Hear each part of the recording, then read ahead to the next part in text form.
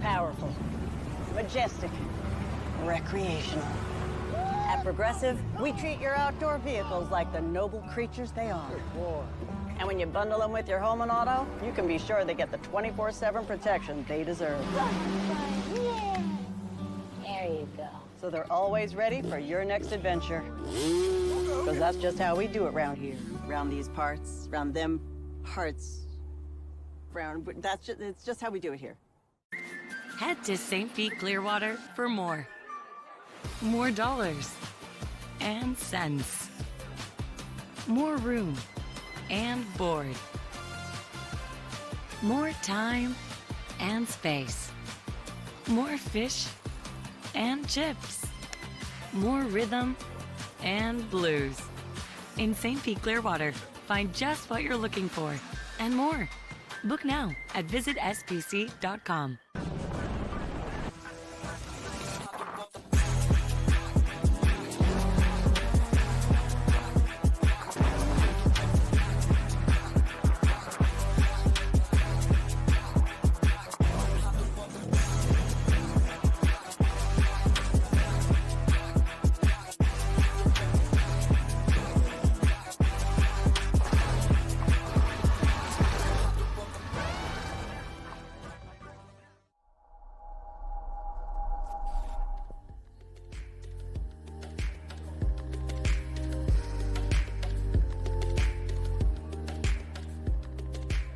Good morning and welcome to round 5 of the Monster Energy Aqua-X Championship. We're here in the absolutely stunning St. Petersburg, Florida, and it's going to be a beautiful day of racing. The first race of the day, the Pro Enduro race, is about to get started. These guys have had a very busy season so far, just 2 weeks ago racing in Clearwater, Florida. The points championship is heating up, but Christian Daly is sitting on the top of the points. I'm going to go see if I can catch a word with him before he jumps on his boat. So in the meantime, I'm going to toss it up to my friends up in the booth, Mike and Mikey. They're going to take us through the course guide. Guys?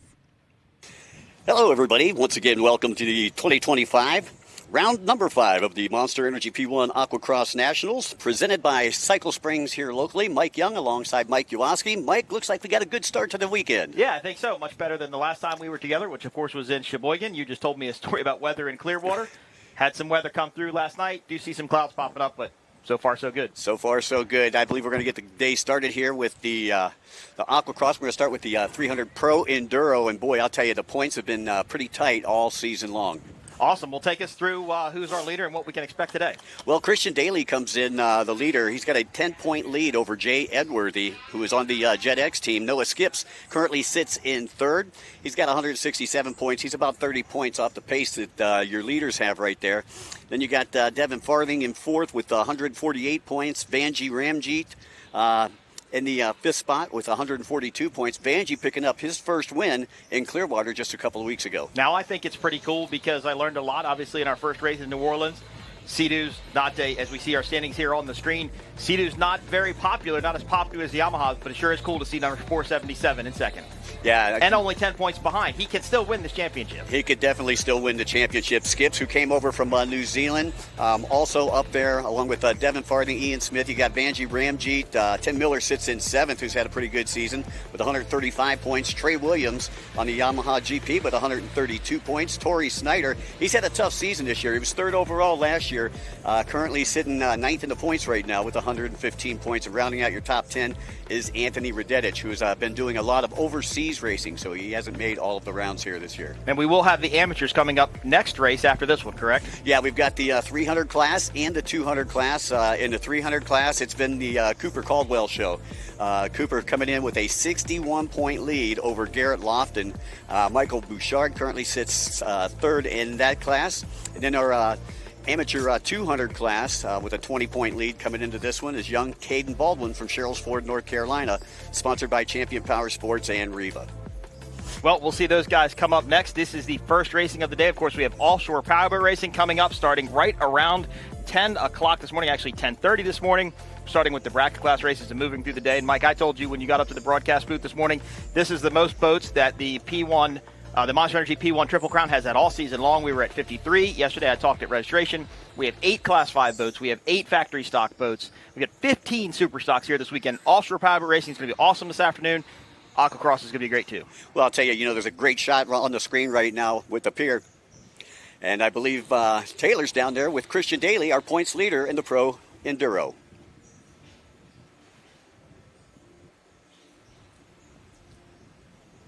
I've managed to catch up with Christian Daly. We did pull you off the water. Thank you so much for coming in to get a chat with me this morning. It's obviously looking beautiful, but let's for a moment jump back to Clearwater, that race just 2 weeks ago. Tell me a little bit about what happened there. Clearwater was pretty gnarly, but all in all, I mean, it was a great race. The water was just what we like. The Farthing Racing crew really thrives in that type of rough water. So all in all, we showed out pretty well. But honestly, this weekend is a big focus. It's the same as each weekend. Nothing different here. Just go out, execute at the highest level possible, and let the rest take care of itself. You are the guy with a target on his back. What does that mean for the rest of your competitors out there? Honestly, it feels the same. I mean, obviously there might be that target on my back, but again, like if I can go out and continue to do the same thing we've done week in and week out, I think we'll all be good. Excellent. Consistency is key, and we've seen that from you time and time again, so hopefully this seals the deal this weekend. Best of luck. Thank you. Well, Mike, you could see during the replay at Clearwater, it was pretty rough. Waves were breaking right around 5 to 7 feet, and that was Devin Farthing that you seen cartwheeling down the back straightaway. Reminded me of Sheboygan a little bit there. Yeah. Well, the waves were pretty rough, and the wind was kind of coming from every direction, too. Yep. Very similar to what we had in Sheboygan. Yeah, washing machine effect almost. Really couldn't get a line through it, figure out where they wanted to go, and it just looked like Devin right there just caught one weird on the side of the boat, and it kind of just chucked him over towards Connor Daly. You said they did make contact. Yeah, they did make contact. He hit the back end of his boat, but Devin was okay. He was a little bit sore after that. Conditions here currently 80 degrees, winds 12 miles per hour. Feels like it's coming out of the east.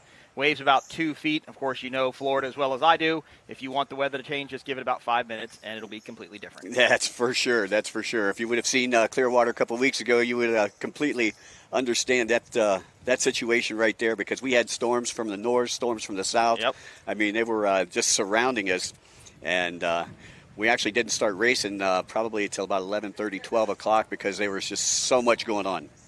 Let's take a look at the course here in St. Pete. Well, taking a look out there at the course guide, looks like we've got 10 markers out there, and they'll start from the south end. They'll head north. I believe we've got a 1.5 mile track out here this weekend, which is pretty normal for Aqua-Cross, and everybody here on the back of the St. Pete Pier has a great vantage point to check out the races. Spot, yep. And that's the St. Pete Pier at the top of your screen under that 1.4 mile logo. That's where the finish line will be for the Offshore Powerboat races as well. So a nice looking track here. Again, got a good start to the day. As you pointed out, waves breaking right about 2 o'clock with winds out of the east. And it is confusing out there. It's choppy, and I can see whitecaps, but it is kind of confusing right now. A little bit different this year because the Powerboat pits are now off to the left of side of your screen. They used to be on the right, kind of where that big open area is. They moved them over closer to the airport. That's actually where the Grand Prix races take place. That's part of the Grand Prix course over there, so it really went very well. And, of course, Spa Beach, where the Aqua-Cross pits are this weekend. Nice look at the Vinoy right there in the background. A very historic hotel here in St. Pete. I was talking to Ryan Beckley with APBA Offshore last night, and he told me, he said, it's amazing what they've done with downtown St. Petersburg. He said it's just become like a mini Miami. It's beautiful. It's packed. There's great restaurants down here. It's just a great city to come to and race, and it seems to grow and evolve every year. We get to come here. Of course, didn't get to come here last year because of the hurricanes that really wreaked havoc here on the west coast of Florida. But St. Petersburg, a beautiful town. Just love getting to come here and enjoy these restaurants and food and just the camaraderie and the very super nice people that are here. You know, and it was amazing. Coming in about 7 o'clock this morning, you could see how many different runners and bikers. I mean, it's just a really active community. Here is our start list for the first race of the day at Aqua-Cross. All right, we got boat number 16, Tim Hickman. He'll be joined by boat number 110, Tory Snyder. 77 is Jason Russo. 243 is Dennis Mack. 373, Noah Skips. 477, again, currently second in points, Jay Edworthy. Your points leader, boat number 105, Christian Daly. 201 is Chris Landis. 116 with a win 2 weeks ago, Vanjie Ramjeet.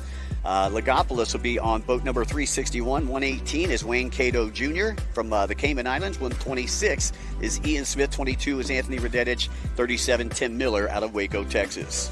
Now, knowing as little as I know about the Yamaha and the Sea-Doo boats that are in this race, right now, to me and my limited knowledge, this does not look like Sea-Doo water. It does not look like Sea-Doo water. Again, like you say, we have kind of a washing machine. Nothing against Sea-Doo, no. Right? I've learned from you where they're faster. Yeah, they're just a lighter boat, and in the calmer water and the lake water, and you know some of the Lake smaller, Lake Pontchartrain, where he won, for example. Exactly, yeah, on the smaller venues like that. But when you got a bigger venue with wide open water like this, things tend to get a little bit rough, and a lot of times the Yamaha tends to flourish because they're a little bit heavier. Yep. And Yamaha has two boats that they can race, the 1800 FXHO and then the GP 1800R, correct? Right. The 1800 is a little bit lighter boat, probably better for a little calmer water. So I imagine we'll see a lot of the SVHOs out there today. SVHOs. Sorry, I said a lot of acronyms to remember here around our aqua sports and our aquacross and offshore power racing world, if you would. But I can tell you, I was here yesterday for most of the day. This breeze coming out of the east was very consistent yesterday. Exactly what we had yesterday is what we had today. I talked to the offshore teams, and after they came back from testing, they actually thought that the water was a lot stickier than what they thought it was going to be, which means the boats were stuck to the water more, and that surprises me because if it was like this will really break the water free on the bottom of the boats. A little bit different with the Aqua-Cross, of course, just because they're considerably smaller. Right. Well, and we're dealing with jet pumps, and you're dealing with outboard. Yep. So there's a beautiful shot of St. Pete Pier. Well, I believe Taylor's down there in the pits, our roving reporter, and I believe she caught up with Riva Racing's Chris Landis. I'm down at the beach, and I caught up with Chris Landis right before you're about to put your ski in the water. It's a beautiful day here in Florida. This is a fast course, I've heard. What's it going to be like for that race today? Like you said, I think it is going to be pretty fast. I love St. Pete. I actually got my first overall win here back in 2019, so I'm looking to get back on the top box and try to knock some of these cobwebs off. I love it. And these guys out there, everybody is pretty fast. It's a super competitive field. What does it mean to race against these competitors, but also friends? Yeah, it means a lot. I didn't get to do the whole season this year because I'm primarily doing stand-up racing, but I got to make all the Florida rounds. You know, I'm super proud to be riding with these guys like Tory Snyder, Christian Daly, Vanjie. You know, these guys, I've been racing with them 5, 6, 7 years, so it's going to be exciting to see what they do to who wins the championship, and maybe I can mess up some points. Excellent. We'll have a little fun out there, and best of luck. Thank you so much. Well, it's great to see Chris Landis down there. Chris has been racing for a long time, and I'll tell you what, he's really doing some good cross-training there with riding the ski class in some of the closed course events. Yeah, the stand-up events. Now, he hasn't raced with us before, has he? Because I don't recognize his name. Has he raced any of the other events that I've been involved with? I don't think he's raced any of the events that you were involved with. I don't think he was in New Orleans. I don't think he was in Sheboygan, but he was in Kissimmee a couple of months ago. Which is like your big race here in Florida is Kissimmee, right? Right, Kissimmee, and then, of course, Clearwater a couple of weeks ago. You can see just how windy it is. It doesn't look like it's that choppy out there, but when you see that boat and the Jolly Roger going up and down like that, As we were listening to Taylor, I could hear the wind noise coming through our microphones where we're sitting on St. Pete Pier. So if you hear some wind feedback, that's what that's coming from, is the wind coming off the water right now is just getting played in our microphone. So we'll try and mute that and get that out of the show as much as possible. Nice look at everybody loading in down there. Again, the way that this will work out, Mike, is they'll come out, they'll go around the course, they'll take 3 laps around the course, and then they'll start down at the far southeast side, and then they'll work right to left in front of the pier right here. And again, a 1.4-mile course, 11 buoys out there to negotiate. And the last race that I called was the Le Mans start in Sheboygan. To me, looked like it was chaos because of how rough it was and because of weather conditions. But here, we are going back to our normal standing start out on the water. Yeah, they consider that what's called a rolling start. Rolling start. And you can see everybody starting to line up down there. Great shot of the beach. And I'll tell you, this beach right here that you're looking at on screen has a storied history with personal watercraft racing. We started racing there back in the late 80s. Wow. And we raced there for probably about 25 years doing closed course racing right here along the pier. Okay. And we were all inside the pier. Here, we're going to be on the outside of the pier. So all these people can get a really good view of what's happening out there during the races. Yeah, beautiful place to watch a race. Another beautiful skyline shot of the St. Petersburg area. Of course, the overall event is the 2025 Monster Energy P1 Offshore St. Pete Powerboat Grand Prix, presented by Visit St. Pete Clearwater. We're going to talk a lot about St. Pete today. We're going to talk a lot about Clearwater today. 2 of my most favorite towns on the west coast of Florida, Clearwater and St. Pete. But 2 very distinctly different towns, if you would. Clearwater, a very to me, more touristy type of environment. This is more of a locals type environment, if you would. Right, yeah, you got the beach over there in Clearwater, which is very popular. I believe that was voted America's #1 beach in 2025. Here, you got the pier, and you got a lot of things going on here at the pier. You got the restaurant up top. You got some gift shops and everything like that. So this has got a little something for everybody over here at the pier. You got the marketplace as you walk off the pier. All the street vendors are right down through there that take you all the way up to, I think that's Bayside Drive, I think it's called up there. I have to look at a map. Sorry if I said it wrong. But really a lot of things to do, a lot of cool things to do here in St. Pete. The beach in Clearwater, though, nobody can take away from the sand. It is probably the prettiest sand in, I think, probably the world. But I haven't left the country a lot, not as much as you have. But, yeah, Clearwater, we've raced there many times. It's a great race site. Beautiful town, lots to do. But it just, to me, it's a different type of town, if you would. Well, and I tell you what, I got to say a special thanks to all of our good friends from Visit St. Pete Clearwater, because they always roll out the red carpet for us whenever we come into town. They do. They are the reason that this event happens. They've sponsored boats over the years. They've sponsored aquacross racers over the years. They're the driving force behind this event. They really believe in bringing these types of events to their area, St. Pete and Clearwater, to bring in the tourists and the attractions and just get people drawn into the town.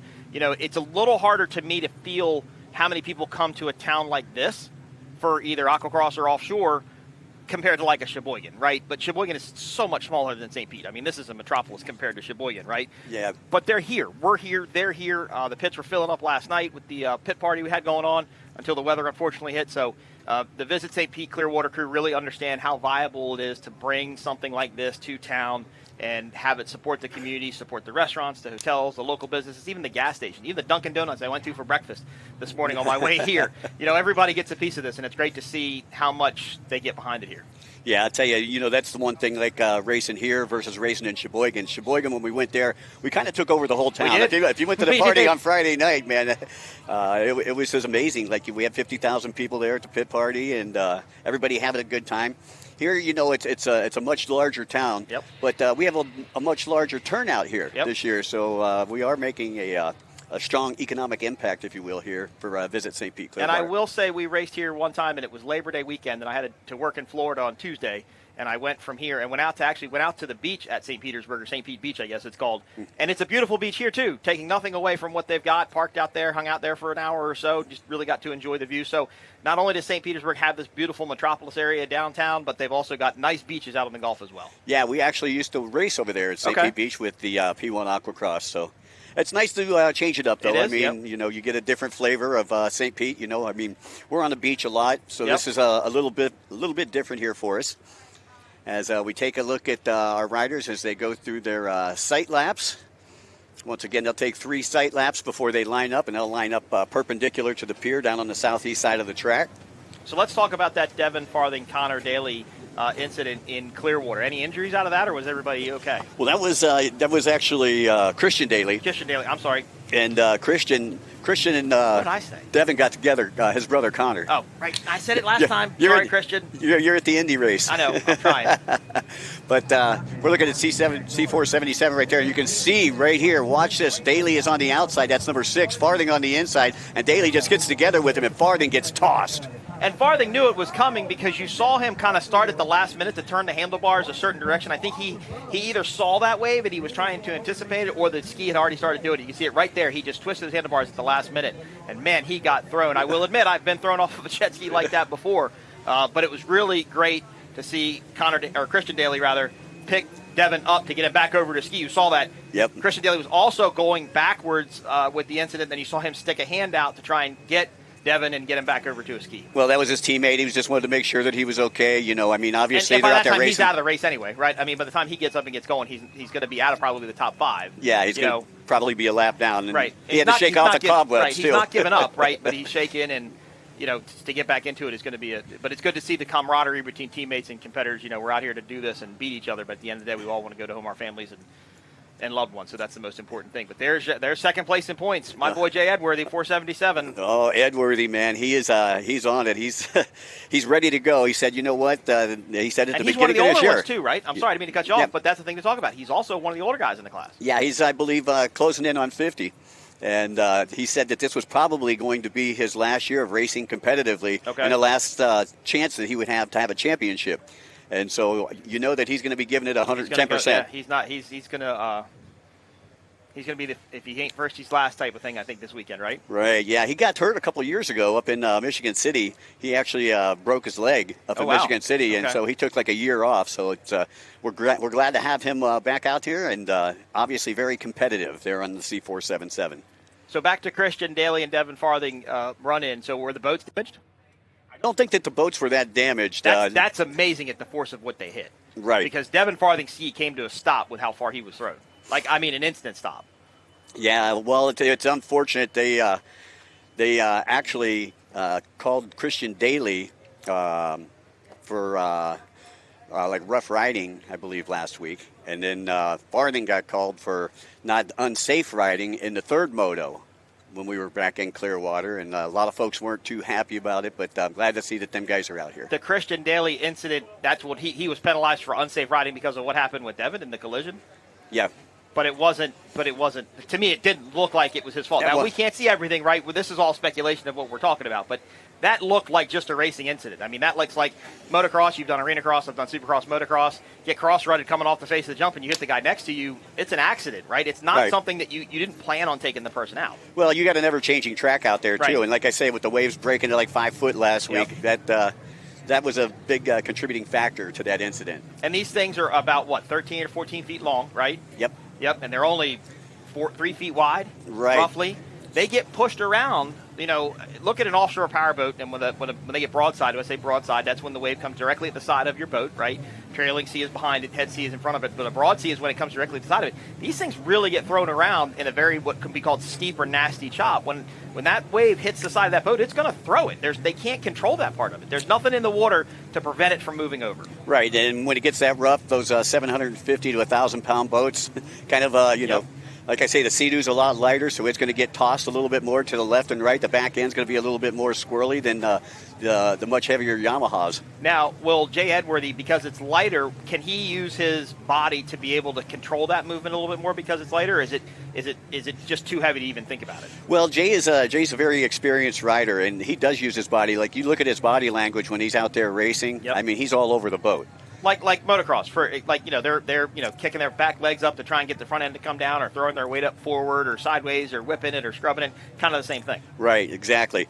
And Jay did very well in Clearwater. Like I said, Clearwater we had to make up for Sheboygan, so we actually did 5 motos in one weekend for all 3 of our classes. Now I feel bad about not coming down there to help you. I said that I would, and then it was right before my son's first day of school, so I was like, I don't think I can make that one happen, but now I feel bad. Well, I'll tell you, you did. That's a long day for you. It was a long day, but I'll tell you, it just got started a little too late, with all the lightning and all the thunder, all that stuff right there. folks from Broward Motorsports saying hello to us down here. Always good to see my good friend Sam Nemi and his lovely wife Ashley.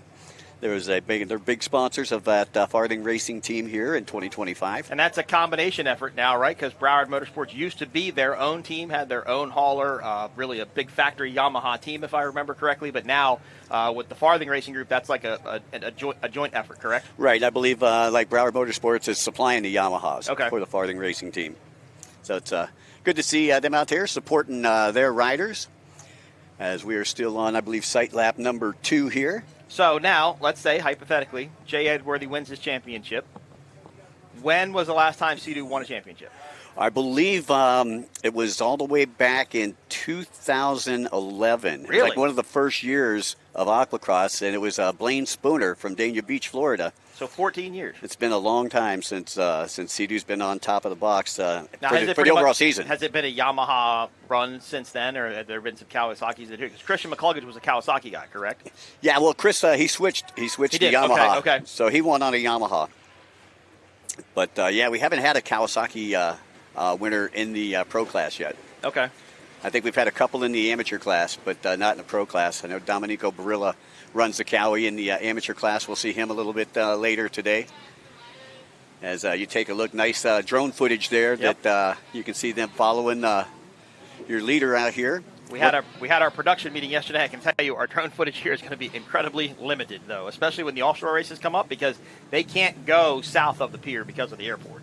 And they can only go, I think they said, like 300 or maybe 400 yards out off of the pier because of the airport. So they're real confined to a super small space here. Well, that should make it super competitive then. It should then, yeah. You know, that's going to tighten everything up. And like you said, we got a lot more boats in the offshore division.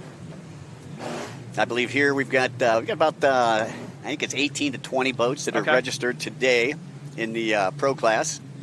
I think we'll have a couple more in our amateur class. And the amateur class, the 300 class will be combined with the 200 class, and that'll be coming up just a couple minutes after this race here. Once again, the races are 30 minutes in length. You go 30 minutes plus a lap out there. And I believe your first race was supposed to kick off at around 8:30, go to 9. Then the next race was to be at 9:30, go till about 10. And then the first offshore race will be at 10:30. So that's kind of how our schedule is going to go this morning. Of course, subject all to change. Go to P1offshore.com, follow your favorite teams, keep up with the schedule, list of events, and, of course, get your VIP tickets. Come out here on St. Pete Pier right below Mike and I and watch the race. That's right. And right now, pick up your cell phones, call your friends, your parents, your sponsors. Tell everybody to tune in to our YouTube channel here with P1. And you can hang out with us here, even if you can't make it to the pier this weekend. Do you have personal sponsors for being a commentator? I actually do. I actually have some. I've got to talk to you about that. We've got to start getting some things changed in my world here a little bit. Spy sunglasses help me out. That's nice, yeah, for sure. Always good to get some product, right? Right, exactly. And it's funny because I was talking about Jay Edworthy back in New Orleans. He seen me wearing a Farthing Racing shirt. I remember that story, yeah. He was giving me the business about wearing a Farthing Racing shirt. I said, well, give me a Jet X shirt, and I'll wear your shirt for free. So, hey, we got lots of sponsors out there. So Jet X is kind of what Riva Racing is, correct? Yeah, they're north of the border. They're in Canada. Yeah, they're in Canada. Yeah, right. Mm-hmm. And that's owned by the Daly family. As you can see, our riders lining up down there on the southeast side of the track. Once they all get even, our marshals will take them out, and we will throw the green flag. Once they come around the start-finish line, we'll put them on a 30-minute clock. They're not on the clock until they come all the way around. So hopefully we can get things started off right here and not have any red flags and have a nice, smooth, fun day of racing here at the pier. Which our past 2 races have been a little more than challenging. Yes. Have nice, smooth, fun days of racing here. That's an understatement, Mike.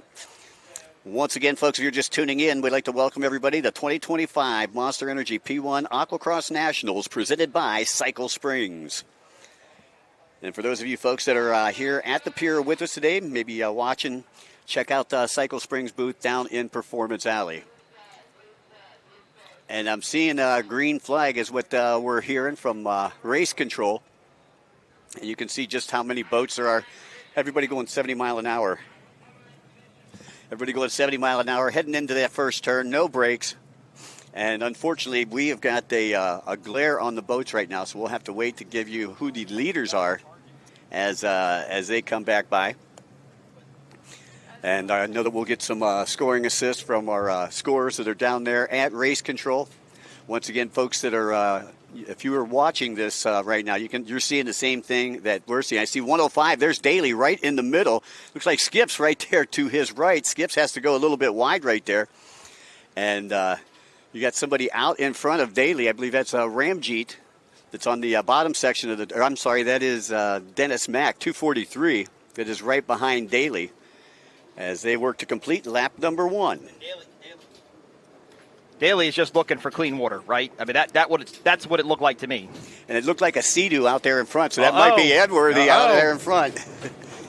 So there's Daly right there. He's easy to pick out. He's got the white sleeves, black wetsuit, yellow helmet. So Daly working left to right down this front straightaway right now, and you can see as they go back out, the glare from that sun, you can barely catch any of the numbers there.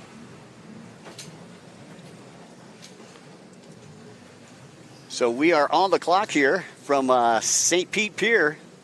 Great to be here with my good friend Mike. And you can see the pier starting to fill up as you take a look at the right-hand side of the screen where our VIP area is.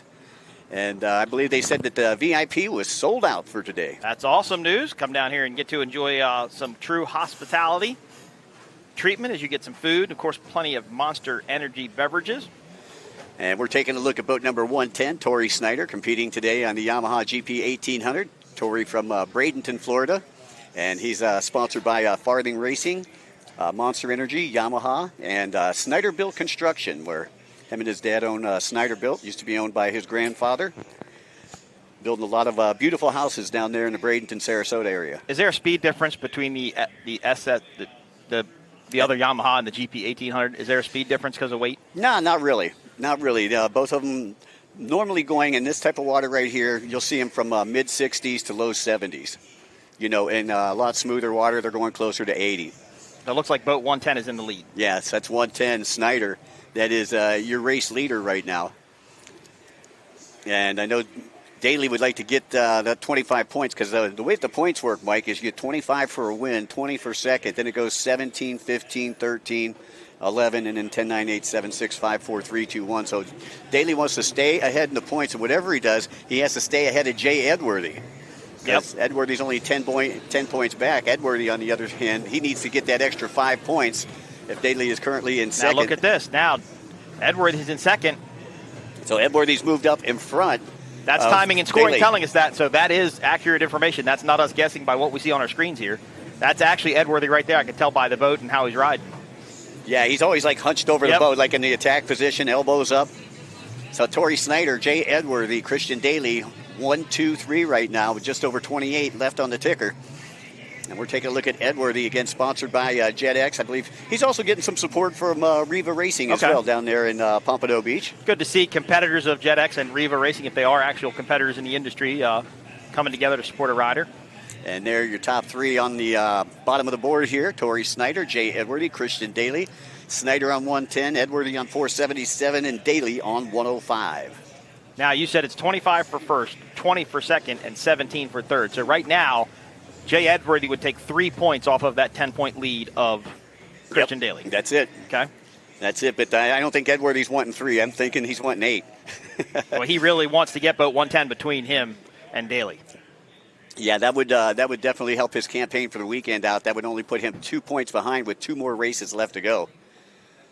But we've still got a lot of time here in this first one as we take a look at Tory Snyder, and hopefully his luck will change here at the St. Pete Pier. You know, this is kind of like some home water for him. But he's had some mechanical issues. He's been plagued with mechanical issues the first couple rounds of the Monster Energy P1 Aqua-Cross Nationals. Nice overhead shot there of your race leader. That's Tory Snyder. And Snyder's got company. That's your battle for the lead right there. Looks like Daly just overtook that lead. Okay, so what happened to Edworthy? Edworthy was in second. They're saying Snyder possibly went to the green buoy. So is that a penalty buoy? Well, what I'm thinking is he must have thought that he missed a buoy or he hit a buoy, because if you even hit a buoy now, you have to go and you have to take the penalty buoy. So Snyder must have. Okay. If you rub it, yep, you have to. Oh, wow. Okay. Yeah, you're supposed to negotiate around them, and they made that rule a couple of weeks ago. Wow. Okay, so that's different. Well, the buoys cost those. Oh, yeah, no, they're not cheap. That $2,500 a pop. But what we talked about this in New Orleans, and it's actually worse here. You can see that's actually a very good vantage point of it right there. The glare here is incredible. Yeah, and you've got the salt mist, right? That's coming. I mean, you can see it as we look out from the broadcast booth. You've got the salt mist, you've got the glare. Vision is probably not the best right now. It'll get better as the day goes on, but not right now. Yeah, afternoon, the sun will be up overhead, and then we won't get that direct glare right back coming from the east.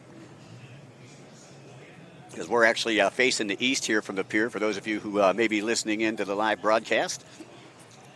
So it looks like it's 105, 110, and 477 are top three right now. And you can see those three right there, Daly, Snyder, Edwardy. Then you got Chris Landis, who we had an interview with, Taylor was talking to before the races. Wow, look at that, yeah. And he said he wanted to try to get back up on the box, and he's doing a good job out there right now, currently sitting in front of Noah Skips.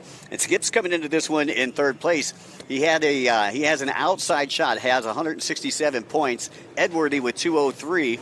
And Daly with 213. That's the way they came in with the points right now. Well, this is exactly what Christian wanted. Christian needed a rider between him and Edworthy to kind of pad his points a little bit as we go through the weekend. That's exactly what he wanted, because he knows that if he gets more than a 20-point lead here with this race right here, he can't be caught. Looks like we've got a replay here of Tory Snyder going around the green buoy. Yeah, you can see Snyder going around the green tetrahedron right there. That's a penalty buoy. And he was looking over. He knew what was coming behind him. Yeah. Or next to him or around him, whatever he could see. Because he was looking over as he came around that buoy. You could see him looking to his left. Yeah, Daly was freight training, trying to get into that lead. So we got Daly, Snyder, Edwardy, 1, 2, 3. As you folks at home, you can see the glare That's that we the glare. Now imagine bumping up and down at about 75 miles an hour, getting thrown all over the place, trying to find a buoy through saltwater spray and that glare. Cannot be easy. Well, a lot of these guys, I notice most of them are wearing the tinted goggles. Okay. But if you're not wearing the tinted goggles and you get like salt spray and stains on it, it could be real bad. Well, tinted goggles are just like polarized lenses on sunglasses. It's trying to take that glare off a little bit so you have a little bit more clarity. But these guys do not run tear-offs, right? No, I was wondering that too, though. I'm wondering why we've never wore tear-offs, because you would think with all the salt and everything, especially with the surf races, that they'd be able to utilize those tear-offs. But then I just remembered we have sea turtles and manatees down here. If you tear off, where are you going to throw the plastic? Well, I was thinking, in motocross, supercross, they won't wear tear-offs if it's raining, because you get the water between, they're not sealed between the lenses. You put 5 or 6 tear-offs on, water will actually start getting between the tear-offs, and then you've got to pull a whole bunch of them off to get to clear vision. So probably here, where you're getting doused with water for the entire race, probably not the best thing to have. No, not going to make a difference. And it's not like Supercross where they're going to hit a triple and they can go up and pull a tear off, or they can wipe them off a little bit. They're holding on for dear life for 30 minutes plus a lap. Look at this. Chris Landis just overtook third place from Jay Edworthy. So that's good news for Christian Daly. Getting better for him. And Monster Energy Farthing Racing Yamaha team. So just about 22 and a half minutes left to go, plus a lap. Landis up into that third place spot, and I'll tell you that cross training on that stand-up ski is working out for him. I was about to ask that question: are these types of conditions is his body a little bit more adapt to standing up and being a little more aggressive through these rougher conditions? Well, and you notice, like you see a lot of the former pro stand-up riders, like Dustin Farthing and Chris McCluggage. They all came from a stand-up career, and then when they got to the latter stages in their career, the sit-down was nothing for them. Sit-downs didn't exist when they started racing. No, they were not even in the future of jet skis when they started racing. Yeah, I think Chris... That was X2s maybe back in that day, right? Yep. But it was nothing like what we have today. Yeah, you're exactly right. There were X2s, but there was no wave runners. I think they had the Ultranautics wet bike that had the hydrofoil on the front, if you remember. Oh, yes. That antique. Yes. I love a wet bike, though. They're still fun to ride. Hard, but fun. But, remember, the old jet ski 300s used to have a single-cylinder 2-stroke motor in it. I used to have one. Believe me, you couldn't lay it over like these ones here. Right. You just fall right in the water. But that's basically a big weed eater motor in that thing, Exactly. And now these are Honda Civic motors, for the lack of better terms. 1.8. You can see there is first and second place right there. Tory Snyder's not letting him go, though. Tory Snyder is right there, and you saw Christian went out really wide in that one corner, and Tory Snyder tried to look back to the inside. Not sure. Uh-oh. Can't see who that is. Looked like a white and red ski. Right, we'll try to get a name for everybody on that. Once again, the glare is just horrible here. With just under 21 minutes left to go, Daly still your leader. I believe it was Snyder in third, Landis in third, Snyder in second, and we think Edworthy in fourth. Now, I'm wondering if that battle on your screen right now was the battle for first place, because I believe that was Daly that just went back into second. So right now, as the last time by per timing and scoring, that was Tory Snyder, I think, that was slow in the course there, from what we're being told. Yeah, Tory, again, just some bad mechanical gremlins for him the whole 2025 season. So that might have been 201 Landis that had moved up into second, Edworthy back into third. As you see the gap there between first and second, that is Daly, I believe. Now, as we wait for an update from timing and scoring, the last time they went by, it was Christian, Tory, and Edworthy, our top three. And Landis had now dropped back to fourth. There's Tory right there. Looks like Tory's up in front now of Landis again. So those two slopping up again. And we apologize if we say something that's not accurate. Remember, we're looking at a screen that's very hard to see what numbers we're looking at in riders. So if we say something that's incorrect, we do apologize. We're not trying to mislead you guys. Snyder and Daly going right here alongside the pier, right in front of our VIP area.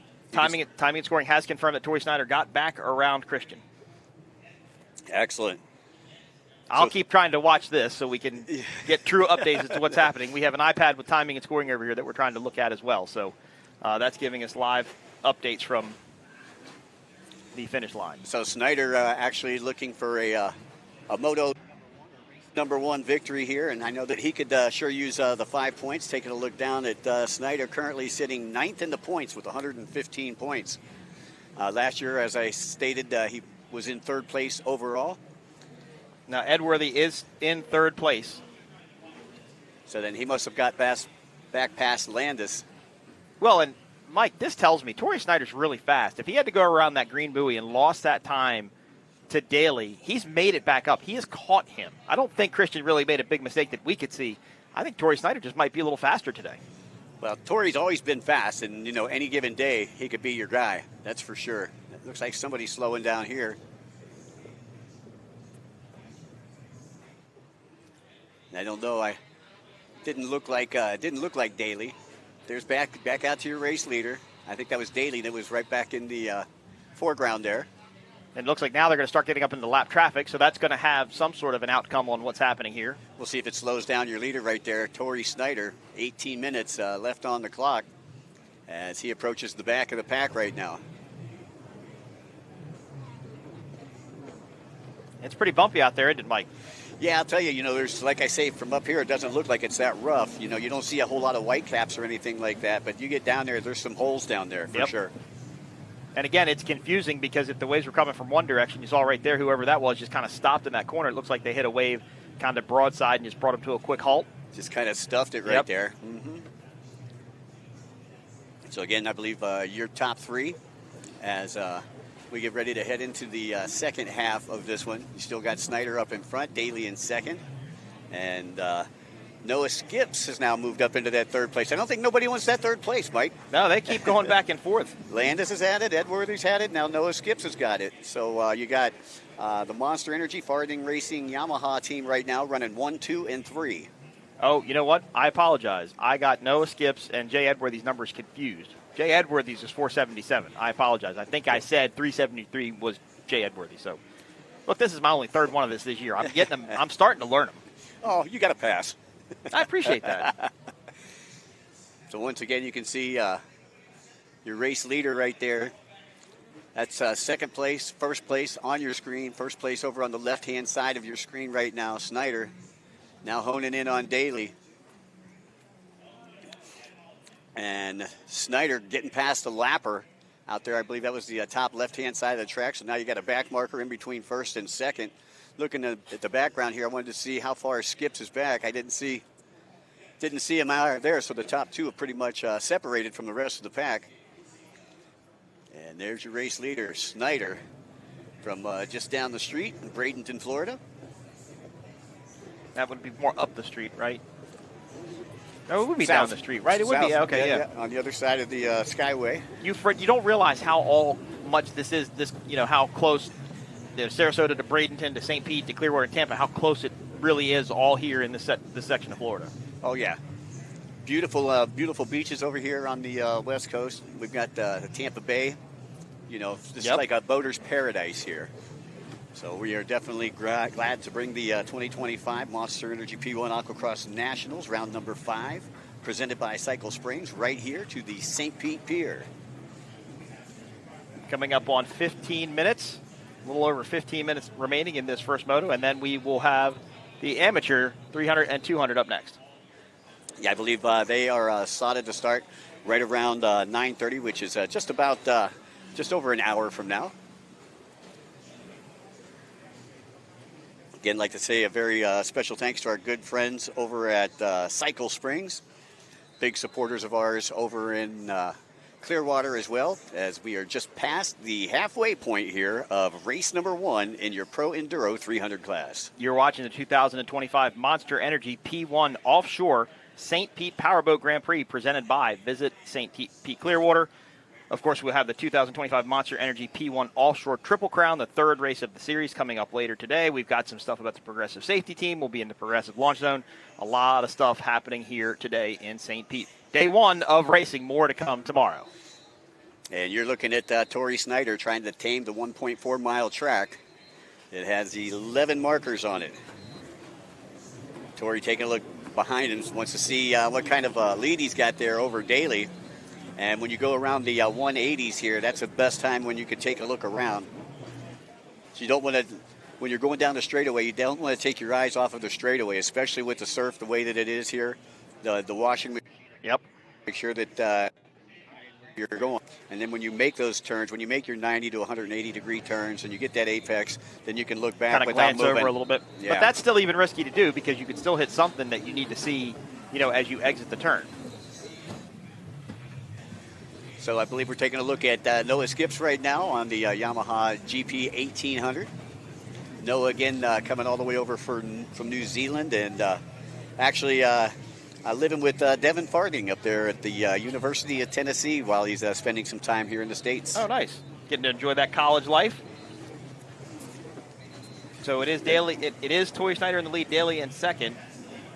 Noah Skips in third, boat number 126 in fourth, 116 in fifth. That's Ian Smith in the 4th spot, and I believe that is Vanjie Ramjeet that rounds out your top 5. Once again, Ramjeet getting a win over in Clearwater just 2 short weeks ago, trying to back it up here with another top 3 finish. Not a good day for Jay Edworthy, though.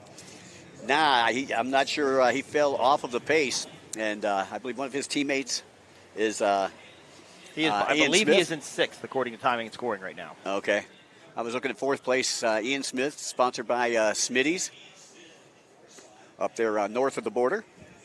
Or I should say north of the Mason-Dixon line. North of the Mason-Dixon line, okay. Look, to you people in Florida, that is considered to be north of the border. Yeah, kind of. If you've got to go up there, you're like, oh, it's so cold, the weather's miserable. It's like if we go to Canada, we say the same thing. Well, they start getting accents when you start going a little further north. This is true. But if you go too far south, you got accents too. All right, I believe we were hanging out with the Blind River Bar Clearwater Racing guys last night, and they made some gumbo for us, and I mean it was fantastic. But I mean they are from Louisiana. When you hear them talk, you kind of unfortunately like, wait a minute, say that again, please. Right.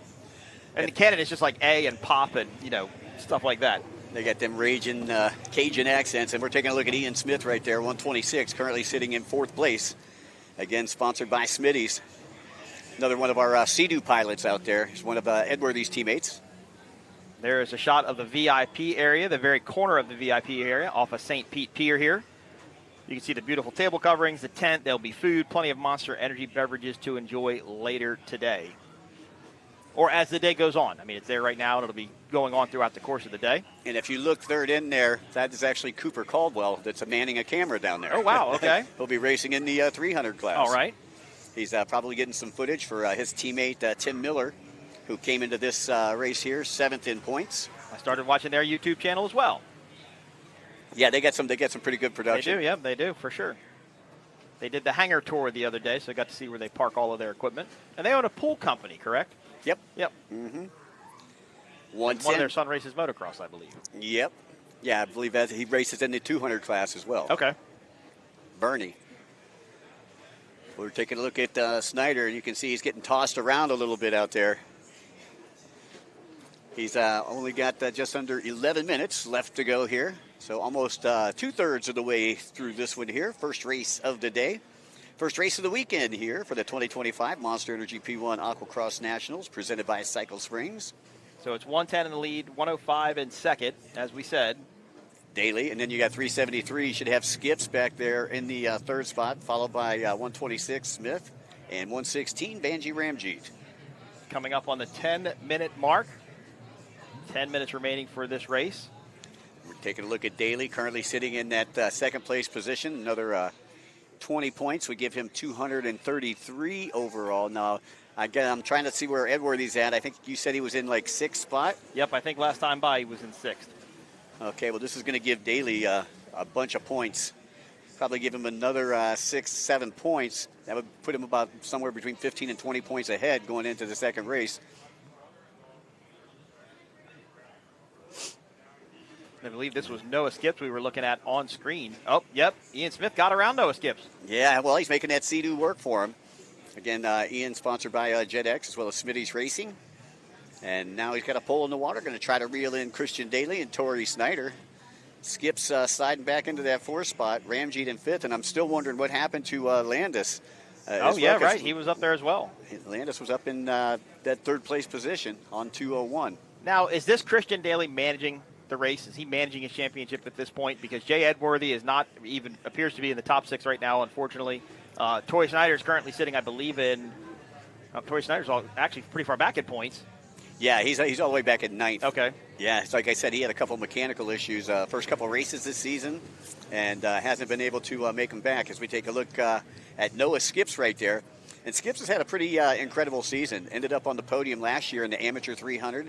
He is a rookie out here in the pro class and looking to take that Pro Rookie of the Year tomorrow night at the awards. So 110 continues to lead, 105 in second, so not much change between our top 1 and 2. Yeah, so yeah, you can take a look right there. You can see the gap between 1st and 2nd. You got Snyder up there in front. He's probably got about a 4 or 5 second lead right now over Daly. Daly's just kind of sitting in the pocket right now. He just knows he's got to be steady Eddie. He's got to stay in front of Jay Edworthy, and he should be all right. Noah Skips currently sitting 3rd in points, but he's off the mark a little bit. He's got 46 points to make up on Daly, so that pretty much going to be somewhat impossible. Now, nobody has a pit board, right? I mean, they're not communicating with their riders at all. So, you know, the only thing the riders are doing is looking around, kind of seeing where everybody else is and kind of managing their race, correct? Correct. Yeah, a lot of times when we have races that are a little bit more inshore, you know, they can do that, you know, like they'll hold their arms far apart, like, hey, you got a huge lead, or, you know, they'll run the wheel and say, hey, you got him, you're making up time. So, you know, there's a lot of hand signals and everything that go on here with personal watercraft racing, unlike motocross where you've actually got like a little pit board. Yeah, I got and the as pit they board, come into a berm turn, you can see exactly what's happening. Well, and they have spot. I mean, what they don't realize is factory teams like Honda or Red Bull KTM or Monster Energy Kawasaki, they have spotters all over the track talking to the mechanic of the rider that's holding out the pit board. So the mechanic is getting updates constantly from every section of the track to be able to give back to his rider lap times, lead times, you know, whatever they need to know. So while there is a communication directly with the rider in motocross, supercross, there is a lot of communication amongst the team for sure. Now, that's one of the things I really liked about motocross when I was doing the National Arena Cross Series was the fact that we had transponders on all the bikes. But transponders on bikes and boats are two different things. And transponders wouldn't survive maybe very well out here. Now, we tried to use them the first couple of years in P1 Aquacross, and the problem was that they would come off of the boat. Oh, really? Yeah, and people were even losing transponders. Like, would they put them inside the boat, even if? Yeah, they would come off. Wow. I mean, it makes sense, right? I mean, they're getting the crap beat out of them, for lack of a better term. Right. Well, see, what I was wondering, though, I mean, I used to do some half marathon stuff with a friend of mine from right here in St. Pete, Mr. Chris Lauber, and they have they have them in their bibs, the transponders in the bibs. So I'm wondering if there's some way that they could put them in their vest, like a pocket, a Velcro pocket or a zipper pocket or something in the vest. That would work. Right. I know down in the Cayman Islands, what we did was we had a program called Race Time. And basically, what it did, it had your number. We had a big screen TV, and they raced all the way around the Cayman Islands, 52 miles around the islands. But you could tell where everybody was at just by looking at the number on the screen. And they had the transponder because they had the transponder in their vest. Right. So back out to your race leader there, Tory Snyder. Again, sponsored by Monster Energy Yamaha as well as Snyder Built Construction. I believe Tim Judge probably helping that crew as well. Tim, one of the master mechanics here in personal watercraft racing. Former BMX world champion. Which, just like every other industry in motorsports, has evolved so much. And I believe Jay Edworthy, if I heard correctly, might be a lap down. Wow, that's a tough break there for Edworthy, who made up some points in Clearwater and came within 10 points here of Daly. We'll have to see if Christian Daly holds together for the next couple of races, as we are now just under 5 minutes. Now, will this be his best overall season finish if he stays in second? Snyder? No, Edworthy. Oh, Edworthy, yeah. He would. He's got 203 points. Yeah, Skips will get a couple points on him right here, but it's going to be hard to pick up 36 points. He's got a 36-point lead over Skips right now. That's where Edworthy's at. So it could be a career best position overall in the series if he stays in second. For Edworthy, I mean, it's not the championship, but right. If you're a non-factory supported rider, you're one of the oldest guys out here, you're not on a boat that's favorable in rough water conditions, and you come in second, hey. Yeah, you're putting in a privateer effort against factory teams. You're going against a factory team. I know it's not a win, but, we say it in boat racing. It can be considered a win in some respects, in some regards. That's for sure. We was taking a look right there, 37. That was Tim Miller, who's sponsored by Monster Energy as well as Caldwell Racing, one of Cooper's teammates. Of course, Tim racing here in the pros. We'll see Cooper in the 300s, who is the current points leader there. As we go back on board with Tory Snyder. And Tory working on that lead right now over Christian Daly. And you can see Daly right there behind him, not going anywhere, just kind of waiting for a slip, trip, or a bobble. He's kind of riding in the pocket, if you will. He's managing it. That's exactly what he's doing. No reason to try and go after him. He doesn't have to beat him, doesn't have to win. So if he can stay in second and accomplish his goals of working towards this championship, then that's what he's trying to do. Yeah, what he needs to do, what he's thinking about right now, Mike, is I got to stay ahead of Jay Edworthy. I don't care where Jay comes in, but I've got to be ahead of him because nobody else can pretty much catch them in the points. Now, if Jay Edworthy has gone a lap down and Christian has got around him, he may have an idea of what's happening in his head. Right. It would be hard to know for sure, but he has to know that Edworthy's not out in front. Well, yeah, he knows that he'd pick up at least 10 to 15 points on him here for this one, and that would really help him for the last two races of the season here. As we go back on board with 126, Ian Smith on the Smitty Sea-Doo out there. I believe he's still sitting in third place. I believe we've still got Skips in fourth on boat number 373. So Ian Smith on the top Sea-Doo out there here with just a couple of minutes to go as we get closer to our 2-minute warning here. So we got about 2:30 plus a lap to go here from the St. Pete Pier. You're watching the 2025 Monster Energy P1 Aqua-Cross Nationals presented by Cycle Springs, round number 5. So this is our pros. We're going to have amateur 200 and 300 come up next, and then our first race in Offshore should be right around 10:30 this morning. That's going to be bracket class 700, 600, 500, and 400. Race number 2 will be Mod V, Super V, bracket class 200, and Cat 300. Then we'll helicopter refuel. Race 3 will be factory stock. 8 boats in factory stock. I don't ever think I've seen that many boats in that class. Ooh. Race number 4 will be class 1. We have a third boat here in class 1, WHM, making the trip down here to go up against DeFalco and Monster Energy MCon. And then race number 5, what will be the race of the day. 15 super stocks. Wow. In race number 5 today. That will be our action for Saturday. And, of course, we reset, do it all again tomorrow. Well, you know, you were talking about it being such a small track out here, too, for a lot of these big offshore powerboats. So seeing 15 powerboats out there in the Superstock class should be very interesting. Folks, make sure you tune in for that. Yeah, and when we do our course guide for the offshore power races, we'll talk to you about where the Superstock guys are starting and where they're going to try and go. And it's going to be an interesting one for sure. Tory Snyder out in front. Christian Daly still holding on to second. Smith in third. Noah Skips on 373 in fourth. And Vanjie Ramjeet, sponsored by VR Racing and Victory Racing, rounding out your top 5. As we are just over a minute plus a lap to go here. Glad everybody could join us. Mike Young along with Mike Uoski here for the call. So now, when you say Victory Racing for Vanjie Ramjeet, that's not the Victory, the overseas Dubai Victory, right? No. Okay. No, that's it's one of the marinas up there in Georgia. Okay. Near Bethlehem, Georgia. And they've teamed up, and Vanjie coming out with a privateer effort. Used to race closed course down in the Cayman Islands, former expert closed course champion. And picking up his first overall championship here just in Clearwater just a couple of weeks ago. I believe this is Noah Skips in third and fourth. As we are under 20 seconds remaining in this 30-minute plus 1 lap moto. So, Mike, it's coming down to it. They probably have 2.5 more laps, I would say. Kind of hard to tell from our vantage point where the leaders are, but yeah, I'm trying to pick out where Snyder is on the course here. I believe he may be working toward the bottom left-hand side of the course, looking at where our camera angles are. There's the pier right there. So he's getting ready to come across the finish line. Yeah, white he's flag's out. He's got it out, so he made it. Not going to have to do that extra lap. Well, not another 2 laps. He's going to get away with 1 lap. And that spells good news for him. You can see the lead that he's got now. Got a huge lead. Look at that. Is that Daly all the way back there? Yeah, he's up there on the top left-hand side of the... That's 30-plus seconds, it looks like. Yeah. Well, when Tory, he went and he hit that penalty buoy, I think that lit a fire under his butt. It lit something up.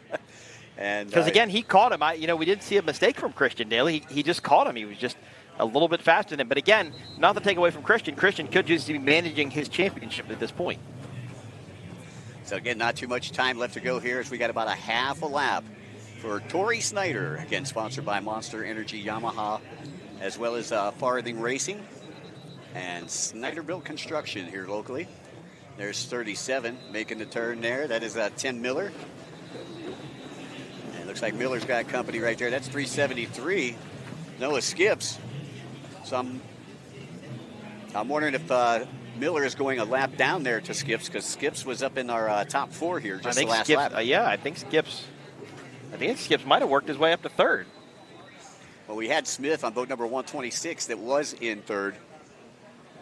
But we know for sure it's Snyder and Daly running 1 and 2 right now. As we take a look back at Snyder.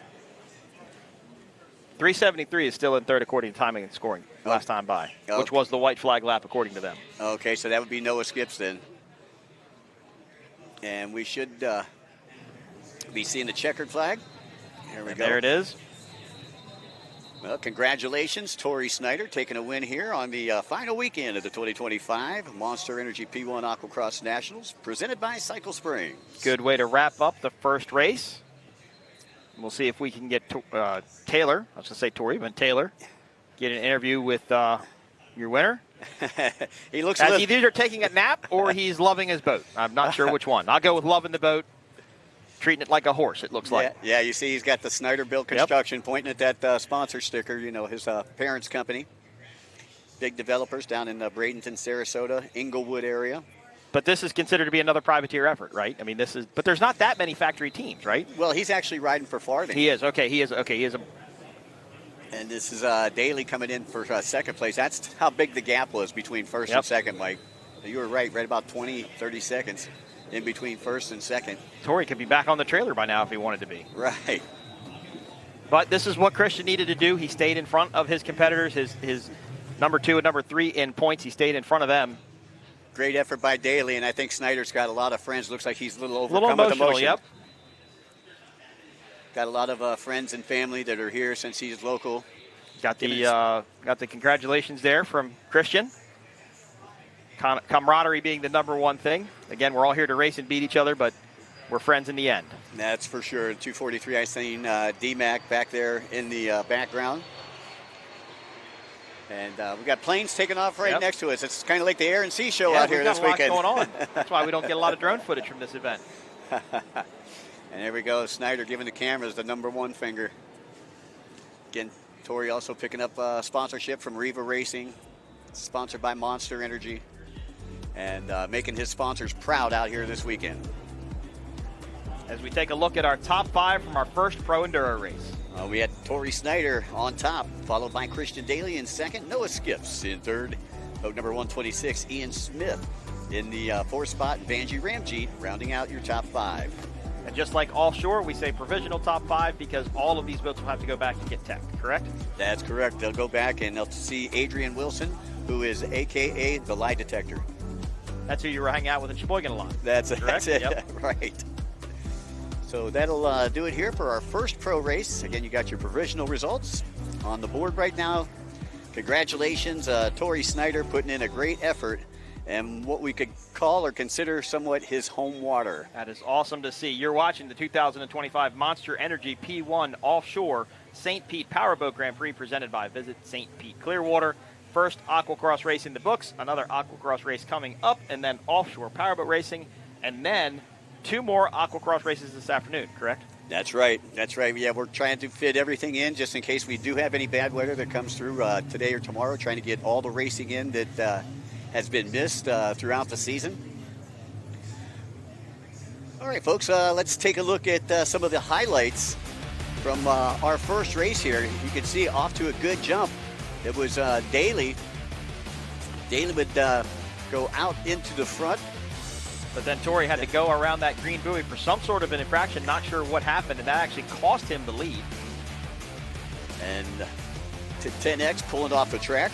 Christian Daly went back into the lead, but Tory Snyder chased him down, Mike. I mean, he was on a relentless attack to get back into first place. Well, he not only chased him down, but then he came in with a 20-second lead at the win. Chased him, and then he walked away from him as he took the checkered flag here in race #1 of the Pro Enduro Aqua-Cross race.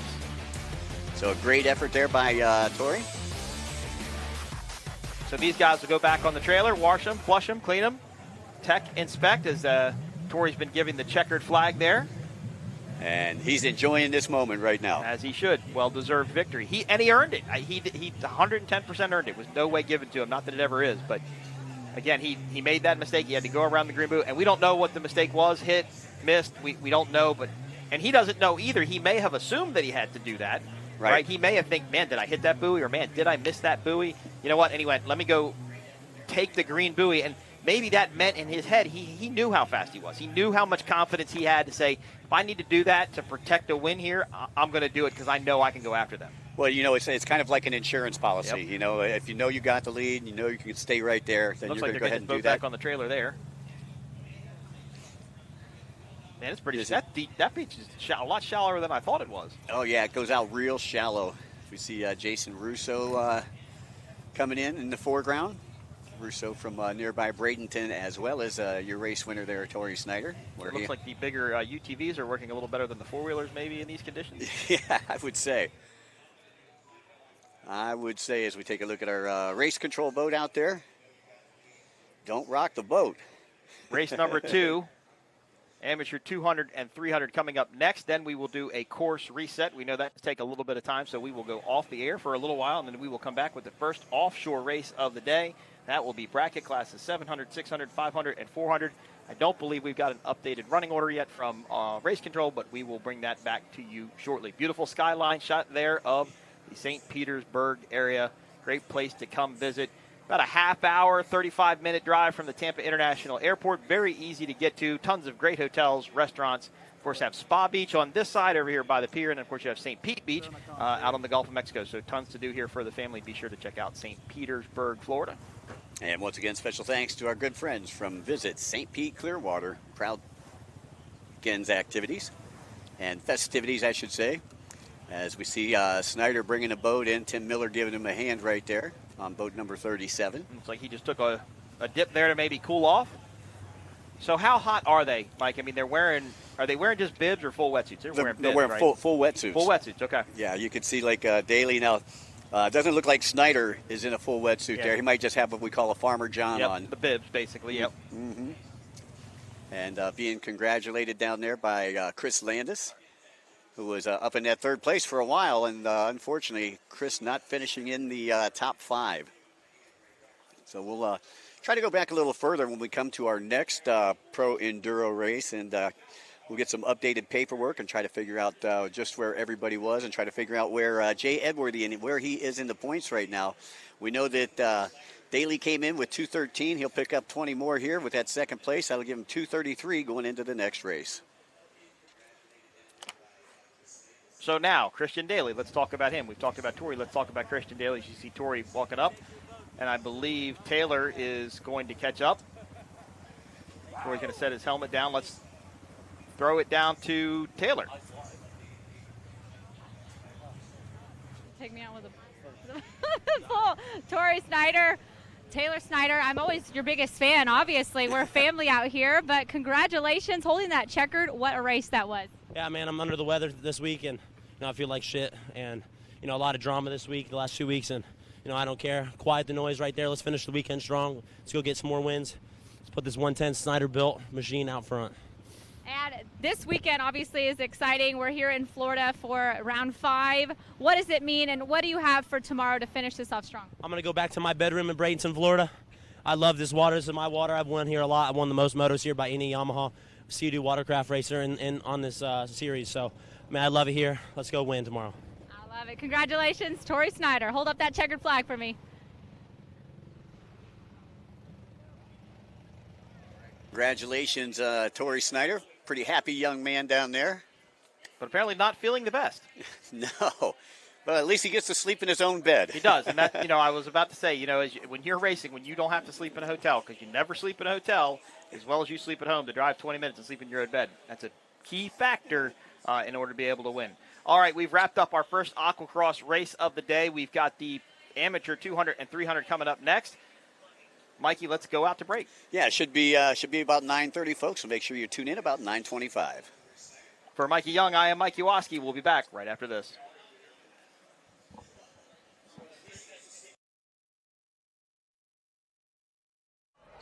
It's time to turn it up to 11 and ride full blast. The all-new Jet Blaster series from Yamaha. We didn't just create a new wave runner, we invented a whole new way to ride.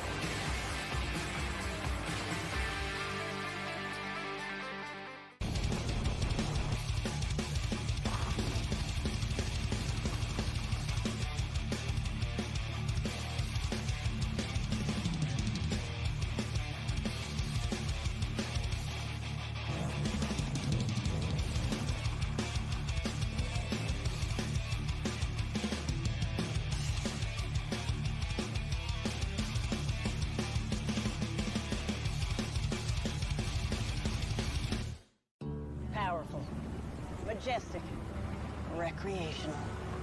At Progressive, we treat your outdoor vehicles like the noble creatures they are.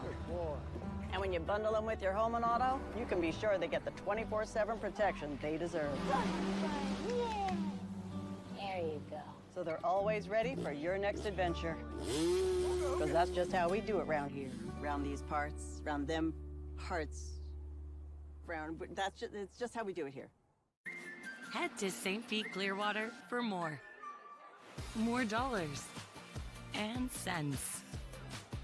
More room and board. More time and space. More fish and chips. More rhythm and blues. In St. Pete Clearwater, find just what you're looking for and more. Book now at visitspc.com.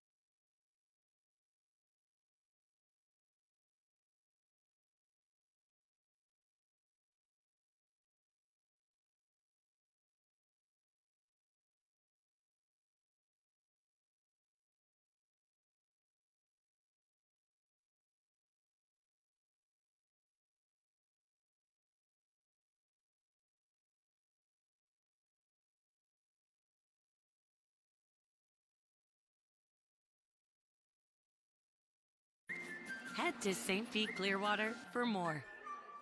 More dollars and cents. More room and board. More time and space. More fish and chips. More rhythm and blues. In St. Pete Clearwater, find just what you're looking for and more. Book now at visitspc.com.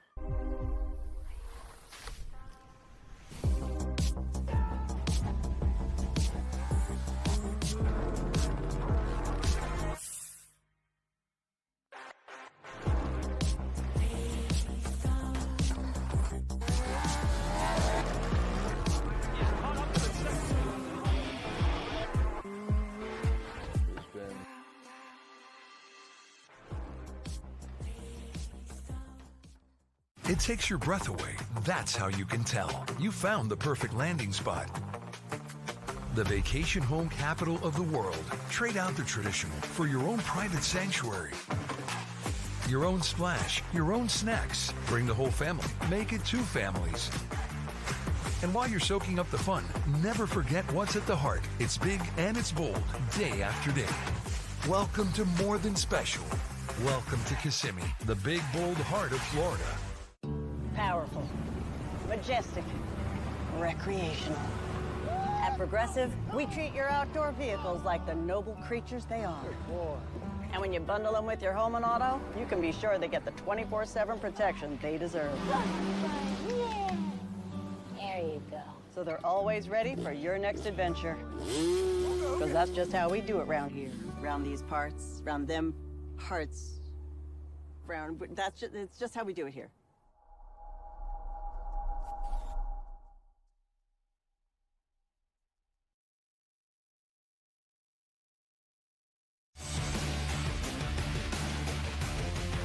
Where the AM classes are getting ready to go. It was quite a race for the pros, so I know this one is going to be just as exciting. Without further ado, let's get to some racing. I'm going to head it up to the guys in the booth, Mike and Mikey. Take it away, gents.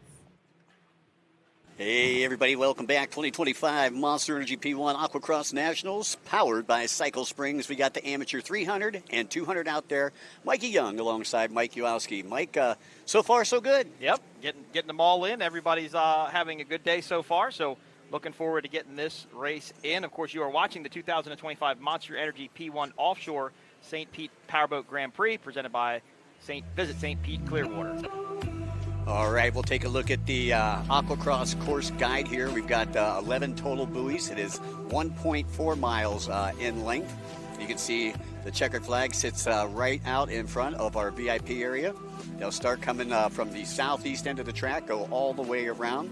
Basically from 5 to 7, right? The start is basically from 5 to 7, and then at 8 they'll start turning into the course. Right? That's correct. That's correct, because the course is actually inverted the way we're looking at it from the backside of the pier here. Exactly. Yep. So that's your course. You can see they got one big chicane along that back section of the track, and sweepers on both sides, and then a couple 90-degree turns right before the start-finish line and right after the start-finish line. Now, during our pro race, this course is shorter than the other courses we've seen this year, at least the races I've been with you at. But it seemed like the race was longer. I felt like they did more laps in that 30 minutes. Well, I know that in New Orleans, I remember it was a 2-mile track, and then I believe it was just over 2 miles in Sheboygan. So this one here is about a mile shorter than what you're used to, because obviously you weren't in Kissimmee or Clearwater with us. Obviously.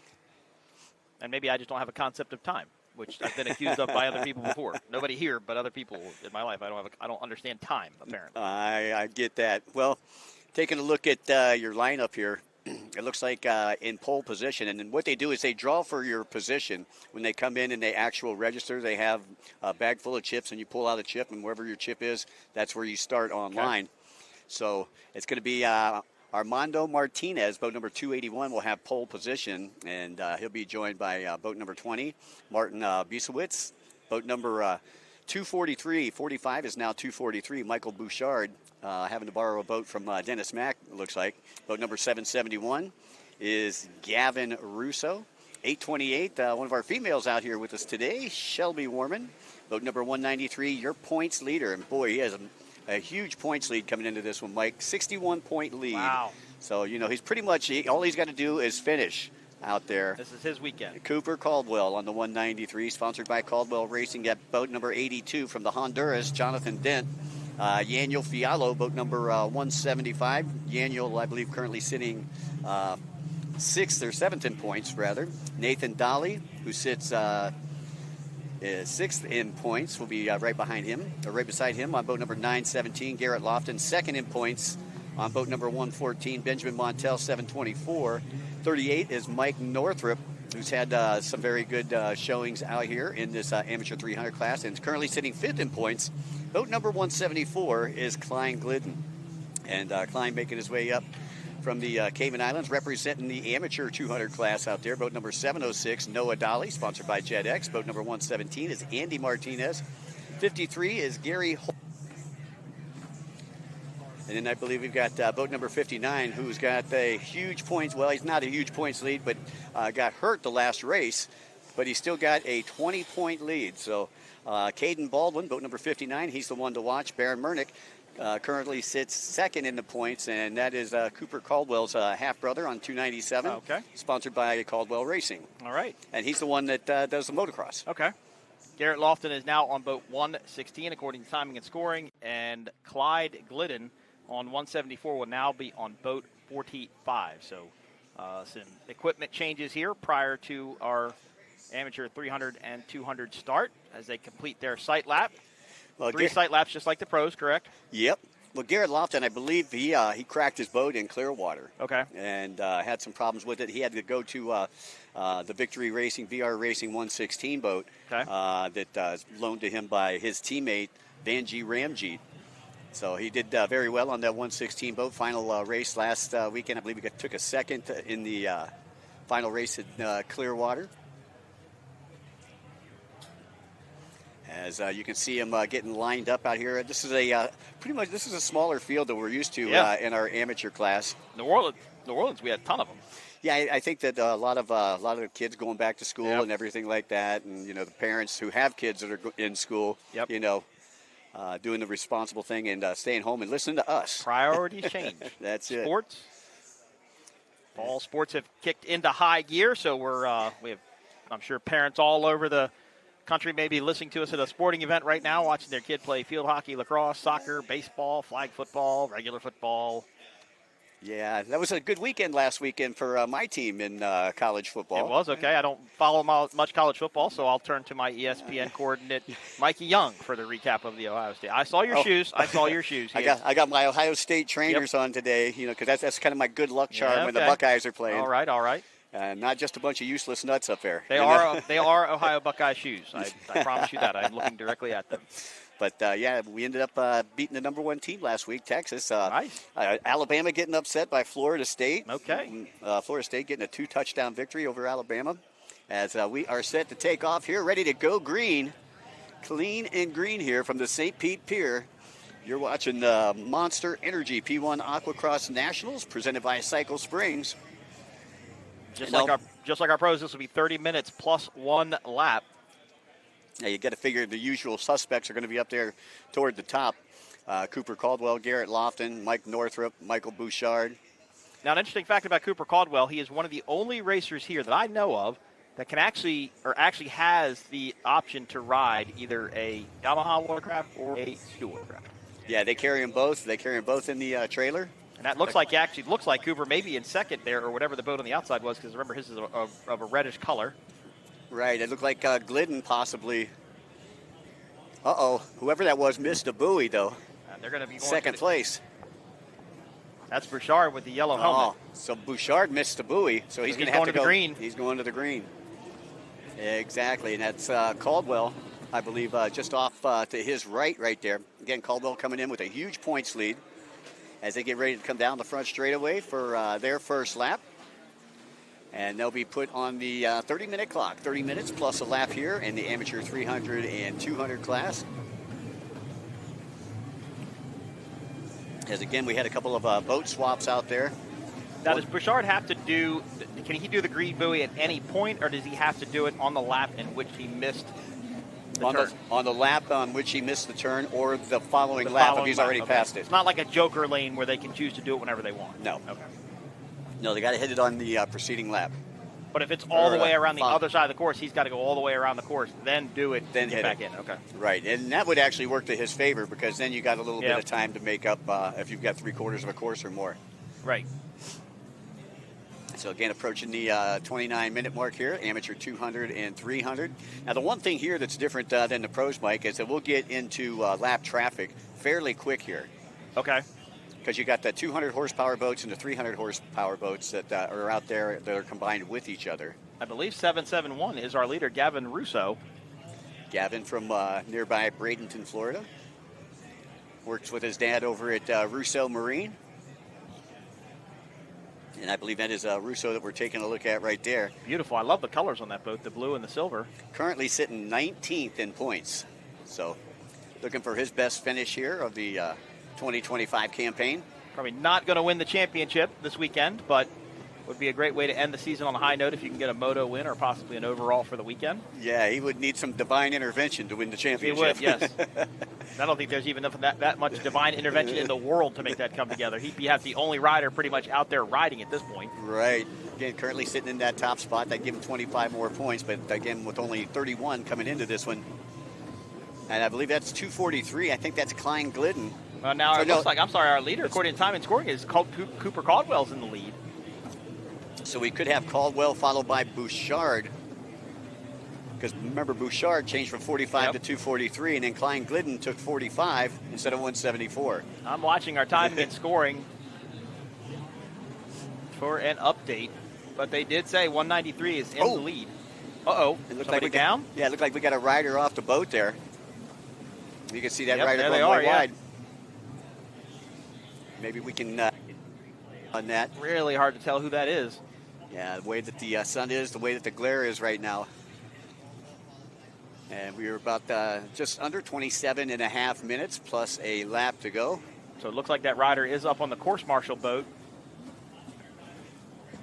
No, they've got the boards like lifeguards have, right? So they can just kind of slither up onto the board and hang on. They don't have to try and climb up on the ski. Yeah, rescue sled with they got the ropes in them and everything like that. So all they got to do is just grab right onto it, pull themselves up, and he'll get a tow back to the boat. So they're still saying Cooper Caldwell is our leader, but it sure does look like it's Gavin Russo. Yeah, I don't see any other whitewater around him. If he was following somebody, you'd see some sort of a wake, I would think. Yeah, that's Russo right there on the 771 boat that is in your picture there, the blue and silver Yamaha. As you can see him cleaning up the yard sail over here. We've got a buoy laid down. Does that mean that did somebody actually hit that? Yeah, I think he laid over. I think he may have hit it. And that's one of the reasons, again, that you have to go and take that green buoy if you touch the buoys. Is this our replay of the incident? Yeah, I think it is. Oh, wow, big air there. Oh. Yeah, you just got caught that front edge and came over the top. Yeah, and he's been he is with one of the course marshal skis, I believe, being taken back in to be checked out. That looked like a pretty violent wreck there. Yeah, very reminiscent of the wreck we seen with Devin Farthing over in Clearwater. And it looked like what we saw in Sheboygan, too, with that rough water race as they were racing away from the beach. You know, those bigger waves, a couple of them, I think Cooper Caldwell had some problems in Sheboygan, if I remember correctly. Yeah, Sheboygan and his first race in New Orleans. Came off in New right. Orleans, too. But doesn't matter, man. He comes in here. He's the one to beat. He's got the bullseye on his back. 61-point lead over Garrett Lofton. Lofton with 191 points. Bouchard with 168 points. Michael Northrup with 158, and with 152, Klein Glidden. Again, those are your top five, and that looks like that was Yaniel Fiallo that may have came off of his boat. Okay. I think that's what they got the camera on there for. And Fiallo came into this race right here in 7th place, and a former amateur 300 champion, moving up in the pack or moving up to pro last season. So I think that Gavin Russo may have gone around the green buoy, Mike. I just saw the green buoy out of our one shot there, so he might have possibly hit a course mark here. See, that's the problem. You know, if you get out there and you start playing follow the leader, if Gavin misses a buoy and he's out in front, then everybody behind him is going to miss a buoy. Right. Unless you're way far back and then the course. That's true. Yeah. That's why we take them around with course orientation and the sight laps there to begin before they go out here and actually do their rolling start. And they really have to pay attention during those sight laps. Exactly. Yeah, that's why I like to call it course orientation because, there's no points, medals, awards, trophies, or money given to the winner of practice. All right, so right now we are hearing our leader is boat number 243. And that is, I believe, Michael Bouchard. Yep, you're right, because Michael Bouchard went to... Yes, you were correct. So it is Michael Bouchard. We'll put our little note here on the sheet. 116, I believe that is Garrett Lofton in second. Yep, and 281 in third. Armando Martinez in third, currently, rather. So I wonder what happened to Coop there. Well, the word that timing and scoring used on the WhatsApp is chaos. Okay. So I guess it's a little bit of chaos right now trying to get all this sorted out. As it's been a crazy kind of first couple laps. So where does that put Gavin Russo then? Because we surely thought he was in the lead. Well, that's it. He may have missed a buoy, not picked up that green tetrahedron on that following lap. Yep. And so they're scoring him back in the pack right now with 23:15 left to go here, plus a lap. Your race leader, 243. Michael Bouchard, who is also, I've been saying Bradenton a lot lately, but this is where they practice it's a hometown race, right? Yeah, they practice over here at the Skyway Bridge. I'm sure that you've seen the Skyway Bridge before. Yep. But they practice over there every weekend, and you got guys like Papadopoulos. Hold on, we have something happening here. We just heard something very faint from production, but I'm getting word that maybe Cooper Caldwell might be out. That may have been 193 that went down according to timing and scoring. So we apologize to our viewers. It's just kind of chaos right now trying to get all this figured out. Right, and you can see what we're seeing here on the TV screen. Just with the glare the way that it is, it's hard for us to get boat numbers. Man, what a tough day if Cooper Caldwell took that wreck. Unfortunately, three events for him where there's been an incident within the first or the early laps of these events. So yeah, if he's out, obviously Garrett Lofton could make up some much-needed points. Garrett currently sitting in second right now, so he would definitely gain a bunch of points. Again, 61-point lead for Caldwell coming in. So our leader is 243 Bouchard. Second place is boat number 116. That is Laughlin. Third place is 281. And that's Armando Martinez. So, Mike, top two are on substitute boats. Yep. Backup boats, I guess, if you would. Right. That's pretty impressive. Well, I know we had a lot of boat incidents when we were over in Clearwater. We had a lot of broken hulls. If I remember correctly, we probably had 5 to 6 cracked hulls over there. Oh, wow. I know Vanjie Ramjeet on that 116. He was hanging out with me in Macon, Georgia last week at a closed course race, and he couldn't race on Sunday because he had to go home and repair his boat for this weekend. In the 200 class, it looks like our leader is boat number 59. Second place is 297. Third place, 706. As we come up on 20 minutes plus a lap remaining. Yeah, so you got Caden Baldwin from Sherrills Ford, North Carolina, sponsored by Champion Power Sports, Reba Motorsports. He is your leader. He was the points leader coming into this one, had a 20-point lead over boat number 297, Baron Mernick, who had 192 points. Noah Daly riding for the JetX team with 188 points. So that's the way they stack up in points, 1, 2, 3 in the 200 class.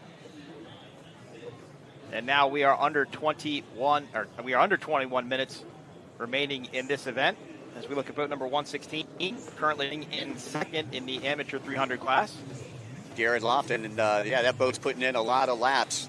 Already ran 30 minutes plus a lap, so they just brought it in, refueled it, put him right back out there. Again, that's the Victory Racing VR Racing team out of Bethlehem Township, Georgia. As we close in on 1/3 of the way through the race, we got 20 minutes. Just over 20 minutes plus a lap to go. So our leader continues to be Garrett Laughlin, 116 in 300, 243 in second, and 281 in third. So Lofton is overtaking that lead, and that's exactly what Lofton needed to do. If he wants to catch up to Caldwell, he's going to need some help from everybody else, too. Caden Caldwell still continues to lead in the 200 class, 296. in second, and 7:06 currently running in third. And that's exactly the way they came in points. Baldwin, Mernick, and Daly. Gary Holbein Jr. also representing the 200 class out there. He has 133 points coming into the weekend. Andy Martinez on boat number 117. He has 129 points coming into the weekend. Ian Newski with 44. And James Monroe Jr. with 37 points from the Cayman Islands. Under 19 to go. Now, see, this race to me is going faster than the pro race went, but there was more chaos, I think, in the beginning of the race for us to talk about. So we weren't as much focused on the clock as we were focused on the screen, trying to figure out what was going on. Like they say, a watch pot never boils. Well, yeah, and the leaders starting to be a little spread out here, whereas we had everybody battling for the lead in that pro class. Yep. And the cream starting to rise to the top here. As you said, we had a lead switch there with 116. Garrett going into that first place, 243. Bouchard fading back to second. Martinez on 281, still in third. We'll try to go back for you a little bit further as we get count them down. There's 281. That's Martinez right there. Nice graphics package. So in the amateur 300 class, 116 continues to lead, 243 currently in second, and I believe it's 281 in third, so no changes from the last time by. And just taking a look at those top three, I believe top three are all on Yamahas. As we come up on that 8-minute mark.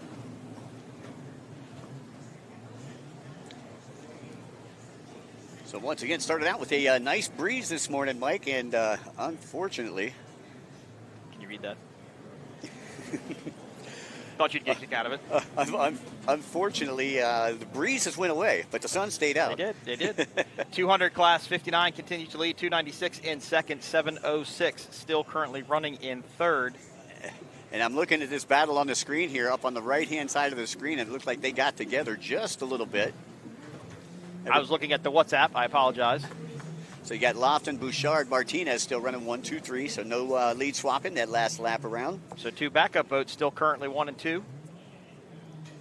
Yeah, actually those are two of the pro boats.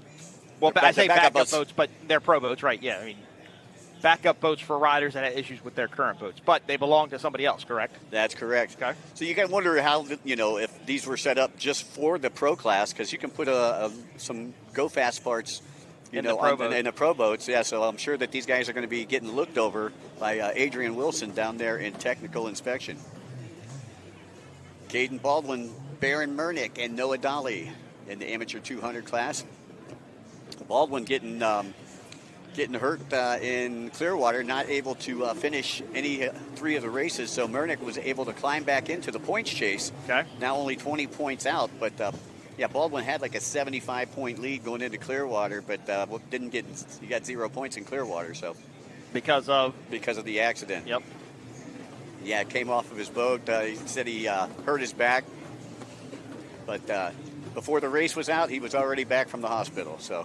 Amateur 300, 116 continues to lead, 243 in second, 281 in third. Amateur class 200, 59 continues to lead, 297 in second, and 706 in third.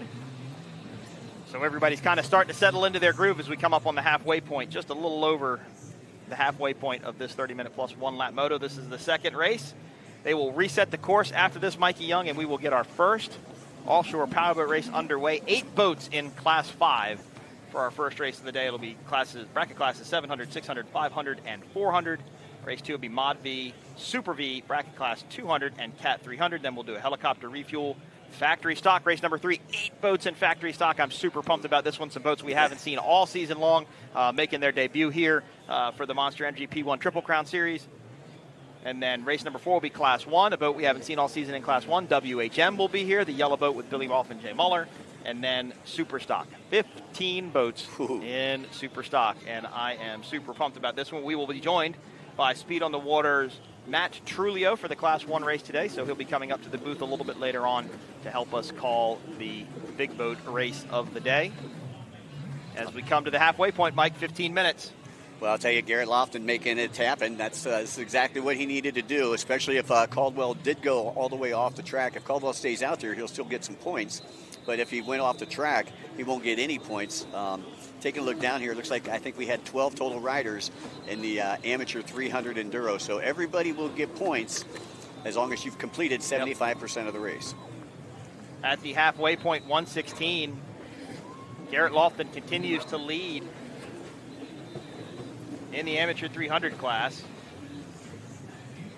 And we will wait for an update. Michael Bouchard still in second, and Armando Martinez, 281 in third. Beautiful shot of the St. Pete Pier there. We are on that little concrete section just below the big concrete section. That's a good way to describe it. Right.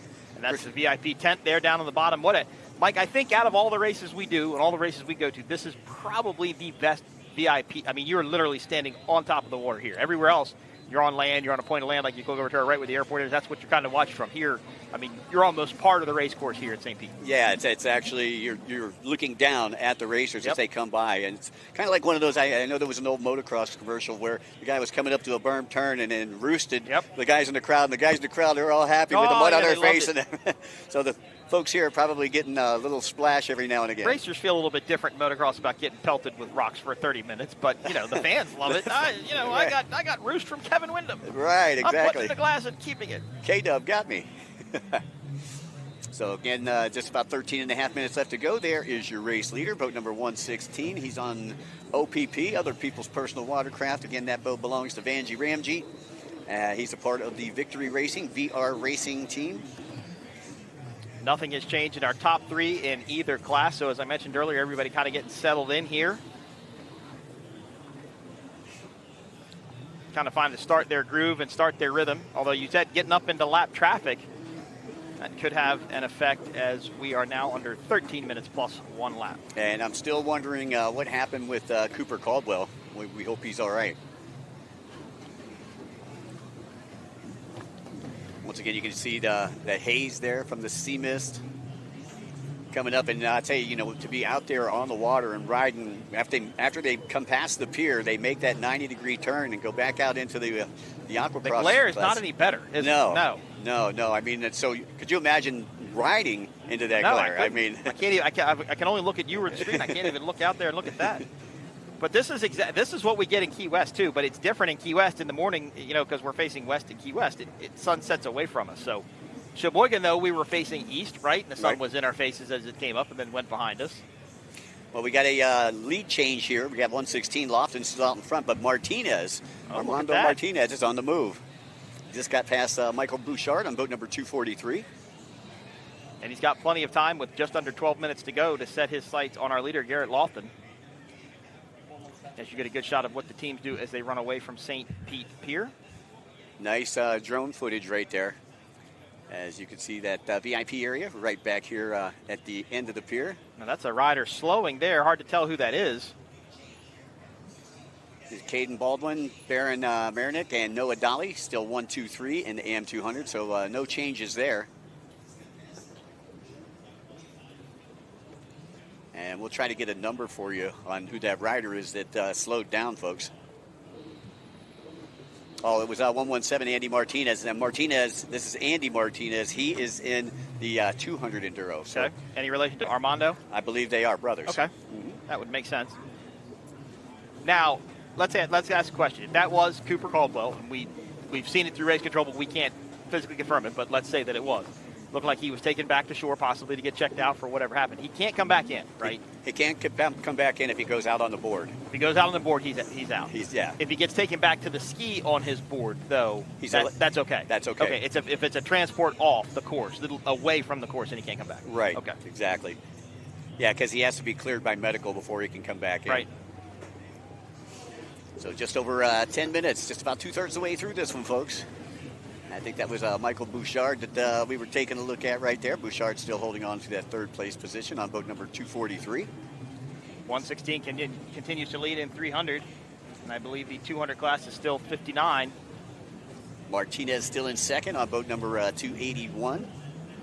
So Caden is the younger. Yes. Yep. See, Caden actually, he was racing last year, and nobody knew that he was only 15 because you have to be 16 to race Aqua-X. He was leading the points in the 200 class halfway through the season, and then we found out he was only 15, so he couldn't race anymore last season. Had to wait till he turned 16 this year. So now that he has turned 16, now he can take those accolades. 10 minutes and under 10 minutes plus 1 lap remaining here in our amateur 200 and 300 race. I believe we look at boat number 116, Garrett Lofton. Lofton, easy to pick out with the yellow shorts over the wetsuit out there. And the white helmet helps too. Takes a look behind him. Going to find Martinez is right there. Martinez isn't going anywhere. You can see first and second just about on our screen right now. There's 59, Caden Baldwin. Once again, sponsored by Champion Power Sports, his dad's shop up just north of Charlotte in Sherrills Ford, North Carolina. All right. So right now the race could be in this amateur 300 class, correct? Because even though Loftus continue to lead, Martinez is really trying to make a move. Yeah, Martinez came in to this race here 8th in points, has 101 points coming into this one. So he could get some much-needed points to try to get him up onto the box by the end of the weekend. Now, I wonder how many racers are not here between him and our leader, Cooper Caldwell, in points. Yeah, there's a couple of them for sure. I seen Fiallo went out. He was one of them. Valentina Lescano, I don't see her on our sheet. Yep. And she's normally a regular at all of the races. Josiah Acosta not here. Martin Bieswitz is here. But Glidden's here. I believe Northrup's here. Bouchard, Lofton. And there's your Am 200. Once again, Caden Baldwin, Baron Murnick, and Noah Daly. 1, 2, and 3. Baldwin on boat number 59 out there in case you're looking for our leaders. 297 for Murnick and 706 for Noah Daly. Noah's brother Nathan also racing out there. He was one of the 2 riders that got injured in Sheboygan. Okay. Oh, right. Yep. Him and Michael Northrup, who sits 4th in points, had gotten together. That was actually the incident that canceled our amateur race.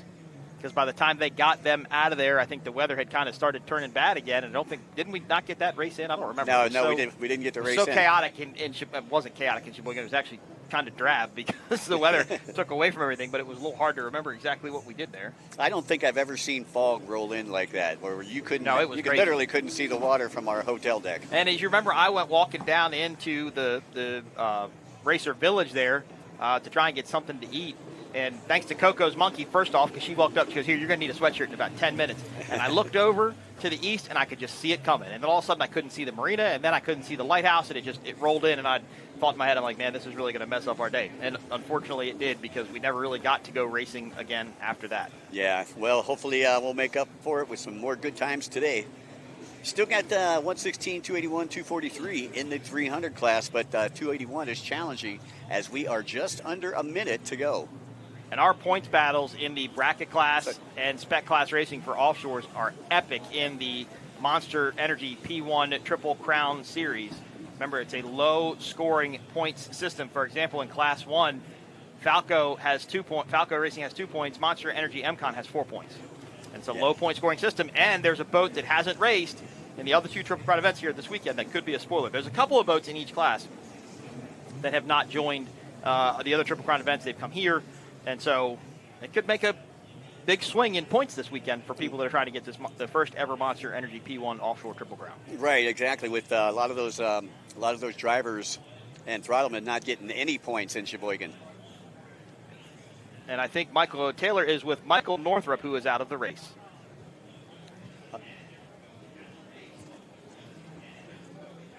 Oh, apologize. She wasn't quite ready for us yet. So under 6 minutes remaining here in this amateur 300 and 200 race as we wait for Taylor to get with Michael down in the pits. But Michael Northrup out of the race.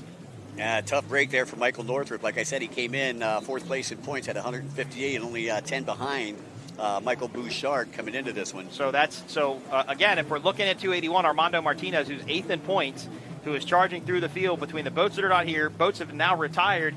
He's chipping away at that championship. While it may still be a long shot, the opportunity, there is light at the end of the tunnel for him. The opportunity could still be there. Right, 75 points available for the weekend. Yep. You got 3 races at 25 points each. You can make it your own destiny or density. You're exactly right. You got to be smart about what you're doing here. As we come up on 5 minutes plus 1 lap remaining, this is our last Aqua-X race of the morning. We will reset the course and then get ready to go offshore racing. First race of the day, bracket classes 700, 600, 500, and 400. As we break the 5-minute mark here in the amateur 200 and 300 class for our 2025 Monster Energy P1 Aqua-Cross Nationals. Again, this weekend we are presented by Cycle Springs here locally in Clearwater. And we'd like to say a special thanks to Visit St. Pete Clearwater as well. Still got Lofton out in front, Martinez in second, Bouchard in third, and no passing the last couple of laps around. Be sure to check out the Racer Village. Cycle Springs had a couple of personal watercraft out there last night. They had a really cool-looking Polaris UTV.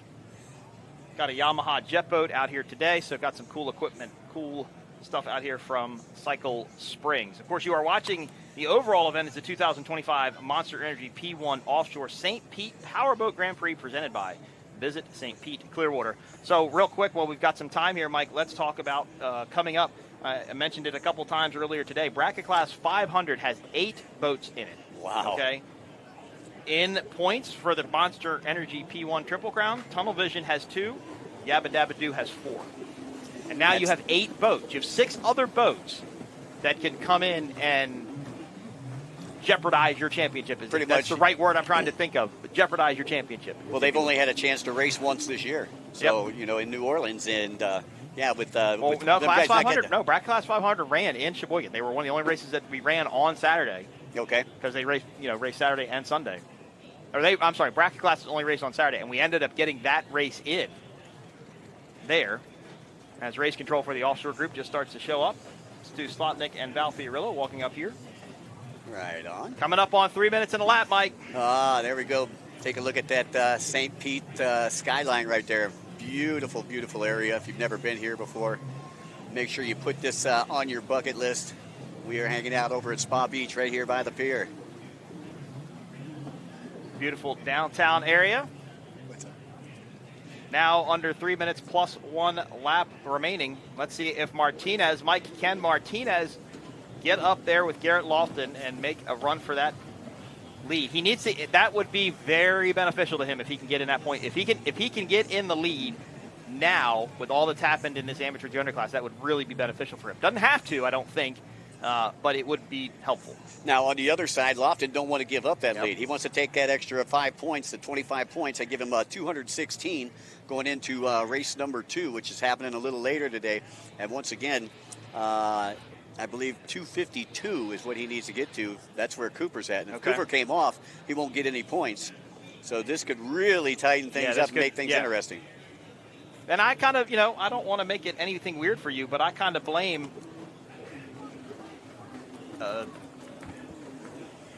I'm not blaming you, but you were like, Cooper Caldwell's got a really big point lead coming into this one, and unfortunately not even 1 lap in.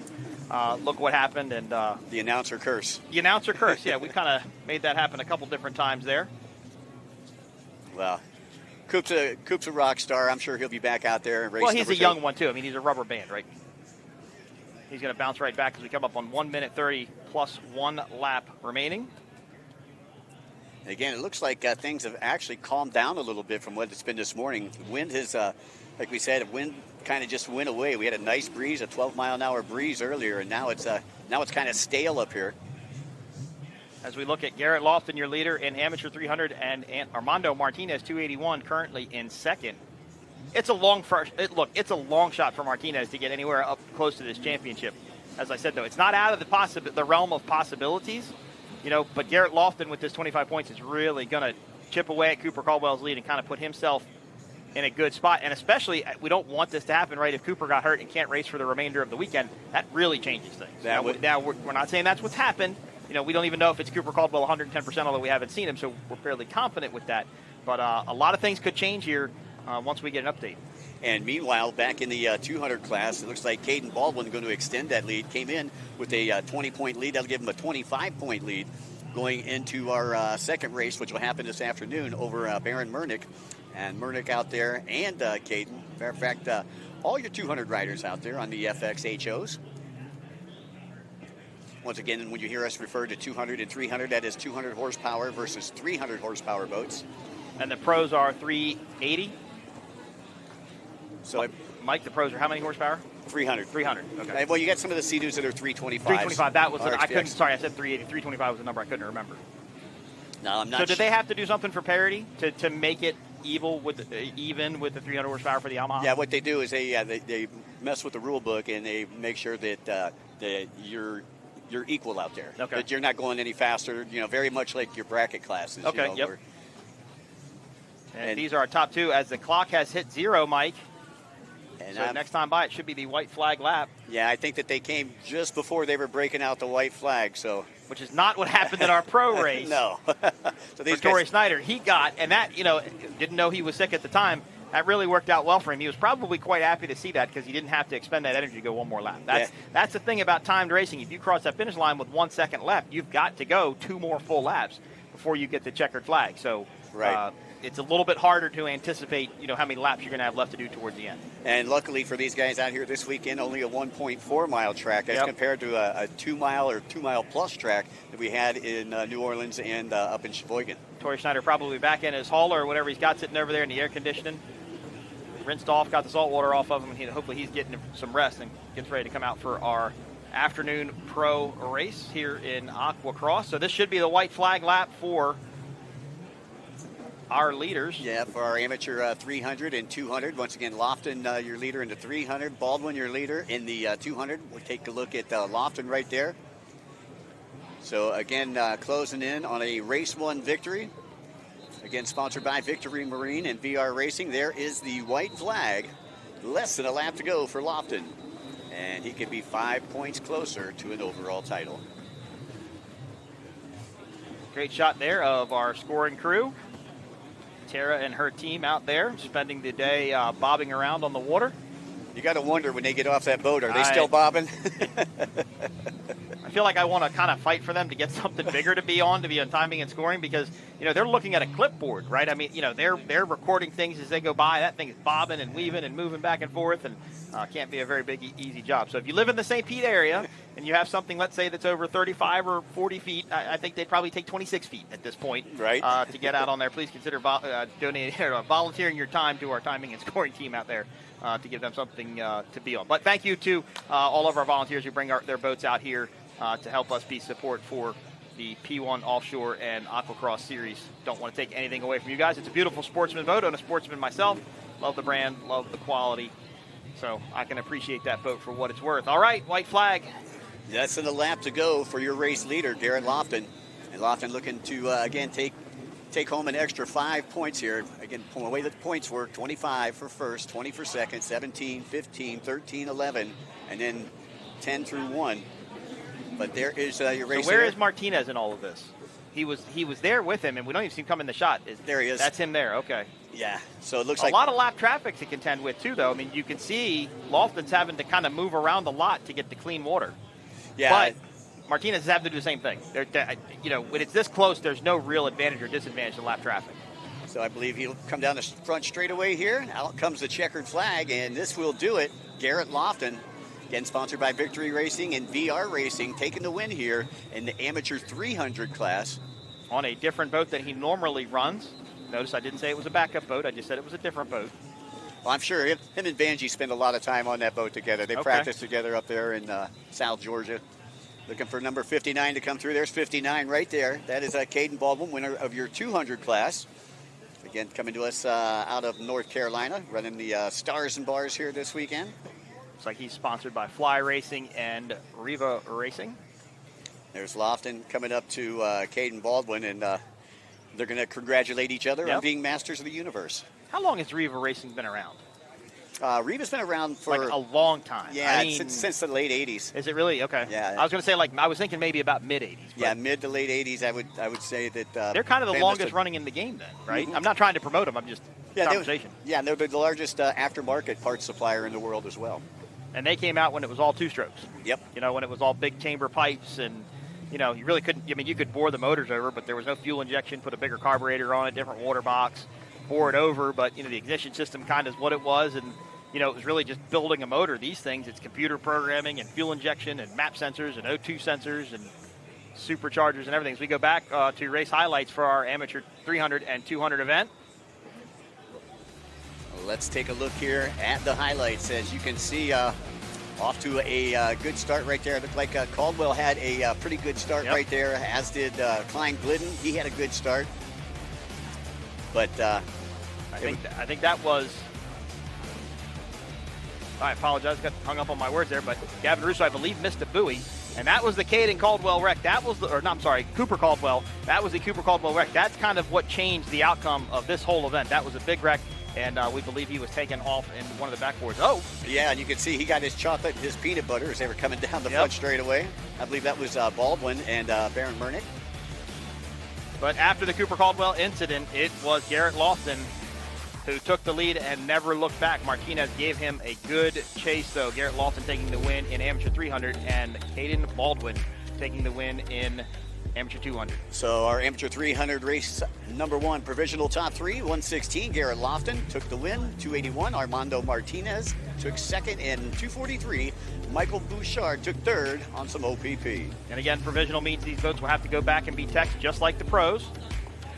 And the same teardown, right? Same everything. Yep.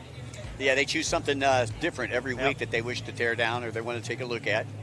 Then I can talk about some tech stuff as we look at our provisional top 3 for Amateur 200. Okay, in first place it was boat number 59, Caden Baldwin. In second place, 297, Baron Murnick. And 706, Noah Daly, rounding out your top 3. I had dinner last night with Tom Richard, who is the chief inspector for Monster Energy P1 Offshore, and they checked the gear ratio on every single Superstock boat here. That's 15 boats times 2. They checked the gear ratio, and that's taking the prop off, putting a flywheel on, and then turning the motor compared to what your plate says to check the gear ratio. They did that on every single one of them. It's the first time it's been done, I think he said, in quite a few years, and the teams were ecstatic that they did it. That's awesome. Because that's one of their requirements, is they have to run a particular gear ratio. Well, that makes it fair for everybody, you know. 59, Caden Baldwin celebrating a victory right there, and that is going to give him another 25 points. And I believe Murnick will get another 20 points, so he'll have 212 coming into the final. And definitely have to rinse some of these four-wheelers and UTVs off after burying them in the salt water here, correct? Right. kind of like buying one of those cars, used cars from Katrina. Oh, yeah. You could say Katrina at this point. Yeah, that's about right. I think that is Caden Baldwin's dad, Brian Baldwin, throwing the number 1s up to his son. A happy family there. Yeah. There you go. Yeah, you can tell father-son love right there. And it gives me a heartwarming emotion as I have an 8-year-old that plays flag football and baseball, and to celebrate a win with your kid is unbelievable. Didn't get to celebrate with mine last night in flag football. I missed his first ever flag football game of the season, being down here, but they won 48-2. So nice. And he scored his first ever touchdown in flag football for a run down all the way back down the field. So you can talk about college, I'll talk about flag. Well, I'll tell you, Baldwin looking for his first championship here with the Monster Energy P1 Aqua-X By the way, series. He's walking, Mike. I think he's got Taylor in his sights. Well, yeah, you know, he like I say, he hurt his back. Oh, he looks a little stiff there. Yeah, but he's a young gun. He'll bounce back. He's a rubber band. As he walks up to Taylor, let's throw it down to Taylor with your winner.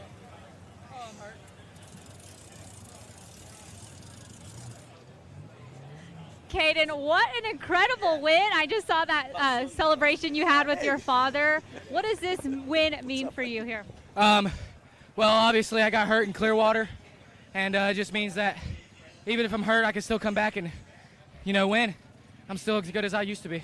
And even injured like you were with your back and everything, I saw that you were leading the 300 class. You've got some speed out there. Man, I was trying. I didn't let off, but a couple corners that whole race I wanted to prove that even if I'm hurt, I can still beat everybody. I love it. And I see your dad in here. A little more celebration. Obviously, you are no stranger to the skis. We spoke before. An incredible mentor you are to your son. How proud of you are you? Oh, man, to see him go out there and beat an entire field of 300 skis is it's amazing. It's like the best dad feeling ever. So pretty pumped. Thoughts for next season now? Yeah, he's wanting to move up, so we'll see what we can do. Excellent. Well, congratulations. Enjoy that win. I don't know where your checkered flag went. You better go find it. Alrighty, once again, congratulations, Caden. Down there with him going into the next race. I believe that is going to give Caden 237 points. Wow. And Garrett Lofton will come in with 212. So things starting to tighten up. Things starting to tighten up. In the 200 class. Now they will go back, rest up, take some showers, wash the equipment off, and we're going to go offshore powerboat racing coming up next. You can see one of our many spectator fleets starting to come in. And good place to keep your wave pad there on your big yacht up against the radar arch, and planes starting to land as we get our air show segment, we'll call it here right. in St. Pete. But again, as we mentioned earlier, you're watching the 2025 Monster Energy P1 Offshore St. Pete Powerboat Grand Prix presented by Visit St. Pete Clearwater. And I believe Taylor is with our amateur 300 winner. Taylor?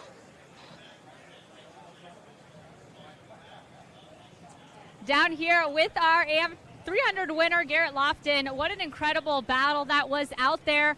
And Cooper Caldwell is no longer in the lead. That puts you a little bit closer in the points hunt. Well, I hate to see Cooper go down. Hope he's okay. I'm going to go check on him here in a minute.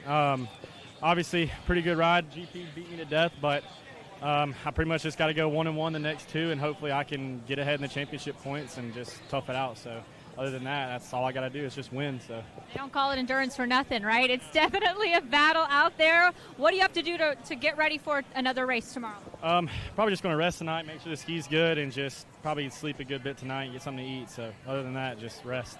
Congratulations. Thank you. Now, Mike, he said get some sleep and rest. He'll probably run that same boat tomorrow, but number 116, not his original boat, number 114. Yeah, he's definitely probably going to run that boat. Otherwise, it gets docked 2 positions if he switches boats. So he has to run it for the remainder of the weekend. That's it. All right, well, we are going to wrap up the Aqua-X races for the morning here. This is the 2025 Monster Energy P1 Offshore St. Pete Powerboat Grand Prix presented by Visit St. Pete Clearwater. Mike, we just got finishing what? Watching the Aqua-X Championship, which is... That's 2025 Monster Energy P1 Aqua-X Nationals, powered by Cycle Springs. Up next is the 2025 Monster Energy P1 Offshore Triple Crown Series. Bracket classes 700, 600, 500, and 400 in our first race. Going to be awesome. For Mikey Young, I am Mike Iwaski. We'll be back right after this.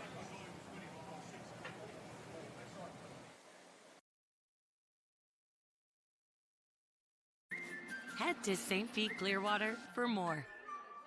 More dollars and cents. More room and board. More time and space. More fish and chips. More rhythm and blues. In St. Pete Clearwater, find just what you're looking for and more. Book now at visitspc.com.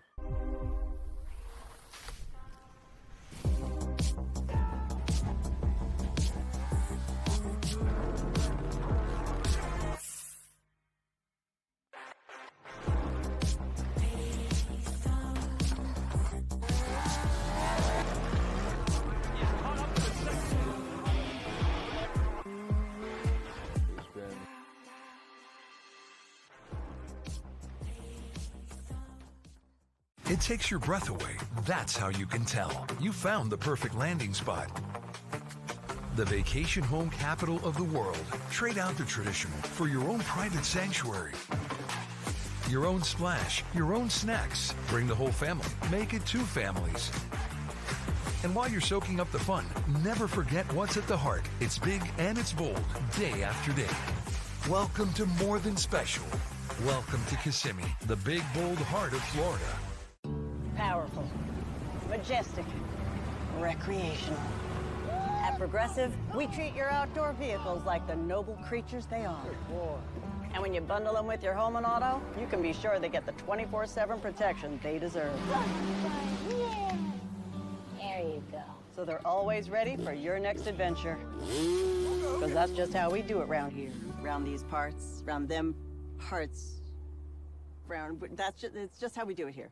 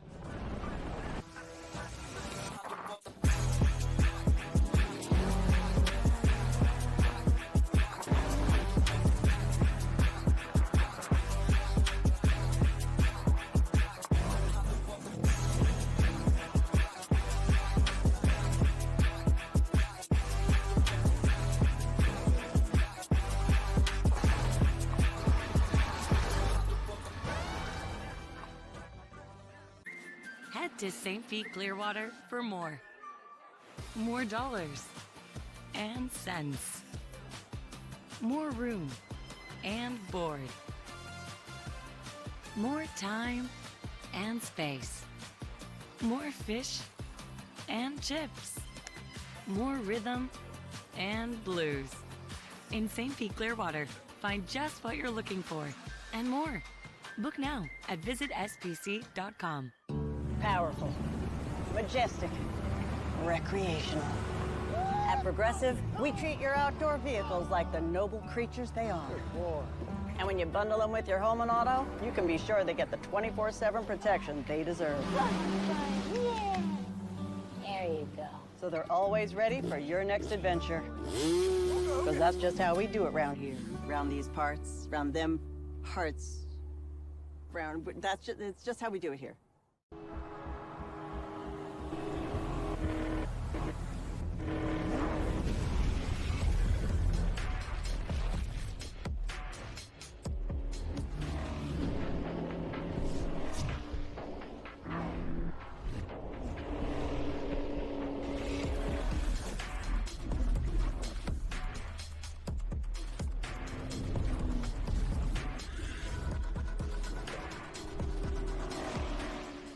For over 60 years, ICOM has been your trusted companion, keeping you connected on the water, in the air, and on the ground. Whether you need a two-way radio for your cruiser, center console, personal watercraft, or anything in between, ICOM has you covered with the most innovative marine, amateur, aviation, land mobile, LTE, and satellite network products.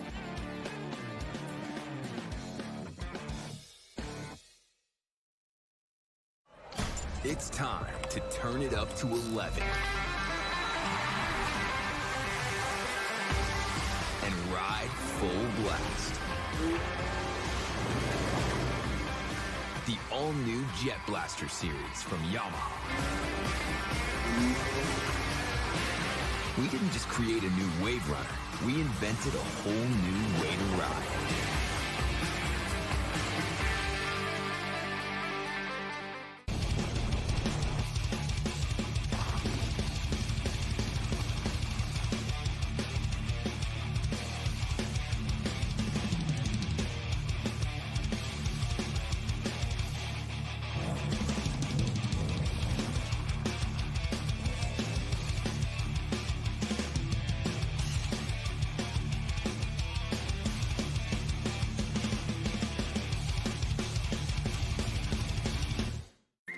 Head to St. Pete Clearwater for more. More dollars and cents. More room and board. More time and space.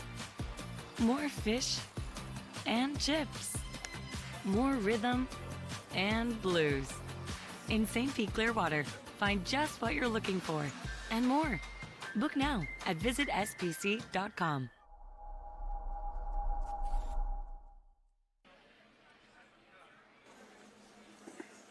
All right, ladies and gentlemen, welcome to the 2025 Monster Energy P1 Offshore St. Pete Powerboat Grand Prix presented by Visit St. Pete Clearwater. This is the third and final round of the 2025 Monster Energy P1 Offshore Triple Crown. I am Mike Uwaski, Mikey Young, and Taylor Snyder bringing you the live action today. We are under a slight delay in getting the course set here in Tampa Bay, so we've got a couple more buoys we need to get out. We do not have an ETA at this time for our start, but I do believe Taylor is down in the pits and is catching up with some team spoilers. Taylor, what do you got?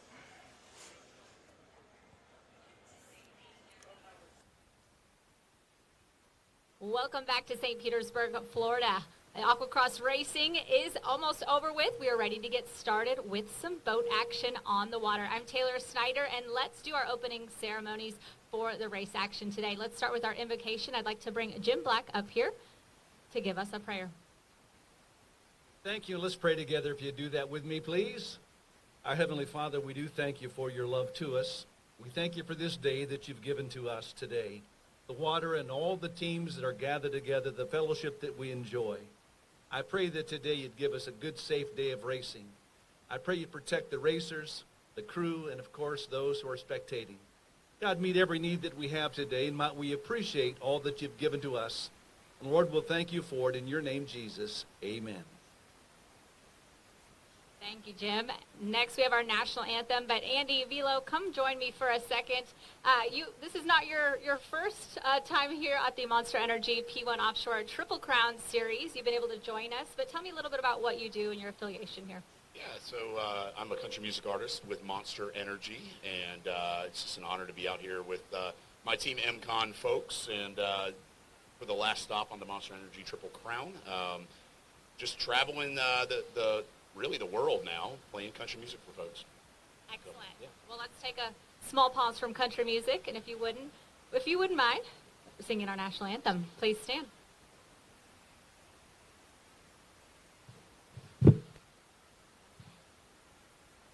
Oh, say, can you see by the dawn's early light what so proudly we hailed at the twilight's last gleaming, whose broad stripes and bright stars through the perilous fight on the ramparts we watched were so gallantly streaming. In the rocket's red glare, the bombs bursting in air gave proof through the night that our flag was still there. Oh, say does that star-spangled banner yet wave o'er the land of the free and the home of the brave.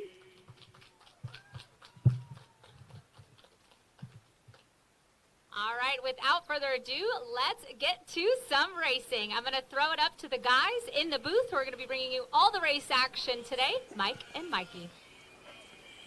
All right, thank you, Taylor, Andy, and Jim for the opening ceremonies. I apologize, I said it was interviews. It was actually the opening ceremonies, but we got it figured out. Welcome back to the racing action. Still working on getting the course set, Mikey Young, so that'll give us plenty of times to go through our groups here in this first race. Race number 1 is going to be bracket 500. Let's go through the lineup. Yeah, we got boat number 522. That is Rum Runners with driver Tom Crowley and throttle man Fran Valetto. We got Hammerheads on boat number 528. Dennis Austin, the driver. Don Jackson on the throttle. Back in action on boat number 576. Jimmy Jensen and Luke Gerhardt. In that boat, Yabba Dabba Doo, Brian Unger, and J.D. Ivins will be on 577. Tunnel Vision, boat number 579 is Michael McLuhan and Robert Bryant. Fuel1team.com Offshore Outlaws is 588, Mike Gerard and Damon Murata. All right, well, we'll stop there because we'll actually bring the starting lineups up here shortly as we get ready to go racing. But this is the first event this is the 2025 Monster Energy P1 Offshore St. Pete Powerboat Grand Prix presented by Visit St. Pete Clearwater. And, of course, the third and final leg of the Triple Crown 2025 Monster Energy P1 Offshore Triple Crown Series.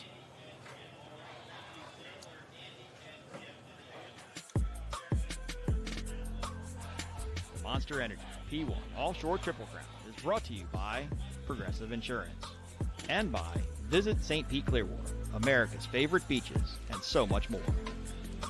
And by Monster Energy. Unleash the beast.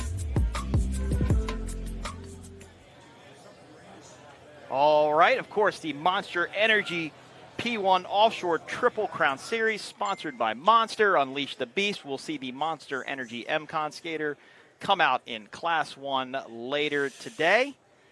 But we are going to do the bracket classes first. Mikey Young. And points are tight in these classes, especially in, all of our classes here that we have today. The points for the Triple Crown are very, very tight. Remember, this is a low-point scoring event. First place gets 1 point. Second place gets 2 points. Third place gets 3 points, so on and so forth. Kind of opposite of what we saw with Aqua-X this morning. Well, the bracket class 500, who I just announced, Tunnel Vision, current leader in that with 2 points. You got Yabba Dabba Doo with 4 points. Offshore Outlaws says is not eligible here. But talking about the bracket class, Rum Runners, who is a new addition to this class, 4-time world champion, 3-time national champion, 2-time APBA Hall of Champions inductee, Fran Vallado, owner and throttle man, and Tom Crowley. He is the former driver of Typhoon, going to be out in this one. Yep. Class 500 boats are open cockpit V-bottoms, 26 to 30 feet in length. Boats are limited to 75 miles per hour, 30 feet and under with single IO engines or a twin outboard engine setup. And the single outboard engine has a 500 horsepower maximum. Twin outboard engines have 300 horsepower maximum. Bravo or Volvo based outdrives in this bracket class 500. So let's talk about that limited to 75 mile an hour speed, because all the classes you see, and we'll run through the lineups in just a minute, classes 7, 6, and 5 are all limited by speed. When I say that 75 mile an hour number, they have to run at 74.9 or 75 miles per hour exactly. There was a rule change over the off-season between 24 and 25 that made it a zero tolerance policy. Prior, it was like a 0.3 of a second rule or something like that, where basically it was kind of accounting for spikes, if you would, in GPS readings. But to level the playing field, because the racing is so much different. For example, in Sheboygan, Wisconsin, Class 4, you had a framed offshore extreme canopy going up against a 34-foot Phantom. So it tries to level the playing field a little, if you would. Well, I understand that, and what I was taking a look at, we'll talk about that in just a couple moments. We'll be right back after these messages.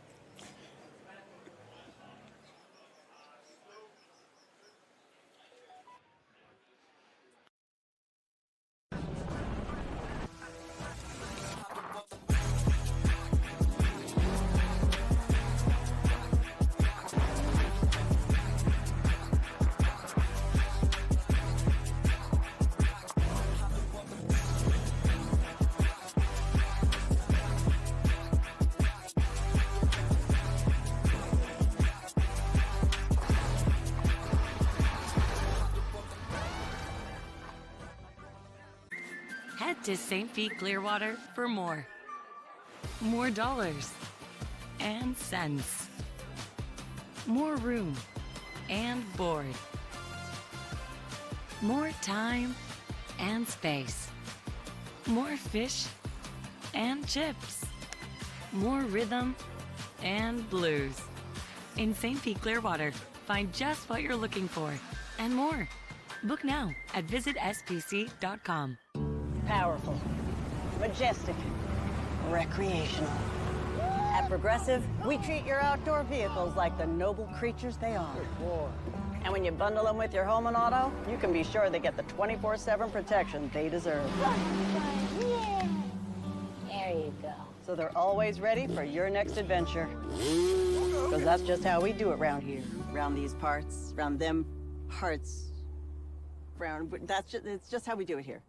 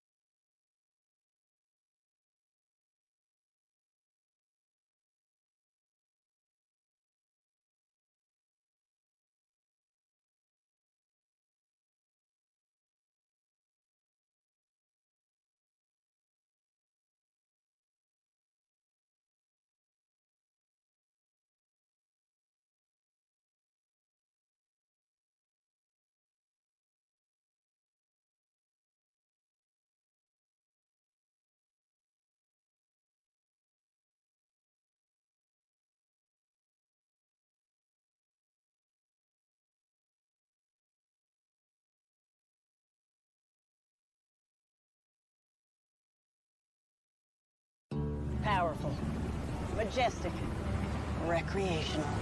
At Progressive, we treat your outdoor vehicles like the noble creatures they are. And when you bundle them with your home and auto, you can be sure they get the 24/7 protection they deserve. Yeah. There you go. So they're always ready for your next adventure. Because that's just how we do it around here. Around these parts, around them parts. It's just how we do it here. Head to St. Pete Clearwater for more.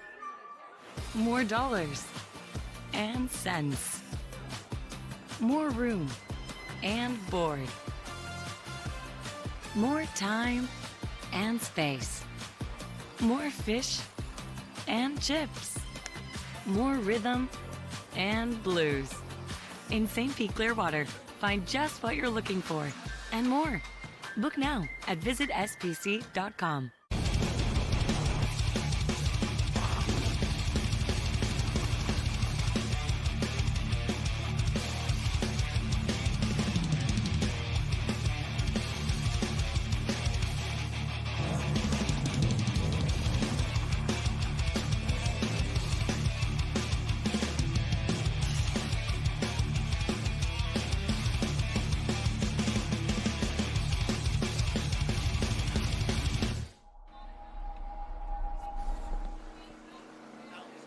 All right, ladies and gentlemen, welcome back to the 2025 Monster Energy P1 Offshore St. Pete Powerboat Grand Prix, presented by Visit St. Pete Clearwater, the third and final leg of the 2025 Monster Energy P1 Offshore Triple Crown Series. Mike Yawoski, Mike Young, Taylor Snyder bringing you the live action today here in beautiful St. Petersburg. Mike Young, Aqua-X races are done now. It's time to go boat racing. That's right, time to go boat racing. Been looking forward to this. We've got two starts here in our first set of bracket classes. The first start will be the bracket 500 class, who we've already introduced. Start number 2 will be the bracket 600 and 700 class. Let's take a look at this course here in St. Petersburg, right here on Tampa Bay. Run away from the pier. There you see your monster mile. They'll run down to 3, 4, 5, and 6, and then back through the dog leg, turn number 7. There's your start run there, so that green buoy is where the boats will start. They'll run down through the monster mile. About 3 miles into Tampa Bay, away from St. Petersburg, then make this big sweeping turn, 3, 4, 5, and 6. Once they're around 6, they will jog back into a dog leg, where at turn number 7, they will make a slight left-hand turn, then come out 8, 9, across the finish line, back to buoy number 1. That is 1 lap here in St. Petersburg. Class 7 running 4 laps, Class 600 running 6 laps, and Class 500 running 6 laps here. As we start to look at some of our Class 5 boats, the most Class 5 boats we've had all year, Mike, 6 here this weekend. Yeah, it looked like we only had 3 so far between New Orleans and Sheboygan. And once again, I believe your current points leader here in the 5 class is going to be Tunnel Vision with 2 points. And I don't think you can get any better than 2 so far. Not by any means. And Yabba Dabba Doo, of course, in second. Here is our lineup for our bracket class 500, 522 Rum Runners, 528 Hammerheads, 576 Back in Action, 577 Yabba Dabba Doo, and 579 Tunnel Vision, and 588 FuelOneTeam.com Offshore Outlaws. Well, we appreciate Mike Ryan and Rob Goodwin from the Rum Runners team bringing us up some info about their team right there. Again, Fran Villado, I believe, the owner and throttleman, Tom Crowley, former driver of Typhoon. Yeah, Fran Veltado. Now I can't say it. Right. I'll get it right. Here is Class 600 Team First Responder 609. They are a scratch for the race today. 603 Cigar Monster Ultimate Boat Racing Experience. 605 Islandscape. This is a pretty cool boat to talk about later. And 611 Team Velocity Powerboats. They are your current leader in the Triple Crown Series. 714 Shocker Offshore Racing, 746 Proven Marine, boat 783 Clearwater Cartel Blind River Bar, and 789 Dirt Legal Velocity Factor Racing. Going to give out a shout out to the Clearwater Cartel. We know you guys are listening back there at the Blind River Bar. You guys cheer on Dustin and Darby in boat 783. Enjoyed some of their gumbo last night, and man, it was awesome. True Louisiana boys, these Clearwater Cartel guys, and they're a lot of fun to hang out with. Look forward to getting to see them grow in their racing careers. They're new to Class 7 this year. Actually got the bug when we were in New Orleans, and showed up to Sheboygan for the second round of the Monster Energy P1 Triple Crown Series. Well, I'll tell you what, it's always great to have those Raging Cajuns with us. You know that they bring the heat when they bring the gumbo. They did, and it wasn't as spicy as I thought. It was spicy, but it wasn't as bad as what I thought. But it was very good. And Mike, I tell you, they had a pot that a small child could take a bath in. That's how much of it they had yesterday. Whoa, so it was geez. awesome. So and anybody that went by, they'd feed them. So true Louisiana hospitality there. And of course, they're going to be running in Class 7 here, the single-engine outboard class. Those boats are limited to 60 miles an hour. Class 6 is 70 miles an hour, and Class 5 is 75 miles an hour. What that means is they cannot go over that speed during the course of the race. They can get up to it as fast as they want, but they cannot go past it. They only have a GPS or a GPS speedometer inside the boat that they're watching their speed on. The speed for the race officials is actually monitored by a sealed GPS box that you have no access to. You don't know what it's reading. You don't know what it says. Upon completion of the race, you will take that GPS over to the race official. They will plug it into your computer and then upload your entire race. And if you break out, it's a new rule, 0 tolerance. You're disqualified. You move back to last place points, and then the boat behind you can move up. This is incredibly disciplined racing. You're familiar with drag racing? Bracket class drag racing is the same way. You have a 3.5 second car in the 8th mile track.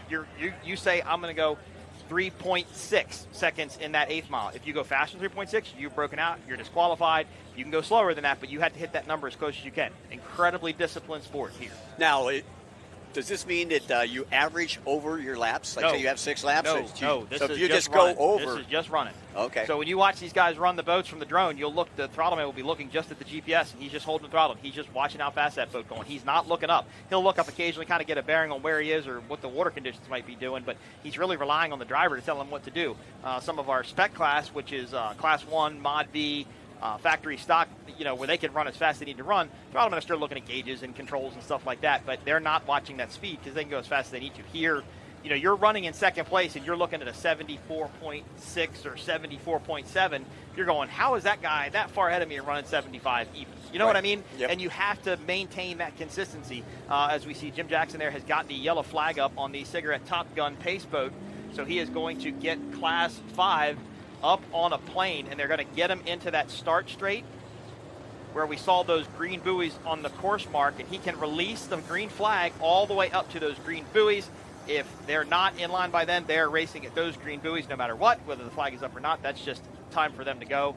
If they jump the start, they'll be disqualified. Slingshotting the start will disqualify them. So a little bit different start scenario than what we're used to with offshore power racing, but just trying to make it more fair. Because it's really, if you're all the way on the outside, even with 6 boats, even if you're all the way on the outside, it's really hard to see a green flag all the way to the inside. Right. So if you're getting to those buoys and you're racing at those buoys, it's a little bit more of a level playing field. Well, it looks like we got 6 boats here, starting with the bracket 500 class. Our second start will feature the bracket 6 and 7 class, and we're going to have 8 boats starting in there. Yeah, that's going to be a really good race. This is the most boats we've seen in any of these classes all season long. Multiple boats in Class 6, multiple boats in Class 7, and multiple boats in Class 5. There you see Rum Runners. There's Yabba Dabba Doo. I saw Tunnel Vision just off to the side over there. And as you were saying, classes 4, 5, and 6 all running 6 laps. Class 7 will be running 4 laps. All right, the boats are getting up on a plane here as we get ready to go racing. Tunnel Vision and Yabba Dabba Doo, the boats battling it out for the points lead in the Monster Energy P1 Offshore Triple Crown Series. Third and final race. This is the only time these boats race this weekend. This is for the championship, and there are tons of spoilers in this race. That is a perfect lineup there, though, Mikey Young, as we are waiting for the green flag. And once again, Tunnel Vision comes into this race right here. He can't be holding them that long. You're not going to get any better than that. Tunnel Vision needs to drop back just a little bit to kind of let the other group get up with him. But, man, what a beautiful lineup that is at Class 5. As we hold for a green flag, starting to tighten up just a little bit. Not sure. Everybody's kind of bending back in. Maybe they went out a little bit further than what they thought. But I think we're still under yellow. Yeah, you were talking, this start's a little bit different than normal. Bit. Yep, you can see how far they are behind the pace boat. And there's the green flag. We're going racing for the last and final time in Class 5, the 2025 Monster Energy P1 Offshore Triple Crown Series. Bracket Class 500, and we are off to a start. Tunnel Vision had the pole position, then it was Yabba Dabba Doo, and then it was Rum Runners. And Rum Runners Val and Tom trying to make a move on that outside. They run 3 miles away from us here, Mike. They go a long way. Yeah, I tell you, it looked like Tunnel Vision did have a good start, They did, though. yep. They had just a little bit of an advantage when the green flag was put up. Yep, and they have to maintain their lane through the first corner, so they're going to run all the way out, and they have to maintain their lane all the way around the corner, and then once they exit that turn and head back towards the pier or westerly direction, then they will be able to kind of pick out where they want to go on the course. Now, are they lining up because of points? Because Tunnel Vision is leading in points? Are they in No, pole they position because of that? they drew numbers. They drew numbers, Yep. okay. I believe they drew numbers. I won't quote that. I believe they drew numbers. Every class is doing it a little bit differently. Classes 6 and 700 now are starting. There's the green flag on pace boat number 2. Classes 6 and 700, that is Velocity Racing. Team Velocity, Bob Spitlusky and Scott McCormick. They are our leaders in the Triple Crown Point Series, and they are off to the early start. They haven't had much competition this year, but they've got 2 more boats in the class. Boat 603, Cigar Monster Ultimate Boat Racing Experience, Mike Ryan, Robert Goodwin, and then Islandscapes. This is a cool boat. This is an H-Craft center console. Islandscapes with Jamie Trujillo and Casey.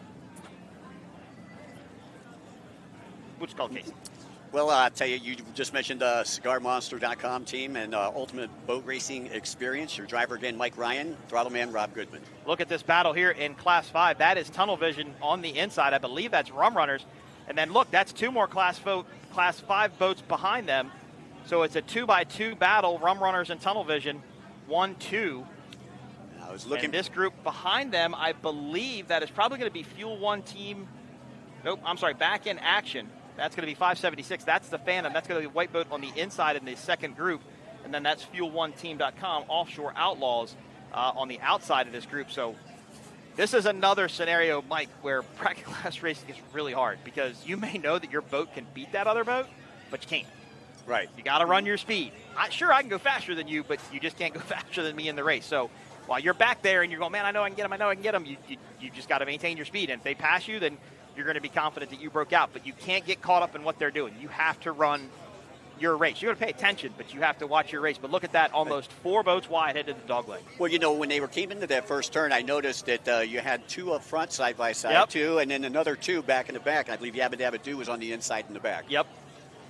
4 boats wide going into the dogleg. I believe that's FuelOneTeam.com on the inside. That's Rum Runners and Tunnel Vision. Look at this race in Class 5, though. This is spectacular. A little bit tighter of a shot will tell me who's who.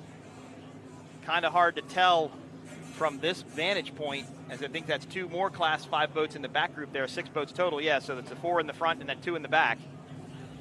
But I believe that's Tunnel Vision. Mike, I think Tunnel Vision's dropped all the way back to 4th now.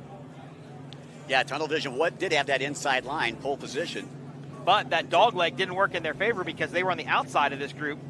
But there is boat 588. That is FuelOneTeam.com. They are currently trying to take the lead away from Rum Runners in bracket class 500. And that's Back in Action. So, Mike, our points leaders for the Monster Energy Triple Crown, not in the top 3. Right. I just noticed that. You got 4th and 6th back there. With Tunnel Vision and Yabba Dabba Doo. Well, Rum Runners got the inside lane. They go out wide. That's a perfectly legal move. They had overtake. That would disrupt the water. Back to Fuel One. Yeah. Team.com. Looks like Fuel One had to cross over the wake and may have lost a second or 2. Possibly, yeah. 522, Rum Runners. Of course, sponsored by Steve's Transport and Crane Service based in Baltimore, Maryland. A family-owned and operated company providing heavy and specialized hauling, welding, and mobile crane services across the East Coast. The owner, Jeff Stevens, saw Rum Runners out testing and wanted to be a part of the team, and he is their sponsor. What a race. Now this should be back to, I believe, now 4th, Mike. Wow. I'm still looking for the start of bracket 6 and 7. And that's Hammerheads now doing battle with Tunnel Vision. Now, I know Mike and Robert very well in Tunnel Vision. They are 2 very smart guys. Now we're looking at Class 7. Here we go. The single outboard class. Now, we were talking with the P1 Aqua-Cross a little earlier today, and the sea mist and everything like that. Yep. Are these guys dealing with that exact same thing out there? Yeah, the biggest thing, though, is they can have literally a microfiber towel stuffed in their life jacket, and they can pull it out and kind of wipe it off and, kind of clear their helmet visors a little bit if they need to, a little bit, but they're still getting sprayed down. They're still getting the salt and the mist and everything. They're still getting hosed, yeah. Well, the way the sun's out right now, too, it's, we've got just a little angle there. You got Rum Runners up in front, Hammerheads in second, Back in Action in third, Yabba Dabba Doo in fourth, Tunnel Vision in fifth, and Fuel1Team.com, the Offshore Outlaws, running in sixth spot. All right, well, that's Blind River Bar, Clearwater Racing. They're in Class 7. That's Shocker on the outside of them. And Dirt Legal Velocity in our wider shot was the inside of these two, so it's almost 3 wide in Class 7 headed towards this turn. These are going to complete lap number 1 for all of these teams. This was marked as a full 1 lap. And you can see Darby looking over his shoulder there, wanted to know where Shocker was, but I think they're in the lead right now. So Blind River Bar, Clearwater in the lead, Velocity Racing, Dirt Legal in second, and I believe Shocker now in third. That's Proven Marine in fourth. Awesome to see 4 boats here in Class 7. Well, you got 4 laps here in this Class 7 class. Once again, boats are limited to 60 mile per hour single. Look at Velocity. Look at Dirt Legal. They're trying to look up the inside of Blind River Bar side by side. And that's racing at its finest right there. 110%. Dirt Legal's going to have the inside of this corner. Let's see what Brad and Connor do. Exactly what I kind of expected.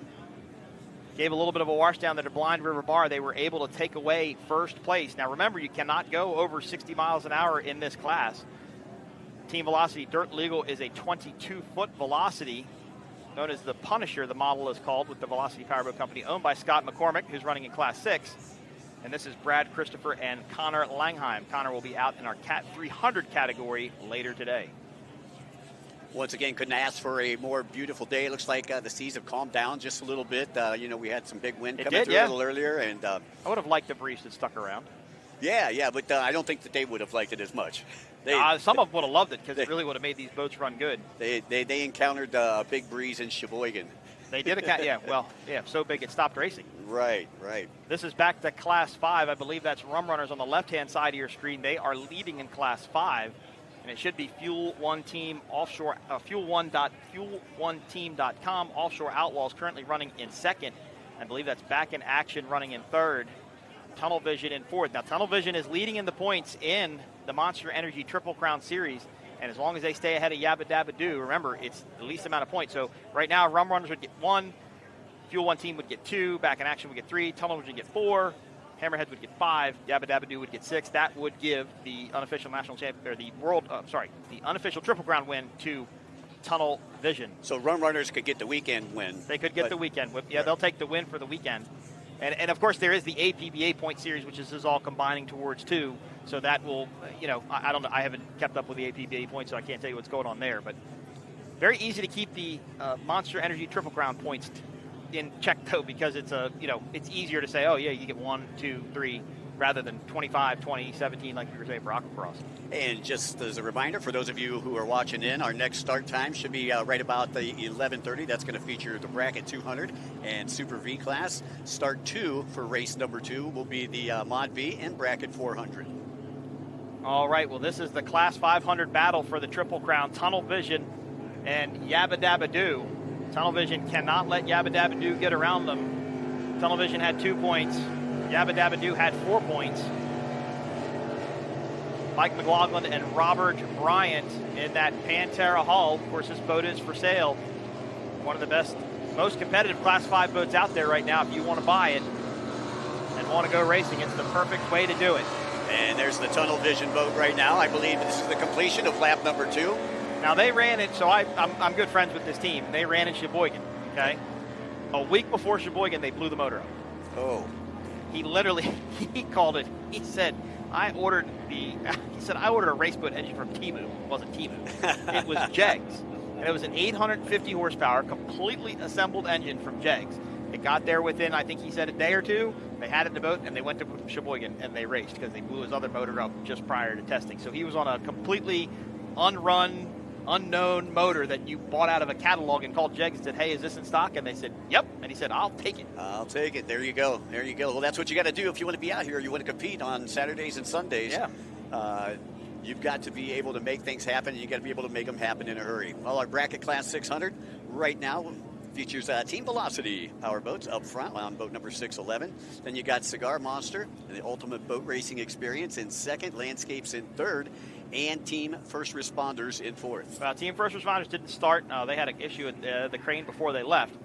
And the Ultimate Boat Racing Experience, this is a cool thing. That is the Vat Boat designed boat you see there on your screen. And Mike, tell us a little bit more about this. This is a very cool thing. If you want to go boat racing, this is one way to do it. Well, I believe your driver there is Mike Ryan. Your throttle man's Rob Goodman. Mike is the owner of Mike's Marine Care, and they specialize in premium gel coat correction, coatings, and meticulous detailing, as well as home maintenance. And then you got Robert Goodwin, who is the owner of V24 One Design Boats and the Ultimate Boat Driving Experience. So, yep. And if you want to go racing here, you can go to ultimateboatracingexperience.com and you can lease the seat inside of this boat and go racing in Class 6. You show up, you race, they bring the boat here, they maintain it, they wash it, they clean it, they get it ready to go racing, and you get to experience it. Bracket Class 700, Clearwater Cartel Blind River Bar continues to lead over Dirt Legal Velocity Factory Racing Team. And I believe in bracket Class 700, Dirt Legal was the only team that's really running in the Triple Crown Series because they ran all 3 races. Well, Clearwater didn't run New Orleans. I'm sorry. Well, nope, they're not in the lead, though. I think they may have lost the lead to Dirt Legal Velocity, as that's the orange boat closest to us, and then that's Clearwater Cartel Blind River Bar on the outside. So just a small lead right there. Oh, and that's Shocker on the outside of them. So this is a 3-wide battle coming into this turn. It should complete lap number 2 of 4 for this group as they come by. Blind River Bar tries to dive back to the inside. Want to see if they can stick their nose in there and possibly push Velocity out. But you saw Connor just look over his shoulder, Mike.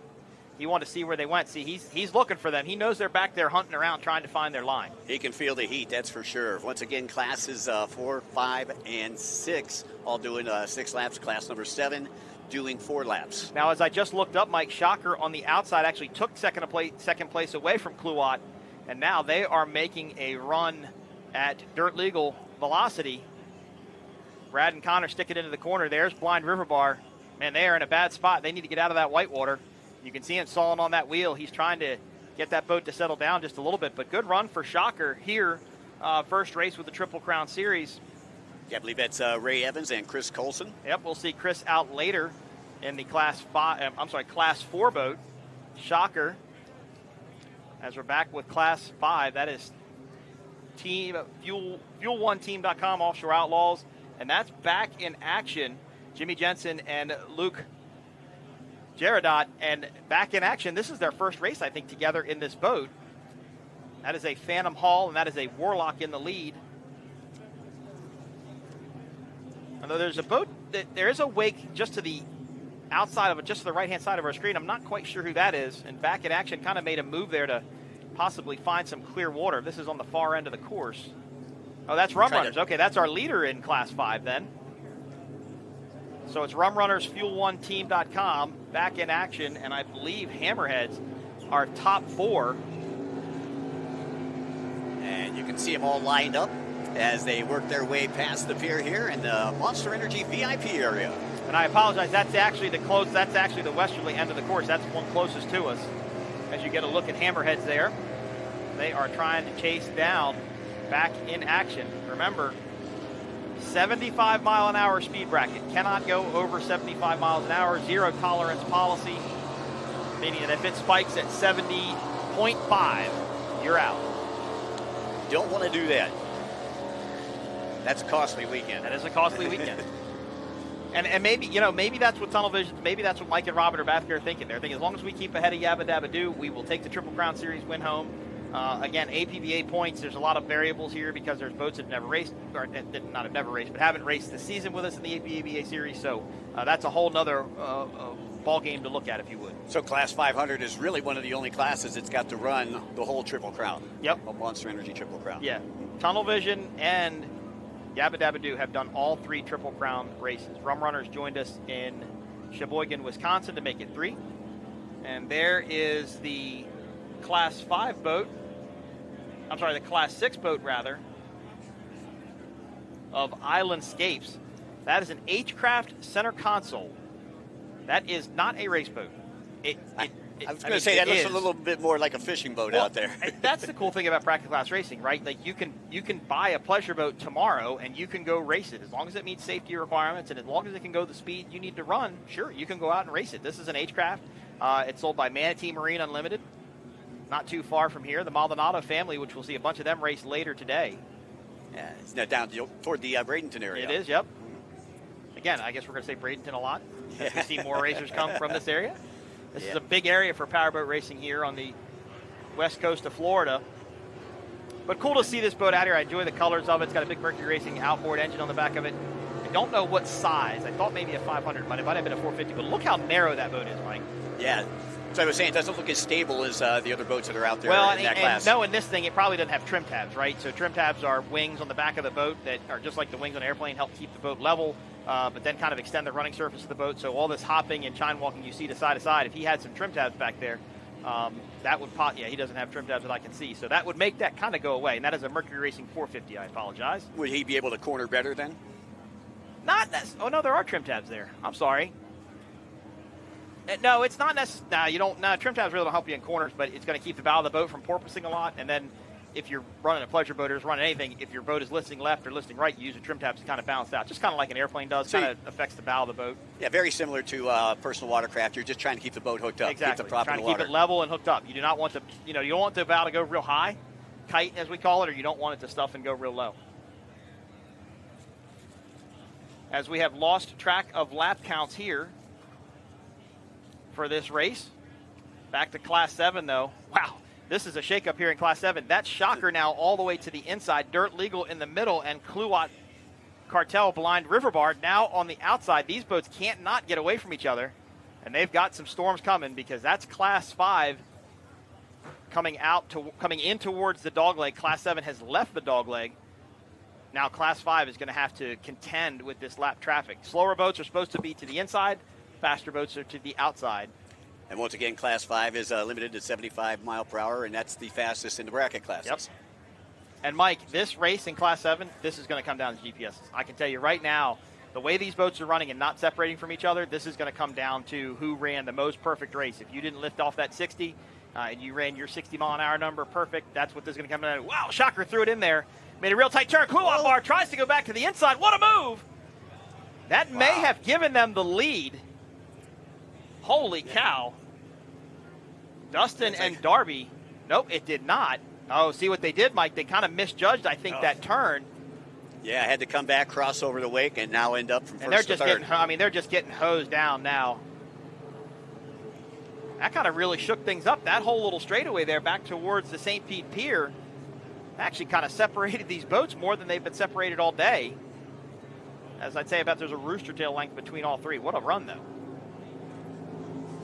Great to see them all up within a couple seconds of each other.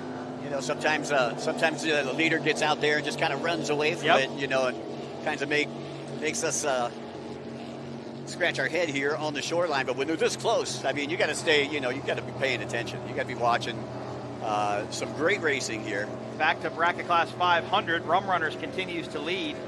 Team Fuel1Team.com Offshore Outlaws currently in second. Back in action in third. Hammerheads in fourth. It says Tunnel Vision is in fifth, but I think Yabba Dabba Doo is now in fifth, and I think Tunnel Vision may have dropped back to sixth. So there were 2 points separating those boats coming into this weekend. Right, one had 2, one had 4. One had 2, one had 4. Now, I believe even if they finished like they did, Tunnel Vision should still win it because it would basically be a 1 point addition. Right, or exactly. 1 point difference between the two of them. 5 and 4. Yep, exactly. So we'll have to see how that pans out. Now, if anybody else breaks and Yabba Dabba Doo gets ahead of another boat, then we could get into a tie situation. And Thomas Covington of P1 explained the tiebreakers to me yesterday, and it was too much for me to remember. I would have had to record it or write it down because I'm right. I looked up. Just as I looked up, Tunnel Vision has come off a plane headed back towards the pit. So they are out of the race right now. And they need Yabba Dabba Doo to not move or not gain any positions as Tunnel Vision is off a plane. This is back to Class 7, though. Dirt Legal Velocity. Mike, it looks like this group has kind of bunched back up, though, from this vantage point. Shocker is going to be all the way on the outside. That's a Class 5 boat to the left of them, so Class 5 on the outside. And there is Tunnel Vision. Mike McLaughlin and Robert Bryant told me yesterday this is the best this motor has ever run, best this engine has ever run, and they are under their own power, but out of the race. Yeah, what a tough break there.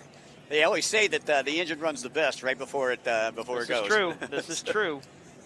And I don't know. if it finishes like it does, I still think it's their rate. I still think the Triple Crown is theirs to win. But of course, we'll have to wait and see. GPSs could play a factor in that. There's a lot of different variables that are going to come into play with that. Back to Class 6, though, that is Velocity out in the lead. And I believe that is Cigar Monster Ultimate Boat Racing Experience in second. Yeah, cigarmonster.com. It's a world-famous smoke shop. Didn't know that. I got a little info on them here. Cigarmonster.com is a cigar distributor with unbelievable savings on all top brand cigars, and the sponsor of BoatRacingExperience.com team. All right, so back to Class 5. Now it looks like Fuel1Team.com, Offshore Outlaws, is trying to challenge Rum Runners for the lead in Class 5. And again, got to maintain that discipline on those throttles. You know you can beat them. Don't go over 75. I believe Class 7 should be on their last lap. Okay. They were only going 4 laps. They were running 4. And they're right in the mix of this prop wash at Class 5. That's really going to shake up the Class 7 boats. As that's a good shot there. Now they are running back west towards the dog leg. And look, that Class 7 group, Mike, they bunched right back up again, didn't they? Yes, they certainly did. And you see there on the inside, on the left-hand side of your screen. And they're getting tossed around. It out. Yeah, they're getting tossed around by these bigger weights of these Class 5 boats. Good shot there of everybody kind of grouped together. And your vision behind the first 2 boats in that group is nothing. I mean, you're getting covered in salt. You're getting salt spray. You've got mist. Vision's going to be very difficult, to say the least. But that should be Rum Runners and Fuel1Team.com. And that, Mike, it looks like the Warlock in second place might be making a move on the outside. Rum Runners will have the inside lane through this next corner, so they'll be able to control it. Let's see if they can hold on to it. But if Fuel1Team.com Offshore Outlaws can maintain speed through the outside leg of the corner, they might be able to take the lead. What a run here, though, in Class 5 for these 2 teams. As Rum Runners, Val and Tom against Mike and Damon. Larry Smith Scarab versus a Warlock. And they're running on the south side of the track around that big turn on the south side. Getting ready to come down the front straightaway, hit the dog leg. And this is probably, they may have 2 laps left after this race. Is maybe 1 lap left, or after this time by. So we will get an update from race control, or I'm sorry, timing and scoring. So 5 and 600 should get the white flag the next time by. So they have, nope, I can see it on the finish boat. They are getting the white flag. So white flag lap for classes 500 and 600. But let's watch this Class 7 race all the way down to the end. That is Shocker we're looking at there. I believe that's a 21-foot Challenger. There is Dirt Legal Velocity, 22-foot Velocity, and I believe Clearwater Racing Blind River Bar is a activator, if I remember correctly. But Mike, Shocker now out into the lead. Shocker just biding their time. Ray Evans and Chris Colson. And that is checkered flag for Class 5, so they will turn in. Shocker takes the unofficial win in Class 5. I'm sorry, checkered flag for Class 7. So there is Shocker, Ray Evans, Chris Colson, boat number 714. They are unofficial winners in Class 5, or Class 7. Oh. Class 7, of course, the 4-lap race. We'll still have a lot more racing going on here in classes 4, 5, and 6. I give it up to Mike Clearwater and Darby Melicon because this is their second race in the P1 Monster Energy P1 Triple Crown Series, and they were running for the lead. And that was anybody's race at any given moment, especially with that lap traffic going around, dicing it up. So hats off to the Blind River team. You know, a new team really getting it done. I know they had a big group watching back in Louisiana, so shout out to the Blind River Bar crew back there. All right, this is your leaders in Class 6. This is Velocity Racing, Bob Spitlusky and Scott McCormick. And they are leading in Class 6. They were challenged early on, Mike, by Cigar Monster Ultimate Boat Racing Experience. I believe Cigar Monster is still running second in that class. Now, this class is limited to 75 miles an hour, no boats over 26 feet in length. Bravo or Volvo-based outdrives, single engines only, inboard or outboard, and naturally aspirated engines only, meaning no superchargers or blowers or turbos or anything like that. But a good shot of the velocity. Yep, Cigar Monster boat racing experience, Mike, not too far behind him. Again, a race of GPSs, I think. I really love the design of that boat. They're cool. Which boat? Cigar Monster? Yeah. They're cool. They're small inside of it, though. I mean, you know, when you walk down the aisle locked arm in arm with your significant other, that's pretty much what you're like riding an ultimate boat racing experience. It's super tight. It's super tight in there. He better be a good friend. Chris Rendell actually built these boats here in the States. And I'll tell you a cool story about those boats in just a minute, but this should be the checkered flag for Class 6.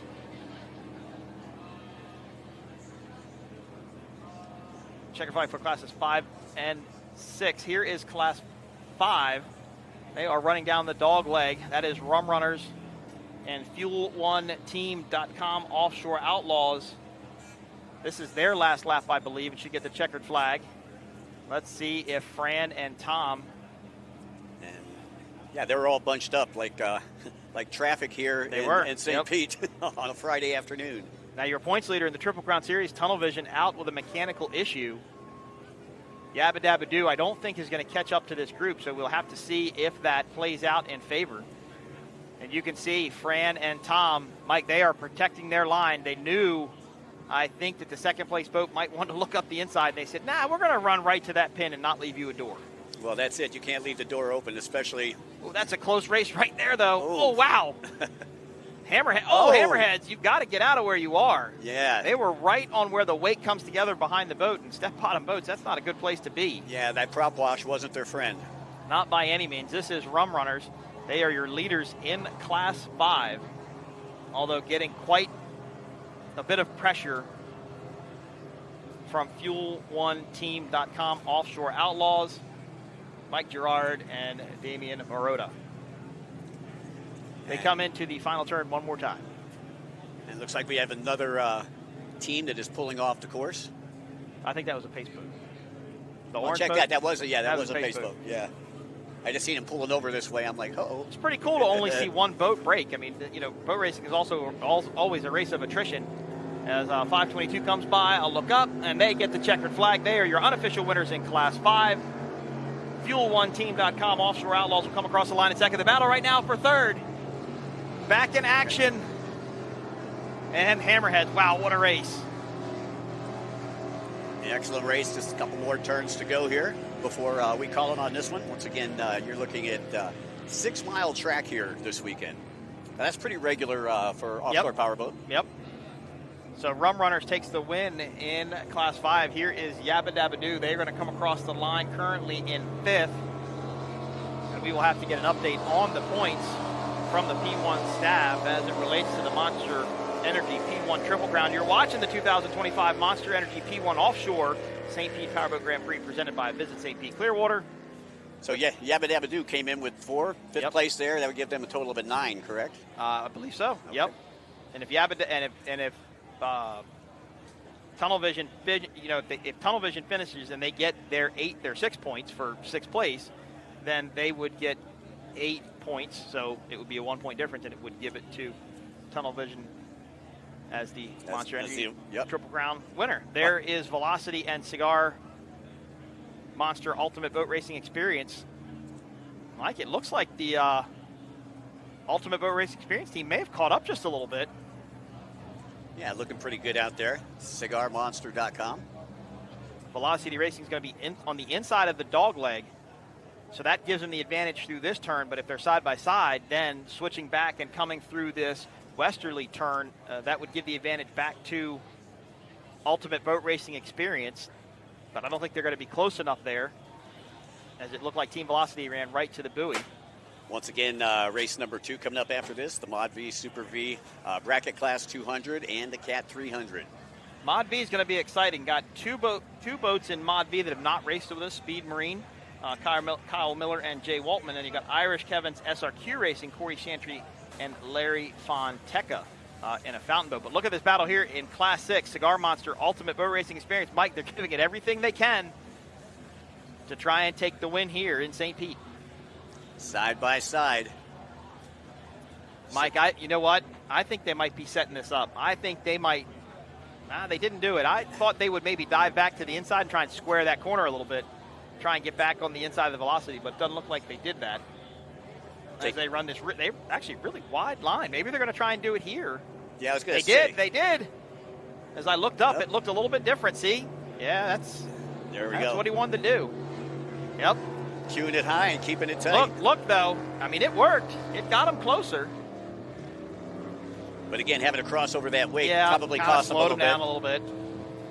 They probably needed about another 50 to 60 feet, I think, to try and make that work. Here is Islandscapes. They are going to come across the line in, I believe, third, which I think this is the first race for this team, so that's pretty good to make it on the podium. It looks like. And remember, if the two boats broke out in front of them, they could move up in the rankings. Up, right? And it looks like those guys are taking a beating out there on that center console. That thing looks pretty cool, though. I mean, it's riding up on the pad.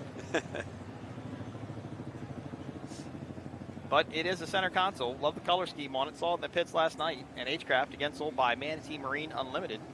Boat number 605. As they come across the line and take the checkered flag, that should wrap all of our racing up for the first race, Mike. Yeah, that should do it for race number 1. Got race number 2 going to be coming up pretty directly. And that's, again, bracket 200, Super V, Mod V bracket. I believe that's it. That's it. Or I'm sorry, Cat 300. Yeah, I think I was thinking Cat 300, which we get 2 boats in Cat 300. This will be the best water we've seen for Cat 300 yet because it's calm. Every other race we've been to, it's been a little bit choppy. And those little tunnel haul boats, they just don't like it. Not that they don't like it, but it's probably just not a fun experience. So we are wrapping up race number 1 here as we get ready to look at the highlights. Mike, if the racing for the rest of the day is like this, we're going to have a lot to talk about. I'll tell you what, going to be a lot of fun. And we can see the start here, and I believe this is your first start with the class bracket 500.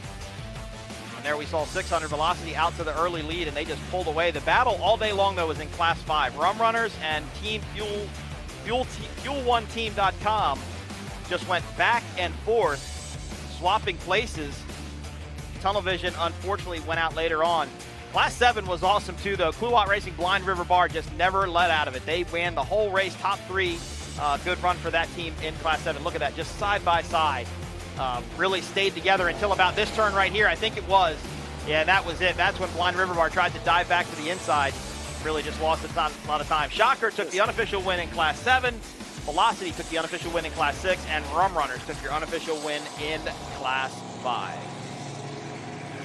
So once again, welcome back. As we take a look here, your bracket class 500, it was 522, Rum Runners 588, Fuel1Team.com, the Offshore Outlaws. In third place, the 576, back in action with Jimmy Jensen and Luke Gerhardt. In the fourth spot, it was 528, Hammerheads 577, Yabba Dabba Doo in fifth, and Tunnel Vision rounds out your top 6. On to Class 6. Your winner in Class 6, Team Velocity Powerboats, boat number 611. Secondly, 603, Cigar Monster Ultimate Boat Racing Experience. And look, Islandsgate 605. Jamie and Casey got up on the podium in third. And 609, unfortunately, did not start as they went out early with a mechanical issue. Now let's take a look at bracket class 7, 714, Shocker Offshore Racing. Took the win over 789, Dirt Legal Velocity Factory Racing. 783 was in third. That is, I believe, the Clearwater Cartel and the Blind River Bar. In the fourth spot, 746, Proven Marine. Great racing in all of our classes, Mike. And as I said before we went to results, if we see racing like that in every class today, and look, we've got boats. We've got 3 boats in Class 2. We've got 6 boats in Mod V. Only got 2 boats in Class 4, but a boat we've never seen run before with Shocker. So that's going to be interesting to see what they can do with Simmons. Unfortunately, framed offshore racing not here this weekend. So look, I think the racing is going to be great just as the day goes on. Then we've got Superstock, we've got Factory Stock, and we've got Class 1 all coming up later today. Well, I'll tell you what, we've not only got great racing, but we got great race fans. If you take a look down there, you can see the Monster Energy VIP area. Yep. As Taylor is now down at the interview pier, and she is going to catch up with Fran and Tom. Taylor, what do you got? I'm down here. I've caught up with our winners, Fran and Tom, Rum Runners. You guys have taken the win. How was that race for you today? A lot different than the last race in Sheboygan. A lot smoother, a lot flatter. So it was a good run. Not getting us beat up out there. How was your run today? Good. Just really intense. You know, we changed some things. Turned out pretty good. Tom made the call, pulled some weight out. Obviously, it wasn't as big like you said as Sheboygan. You know, just still intense. You can still get out, still cramping up. Your adrenaline's still the roof. I'll be awake for 3 days. Not as hard on the body, right? Really good race. That's right. Yes, 100% right. Well, good race, guys. Congratulations on that great win. Thank you. Well, luckily it'll take him 2 days to drive home. So 2 of his 3 days are going to be spent on the road getting back up to Jersey because that's where he's from. So congratulations to Fran and Tom, your winners in Class 5, 522 Rum Runners. And Taylor will work our way over to our other winners in Class 6 and Class 7 as we get a shot of the helicopter. Our first look at the progressive safety team, Sean Steinert and his group, our Angels in the air and on the water, keeping watch over all things safety related here for these offshore powerboat racers. Couldn't do it without Sean and his team, so thank you to the progressive safety team for all that they do. Yeah, they do a great job every event. They do. Some events have to work a little bit harder than others. Don't want them to have to work at all, in reality. You'll see them at the end of the race jump out of the helicopter, and that's purely exhibition. That way, plus, they can get on a boat and go right back to the pits. They don't have to go land at a helicopter and then drive back over here because some of our race sites, it's a bit of a drive from the airport to where the pits are located. But that was nice how they did the demonstration up in Sheboygan. Yep, exactly. We also, I do believe, we did have a second helicopter up at some point. We do have a manatee, turtle, dolphin watch crew that will fly over the race course to make sure that we don't have any marine wildlife in the course. I know during testing yesterday they had a pod of dolphins out here swimming around, so they had to kind of shut down testing. And as I look over our shoulder, man, Mike, the second race of boats is already under the red flag from the pace boat. They've already left the dock, so we're going to get right into the second one here. Hey, no sense in hesitating. It's a beautiful day here at St. Pete. Great day to be at the pier, and a great day for some P1 offshore racing.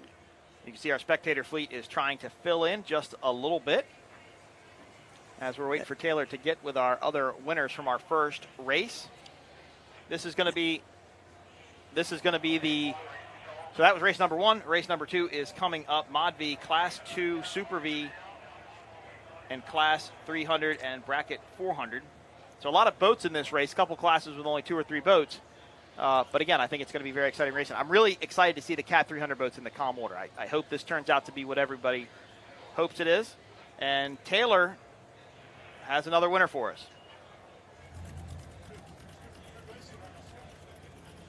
All right, I'm down here with our Class 600 winners. I'm getting quite good at this, guys. I knew my boating experience would come in handy. Bob and Scott, I'll let you get this boat tied up.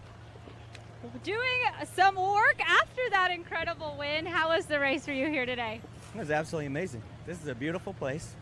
We love it. The course is phenomenal. You can see every marker plain as day.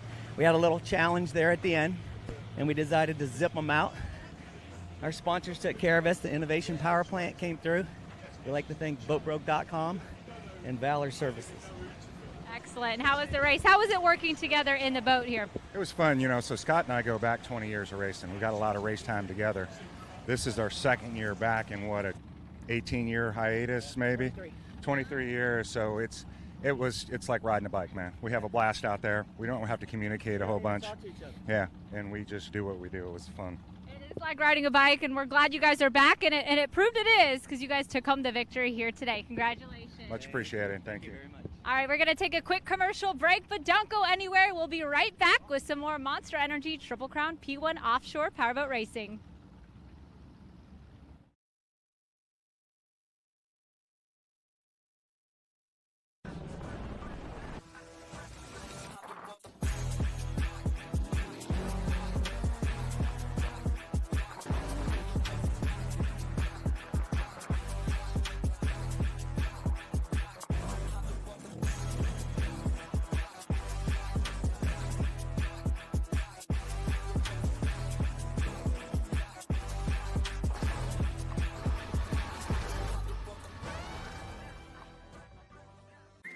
Head to St. Pete Clearwater for more.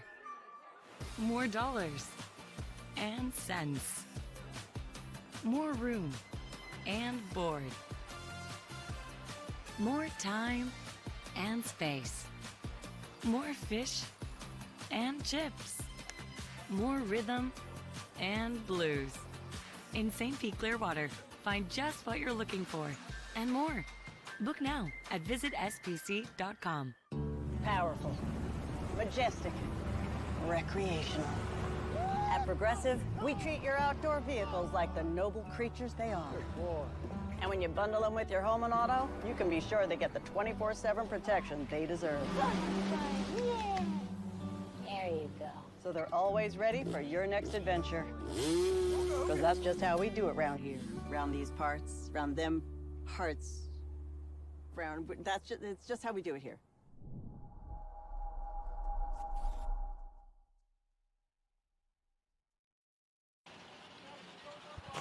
All right, welcome back to the 2025 Monster Energy P1 Offshore St. Pete Powerboat Grand Prix presented by Visit St. Pete Clearwater. Third and final round for the 2025 Monster Energy P1 Offshore Triple Crown Series. Mikey Young, Mike Yowaski, Taylor Snyder. Mike, race one in the books, and it did not disappoint. No, it did not disappoint at all. It's always great to see that many boats, and our boat count is really up this weekend. 53. I was given a total count of 53 boats here in St. Pete, highest we've seen all season long.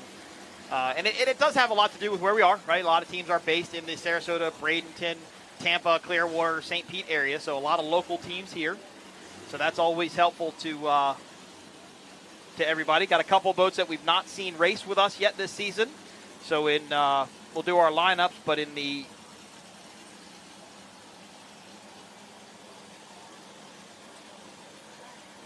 and Taylor caught up with one of our racers. Taylor? I've made my way over here to the pits, and I found Kirk with NMV RV. You guys are running in Mod V. I got a chance to speak with you in Sheboygan in a very good way, right? Holding that checkered flag. Obviously, the enthusiasm is high coming into this weekend, yes?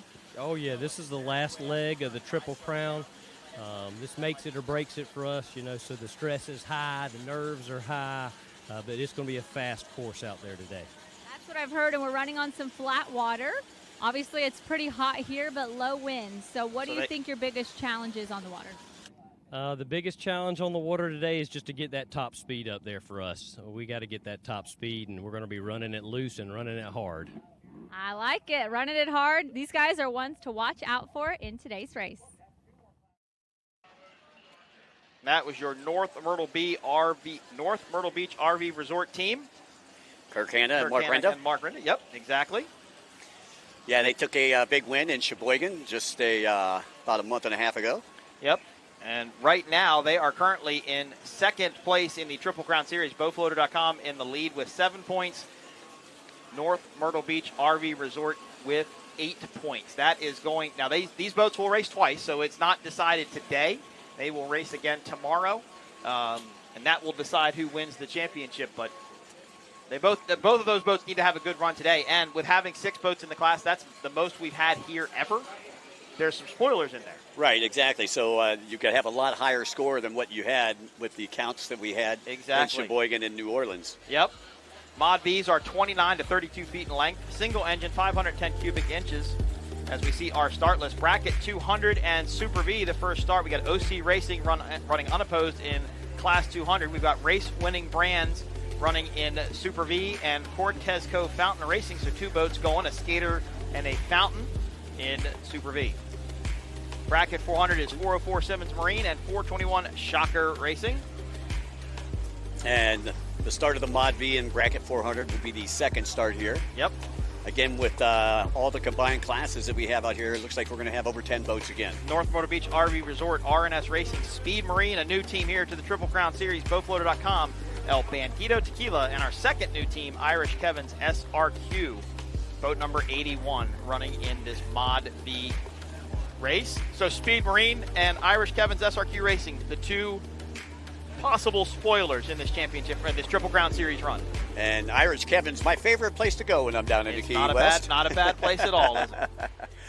Yeah, I've definitely done some field testing there. Now that is the lone fountain that will race, and that was actually known as Watch Your Back, run by Brian Forehand and Doc Michael Jansen.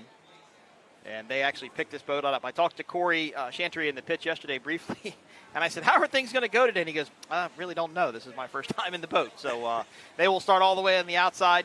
They may not decide to get mixed up in people's points battles or runs or anything. Now, if this is your race, your first race, you have to start on the outside? Rookies have to start on the outside. Not rookies. If this is your first race, you have to start on the outside. Yep. There is a look at the first-time look at the skater entry of race-winning brands. Ed Wendt and Will McComb in that boat. Did make some changes. Speed on the waters, Eric Colby made me aware of. Used to run tractor pipes out of the engine hatches, and they actually now put the transom more traditional the exhaust out of the transom, rather. Said the motor made better power, performed better with through-hull exhaust, not tractor pipes.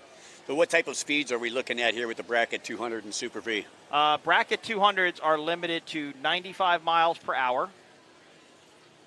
And Mod Vs are going to probably be running anywhere between 96 and 98 miles an hour. That's usually the really top speed. They'll probably like this water because it's got just enough of a chop on, I think, to break them free. But like I said, everybody I talked to yesterday thought this water was a lot stickier than what they thought it was going to be. Boats were stuck to the water more. They couldn't quite lift up. And that usually tends to be opposite. Remember, you're more buoyant in salt water than you are in fresh water, so boats tend to stick to fresh water more, like the lakes we go to in Sheboygan. But I don't know. They just said it was weird here yesterday. So probably about the same speed for Bracket 200 and for Mod V. Well, I would say here in the bay, it's probably a lot more brackish, a lot less salty than if we go over to the beach. This big of a body of water with that big of an entrance, it's still kind of brackish, huh? Still kind of brackish. Well, you got a lot of canals that lead into it. A lot of freshwater canals. A lot of fresh water coming into it, yep. Now, in Super V, these boats will probably run right at about the 100, 105 marks. That's Jim Simmons there on pace boat number 2. He is waving that red flag. He is trying to get the attention of somebody to get them behind that pace boat. They do not want to wait. We are limited to time, of course, with our helicopter fuel. What are we looking for laps, Mike, in Mod V, Super V, and Bracket Class 200? Mod V, we're looking at 4 laps. Super V, 7 laps. Class 200, Cat 300, all 7 laps. Now, I didn't see any Cat 300 boats come out. And we didn't do a startup for any, so I'm not sure Cat 300 boats came out. Maybe they're going to run a little bit later. 2 boats running in that class. Jackhammer and Lanier Custom Boats. As Jim is they're trying to get these boats moving. And start number 2, I think, is going to be the Super V guys in Class 200. As I heard race control even yelling over the radio, get moving, guys, get moving, get going. Looks like they're getting them up on the plane right now as we go to the yellow flag. Yep, we are under yellow flag, so it's the same start procedure. Jim Simmons can release them whenever he thinks they are lined up. But if they're not lined, if they don't throw the green flag by the time they get to the green buoys, then they will automatically start. So once again, looking at the top left-hand side of the track, or that would be the northeast side for those of you at home. And that's the green. There's the green buoy. I believe there should be 2 of them, so we might see another one here to the inside. Now that indicates your monster mile. Well, I think that's the start pin. It's kind of a little difficult to tell from this angle. Now we were doing the starts a little bit different in Sheboygan. Yep. Where they were letting them go when they came past the green buoy. Now they're holding them until everybody's even. Well, there's the green flag. So we are going racing. This is Class 200 and Super V. It looks like they're going to actually be the first start, as you see OC Racing, Joseph Oliverio and Billy Glick running in Class 200, and there are your Mod Vs, or your Super Vs rather, on the outside. That is Cortez Cove Fountain Racing, and race winning brand should be just to the left of our screen. Now, I believe the Class 200 boat of OC Racing could run Mod V. I just think it's more set up to run Bracket Class 200. But the boat specs, I think, are very close to the same in length, width, weight, and power. And we're going racing green flag for Mod V. 6 boats in this race. There is RNS. There is North Myrtle Beach RV Resort. Yeah, it looks like they're on the inside once again, getting that pole position. There is Speed Marine. There should be actually 3 more boats to the outside of this group. I tell you, Mike, if North Myrtle Beach RV Resort's got the pole position and they can maintain that going through the corner, this could be their race today. Yes. The way they ran in Sheboygan, remember he told us in the pits, or at the block party in Sheboygan, he said, look, I changed something. I'm either first or last here.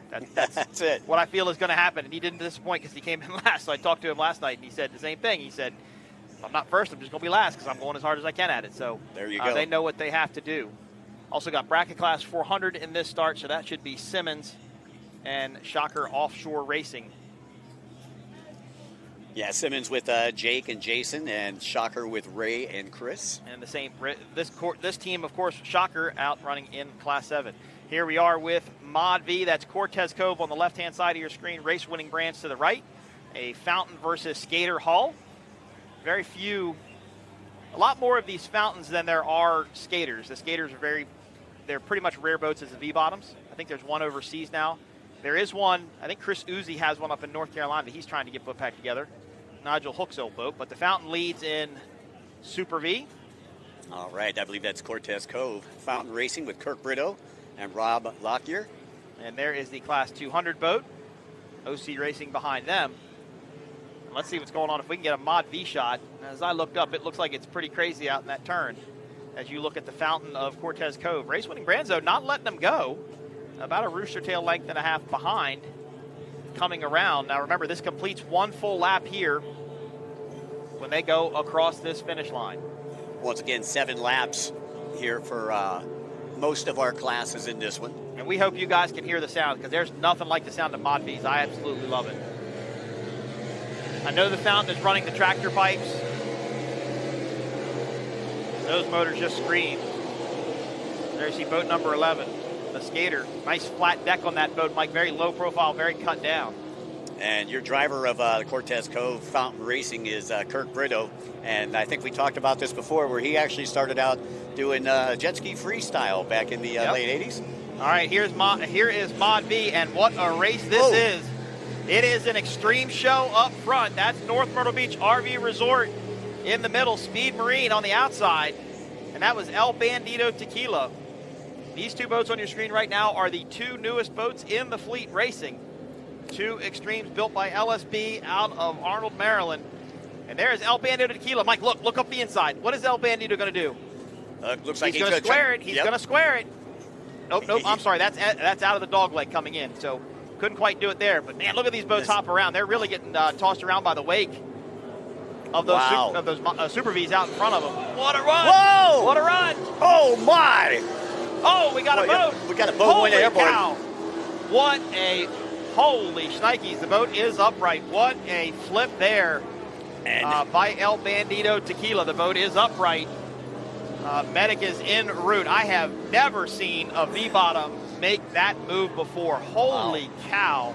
That was incredible. It happened right out here in front of the Monster Energy VIP. Now, because there's no divers in the water and nobody's out of the boat, I believe we're not going to go to red flag. I think we're going to keep racing here. I don't see any red flags yet, and we're going to keep racing. The hatch is up. Steve Furman, Steve Miklos, what a run. Or what an incident, rather. Holy cow. Man, oh, man. I just hope they're both okay. Looks like there's some people moving around on the boat. Yep, that's one out. I believe that's Steve Furman. He is out. And let's see if we get Steve Miklos out as we have the Progressive Safety Team on site. And there's the medic boat pulling up. Holy cow. What? I'm speechless. For a V-bottom to do that, I know what the boat did. I know what made it do exactly what it did. But, man, it's so rare. But those guys, Mike, and unfortunately, you kind of saw that happen to come into that corner, right? They were dancing on the back, and they were just running around. I think we have a replay of it. Let's see if we can get a better idea of what happened. Yeah, take a look at this. They were all set on the transom. They're notch transom boats, and they really carry the bow. Look at all of them were chine walking. See, North Myrtle Beach did it there, too. And, man, they just went right to the inside of it. They were side by side, and I don't even know what they could have hit.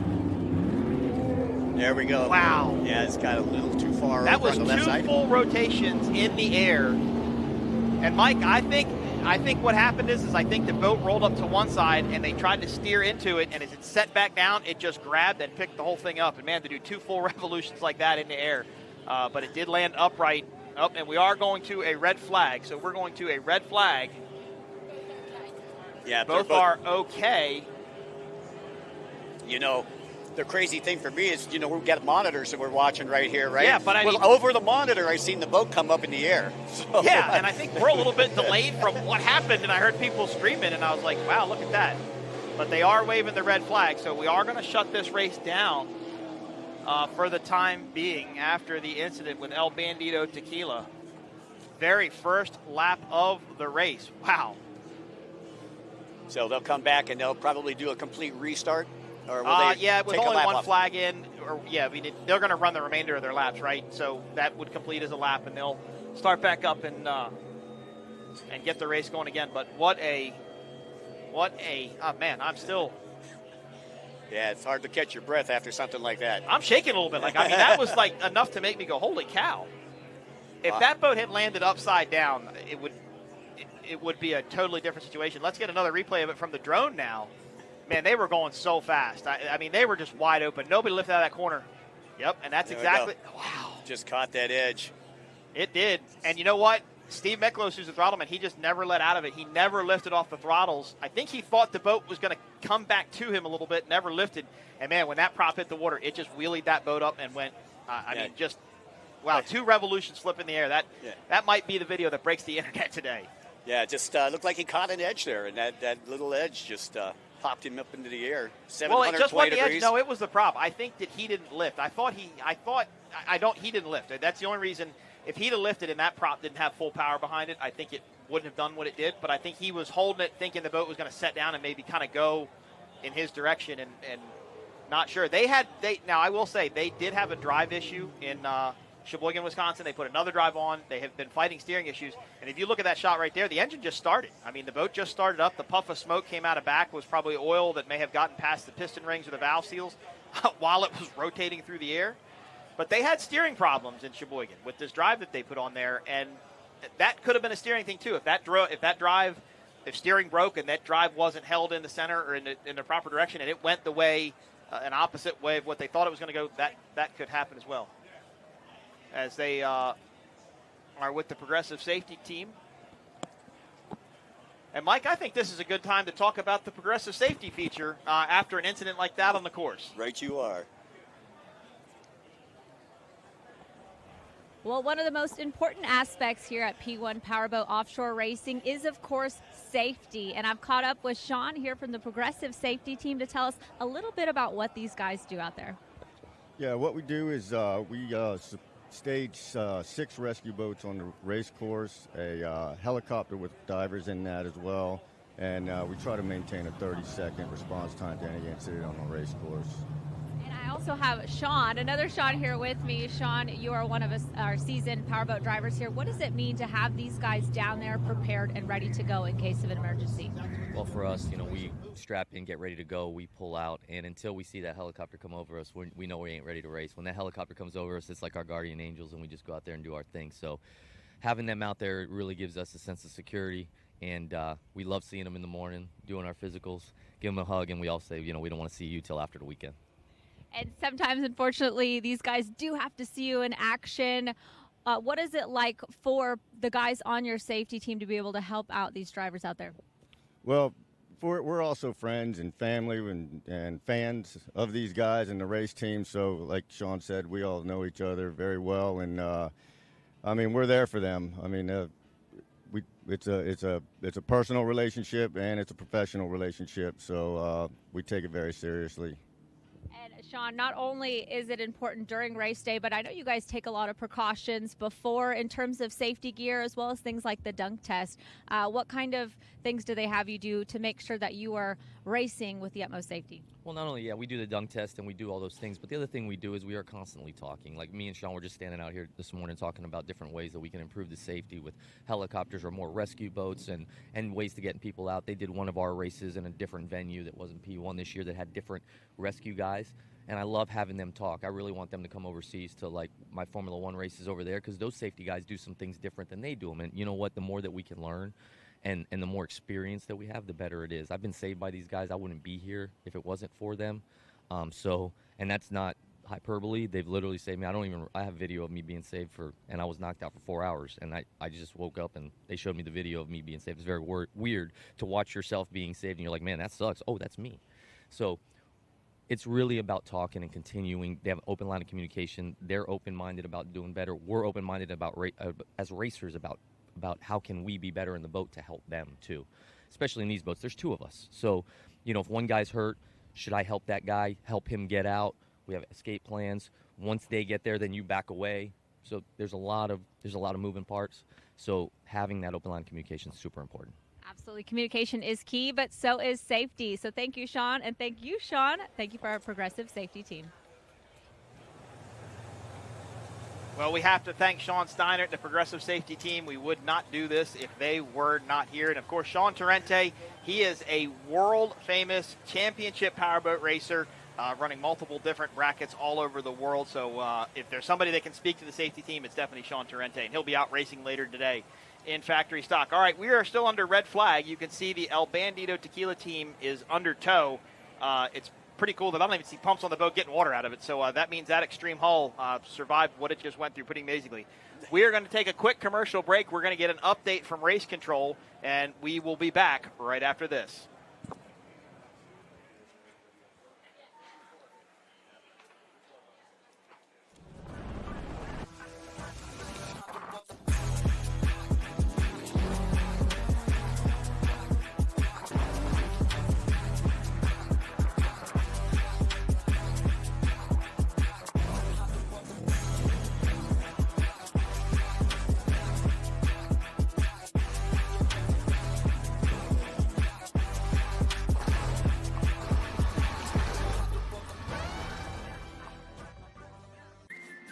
To St. Pete Clearwater for more dollars and cents, more room and board,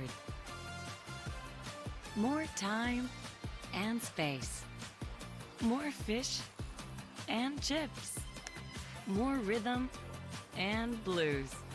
In St. Pete Clearwater, find just what you're looking for and more. Book now at visitspc.com. Powerful, majestic, recreational. At Progressive, we treat your outdoor vehicles like the noble creatures they are. And when you bundle them with your home and auto, you can be sure they get the 24/7 protection they deserve. Yeah. There you go. So they're always ready for your next adventure. Because that's just how we do it around here. Around these parts, around them parts. It's just how we do it here.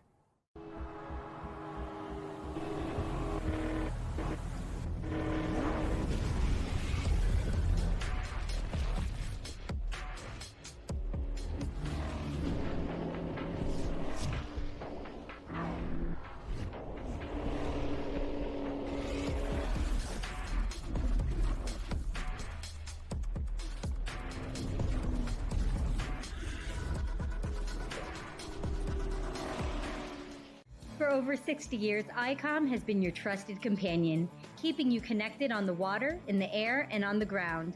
Whether you need a two-way radio for your cruiser, center console, personal watercraft, or anything in between, ICOM has you covered with the most innovative marine, amateur, aviation, land mobile, LTE, and satellite network products.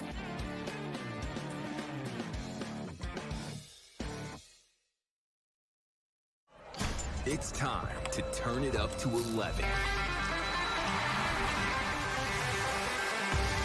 and ride full blast. The all-new Jet Blaster series from Yamaha.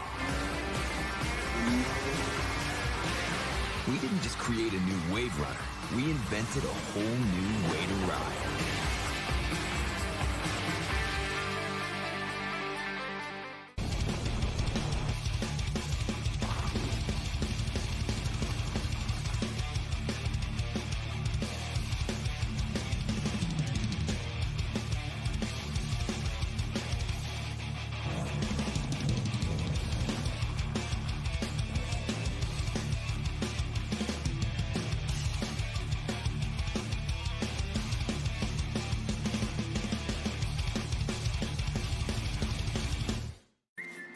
To St. Pete Clearwater for more dollars and cents, more room and board, more time and space. More fish and chips. More rhythm and blues. In St. Pete Clearwater, find just what you're looking for and more. Book now at visitspc.com.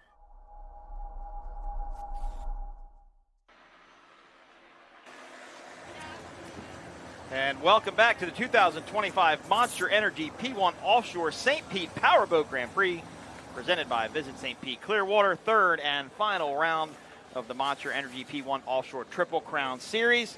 We are going to crown Triple Crown champions today, Mike Young, without incident, with incident though, as the Mod V race didn't disappoint. First lap, El Bandito Tequila with a spectacular aerial maneuver. 720-degree roll. You don't see that too often in powerboat racing. Off a high dive in the Olympics, maybe. Yeah. But not in powerboat racing. And I went over and talked to Val Fiorillo. He's our chief referee for the event here in St. Petersburg. And I was mistaken. I said we probably wouldn't go red flag. No divers were deployed. But he said anytime a boat goes over, even if it lands upright, whether divers go in the water or not, we're going to red flag it. So that was the reason behind it. I think it just took a long time for the boats to get the boat slowed down and forget everybody to see. Remember, this is a long course to try and see a red flag on it and to get assets everywhere they needed to be. So that we did go to a red flag. We did stop the race. Now we're getting restarted. As we watch one more time a replay.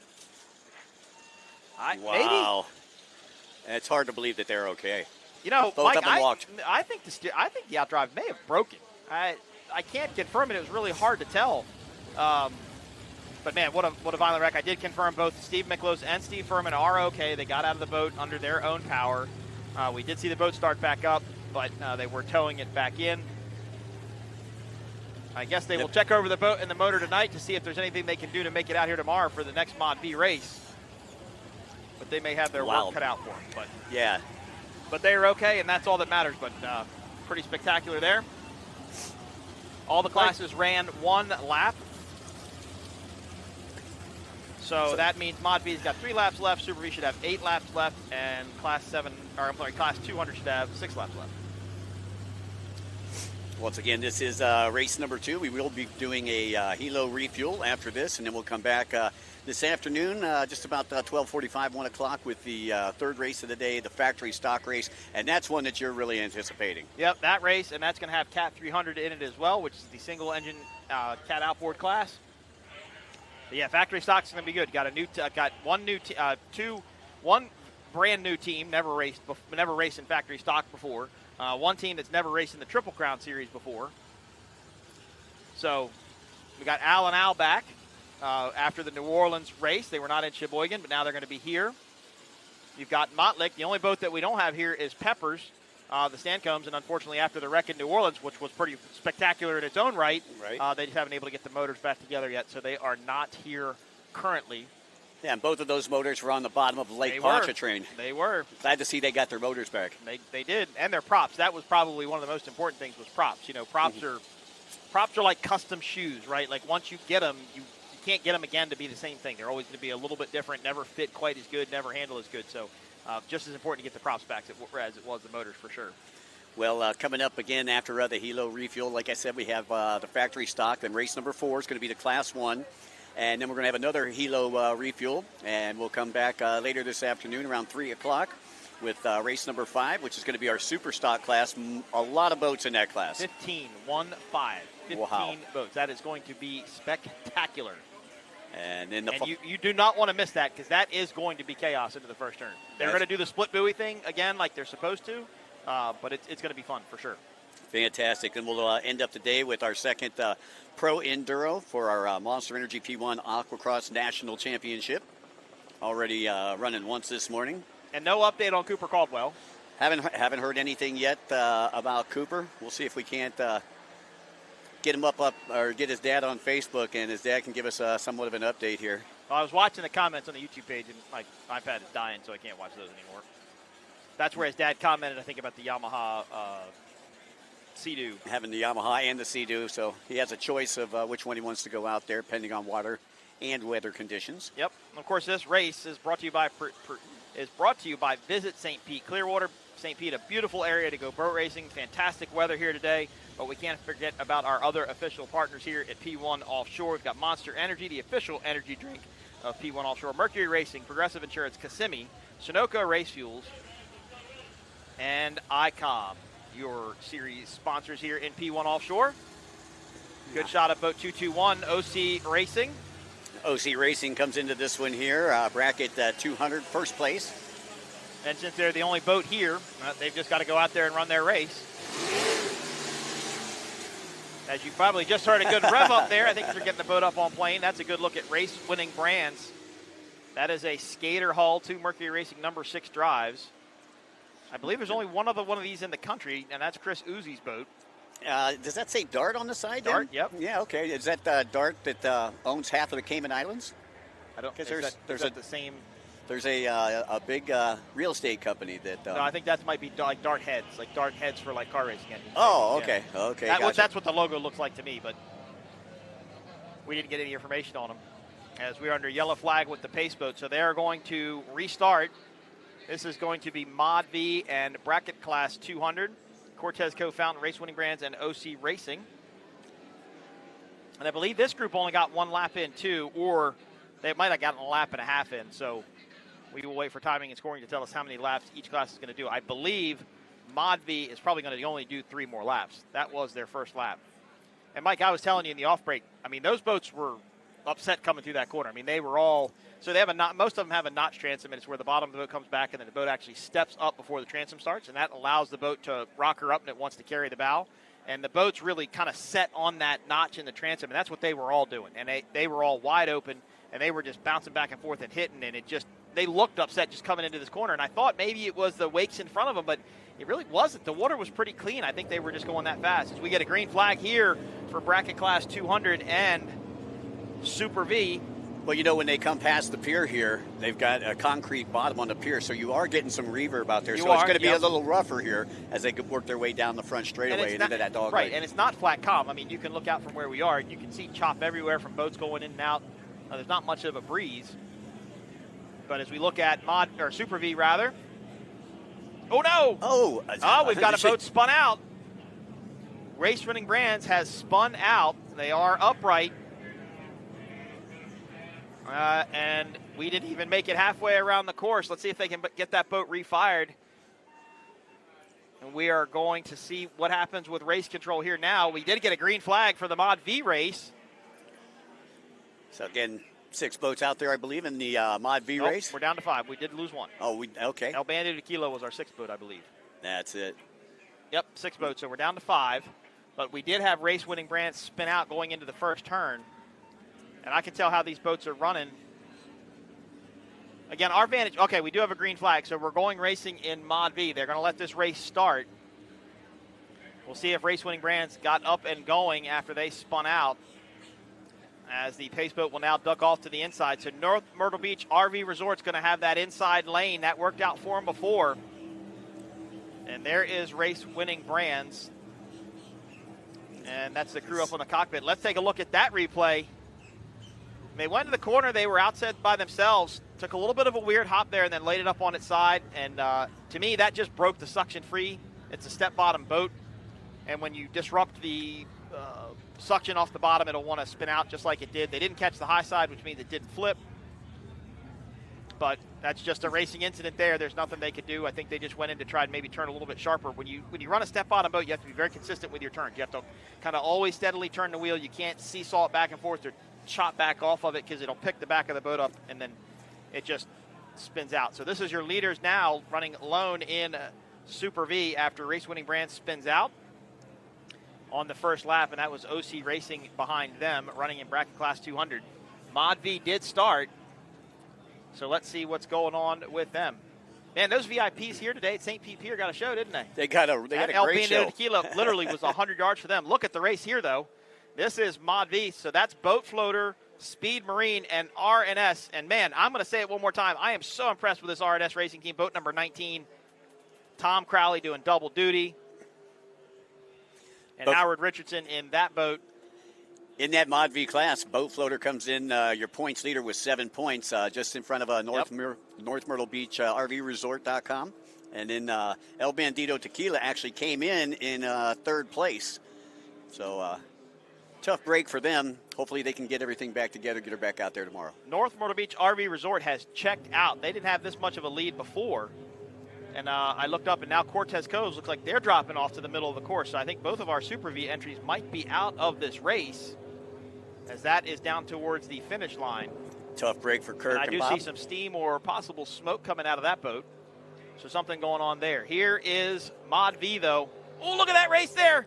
Look at Speed Marine. Look at Boat Floater. Holy cow. Wow.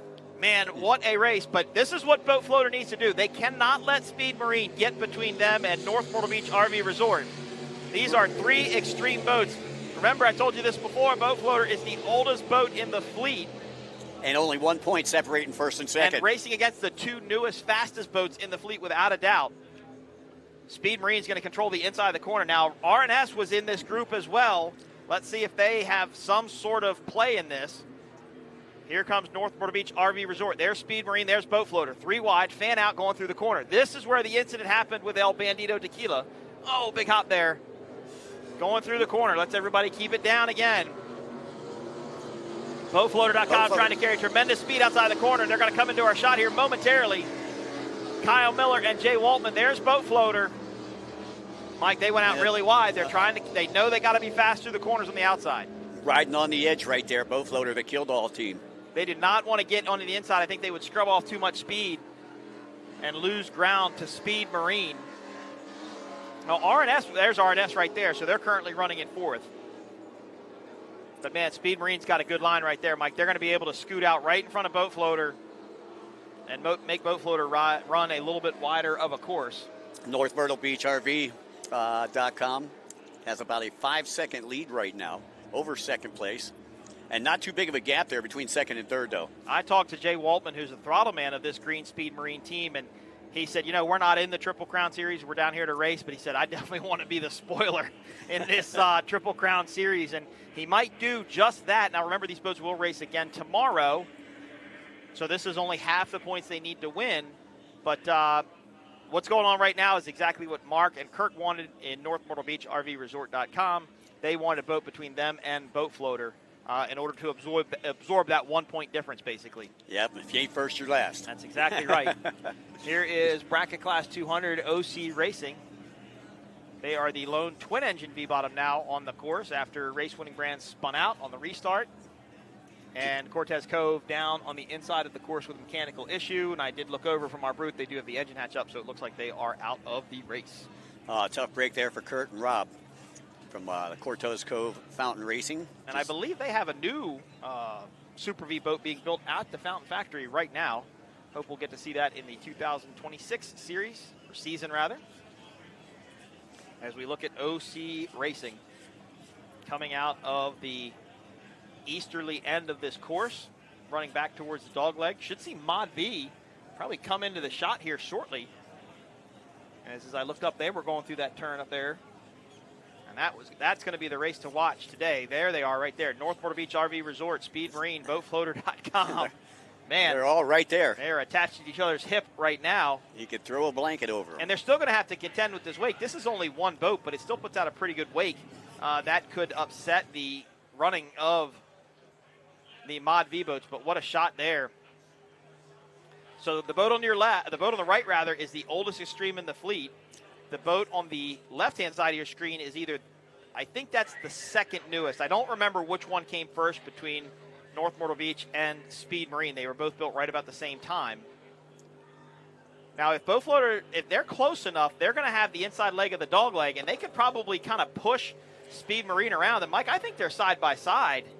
So your top 5 out there, you got NBR RV, Speed Marine, BoatFloater.com, R&S Racing, Irish Kevins, and SRQ Racing, and El Bandito is out. Now, I've watched the Killdalls run boats for many, many years, and I can tell you they are running that boat floater entry boat as fast. Oh, big hop there. Big trip. And there's another factor about this course, Mike. We'll talk about it in a minute as I finish this thought. The Killdalls are running that boat as hard and as fast as they possibly can. There's nothing left in that boat for them right now. It's barely in the water. Oh, there's Speed Marine. Holy cow. 3 wide. What a run here And in Mod V. boat floater just off your screen on the right-hand side. Had to go out wide through that corner again. North Myrtle Beach RV Resort. This walking a little bit. This might be the last lap. They were only going to do 3. They were doing 4 total to begin with. They did 1 lap, if they counted that as a lap when the El Bandito Tequila incident happened. BoatFloater.com has, now we've got OC Racing down. So our bracket class 200 boat is possibly out with a mechanical issue. So we are going Mod V racing here for the second race of the day. Right. So much for combining 5 classes. Exactly. But man, this race in Mod V, Mike, what I was going to say is BoatFloater.com, they've got to get this west turn figured out. That's where they're losing it to me. They're doing real good. This is the leg going now east, back towards, I'd say, like the Apollo Beach area probably. Yep. And they seem to be real fast here, real fast through the dog leg, but when they come down to this westerly turn right at the pier, they are definitely losing some ground. But the Red Rocket, North Myrtle Beach RV Resort out front. Picking up where they left off in Sheboygan. Yep. We do have bracket class 400 out here as well. We haven't shown them yet, but I think Simmons Marine looks like they're leading there. Shocker currently running in second. Ray Evans and Chris Colson got out of a Class 7 boat right into a bracket Class 400 boat and are racing again. Pulling double duty this weekend. So that is your first place boat right there, North Myrtle Beach RV Resort. And right behind them, right off your screen on the left-hand side, that is where your big battle's at with Speed Marine and BoatFloater.com. So, Mike, this is a good shot. One variable of this course, and I'd forgotten about it just about a minute ago, is that the channel out there, the main channel at Tampa Bay, is still open. And you saw there was a tugboat moving. I've seen cruisers go by out there. And those waves don't stop before they come into here. So, and you can't see them. You don't know what's there. And that's kind of throwing these boats around a little bit, too. That's what happened when North Myrtle Beach RV Resort, remember, they went up, kind of stuffed in the bow a little bit, tripped, and came back down. Well, and I think that might have been because of one of those wakes. Well, and you got a big flotilla out here, too. You got several yachts over here on the south side of the track. And they're basically all the way around the track. So you got waves coming, wakes coming from different boats, different directions. Whoa! Oh, Speed Marine. they drifted out way wide in that corner. Carried a tremendous amount of speed. Let's see what that did for Boat Floater. Now, Mike, that could do what Boat Floater needed it to do. They're going to be on the outside of the dogleg, but the inside of the turn here on the south end. And this might be the checkered flag for the Mod V race. And let's see what BoatFloater.com can do. The Killdalls. I told you they were faster through that westerly turn. But, man, Speed Marine's caught up to our leaders also. So this race is going to come down to the wire. And in that Super V class, race-winning Brands still out in front. No, they're out. Race-winning Brands is out. They spun out. They didn't restart. Oh!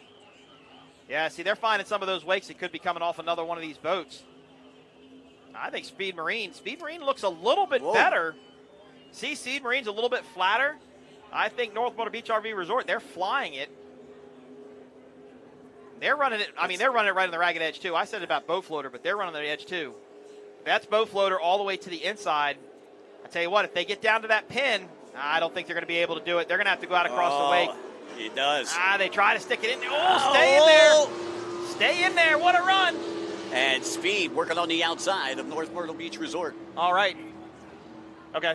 I stood up and looked just then, and we did not get the white flag lap, so we get to keep. Oh, wow. That was a almost spin out there by North Myrtle Beach RV Resort, it looked like. Back of the boat kind of started coming around on them. But, Mike, we get to keep doing this, and I love this racing, man. Look at Speed Marine. Wow, look at Speed Marine. They have checked out. How close were they? What a run. Oh, Mike, BoatFloater.com. I'm sorry, I looked up the broadcast booth. BoatFloater.com is out.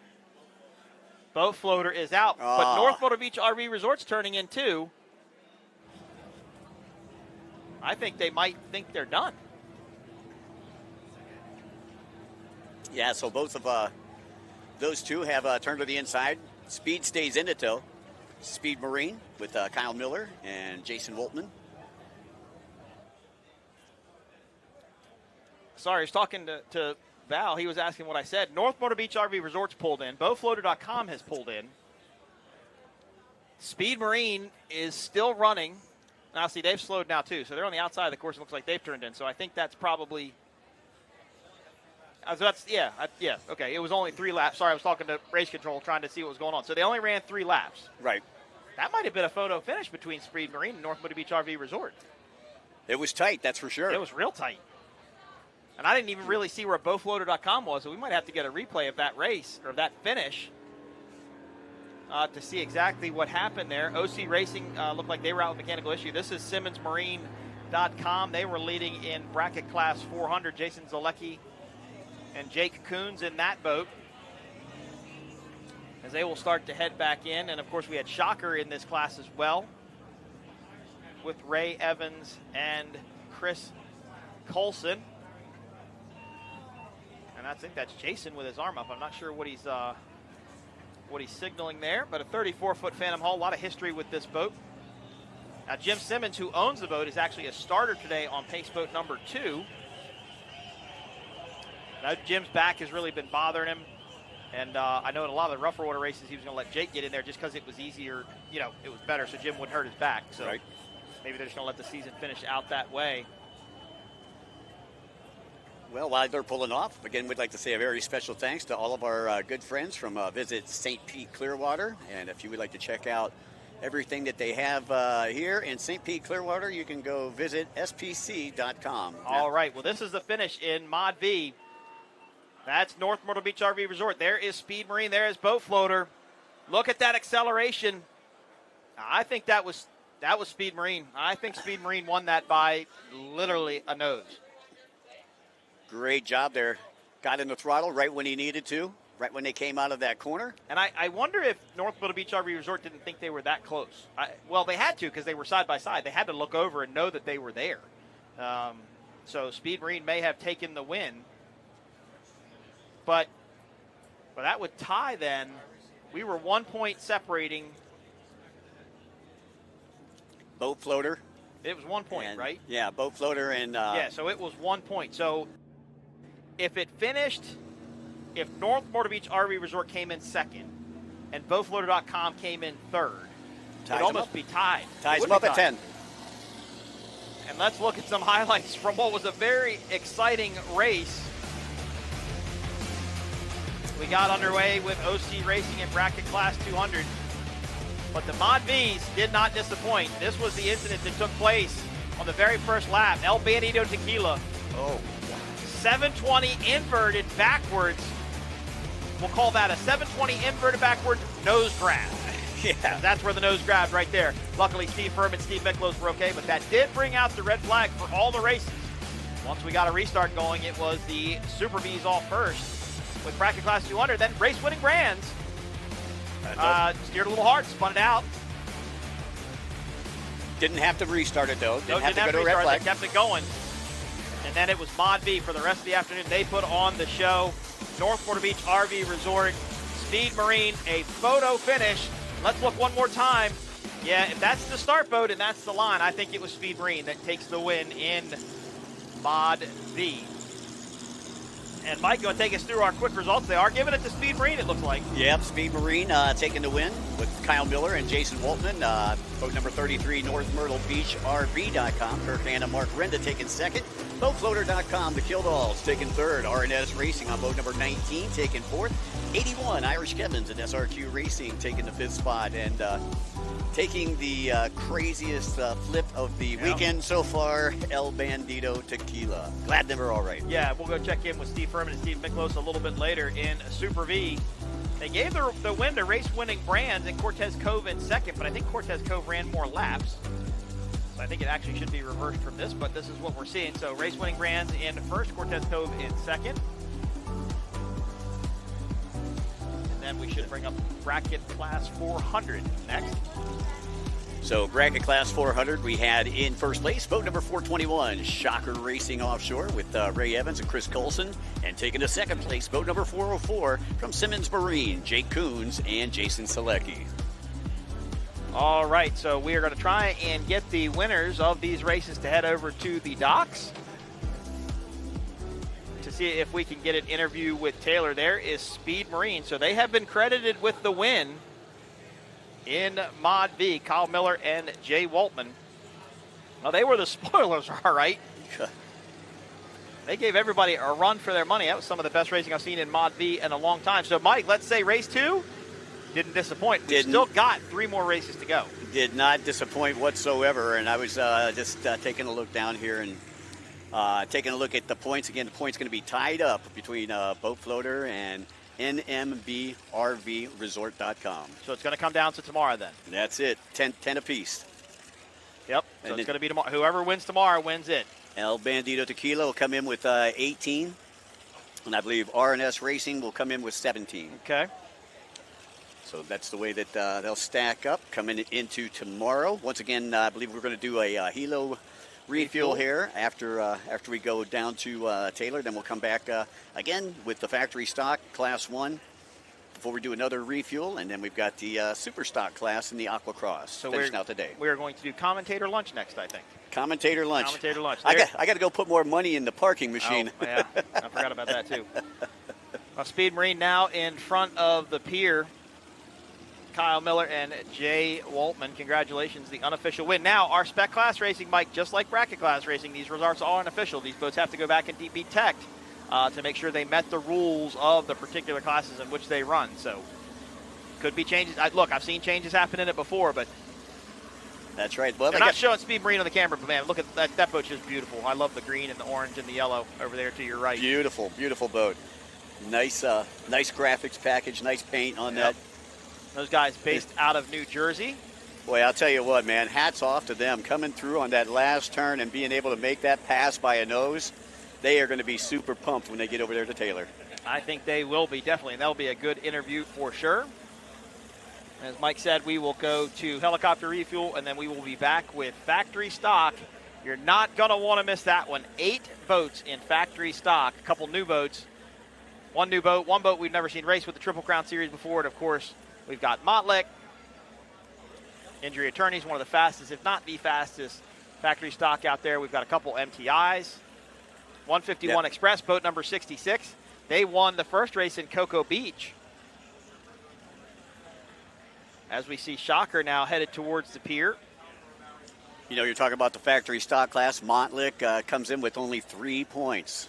Wow. So they've had 3 aces. 2 races in New Orleans, 1 in Sheboygan. Sitting in second in that class is the 151 Express.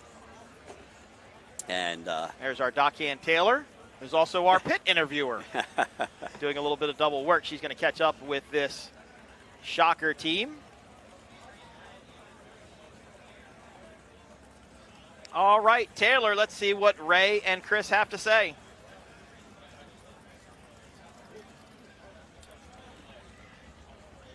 I'm down here with our Class of 400 victory winners, the Shocker boat.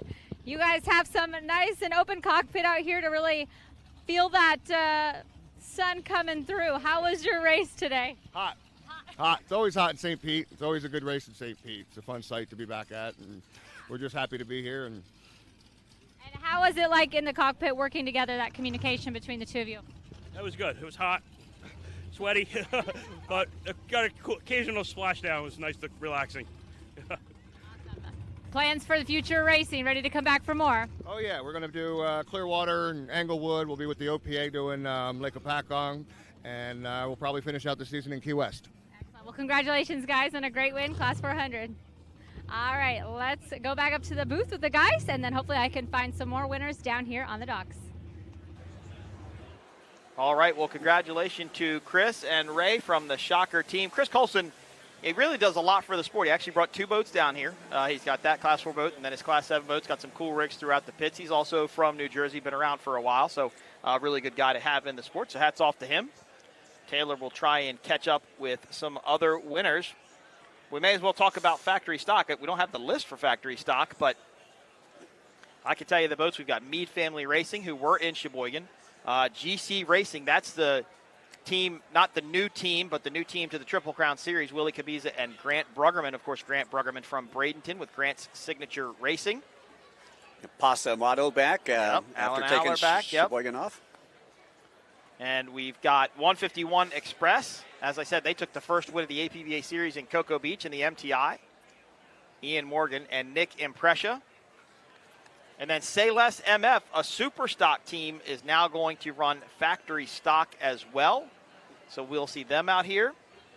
So I think it's going to be very, very exciting racing. Lots of boats out here in the factory stock class. As you pointed out earlier, 53 total boats for here. All right, and Taylor has caught up with Kyle and Jay, your winners in Mod V. All right, I'm down here with our Speed Marine winners. Congratulations, guys. What a race that was. Oh, it was good. It was the first time out this year. It was a lot of work. The crew did a great job on the off season and come out first race of the season and take home another checker. And this is our Triple Crown. You guys are taking the win in that. How cool is it for those 3 races and then to finish it off with that checkered here? Well, we didn't make the rest of them because we were out, but we came in and gave them a little mix-up in the end. You know, so we came in, threw the points all over the place, took the win today. I want to dedicate this race to my stepfather that passed away in April. It means a lot to me and my family for us to be able to get here and do this for him. Thank you. That's what racing's all about, family and of course going fast, and you guys did that today. Proved it well. Yep, no, it was a good day. It was a good one. All right, well, congratulations, guys, on that great finish. I'm going to go see if I can catch even more drivers here down on the docks. Be right back. Well, I talked to Kyle and Jay at length yesterday. They did exactly what they wanted to do. They wanted to come in and kind of be the spoiler of this Triple Crown Series, and they did just that. Now, I don't think it disrupted things as much as they wanted to, because if NMB RV Resort came in second and Boat Floater in third, like we said, they would be tied for points, and it would come down to tomorrow. And basically, between those two boats, it's winner take all tomorrow. Yeah, you know, and I kind of like the fact that they did play the spoiler there, because that just makes it all that much more exciting for tomorrow and for everybody to come out and check us out. Yep, and as I look out of the broadcast booth over to the right, that is race-winning brands. They are currently under tow. Fast Response Towing doing all the towing for the Monster Energy P1 Offshore Triple Crown Series. Now, the Super V guys will be back tomorrow as well. So I think both of these boats, Cortez Cove and Race-Winning Brands, are going to have some work to do, Mike, in the overnight hours. I don't know how much damage would have happened to Race-Winning Brands. Usually when you go into a spin like that, you want to hold. They usually just pin the motors and hold it wide open, because what will happen is when the boat sets back down going backwards, it'll shove water into the tailpipes and flood the engines. But if you hold it wide open, then in theory it should be keeping the exhaust coming out and not let the water get back into the motor. So, but it can rip drives off, it can rip skegs off, it can, break the transom out of a boat, so they're going to have to go back and make sure to check everything closely and see what happened. Make sure no damage was done during that spin out and that restart in hopefully Super V. Hopefully we can see El Bandito Tequila back out here as well. Yep, and probably the video that will break the internet. Yes, I'm telling you. You don't ever want that to happen, but they talk about it in like NASCAR and stuff. Like when wrecks happen, sponsors actually love it because they keep getting replays over and over and over again. So I guarantee there'll be some shorts on Instagram and TikTok and Facebook later of that flip. Well, you think about how many people we have down there in the VIP. It happened right in front of VIP. How many people had their phones out there filming? Right in front of you. Everybody's going to see that. And that's going to be from like water level. I mean, that's going to be like I said earlier, you're standing on the water. You're going to kind of be like looking up at El Bandito Tequila. Doing the, what did we call it, the 720 backwards invert nose grab. Right, there we go. But again, in all seriousness, we're glad that Steve Miklos and Steve Furman are okay. They got out of the boat under their own power. That's the most important thing. So we're going to helicopter refuel, take a short break, and then come back with race number 3. And Taylor has caught up with our winners in bracket class 200 OC Offshore. Taylor? I'm down here with our Class 200 winners. I've got Joey and Billy. What a race that was out there. You guys pulled it off. Congratulations. Awesome. I appreciate it. Thank you. It was a great time. We ran unopposed, but, we went out there and had some good practice, and the boat ran great. So we'll be ready for the next one. And this is some pretty fun water, I've heard. It's a really fast course. What's the course like? It's smooth, calm, fast. You can go wide open the whole way around. All right. Well, congratulations, you guys, here at the Triple Crown. What's it like finishing it off here in beautiful St. Pete? I love it. Close enough to home, so this is great. Well, congrats, guys. Class 200 winners. Thank you. All right, congratulations to OC Racing. I do believe that they are going to be your first Triple Crown champion winners of the weekend in bracket class 200. Well, Mike, it's actually starting to calm down just a little bit out there. Yeah, as we get a little bit later here toward the afternoon, things have really kind of calmed down. Yep. You don't see as much boat traffic out there either. You know, the wind's definitely calmed down because we started this morning. It was 12 to 15 mile per hour. And that looks like some rain off to the east, as you see on your screen here. There's some big clouds popping up over there. I know there's a chance of thunderstorms later today, so we will keep an eye on the weather. September in Florida. That's right. If you don't like the weather, wait 5 minutes. It'll change. That's right. All right. The helicopter has gone back to refuel. We're going to go to a commercial break. When we come back, we will bring you race number 3, factory stock and Cat 300. Taylor Snyder, Mikey Young, and Mike Iwaski. We'll be back right after this.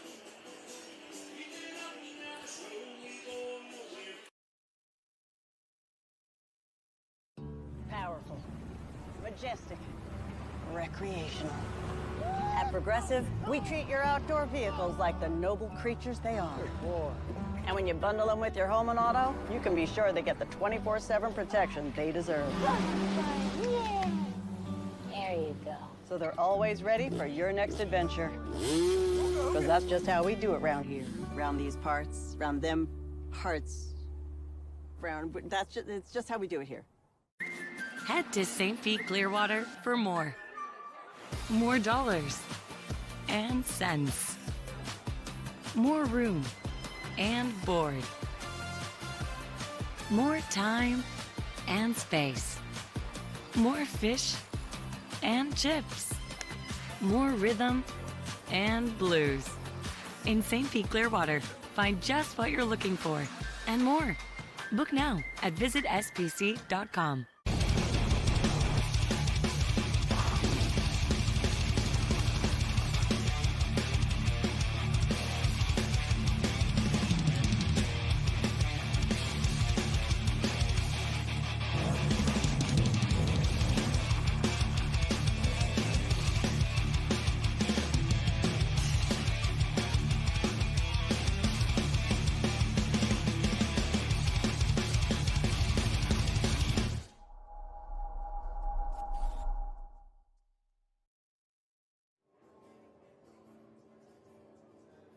All right, the yellow flag is up. We are headed down the straightaway. We're going green flag racing anyway. The start is up. They are going. And it looks like Sayless MF is going to jump out to the early lead, but there is Demon Bikini, and the firm is probably in those rooster tails. Look at that speed, though, Mike, on Demon Bikini. They're going to control that inside line. Yeah, they're definitely going to have the line as they work right to left, as they view it there from the VIP stands. And as they go down, they're going down that monster mile right now. So they've got a nice run at that turn down by the causeway. Their first time through it, and then they will get to the turn at the causeway. This is the wider of the two turns that will lead you back in the dogleg. Look at Demon Bikini pouring the speed on the inside. Great run for Leanne and Chad as they are going to have the inside lane. Now they will not have overtake, so they're not going to be able to stuff it in, and I believe Sayless MF could pinch down on them if they wanted to and take their line away.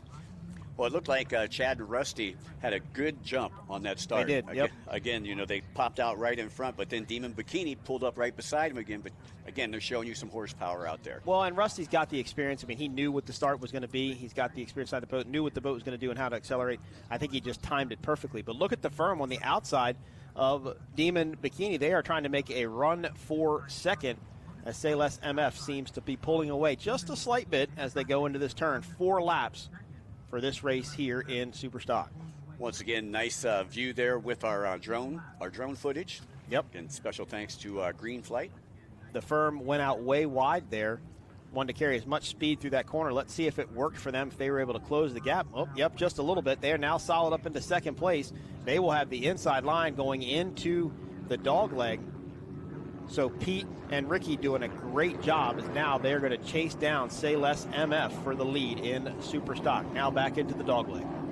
So once again, only a couple seconds in between first and second. Probably only about 6 seconds in between first and third right now. So yep. Things still kind of tight here. Yep, they're all bunched up together. And I apologize, I said that turn was towards the dogleg, but it's kind of conceiving because now this is actually towards the dogleg and you'll see them kind of jog around back to the yellow buoy, turn right, and then head back down into the more tighter of the turns on our course, the hairpin turn, as I believe you described it in our course map.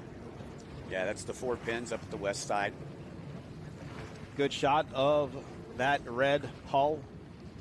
Pete Rivero and Ricky Maldonado. Of course, Ricky's brother raced earlier today in Jackhammer Mini. Ricardo Maldonado, Manatee Marine family, based on the west coast of Florida. Take care of a lot of boats within the racing fleet and a very successful team, the father and son teams working together.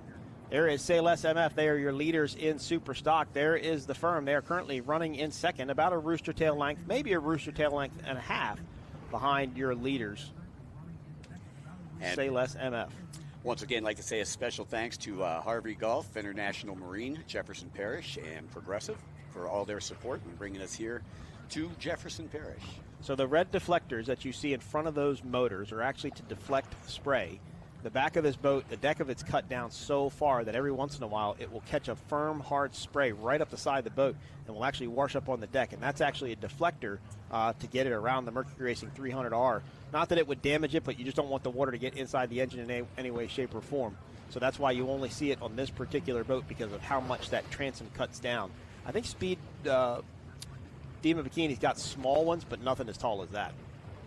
Once again, 4 laps here in this final Superstock race here of a beautiful Saturday, what's turned into a beautiful Saturday. It didn't start off that way. However, the last couple classes have had pretty flat water. It's not too windy. Hasn't been too crazy out there. Nope, been pretty flat. Here's a good shot of Demon Bikini. Chine walking there down the back straightaway. Just a little bit as they get this Doug Wright moving. They got the new canopy design there, as they're required by the UIM and APBA rules, the new canopy standards.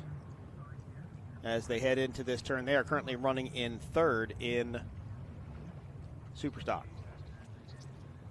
And out in front, once again, I believe it's still the S3.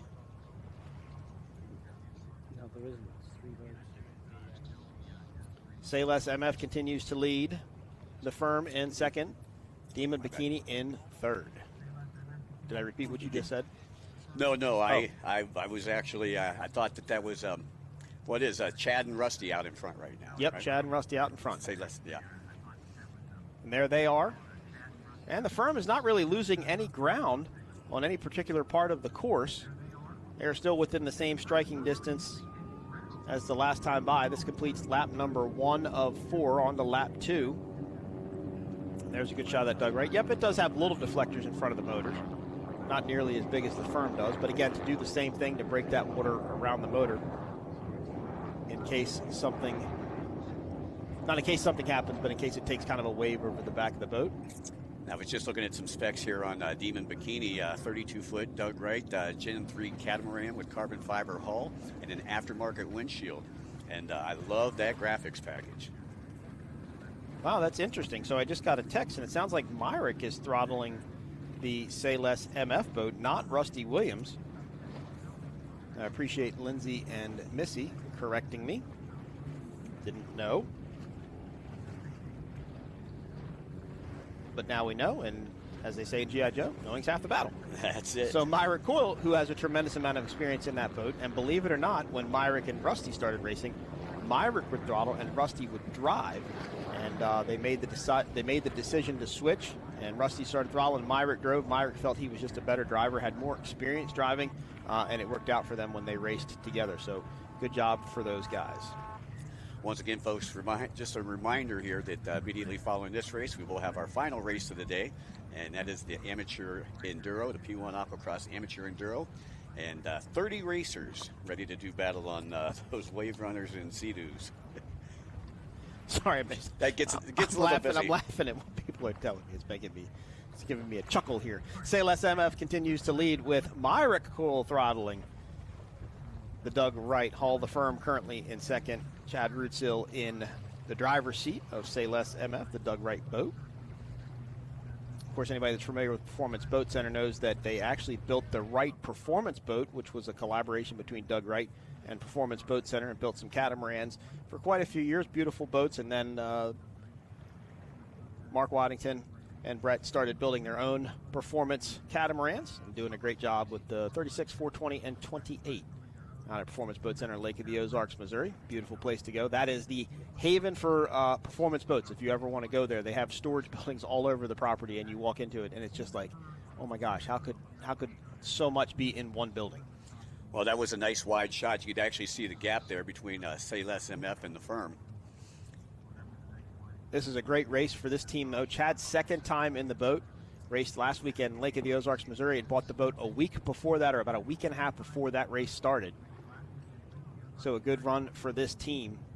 And to be in it now with a different throttleman. Myrick did not race this boat in Lake of the Ozarks. Rusty did, so now you've run the boat 2 different times with 2 different throttlemen. It's kind of an testament to his driving ability. If he can get in there and adapt to that quickly. I always associate this with get in your car with your significant other, your best friend, whoever you want. You step on the gas. One of you steps on the gas and one of you turns the wheel. And tell me if you make it to where you're going to try and go while you drive. And it's not an easy thing to do because you're literally putting your life in the other person's hands, no matter what. Whether you're throttled or whether you're driving. You both have equal amount of control over what happens inside that boat. I think we may have done that in rental cars in the past. Yeah, no, it's a good time. It's a good time. It's a scary time, but it's a good time. It's a scary time, yeah. Say Less MF, your race leader on the S21. Flying the Performance Boat Center logo there on the back corner of the boat. Good looking Doug Wright. Got the beautiful red Mercury Racing 300Rs. And your throttleman, Rusty Williams. He's a former PBC champion. Nope. Myra Coyle. Don't get me in that trouble again. Oh, okay. Don't believe it. Just flip that paper over. Flip that paper over. Get me in trouble again. Not with Missy and Lindsay. I don't need that. It sounds like nothing against Rusty either. Look, Rusty's a great throttleman. Nice guy. Nothing against him either. I just don't want to hear it again. But beautiful shot of that boat, lap number 3 of 4, so they should get the white flag lap. I didn't mean to tap you on the shoulder with that one either. Should get the white flag lap this time by and take the win here for the first Superstock race of the weekend. We'll see these boats race again tomorrow and repeat it all over again.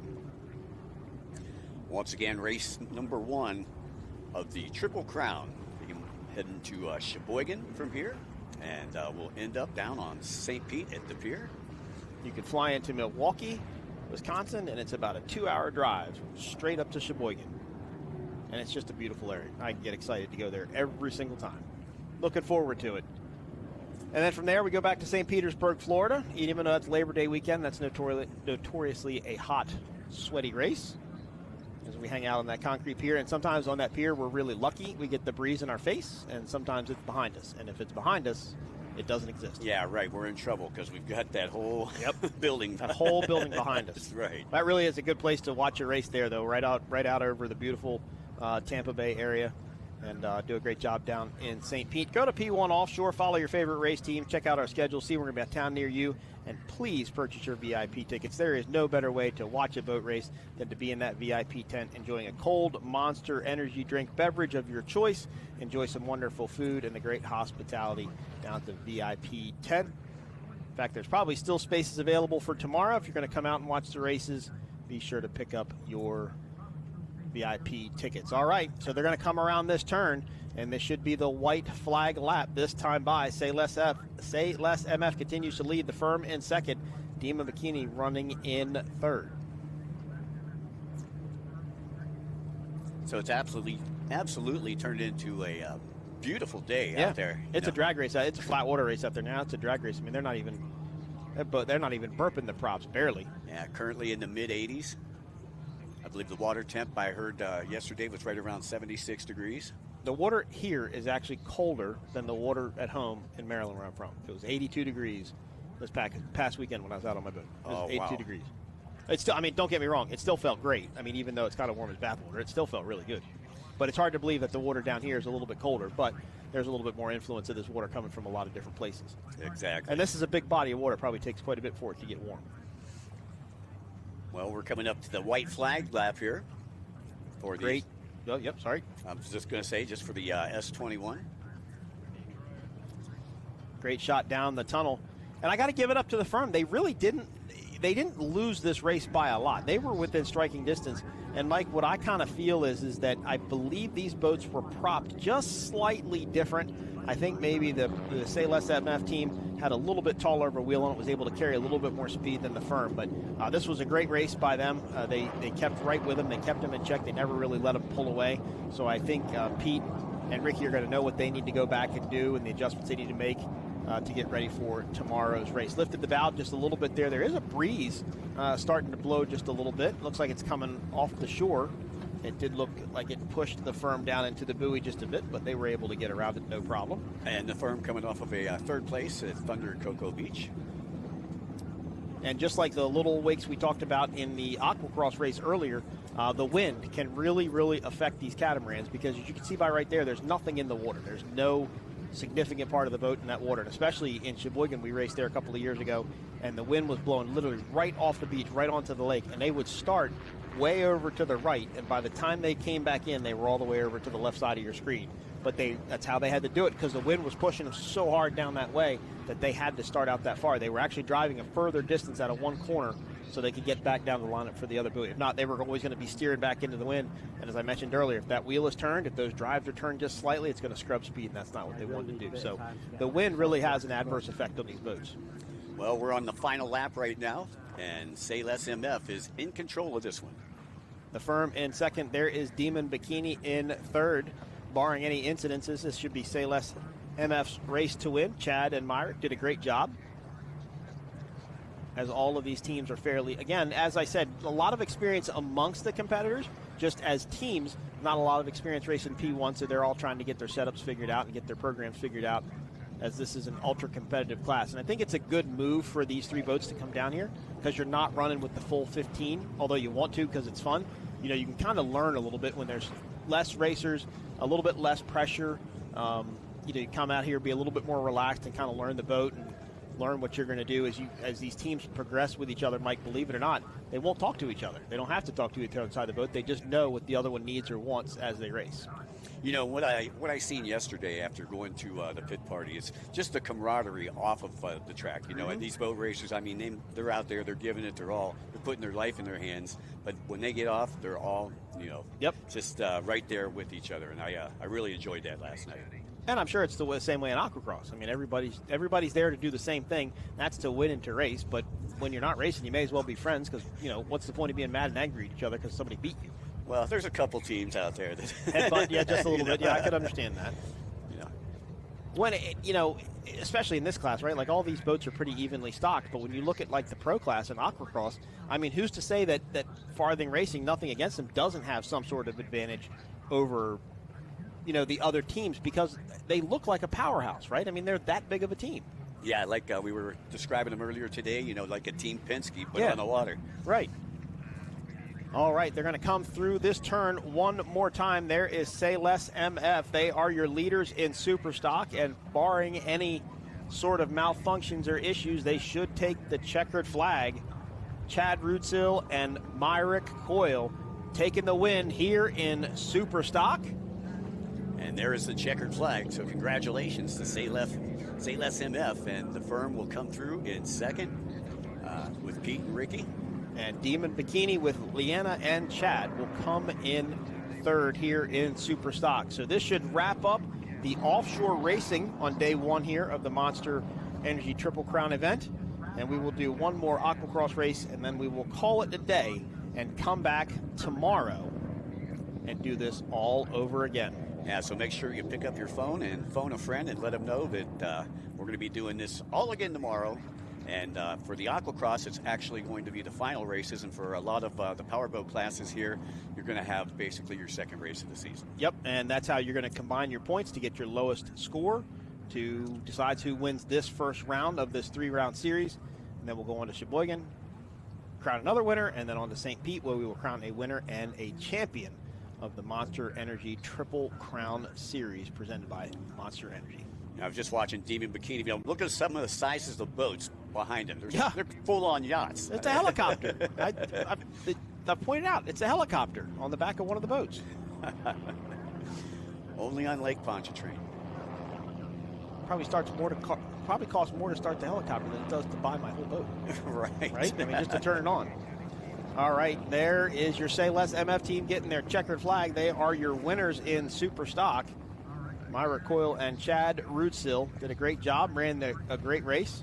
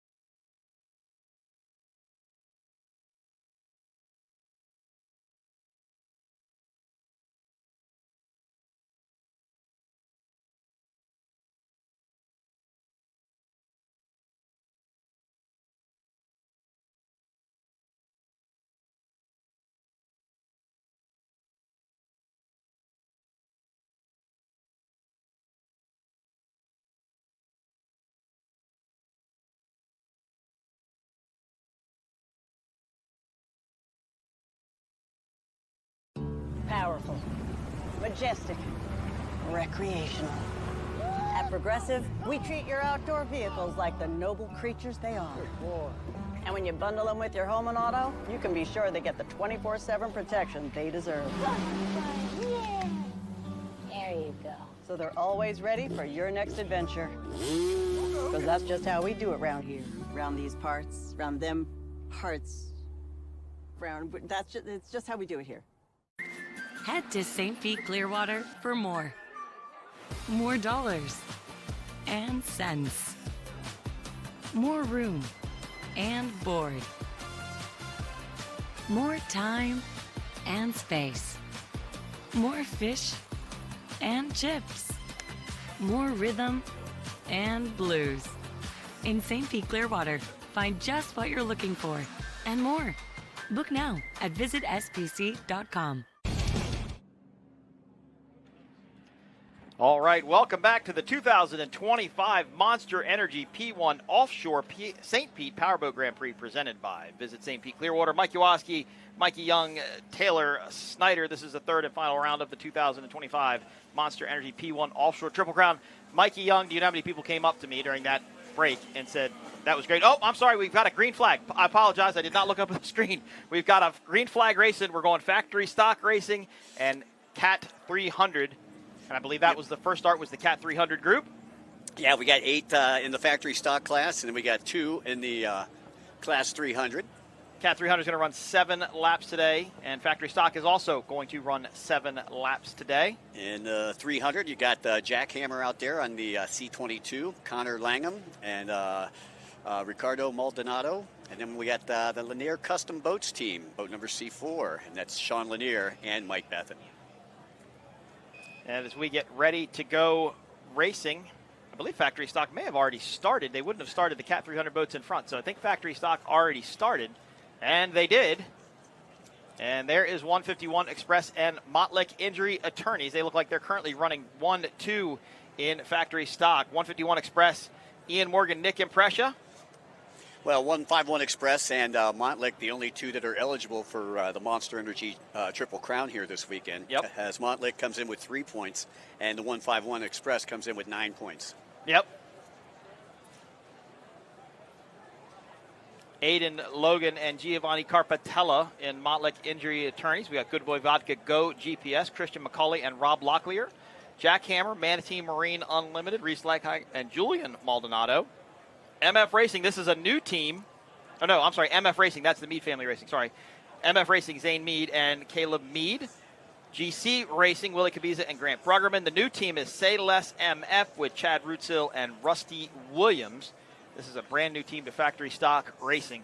And let's see what's shaking out on the race course. 151 Express. Nice lead, Mike, over Mottlick, and it looks like there's a big group now.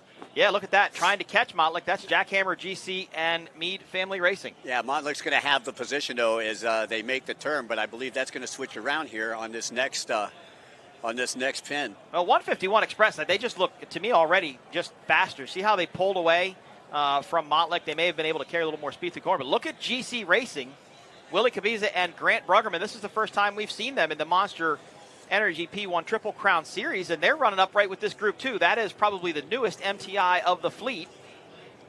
These boats all 39 feet in length. Remember, these have to come from production molds. This cannot be a one-off build. Ooh, look at that. 151 Express way out wide there. I don't know if they didn't see the buoy or something. That was an interesting move back to the inside. That really allowed Mottlick to close up. And you can see Mottlick trying to pull up beside him right now. Matter of fact, I was driving up to Georgia last week. I had to show up in Macon, Georgia. Seen the big Montlick, the big board up there, which was, you know. Oh, okay. Yeah, I'm like, hey, I know these guys. Well, this is going to tell us right now how much faster 151 Express is than Mottlick. If they can pull them now, they're exiting this turn. They're now going to head back east, if you would. And let's see if they can pull away from Mottlick like they did last time by. That was completing 1 lap of 7 for factory stock. And wasn't 151 Express the winner in Cocoa Beach, first race of the season? First race of the season for the APBA Championship was running Cocoa Beach, Florida. They won there. Mottlick's been perfect so far here in the Monster Triple Crown. Mottlick is a very, very tough team to beat. Logan and Giovanni are fantastic in the boat. They've spent actually quite a bit of time together. They've got that Doug Wright working incredibly well. And for those of you who might be first-timers out there, the factory stock class is a canopy catamaran, the hull 35 to 40 feet in length. The maximum tunnel width, 72 inches. The minimum weight, 6,750 pounds. The engines, they're using Mercury Racing 500 competition stock with a 6,800 RPM. Let's go back to the action on the screen. It looked like Mead Family Racing. And that should be Caleb Mead and Johnny Tomlinson in that boat. There's GC. And Montlick is right in front of these groups. So right now the battle looks to be for second, third, and fourth in factory stock. That should be Montlick just off of your screen. That's GC. And Mead Family Racing should be just behind them. And I know what got me. It's Mead Family Racing and Say Less MF. It was MF in both of them, and I couldn't. My dyslexia kicked in, and I couldn't quite keep it figured out. Now it looks like GC might be trying to make a move on Montlick on the outside. They're going to exit the turn. This sets them back up for the dog leg. Grant Bruggerman, Willie Cabiza in GC Racing. Love the new pink livery, pink, silver, and black graphics. Part of the MTI factory race team. And they duck back to the inside, cross back over the wake of Montlick. Mike, you know, they're looking. Yeah, they're trying anything they can do to catch up to Montlick. They went cross over the wake and everything like that. So, again, didn't save them any time, but they are able to get around Montlick right now. So, GC Racing. They're a little further behind than I thought. Wow, look at Say Less MF with Chad Rutzel and Rusty Williams. This is a brand new team. And this boat used to be owned, or that boat used to be owned by Taylor Sissom, Vice President of MTI Powerboats out of Wentz Mill, Missouri. She's expecting her first child, I believe, in October, if I remember correctly. So congratulations to her and her husband. And you're looking at the top three on your screen right now. 151 Express on boat number 66 in the lead. Montlick Injury Attorneys in second, and GC Marine Technology back there in third. This is a battle of the MTIs, as this is Mead Family Racing and Say Less MF just behind GC Racing. And there comes Jackhammer, the lone Valor entry out there. As Mead Family Racing a little tight through the corner. I think Say Less MF was able to carry a little bit more speed on the outside. Love the Mead Family Racing boat. Love the graphics on that.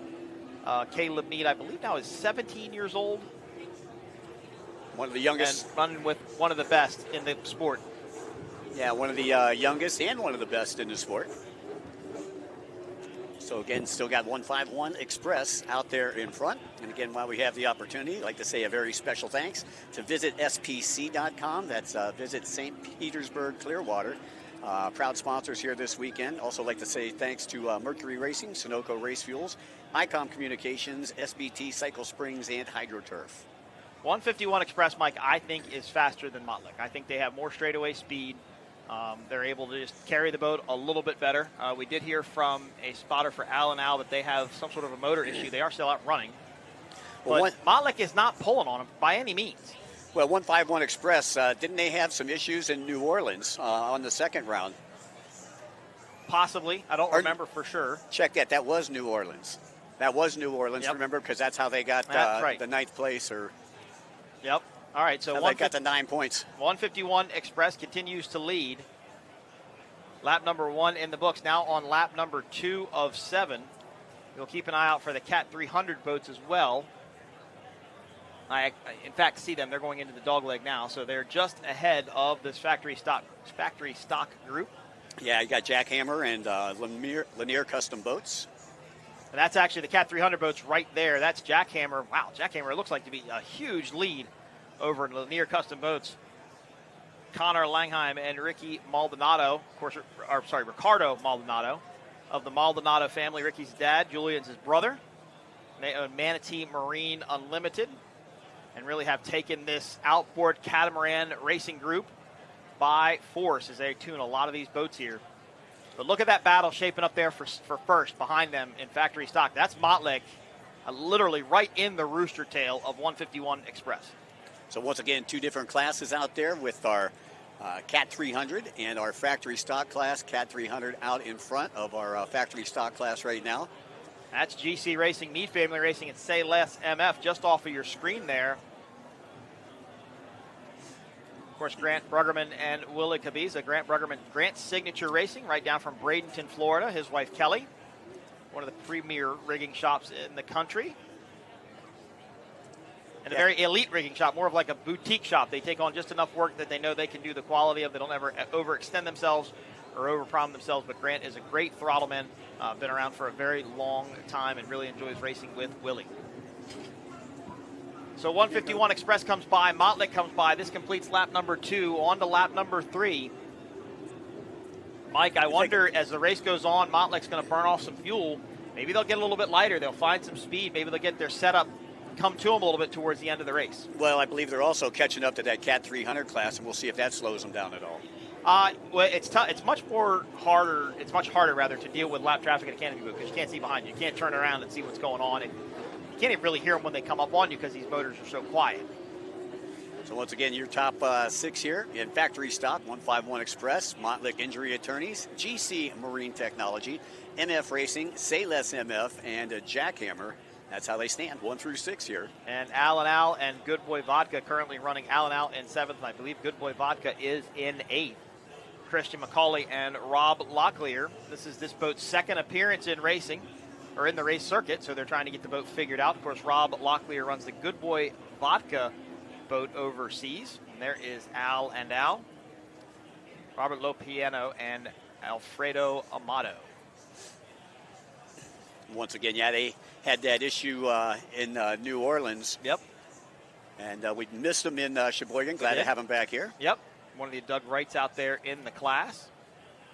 So right now there's 3 Doug Wrights and the rest MTI. There's 3 Doug Wrights, MTIs, and 1 Valor. 151 Express is an MTI. Mottlick's a Doug Wright. Good Boy Vodka, Go GPS, Doug Wright. Jackhammer, Manatee Marine Unlimited is a Valor. MF, MTI. GC, MTI. Say Less, MTI. And Al is a Doug Wright. So you've got 3 Doug Wrights and 4 MTIs racing here in St. Petersburg for the 2025 Monster Energy P1 Offshore St. Pete Powerboat Grand Prix presented by Visit St. Pete Clearwater. And let me go through the schedule for the rest of the day here with you. After this race here, we'll go to our Class 1 race number 4. We'll have the Hilo Go and refuel. We'll come back at the end of the day with race number 5, which is going to be our Superstock class. 15 boats going to be on the line for that. You're not going to want to miss that. And then we've got the Pro Enduro Aqua-Cross race, final race of the day, which should be running about 4:15 to 5 o'clock. Did you say 15? 1-5? 15. 1-5. 1-5. All right. That's going to be very exciting. I'm super pumped about this race, or that race. I'm enjoying this race. We've had great racing all day long. Our first race is in the first part of the day. Even the amateur race, 200, 300 race in Aqua-Cross was exciting. Oh, we're seeing all kinds of action here today. This is the best racing we've had all year. Exactly. Well, and it's the best weather that we've had all year, too. I'm going to knock on wood on that. Now you've destroyed it. We do have some rain off to the east, but it doesn't look like it's coming this way. As you see, boat number 5, Meade Family Racing, Johnny Tomlinson, Caleb Meade. Caleb ran with Sean Torrente when they started, and then had Johnny Tomlinson jump in the cockpit with him, who probably is without a doubt the GOAT, the greatest of all time, as far as throttleman is concerned. And he is on the top 3 people of my list. He's on the people I'd like to run a boat with, so if that's important to anybody. But there's GC with Grant. I'd love to run a boat with Grant, too. That'd be a lot of fun. You've seen Montlick come across the bottom of the screen right there. They're still in second place. 151 Express still in the lead. There is Say Less MF. Took on the new number. That's the old Performance Boat Center number 21. So Rusty Williams, of course, a member of the sales team at Performance Boat Center, just went 215 miles an hour in the Dirty Duck Skater at the Lake of the Ozark shootout 1 week ago. So congratulations to Rusty on that. I believe it's the fastest skater to date at the shootout, so pretty cool to see. Boat owned by a guy named Slug Hefner. Nice. We had one of our jet skis entered in down there, and my buddy, I believe he said he went 124. I don't know. I saw some videos of it. I don't know exactly how fast it went, but I did see videos of it. I actually sold the Hydro Drag event series to him. Oh, okay. They used to actually race in the series. 151 Express, boat number 66, continues to lead. This should be lap number 4 of 7 this time by. Once again, for those of you just tuning in at home, this is a 6-mile track that we have here. Pretty much 3 miles down the backside, 3 miles up the front side. Running clockwise, making right-hand turns, and then a small dog leg on the westerly direction of the course. These are the young guns of the sport. I know Caleb Meade is young, but this is the youngest team in the sport. And Ian and Nick actually work for Sean Torrente with STR Racing. Of course, we'll see Sean out later today in Superstock with Matt Jaminski on the wheel, and Sean will throttle.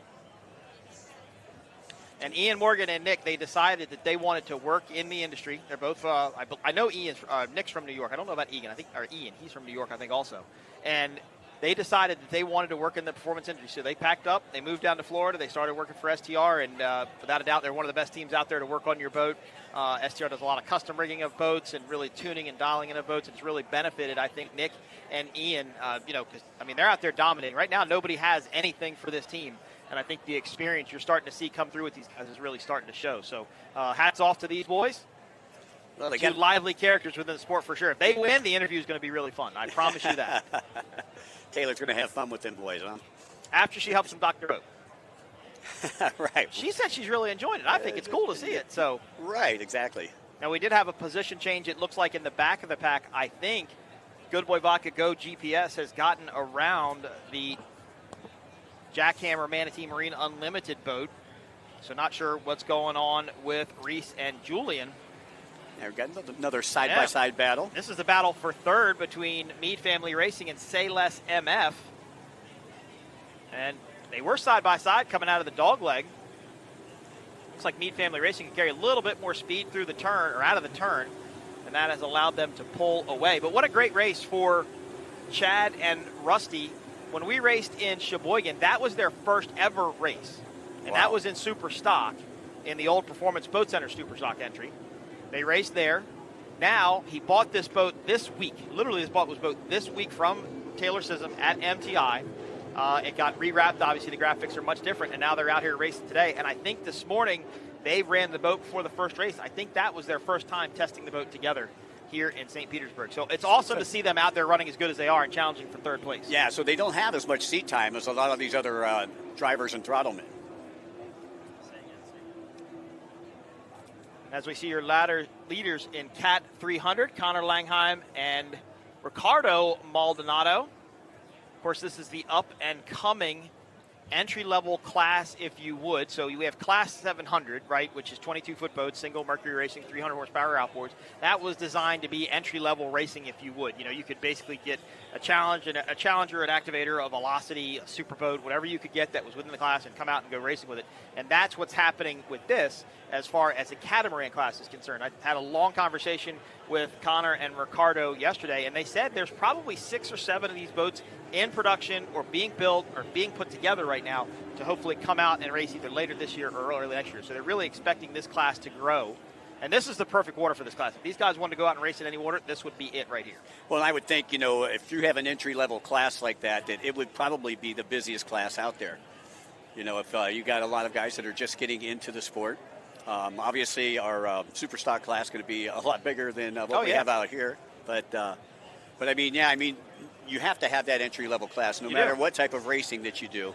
Because you can't just jump into, the MCON monster, machine. So yeah, no, exactly, and that's what Class 700 does. The same thing. I mean, it's not cheap is the wrong word, but it's cost-effective to go racing, right? Because you're racing a 4-stroke engine that's pretty much kind of bulletproof.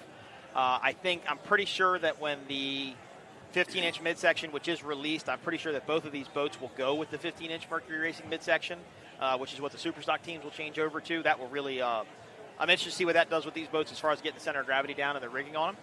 But here's Lanier Custom Boats, boat number C4, Sean Lanier and Mike Bethan.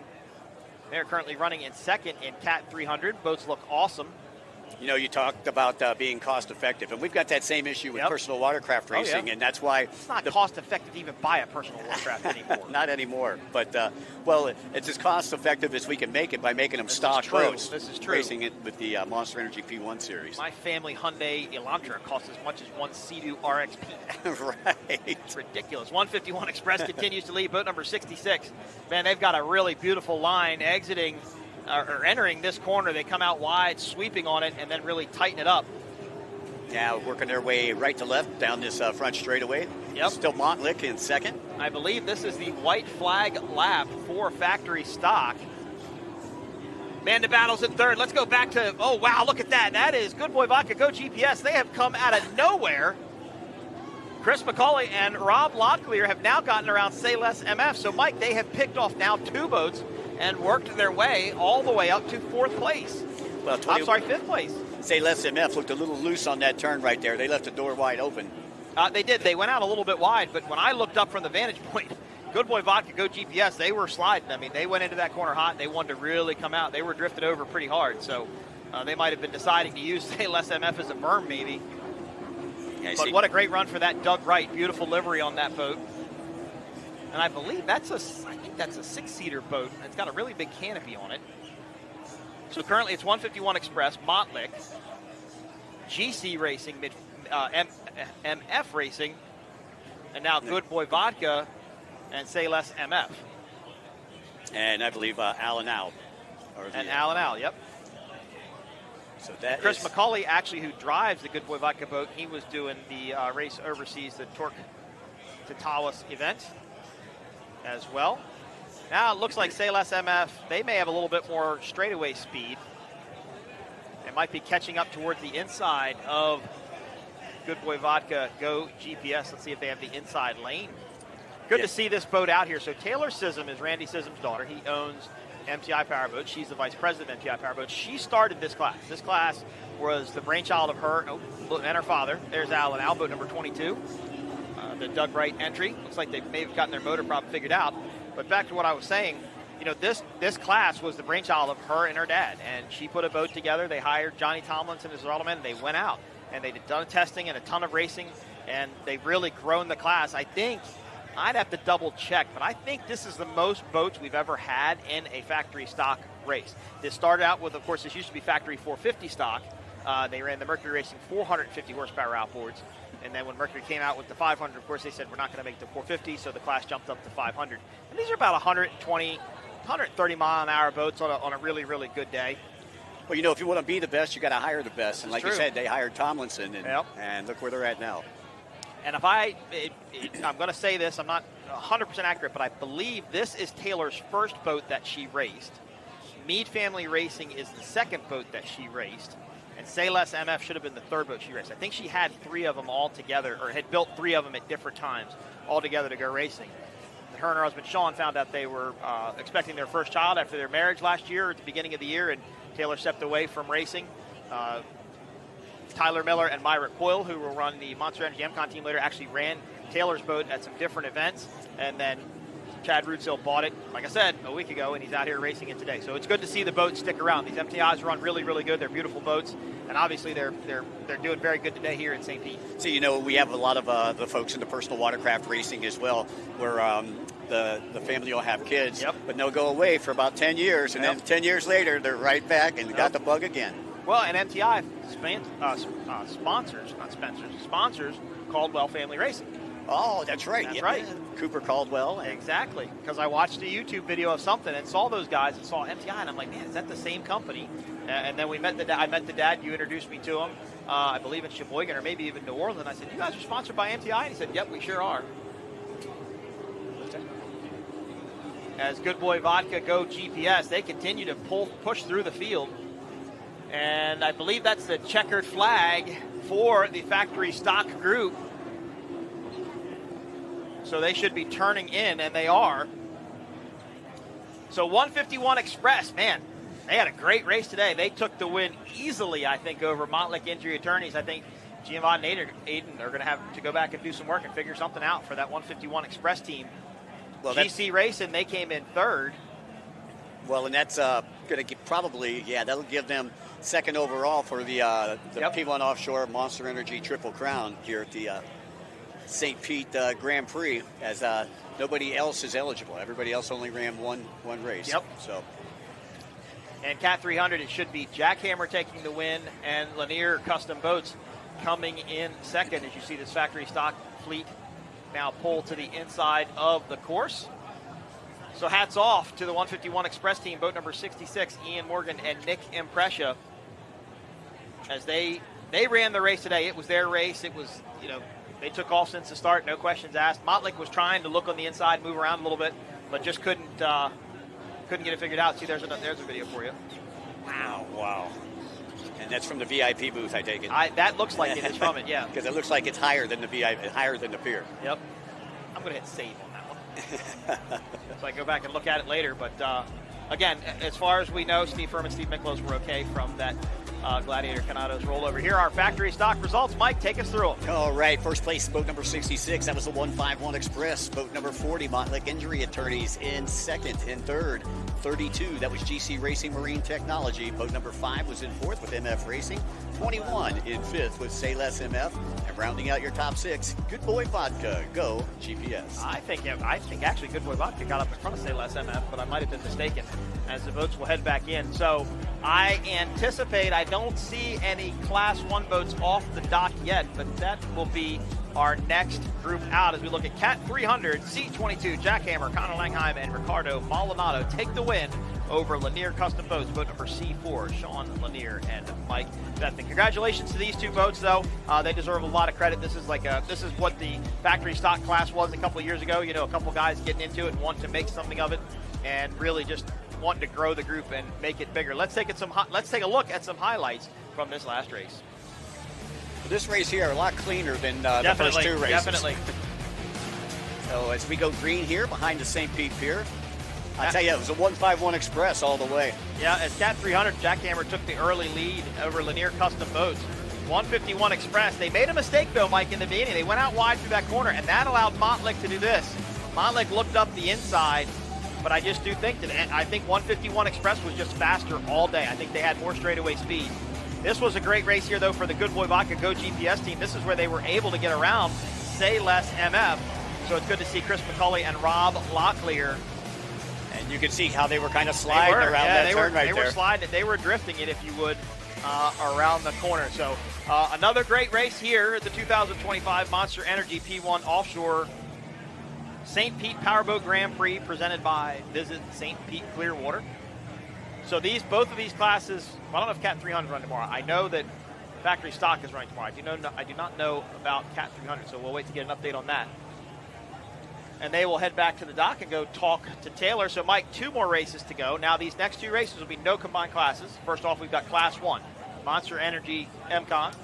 DeFalco, who is running great, mind you. Yep. I believe they are I think they're winning. They're undefeated.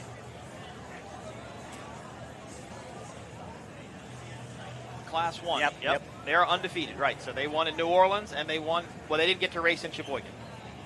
So it'll be interesting to see if they decide to do anything with the points here or the structure here based upon the 2 days of racing, much like Superstock said they were, although I think Superstock was the only one that's doing it.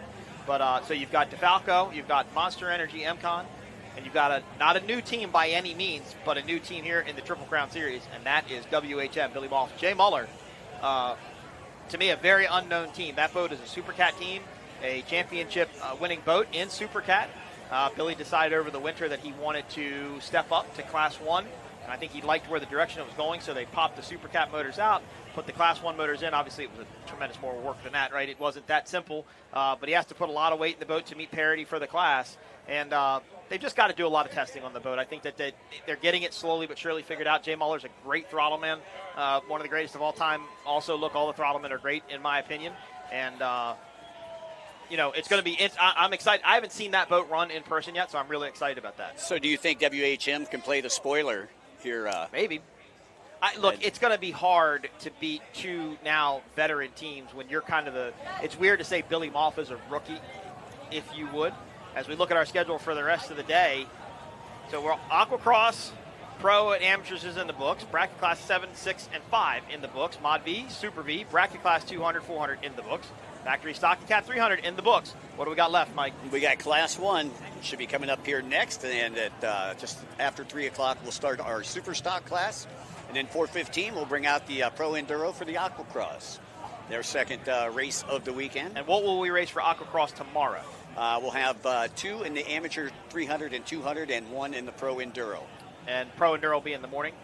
I would imagine Pro Enduro normally first thing in the morning. The last race of the day will probably be the last Pro Amateur 200, 300 race. Oh, there it is for tomorrow.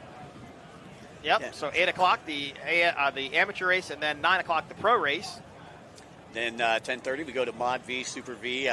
Bracket classes 2 and 300, 11 a.m. factory stock, 12:45 p.m. class 1, 1:45 super stock, and then the final race of the day, 3 o'clock tomorrow, the amateur enduro race number 3. I say this joking, but tomorrow's going to be like working half a day. Did they hear it? Did they hear it? All right. All right. I heard the gumbo was good. There you go. All right, guys. Sorry about that. As we wrap up the race here, we're going to wait for the 151 Express team and Jackhammer to make their way over to Taylor, the best-looking dockhand in the business. Taylor Snyder. She loves me saying that. Great racing here for this race. Yeah. Tomorrow we got even more happening. Be sure to go to p1offshore.com. Keep up with the schedule, see what's going on, and purchase your VIP tickets. I don't know if it's sold out tomorrow. You said it was sold out today.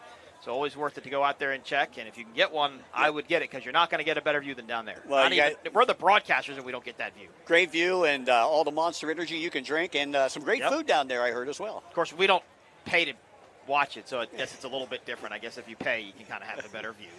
Who could hold it against them, right? We're on the other spectrum. This is true. Yeah, this is true. So I hope you guys are enjoying it down there. They take very good care of you. Enjoy the food, enjoy the beverages, and enjoy a beautiful afternoon of offshore powerboat racing here in St. Petersburg, Florida. And, Mike, unfortunately, this wraps up our season together. When we throw those checkered flags tomorrow for Aqua-Cross and for Offshore, that will be it for P1 and Aqua-Cross. And hopefully we'll be working together again next year, possibly later on this year. Possibly later on this year, maybe in Englewood, and maybe coming back in 2026. I talked to Thomas Covington last night. Lots of plans in the works for P1. I know they've got some events that they're possibly looking at adding to the calendar. They had good 3 events this year, 4th if you counted Cocoa Beach, which wasn't part of the Triple Crown. But, P1, Michelle and Thomas and all of them, a super great organization, great to work for, really take good care of the racers. So thanks to Thomas, thanks to Michelle, thanks to Holly in registration, thanks to Sean Steinert, who's actually Holly's husband, if you would. Thanks to all the entire staff at P1. Just do a great job. And same with Aqua-Cross, right? It's just as much work and just as hard, but it's a different staff, right? Yep, it's certainly a different staff. And, we just had some bad weather. A little bad luck this year, but it happens. Nothing we can do about that. Not at all. All right, Taylor is with our factory stock winners. Taylor.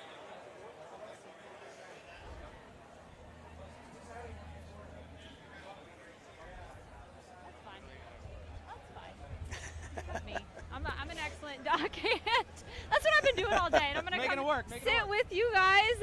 Absolutely exciting, even though we're sitting down. What a win that was for super packed field. Oh, super pumped. So for Ian and I and 151 Express, St. Pete was our first win. So to come back and back it up again, we're so pumped. But hands out to this guy, driver. This is a driver's course, super technical.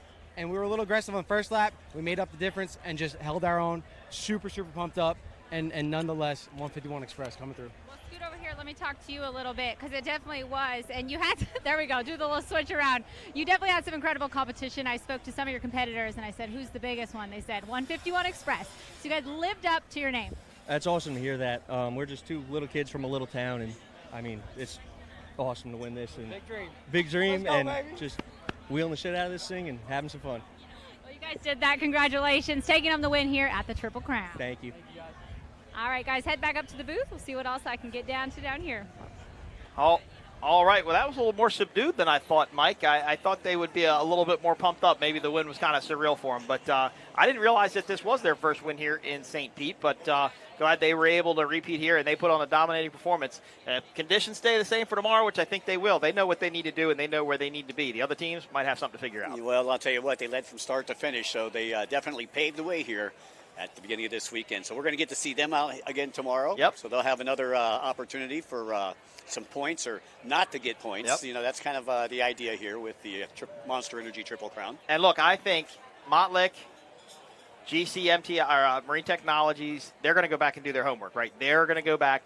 They're going to do the research that they need to do. They're going to look at the conditions. Look, these all boats all have data loggers on them. They've got all kinds of readers and sensors and stuff, and they're going to look at all that data, right, and figure out what happened and figure out where they may have been a little bit slower, whether it's through the corners, exiting corners, into the corners. Hard to say, but they'll do the work to figure it out. And right now, 151 Express definitely has a target, I think, on their back.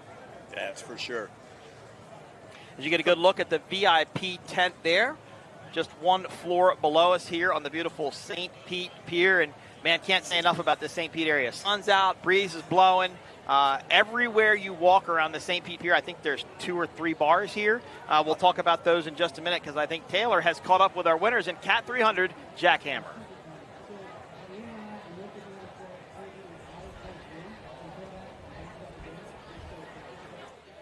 Down here with the winners in our 300 class. The excitement is still here. Team Jackhammer, you guys pulled it off.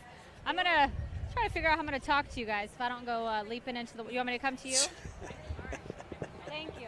There we go. Team Jackhammer, you guys pulled it off. The excitement is real. I'll start with you, Ricardo. How was the water out there? Oh, it was perfect. I mean, for this size of boat, I mean, it was ideal conditions.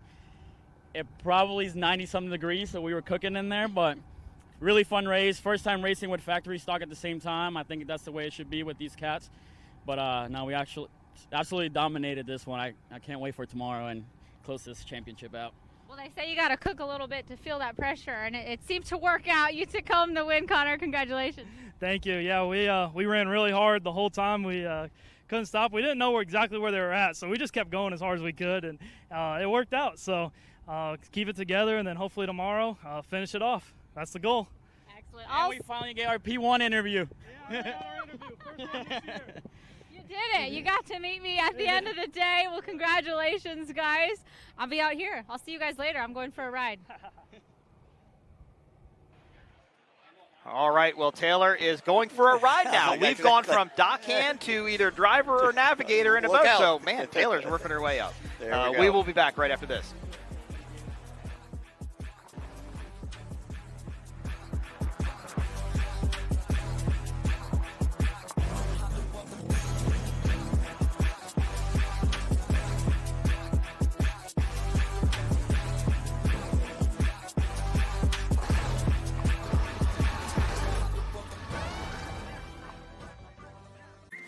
Head to St. Pete Clearwater for more.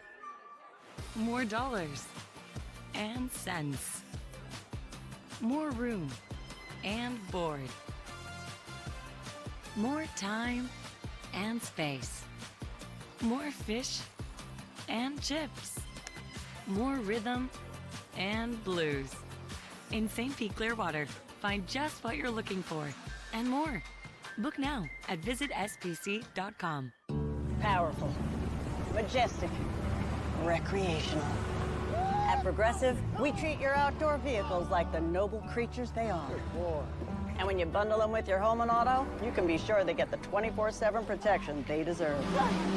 Yeah. There you go. So they're always ready for your next adventure. Because that's just how we do it around here. Around these parts, around them parts. It's just how we do it here.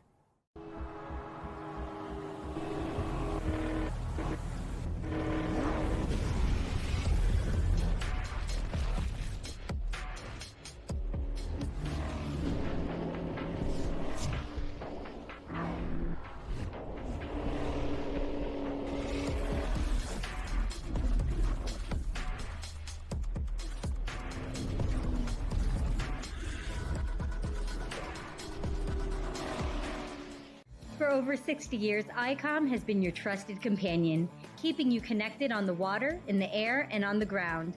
Whether you need a two-way radio for your cruiser, center console, personal watercraft, or anything in between, ICOM has you covered with the most innovative marine, amateur, aviation, land mobile, LTE, and satellite network products.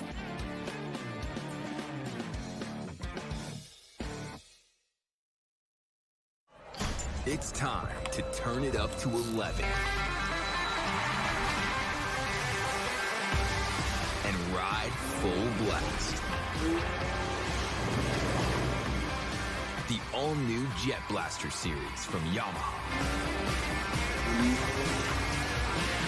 We didn't just create a new wave runner. We invented a whole new way to ride.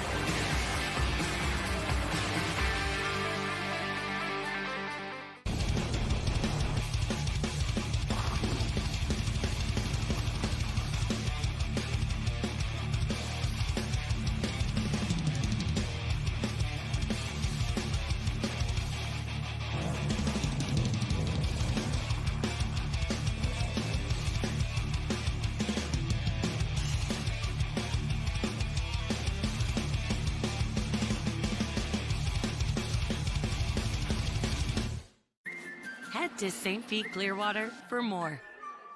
More dollars and cents. More room and board. More time and space. More fish and chips. More rhythm and blues. In St. Pete Clearwater, find just what you're looking for and more. Book now at visitspc.com.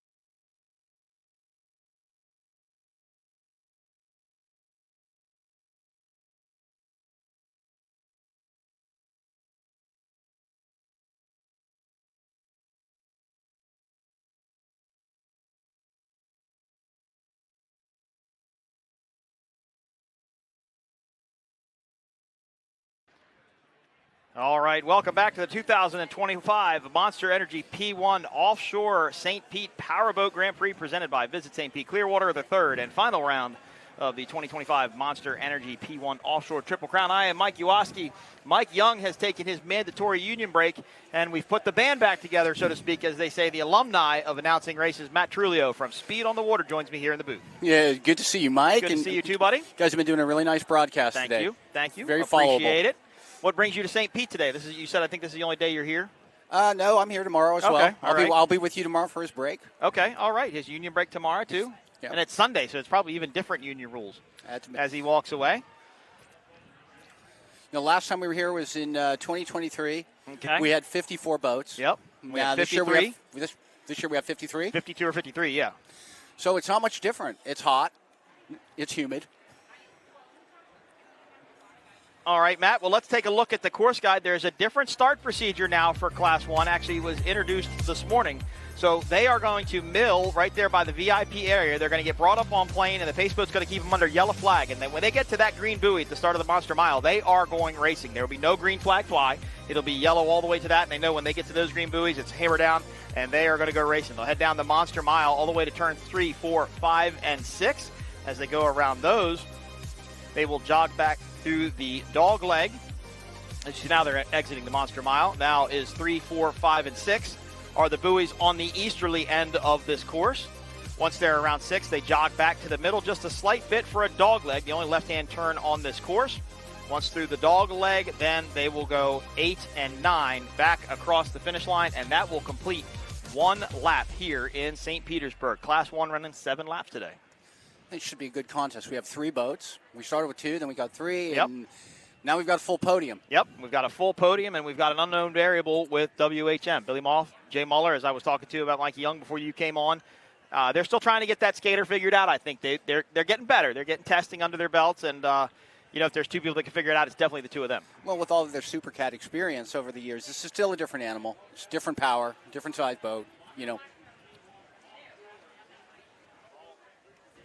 All right, it sounds like Taylor caught up earlier with Tyler Miller of Monster Energy MCon. Taylor? I've made my way down here to the pits, and I found the Monster Energy booth, and I'm here with MCon's Tyler. Tyler, tell me a little bit about the excitement heading into St. Pete after kind of a disappointing weekend in Sheboygan. Yeah, you know, the excitement has been building since Sheboygan. We didn't get to get out on the course due to weather delays and then ultimately fog at the end in Sheboygan. So we're pumped up. We're ready to get out on the water and finish this Monster Energy Triple Crown. And talk a little bit about, I know I just saw DeFalco go by right there. How are the waters here for you guys racing side by side? You know, it looks fast and flat. You're racing in the bay, so you don't have the conditions in the like we would have in the Gulf. So it's anybody's race, you know. You get out on the fast, flat water, WHM, DeFalco, us, everybody's going to be competing. It's going to be really exciting. All right, well, we know who to watch for. You and Myrick in the boat, right? Can't wait, can't wait. Put this Monster Energy boat on the podium and finish out at the top of the Triple Crown. You heard it from Tyler here. All right, welcome back. Tyler Miller, Matt Trulio, you and I know no better than Tyler Miller's a guy. Now, granted, he started in Supercat, right? He didn't start at the bottom in Class 7 or 5 or 6, but that's a guy that started with 0 and has quickly risen to hero, if you would. Really good in Supercat. Probably one of the best teams, one of the most successful teams in Supercat consistently over the past few years. Got into Class 1, now 3. This is his 3rd season in Class 1. As we take a look at our start list, DeFalco, boat number 18, Mike Falco and Billy Moore, boat number 06, Monster Energy MCon, Tyler Miller, Myra Coyle, and boat number 5, WHM, Billy Moff and Jay Muller. Yeah, you know, Tyler's going into his 9th year, I believe, and it didn't come easy. He finished at the back of the pack a long time, a lot, and he's risen to be, you know, one of the most, you know, impressive racers in the sport. I mean, he set a record. Sure. You know, 3 world championships in a row. I think it was 4. 4. I think there it was you 4. Go. Yeah, in Supercat, I think it was 4. All right, the yellow flag is up on the pace boat. More to talk about the Millers later. Matt and I could tell stories forever about lots of different things, but right now we're going to go Class 1 racing as the yellow flag is up. Remember, when they get to those green buoy, they are going racing. There will be no green flag thrown. So let's see if we can see the start here for Class 1, WHM, MCon, Monster Energy, MCon, and DeFalco. Matt, DeFalco is the boat to beat. Absolutely. They're very... They are very fast. Ever since they got into that victory, it's been a reversal of fortune for them. All right. Stepped out of Vanilla Limits. Rooster tails are up. We're going racing.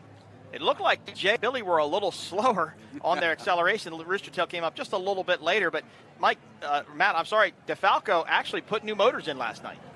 I didn't know that. Yep, they did. They hurt one motor, I believe it was on the starboard side, and they put a new one in. But, Matt, look at this. I mean, they're just picking up right where they left off and checking out already. Although Monster Energy MCon not too far behind. Good to see WHM up in there.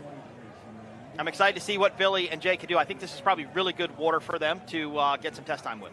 Yeah, absolutely. And they haven't been out in the boat that much. But they're going to get it together, and they have so much seat time between them. Oh, for sure. World champions. Yep. They're tough. Raced multiple classes. I mean, remember, Billy went to Unlimited for a couple of years there. Jay was in Superstock. Jay was in Superstock. Jay still running Supercat, still running Superstock. He's going to run Super V at his race in Lake Apacong in a couple of weeks up there in New Jersey, his hometown race. Always a good time to make it up there for that. But there is the Black Beast, Monster Energy MCon, chasing down DeFalco. And about a rooster tail length behind, maybe a little bit more. But as we were talking about Tyler Miller earlier, remember, Class 1 is going to run 7 laps. You know, I remember their first race in Clearwater with Billy Moff's old skater. Yeah, that's right. It was first boat, right? Yep. And I think his wife, Lindsay, and that boat's nickname became the She Shed, I think, for a little while. And I don't really think they wanted to get rid of it for the longest time. But then they went Supercat racing. They bought the old steel boat, which then became, I believe, Great L. That's correct. Yep, and then he built another boat, and he's got a Class 1 boat in production right now for next year. Yeah, it's based off a Skater 388. Right. You know, for just shorthand, it's a foot longer. It's a little bit different on the specs, and Tyler thinks it's going to be super competitive in the kind of water that they typically have for these races, meaning relatively flat, like today. All right, DeFalco continues to lead. They come around the corner. They have pulled away from Monster Energy MCon by quite a bit already. I talked to Mike Falco yesterday for a little bit about the engines, and they didn't need to replace both of them, but he looked me square in the eyes and goes, why am I going to take the chance and just replace one of them? I just ought to do both of them. He's very direct. He is a very direct guy, but a super nice guy, very pleasurable to talk to. And these motors had probably about 6 or 7 hours on them, he said, test time only, so they were very comfortable with them. But I was surprised, and I don't know, and maybe you do, I was surprised only here he has 2 sets. I thought everybody had 3 sets, but maybe they only have 2. I don't know that. I don't know either. I thought maybe there would be more, but I don't think you can compete without 2 sets. 3 sets to me would be like gravy, a little bit more, but I guess if everybody has them. Well, the tricky part, I think, is that with only 2 sets, so he's going to send the 2 they took out last night back to Mercury to get them rebuilt. Now he's only got that 1 set. These teams are going to go do Clearwater and then move on to Key West to round out the 2025 season. So right now, if he hurts one motor, he's basically borrowing one from somebody else if he's going to keep racing at this point, which, look, teams are willing to do that. They'll swap motors if they need to. As you can see, Billy and Jay currently running in 3rd in WHM. Matt, they had to make a lot of changes to this boat, though, to get it to meet the requirements of Class 1. They had to add a lot of weight. I know that. They did. I thought it was upward of 300 pounds. No, I thought it was up of thousands of pounds. Thousands of pounds. I thought it was thousands of pounds. Yeah, because I think Supercat's got to, wait a minute, I have a list right here in front of me that tells me. Supercats need to weigh 9,500 and Class 1s need to weigh 11,800. And if you're or 12,000 with a tunnel tab, depends on what you're looking at. If you're looking out of the course right now, you can see that DeFalco has extended his lead quite a bit over MCon, Monster Energy. And they probably worked through most of the night to get the motors swapped out. Billy was explaining to me how fast the process is. These motors are modular, if you would. You disconnect some hoses and some lines and some wires. The motors come out all as one piece, throw them back in. They only run tractor pipes on this boat, so it's real easy to bolt the exhaust onto the back of the turbos. And you put it in. They went out and ran it this morning prior to the start of our race. But obviously Billy Moore and Mike Falco look perfect so far and perfect on the season for the Triple Crown Series. That's kind of remarkable to someone like me. I have trouble getting a refrigerator, pull-out drawer back in without a tool. But you're a great writer. Well, we all have our traits. We all have something that we're good at. Look at him pull. Oh, it's fantastic. The boat just looks great. Of course, this boat has a pretty storied history as well. Billy Moore very familiar with this boat. This was the boat that ran over Bob Bull in Key West. Oh my gosh, that's true. As DeFalco heads into the turn, this will complete lap number 2 of 7. And wow, Matt, you're right. You look up, they have simply just pulled away from the rest of the field. And Mike's committed to the sport. I mean, he wants to be involved with it. He's enjoying it. I think he's having fun. I mean, if you're in a boat with Billy Moore, why would you not have fun? Yeah, and he did an XCAT race last year. He went overseas and did that for fun. And I think he raced a 450 boat last year. That's also, right. And it dug right, I believe, in Ocean City. Here is WHM. Always love the paint schemes that Billy puts on his boat with the American flag. Billy Moll from New York, Jay Muller from New Jersey. Billy known as the plumber because he is a plumber. No matter how well they do today, it's great to have them here. It is. It really helps the class, pushes it, and we've got 3 boats. You know, it's not a huge fleet, but it's good enough. Right. I think there's only been maybe 4 at other events. So something like that. We're 75% of the field, if you would. So good to see WHM out here running, and he also has MCon and WHM both have boats being built, and I think they're the same boats. So the idea is, as reported by Matt Trulio at SpeedOnTheWater.com, is what Tyler's idea was. Is to take everything they learned from running that 388, right, the one that dominated Supercat for so long, and build it into a 388 on steroids, basically, right? Something for Class 1 because they felt that they knew that 388 better than anything. Remember, this boat here, you're looking on your screen, this started off as a surface drive rudder boat. That's correct. And that was a huge, huge project to make it into a 6-drive boat. It was. Again. I mean, it's cutting the back of half of the boat off and re-rigging the entire thing. But they just, they're the only, well, now except for Billy. Billy's running number 6s also, but every other Class 1 boat runs surface drives. What Tyler told me is they're just very comfortable with the 388. They're very comfortable with 6 drives. They feel that they can be just as fast and competitive with any of the other Class 1 boats with that setup. And for the generic person at home, the boats run completely different between 6s and surface drives. Surface drives come out directly out of the back of the boat. Number 6s are more tucked up underneath of the boat, so it wants to pull the bow a little bit more and carry the bow more, as to where surface drives, it wants to run a little bit more level and push the boat forward. So not only is it just tearing the boat apart, it's completely learning how to run the boat and changes to the boat. And you're right, I think the 388 with 6s, they were just comfortable with it, and that's what they want to stick with. You know, on a day like today where the conditions are conducive to high speed, what do you think they're running at the top end? They're probably over 125. Yeah. 125, 130. I think on this straightaway going east, the long 3 mile straight, I definitely think they're up in the 120s, low 130s. So as we watch DeFalco come by, this will complete lap number 3 of 4. So did you see the talked about event of the day, the El Bandito Tequila 720 inverted flip nose grab, as I'm calling it? Yeah, I said that El Bandito Tequila took a double shot. You know, did you see him? I saw it happen. I haven't talked to either Steve Miklos or Steve Fairman. I don't know. I think they might have broken a drive. I've never seen a V-bottom do what that boat did. Never. A pirouette like that, and I think the boat fell over and that drive hit the water, and Miklos didn't let out of it, and I think that prop just hit wide open and it just was gone. You know, Eric Colby told me, and he covers offshore racing for us, but he's covered it long before speed on the water was even a thing, and he's never seen anything like it in 30 years of coverage. Well, because they don't pack air like a cat boat does, so it's not following what the air is doing. That boat did that off a sheer forward momentum. Yeah. And the fact that it landed upright, bottom down, that's a very good thing, because it would have been I think it would have been worse if it had landed upside down with the force that it hit the water. But as far as we know, they're both okay. We're going to go check in with them later. But back to our Class 1 Racing, WHM currently running in 3rd, Monster Energy MCon in 2nd, and DeFalco, Matt, putting on a show. Just gone out to the horizon and back.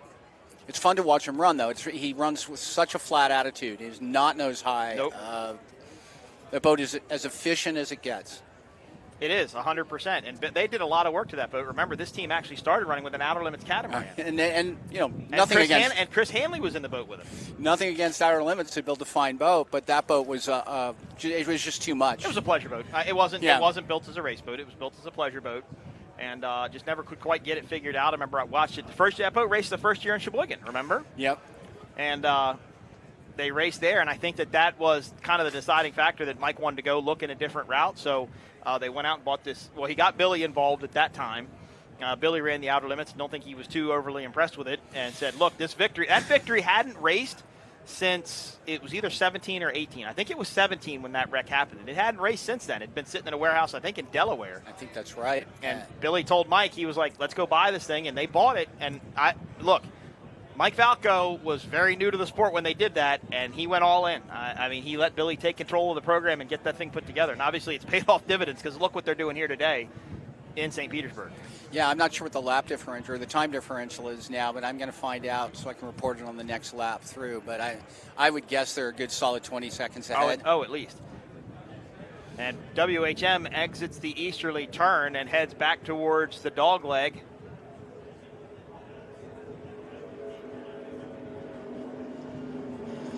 As you look up and watch it run by you live, it's just perfection on the water. I mean, that's beautiful. To me, that's all there is to it.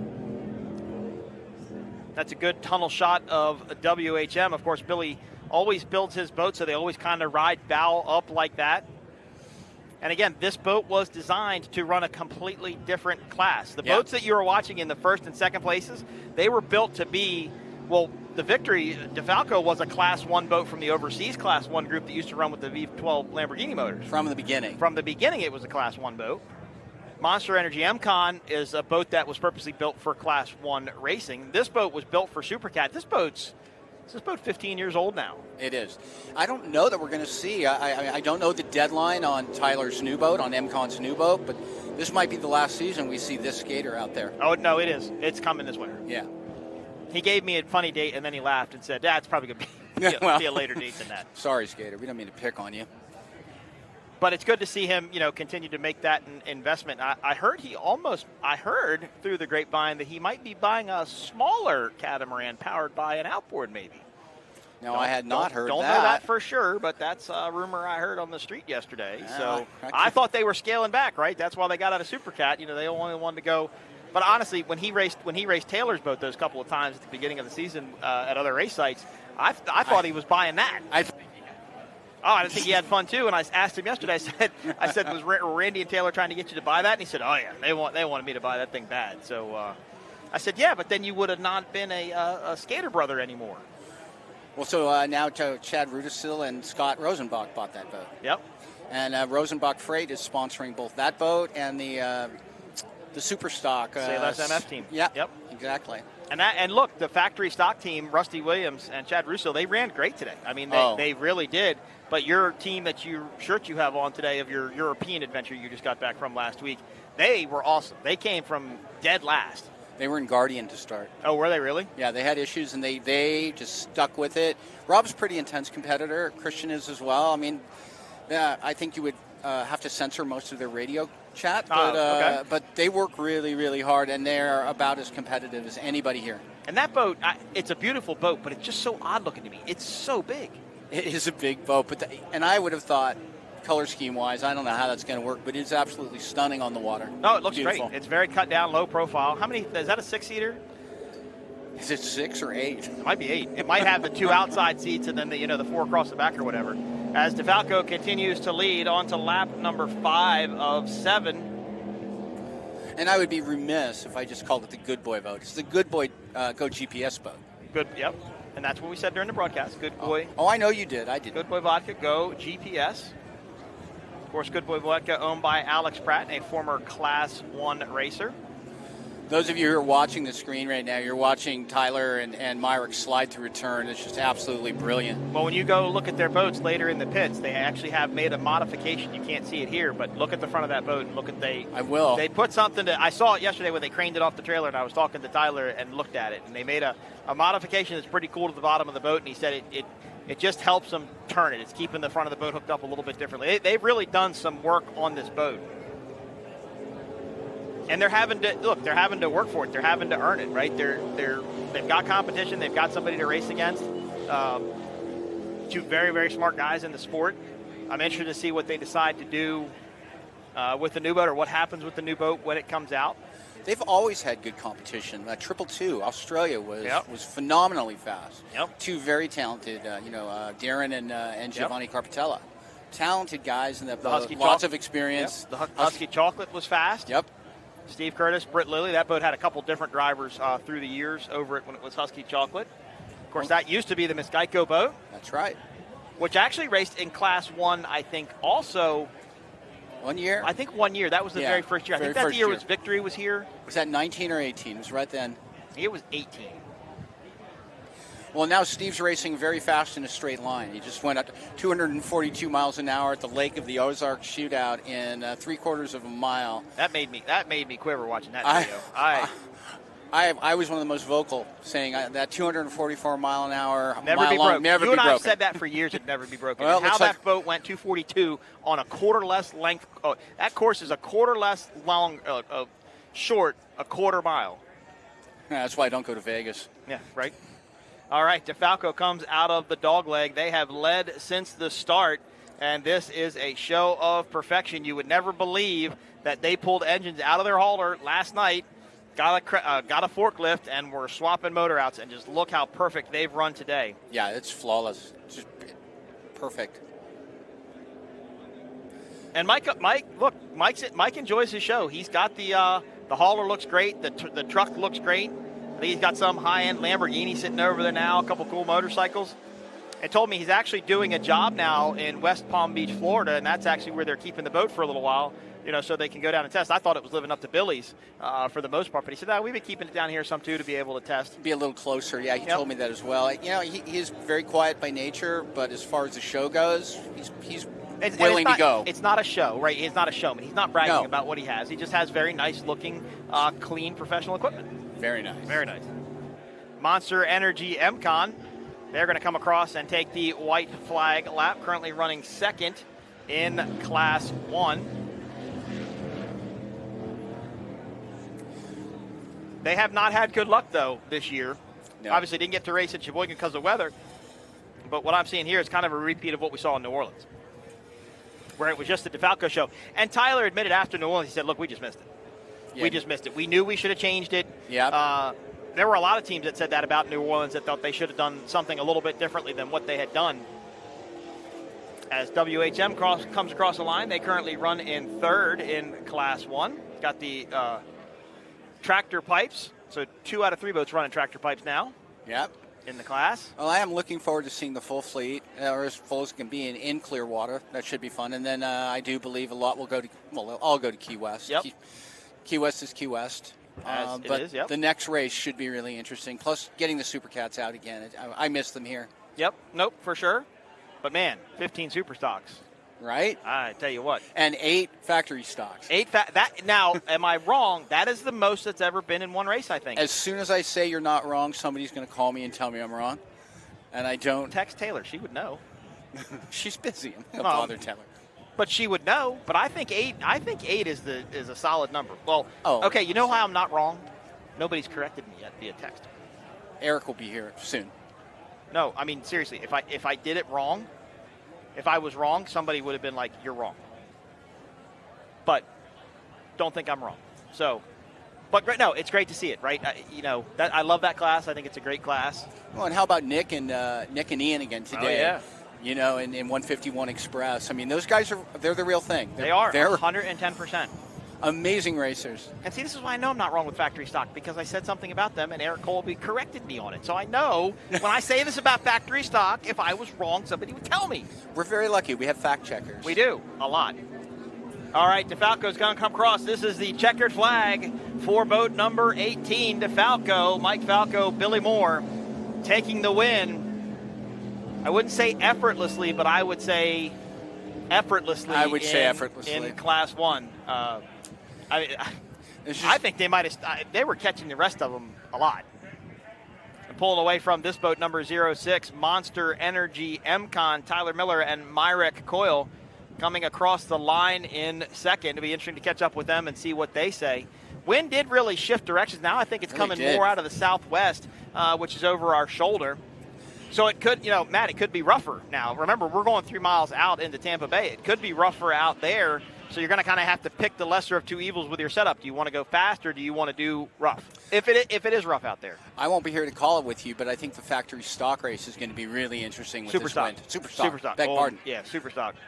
That should be fun. Well, they're going to do the split buoy start down at the end. So they're going to have a buoy that basically it's going to be 7 on one side and 8 on the other side. So correct me if I'm wrong. I understand that this race is a makeup race for Sheboygan. Yes. And tomorrow is the St. Pete race for that class. Yep, exactly. Superstock.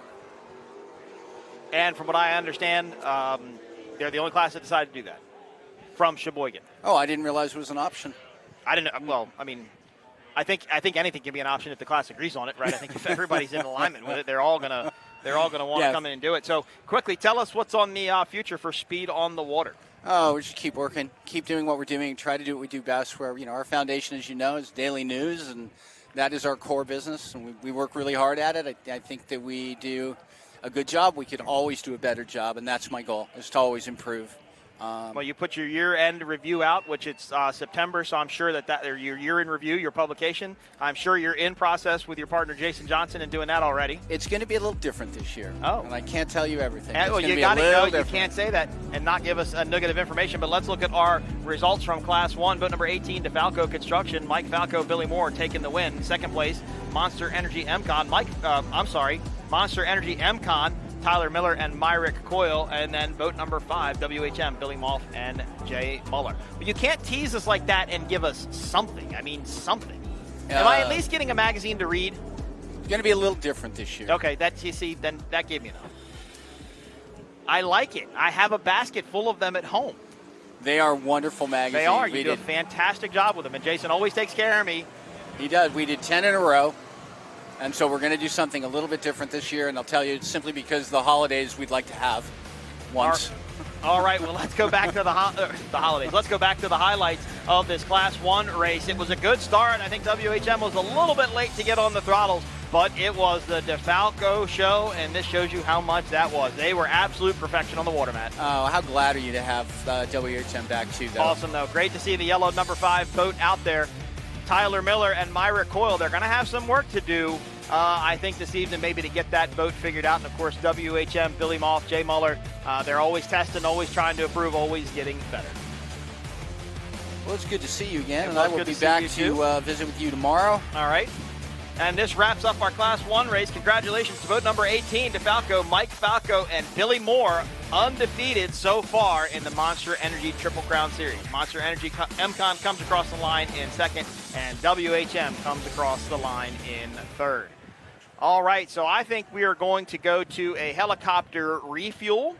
DeFalco is already back into the pit, so you can stay, chat a little while, because we're going to stay on the air until DeFalco gets back in so they can go hook up with Taylor Snyder. Well, I'm happy to hang out with you for a little bit. So how was your the Torque de Tawas event there? Cows, Torquay Cows was. I don't ever say the It's name okay. of it right. It's not easy. It was fantastic. Rob Lockyer has been trying to win that race since 2018. He has had he's had such bad luck. Well, this year he didn't have bad luck. And Alex was in the boat with him this year? Alex was in the boat with him. I believe Timothy Linden was navigating in the back. Okay. Tim, if I got that wrong, Is that a shoot pleasure? me. That was a pleasure boat, right? At one time, Okay. I believe it's a 52. It's big enough. Yeah. But when when they leave Cows, you tow out. You see the marinas. It's very rough. But you don't have any idea how rough it is until you see it from the helicopter footage. I mean, wow. they are out there racing in big open ocean water. Well, it's like the Great Race in Trinidad. I mean, when they get outside those islands in Trinidad, it gets super rough. I don't know if you saw the video of the 42 Found that delammed 50 miles from the course. No. They were pushing. In Trinidad or overseas? Overseas. Okay. The ditch blew a hole in the boat. The yellow one? No, not the yellow one. Okay. The white one. The white yellow one okay. ended up being the first place boat last year. Okay. But the yellow one's for sale because I've seen it pop up on Offshore only for sale. But from what Alex told me after the race, he didn't think the drives were going to hold on for much longer. They were making what he described as funny noises. Oh, wow. And that doesn't sound No, good. not on a number 6 drive. I asked Rob if they'd torn them apart yet, and I think Rob just said, "Nah, just put it in the shed, And, of course, you wrote the story about Christian McCauley and Anthony Smith, who were going to run that aluminum Cougar over there and definitely fought off their gremlins. Look, Anthony Smith is one of my greatest friends in the sport. I love Anthony to death. One of the most underrated throttlemen in the world, but just he is such a humble guy. Never brags of what he has or what he does, but he is a good throttle man. I have never met anybody like him. Not at all. All right, well, I think Taylor has caught up with our winners from Class 1 DeFalco.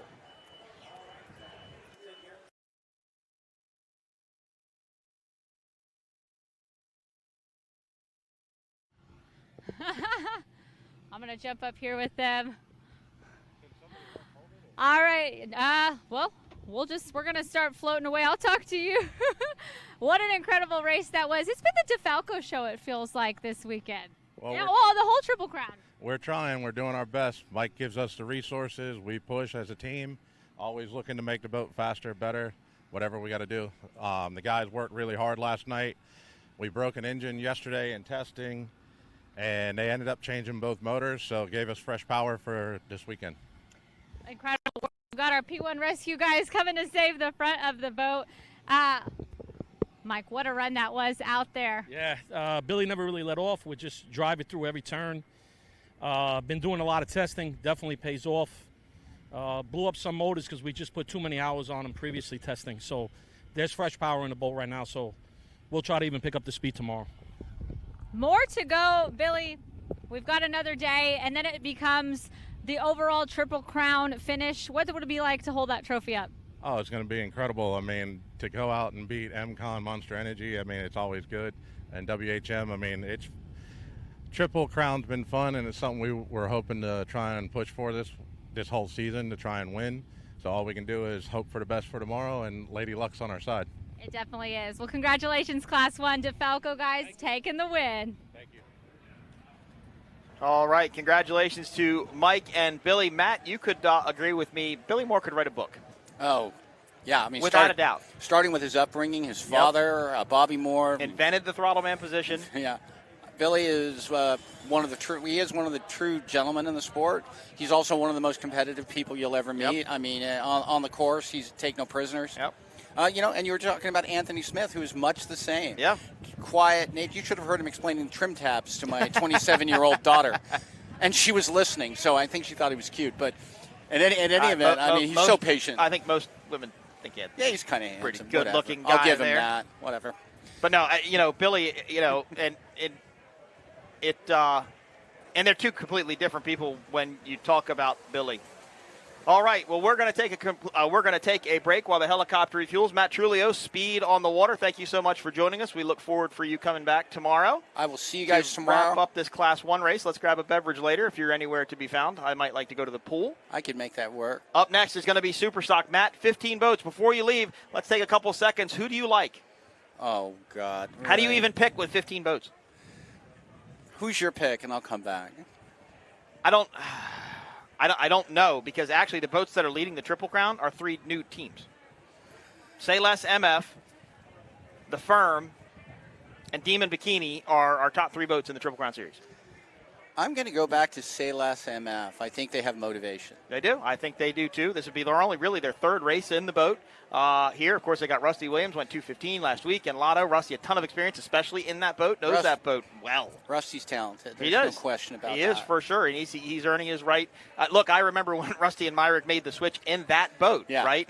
We were all like, well, that's going to be kind of different, isn't it? But it worked out well for him. Myrick admitted to being a better driver, and it's worked out well. So, Matt Trulio, again, Speed on the Water, thank you for joining us. I am Mike Iwaski for Matt Trulio and Taylor Snyder. We'll be back right after this.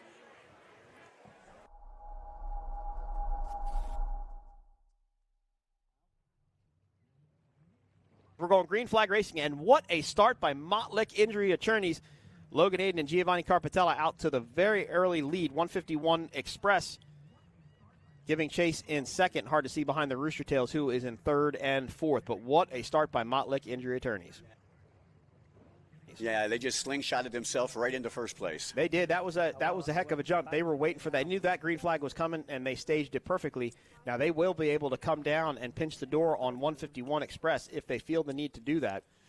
So that's Logan and Giovanni out there on Montlick Injury Attorneys. Yep, and a good shot there. Shows how flat the Doug Wright is running compared to the MTI. The MTI is set up on the back, and it's carrying the bow just a little bit more. They set it going into the corner. You see the trim come up, or the rooster tails come up a little bit as they slow.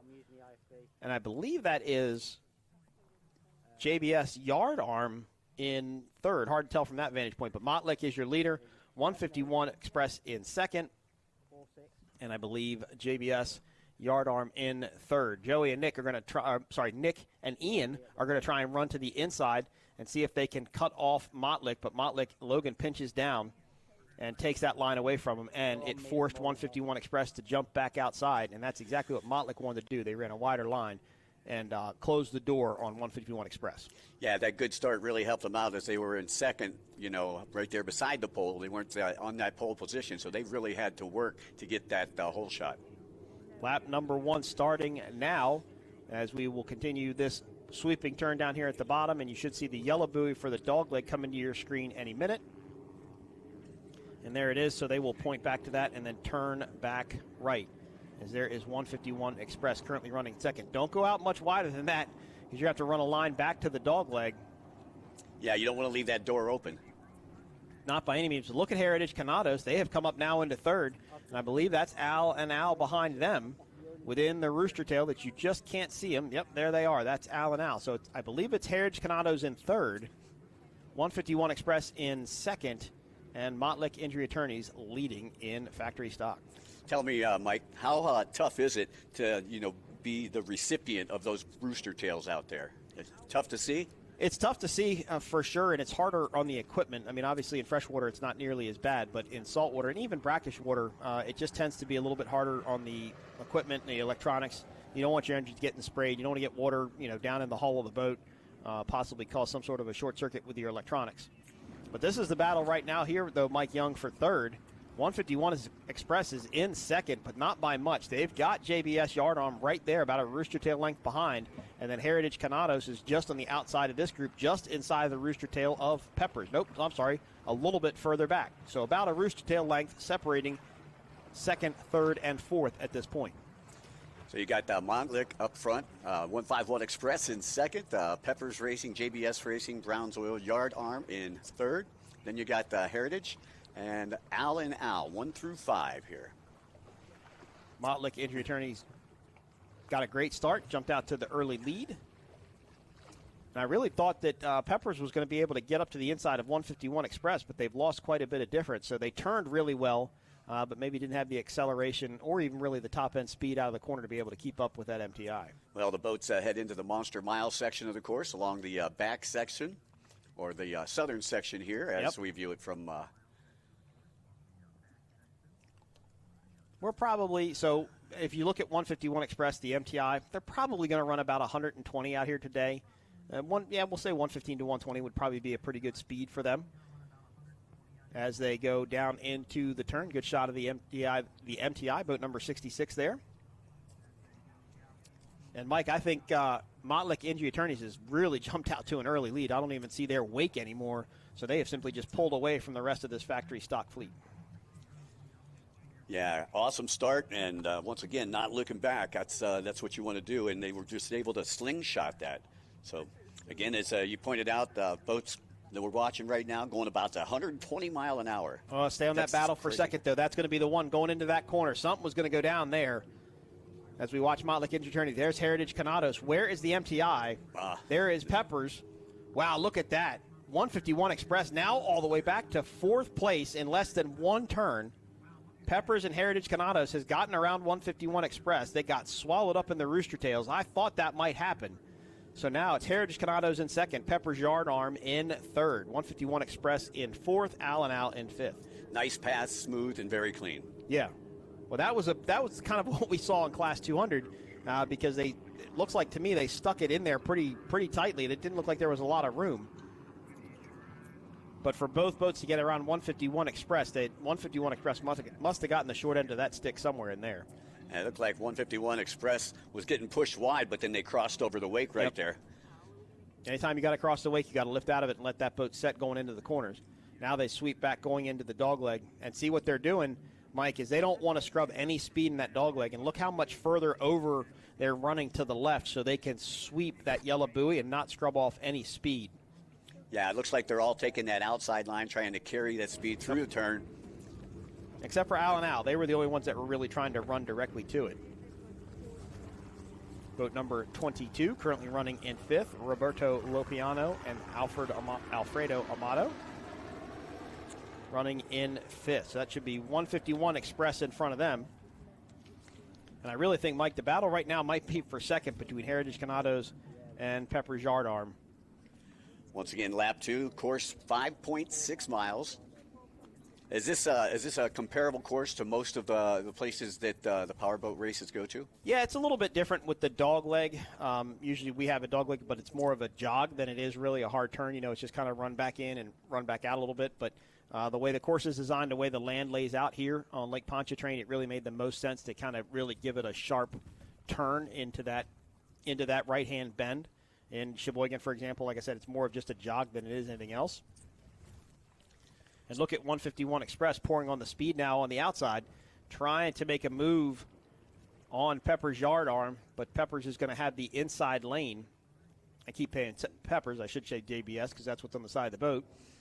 They're going to have the inside lane, so they'll be able to kind of push the 151 Express team around. But, man, those boats are really close. Side by side, deck to deck going into this turn. Oh, wow. Again, like we talked about a little bit earlier, you really got to have a lot of trust when you're going into a turn. This is even harder because this is a canopy boat, so put your hands up next to your eyes like this and try and look, that's all you can see. Yeah, you got no peripheral. None whatsoever. A lot of these boats, like I know the young guns in 151 Express, they're running cameras, so they've got cameras placed throughout the boat and a big GPS in the middle where they can see what's going on. But this boat, without a doubt, is getting it done once again. Boat number 40, Mottlick Injury Attorneys, your leader in factory stock. Logan Aiden, Giovanni Carpatella. As we complete lap number 2 of 3, 8 laps all together here. And we'll bring Class 1 next and Superstock after that on the first day of the Monster Energy Triple Crown coming to you from Louisiana. Once again, we'd like to say a special thanks to Jefferson Parish and wish them a happy 200-year bicentennial. As Mottlick goes into lap number 3. Once again, 8 laps here in the factory stock class. Again, canopy catamarans, hulls between 35 and 40 feet in length. All boats, like you pointed out, must come from a production mold, and the maximum tunnel width is 72 inches. Now, there's a reason that they make it a maximum tunnel lift. These boats are designed to compress air. This is the wing of an airplane, essentially, right? And they're designed to compress air down the tunnel to get them more lift and to get them more speed. Well, the wider you make the tunnel, the deeper you make the tunnel, the more air you compress, the faster you're going to be able to go. That's why they say there's a limit on how wide you can make the tunnel. because that kind of regulates the boat. It regulates the class, and it's able to regulate the speed. Yeah, so I imagine if the tunnel was more than 72 inches, it would be a little more stable on the water. And it might be a little bit faster, too, because it's going to pack more air. It's going to lift the boat up just a little bit more. Gotcha. It's obviously much more complicated than that, but that's kind of down to layman's terms. If you want to know why they say, oh, well, why can the tunnel only be so wide? Well, it's because it'll make the boat go faster and change the setup of the boat if it's any wider. So you got Montlick Injury Lawyers still in first place, Heritage in second, and Peppers Racing, JBS Racing, in third. Well, I wonder about what we're seeing on our screen, though, Mike, because that's not 100% accurate. 151 Express was definitely in third because they passed Yard Arm JBS. Remember, right at the Causeway Bridge just a short while ago. So unless they had some sort of a problem, we'll have to see if we can get that information correct. As we go back to the screen. Yeah, because I had 66 in fourth place, because remember they crossed over the Right, weight. yeah. Yeah. And that looks like 151 Express there, the boat in the rear of whatever the boat is. I believe that's Yard Arm. Yeah, that's probably Yard Arm JBS and 151 Express. Although it looks like that might be Al now. This is a really difficult view to see what's going on. But a good shot of the spectator fleet out behind here on Lake Pontchartrain. You get to see the helicopter in tow. All right, so we have gotten confirmation that 151 Express has dropped to 5th place. Not sure what happened there. Definitely a disappointing day for these guys, as they are your winners from Thunder on Cocoa Beach. And now back to 5th place here on Lake Pontchartrain. Catch up with these guys a little bit later to see what happened. And they're currently on lap number 3. So once again, don't forget the next race is going to be in Sheboygan here as a part of the Monster Energy Triple Crown powered by SBT. A really cool place, Sheboygan. Always look forward to getting to go back there. Here is Heritage Canados. They are your second place boat now in factory stock. Of course, there's a couple more factory stock boats out there that could be raced. I believe the Hog's Breath Saloon boat is for sale out of Key West. That's another Doug Wright hull. You can pick that boat up with the already rigged, ready to roll with the 500s and go racing. And this is a good class to do that with. This is a super expensive class to, well, super expensive is the wrong way to put it. This is an expensive class to get in to buy the boat. The motors cost probably the most. I mean, the hull's not cheap either. But this is everything else, the parity of this class is really fair. It's kind of a very level set playing field. What type of horsepower are we seeing out there? 500. About 500? Yep, 500 per engine. And even the props must be Mercury Racing propellers. They can't be anything else. They have to be something that Mercury Racing manufactures in-house, an OEM propeller. So you don't spend all this money on these different propellers. You're talking about $15,000, $16,000 one prop on the back of this boat. So that's $30,000 worth of metal. Pushing these boats around the race course. And there are teams that have a lot. The old MCon Monster Energy Super Cat team, I think they had 30 or 32 sets of propellers for their Super Cat boat, because that's where your setup is, right? You tweak the prop just that little tiny bit to get the speed out of it. I have a good friend that works over at Mercury. Okay. One of the marketing guys. You might know him, Tad Witten. Name doesn't sound familiar.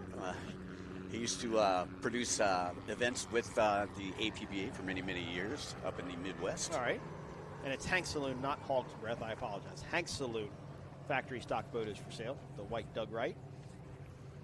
It'll be interesting to see what happened to the 151 Express. The boat looks good. The boat looks like it's got some speed to it. Not really sure why they got relegated back to 5th place. But Heritage Canados in second. Peppers JBS in third. Allen out in fourth. Montlick Injury Attorneys continues to lead, starting lap number 5 of 8 here in Louisiana. And this was originally scheduled for 4 laps, and they moved it to 8 laps. So they're getting to spend a little bit more time out on the track. They're getting their money's worth, so to speak. Yep. Up next, we will have Super Cat. And after Super Cat, we'll have Super Stock. That will be the last race of the day, and one more. 151 Express. Now they are off a plane. You can see it trying to give it gas. I think they're having a Guardian mode issue. So these motors, these Mercury Racing 500 competition engines, are very smart motors. They have sensors that pretty much sense everything that needs to be known about the motor. When they see a problem, it'll go into something called Guardian mode, and the motor will want to protect itself, basically not shut itself down, but limit how much power it puts. And there's a way to reset it when that happens. And I'm thinking that's what we're seeing 151 Express do right now, is trying to get that Guardian mode reset so they can get back up on plane. That may be what's hindering them throughout the race. Well, taking a look now back out to your leader, Montlick Injury Attorneys haven't looked back, have been leading the entire race. And we wouldn't have thought that with 5 boats here. You know, I expected this to be a wicked battle. It was for about a half a lap, and then everybody just kind of started to separate. Heritage Canados, they are currently sitting in second. Michelle Carcenti and Irvin Grant. It's such a cool sound these make, and they're not loud, right? They're not loud by any means, but they just have this nice high whine pitch sound. Just sounds really, really good. And of course, Mercury Racing really changed the boat market even when they came out with the Verados and the 400Rs and the 350s, and continue to improve these outboard engines. I mean, all you see now are outboard powered boats, whether it's a catamaran, whether it's a V-bottom, center console, pleasure boat. I mean, everything is just outboards, outboards, outboards, because they've just become so reliable and so powerful that they can just get a lot more speed out of these boats than they used to back in the day. Taking a look at Yardarm there, doing a little chine walking as he comes around the turn. Causeway in the background. So the next time Montlick Injury Attorneys comes by, it should start lap number 6 of 8. It's a good shot of that skater hull. And I'm happy for the Stancombs. I really think this is a good run for them. They're in a solid 3rd place right now. Building the confidence as they go. This boat was never built to race like this. It was never set up this way. But because it fell within the specs of the class, they were able to put the motors on it and come out and race.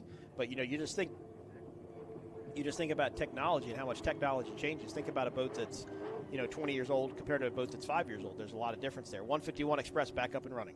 Yeah, Ian and Nick seems like they've worked that problem out. Yeah, to me, it's got to be some sort of a smart craft issue. They were able to get it cleared and reset, and that's why we're seeing him out here again. But man, Mike, just look at that water. I mean, it is flat calm. There is no hop out there whatsoever on these boats. And normally you don't see Lake Pontchartrain this calm. Right. And normally, there's a wind, whichever way it's coming from, you're going to get a little bit of chop out there. Yep. And today, things have just kind of dropped off. Temperatures out there today, I believe, supposed to be in the high 80s. And, but a humid high 80s. A humid high 80s, yeah. And pretty much overcast for most of the day. And thunderstorms, of course, possibly.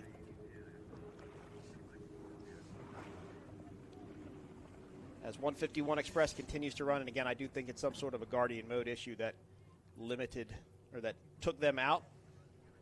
Great shot. They went back all the way. They went back basically from 2nd to 5th very quickly. Well, he got some great shots there from the drone. And great overhead shot. Just a reminder to our fans in the pits that the only drones that are allowed on the course are TV drones. All other drones, please land immediately. You are endangering our helicopters and our divers by flying your drones over the race course. So if you're not an official TV drone, please land immediately. But great shots from our official TV drone crew. Yeah, the Green Flight drone crew. Yep. And what a race for Montlick Injury Attorneys. Good shot of the course there as they go back into the dogleg. Wow, that dogleg back to that turn, Mike, that's not as far as I thought it was. So that's really a twisty part of the course up there. Yeah, and that's why I think they're taking that wide line as they come into that dogleg. Again, like you said, so they're carrying speed, but that's going to be the line that you want to have. I believe this should be lap number 7 of 8. It could be 6. I don't know how I've gotten confused on watching one class race and not being able to count laps, but it happens from time to time. Taking a look at Yardarm right there. George and Michael Stancomb currently sitting in 3rd place. It is lap 6, so I apologize about that. Good run for the father-son team. So this is the second father-son team we'll see race out here today. Of course, we saw the first father-son team take the win in boatfloater.com in Mod V. Congratulations to Steve and Stephen Kildall for your win there.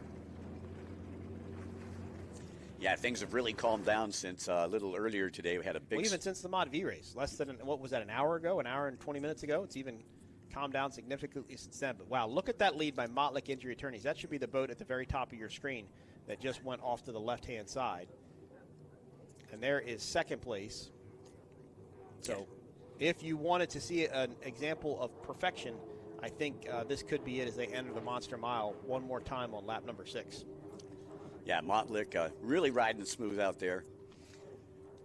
Carving it up like a Thanksgiving Day turkey. If that's how you want to look at it, that's perfect. They run down towards the causeway one more time. Start lap number 7 of 8. Trying to get all these events in. Our day hasn't been without some drama, though. Had a jet ski racer fall off earlier today. Had a restart earlier today. Had some weather come through. Got put on a storm delay. So we've definitely had our fair share of things going down today. Yeah, red flags. Yep. You know, I mean, anything that could happen has pretty much almost happened. Yeah, we won't go quite that far. We'll leave some positivity there. But you're exactly right. If it could happen, it's probably happened in some way, shape, or form today.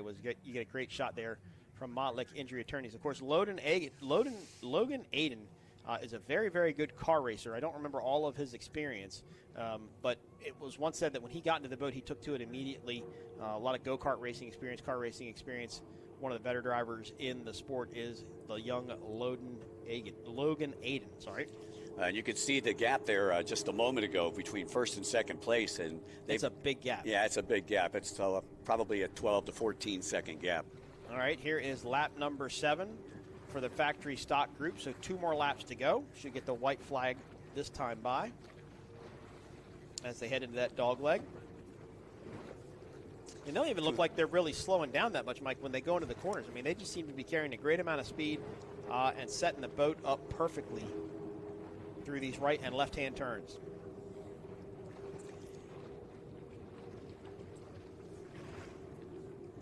Once again, I'd like to say a special thanks to our good friends at Harvey Golf, International Marine, Jefferson Parish, and Progressive Insurance, all local that helped finance our trip here this weekend.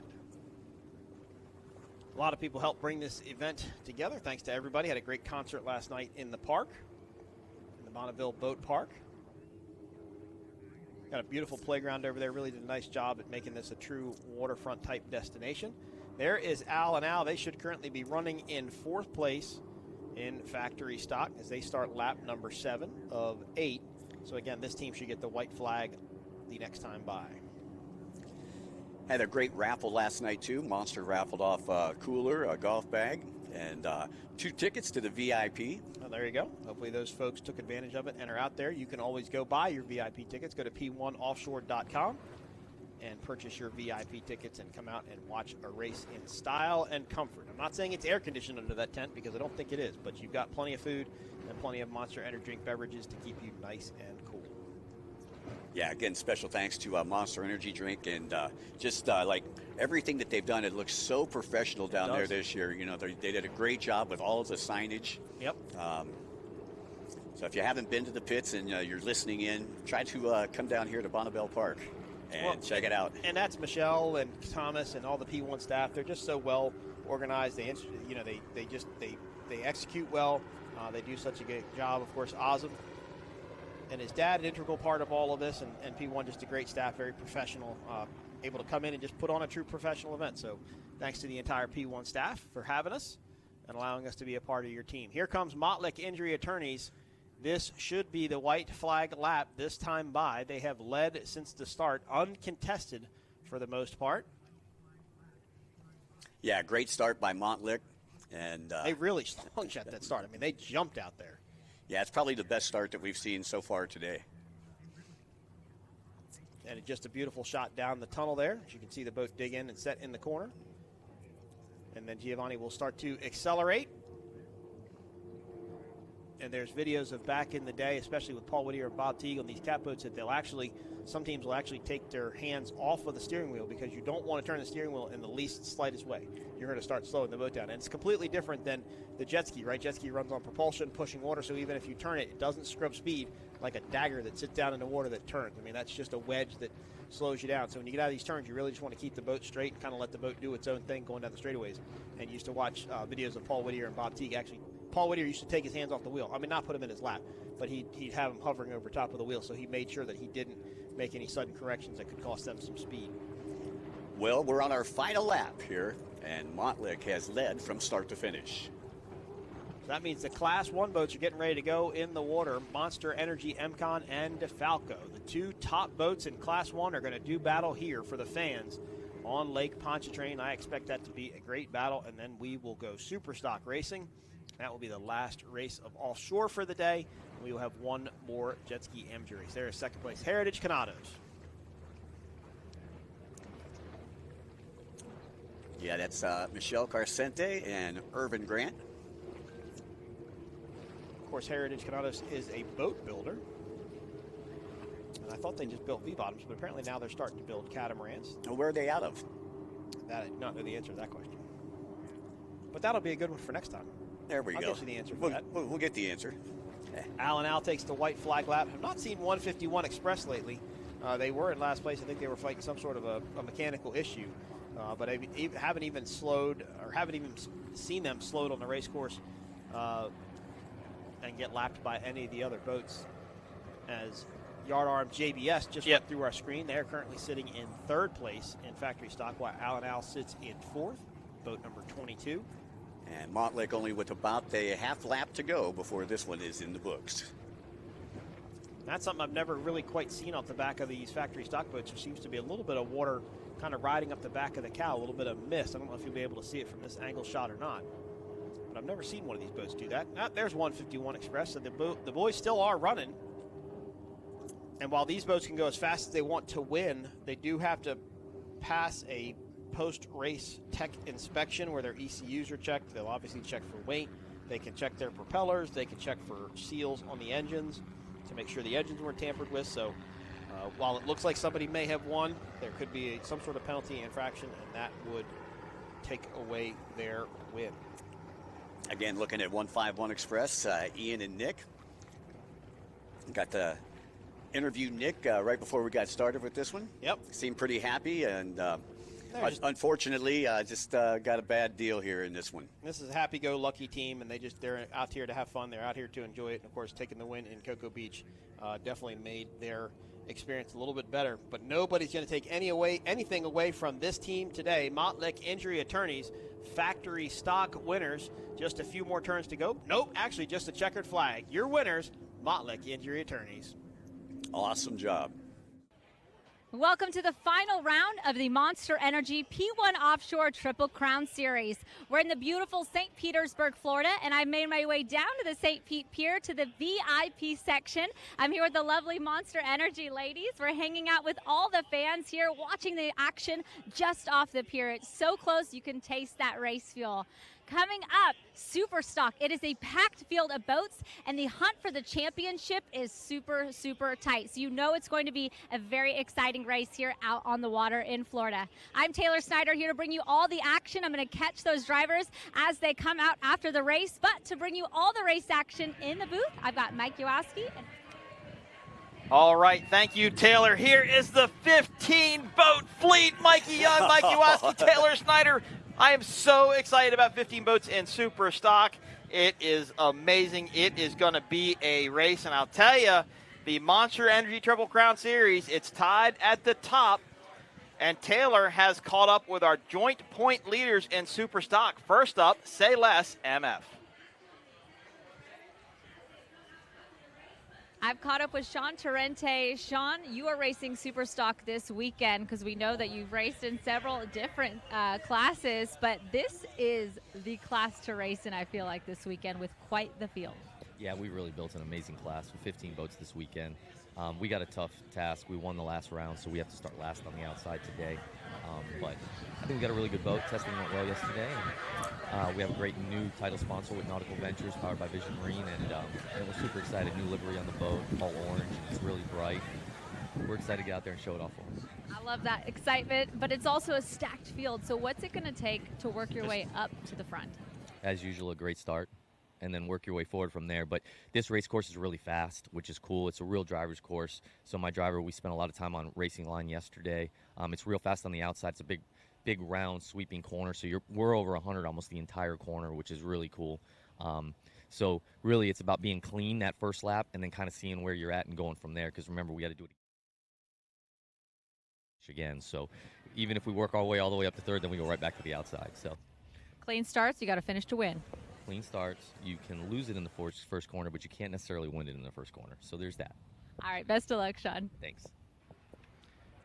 All right, that was actually Sean Torrente from Team Nautical Ventures, Stottleman for that team. As we're ready to go Superstock Racing, 15 boats wide. They're going to have a split lane buoy at the first turn, well, what is actually turn 3, and we are green flag racing in Superstock. 15 boats, last race of the day. Mikey Young, 8 laps.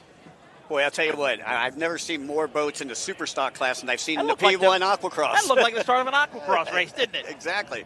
All right, it looks like Allen Lawn Care Landscaping is out to the early lead. They are on the inside. Billy Allen and Randy Keys. There is a boat just to their left, and that looks like Say Less MF. Chad Rootsill and Rusty Williams. There's Celsius. There's Demon Bikini. There's Digging Deep. Yeah, Say Less MF on the S21 out there on the outside. A lot of boats have really pulled away from, there's been a lot of separation in this group on this start already. I kind of thought they would stay a little bit more together. Now they're running a split buoy start, so what that means is there's a buoy as they enter this easterly turn, and 7 are going to be on one side and 8 is going to be on the other side, and that's just so they don't try and really come together to get down towards that turn, because 15 boats rather, it's a lot going into what would be the first turn. Well, yeah, and you don't want them funneling in and going right at each other either, so you want to make sure that they're separated like that. What a run by Celsius, S43 on the outside.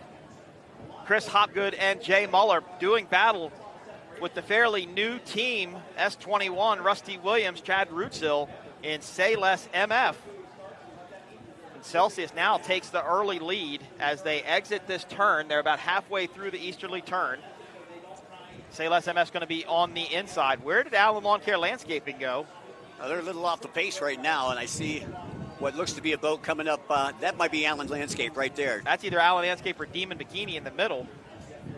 I think that's Allen just to the right. Okay, this is going to be kind of hard to see. This is where these boats are going to get tricky, though. The wind has picked up significantly out of the southwest. You can hear the wind through our microphones, and that is coming directly at our side. And when these boats turn out of the dogleg, these boys are really going to fly high, Mike.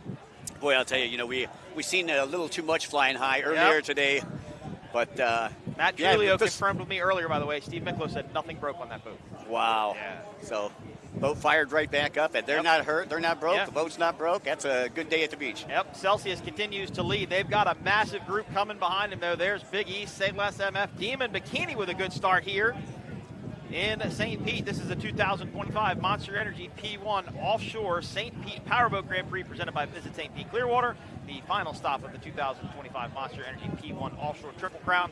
Last offshore race today, man, that's Mom Ain't Happy there. There's all kinds of boats running up in this group. Say Less MF, Mom Ain't Happy in there, Demon Bikini's up there. What a great race in Superstock. And, man, coming into this turn is going to be a lot of fun. Celsius continues to lead now. Say Less MF's going to be on the inside. This is Demon Bikini and Big East Construction. And there is Celsius. There is Say Less MF. Mom Ain't Happy just to the outside. There's Mom Ain't Happy.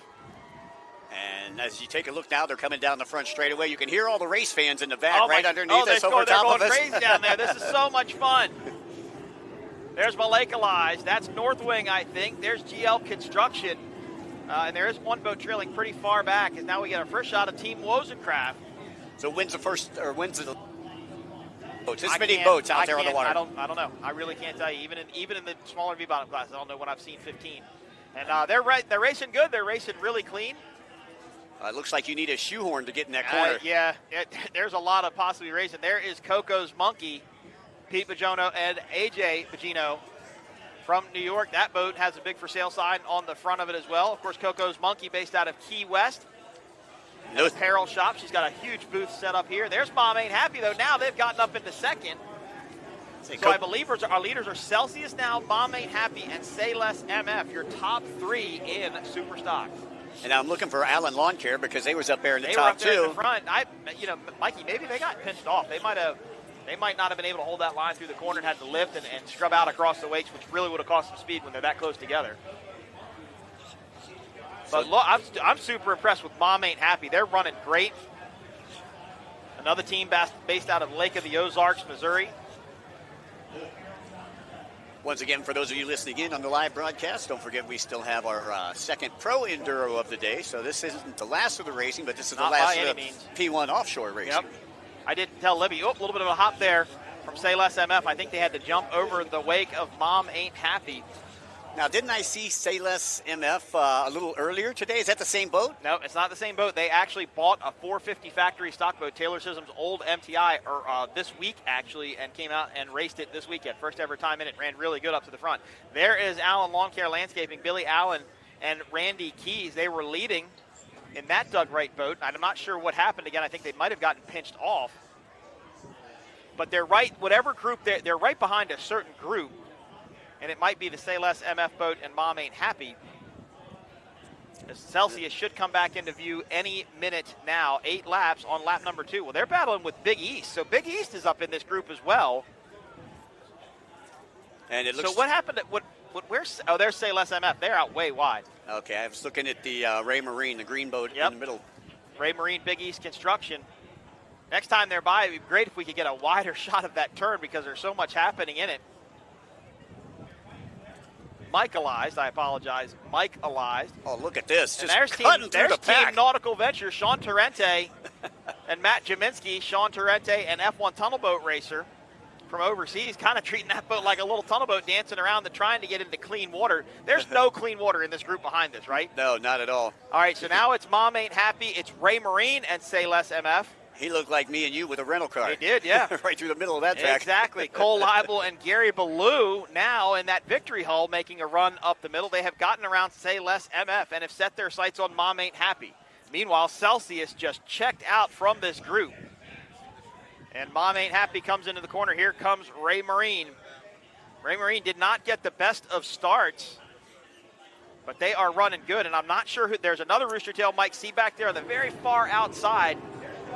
I can't tell if that's Dima Bikini or Allen Lawn Care Landscaping. I think it's Allen as I looked up. There is Nautical Ventures. There's Digging Deep. Man, what a fleet. I'm telling you, they have 15 boats out there. And look at that water, how chopped up it is out there. It is churning. And now they're getting a little reverb here from the pier because the pier is solid concrete down to the bottom. And there is North Wing Offshore, Darren Kittredge and Casey Boaz running S77. Following Digging Deep, so I believe it's still Celsius in the lead. Mom Ain't Happy in second, but the boat on the move, Mike, last time by was Ray Marine, Big East. Yeah, Ray Marine going through the middle of the pack right there and not really catching a lot of the prop wash that these other boats are sending out, so he was able to stay clean as he was working his way through that pack. All right, it looks like Team Wozencraft is trying to make a move on Allen Lawn Care Landscaping, Billy Allen and Randy Keys. I can tell you from previous experiences, Allen Lawn Care Landscaping likes a rough water race. They tend to do much better in rough water than they do in flat water. Not saying that they're fast, but they just tend to have better results there. And this would be your battle for fifth? I believe so. This is Wozencraft, Say Less MF, and Allen Lawn Care Landscaping. And I believe they're running 4, 5, and 6. So Celsius has probably gone into this corner already. As it doesn't, I thought Wozencraft may have caught Say Less MF, but it's really hard to tell from this vantage point. So we'll have to see what happens when they go through the corner. Jeremy Teixeira and Julian Maldonado. And once again, this weather's starting to change again. You can see the wind is picked up, coming from the south now. Significant now out of the south. All right, Say Less MF, Chad Rootsill and Rusty Williams. Oh, they're battling with Allen Lawn Care Landscaping. Yeah. So Billy Allen, Randy Keys picked up speed. Look at that. Oh, wow, look at that speed. Look at a burst of speed there. Yeah, it looked like he goosed the throttle there, man. He found something. Really ran that corner good. Held it wide, it looks like. Maintained a lot of speed through the corner. So boat number S17 now maybe on the move. I believe that should put him up to fourth. Right, should be Ray Marine, I believe, right in front of him. I think in third, yep. And Mom Ain't Happy and Celsius, your top 3 or 4 in Superstock. There is Celsius. There's Mom Ain't Happy. And they've got mirrors full of that bright green victory hull of Gary Ballou and Cole Leibel. Mom Ain't Happy is going to have the inside on the dog leg, but that will flip back around and have the inside for Ray Marine. Let's see if Gary Ballou and Cole can get up there with Mom Ain't Happy. What a run by Celsius, though. I really like this track that they've produced out here this weekend. It looks like we're getting a lot more passing than what we got in our first 2 rounds of the Monster Energy Triple Crown. Well, and look there, the Celsius shirt, as you see live on our live stream, broadcast here. Those are probably all the people that are yelling. Maybe we'll stick with this shot and watch as Celsius comes back by. This, I believe, is one of the older Doug Wrights in this fleet. I believe this is Kyler Talbot's old boat, if I remember correctly. But, man, it looks perfect. Jay Muller, Chris Hopgood doing a great job in Celsius. S43 currently leading. It should be wrapping up lap number 3, starting lap number 4. Yeah, they worked their way through our start-finish line right down here behind the St. Pete Pier. Again, beautiful place to view all the racing this weekend from. And like we talked about earlier, if you ain't got a ticket to that Monster Energy, you are missing out. Yeah, man, that is they've got quite the setup down there. All right, so it doesn't look like Ray Marine has gotten around Mom Ain't Happy yet, but now it looks like Say Less MF may have to contest with Team Wozencraft. S21 rather, off to a really good start, but seem to be losing some speed and falling a little bit further back in the pack. There's Mom Ain't Happy. Oh, wow, Mike, they pulled away from Ray Marine a little bit. Yeah, Ray Marine, I believe, still running in that third place, but they got company with Allen Lawn Care right now, because Allen Lawn Care has all of a sudden found a boost of speed that he had it in the beginning, but it kind of seemed to go away. But he went around that turn and just simply walked away from Say Less MF. As you look at North Wing and that Team Bermuda GL Construction there.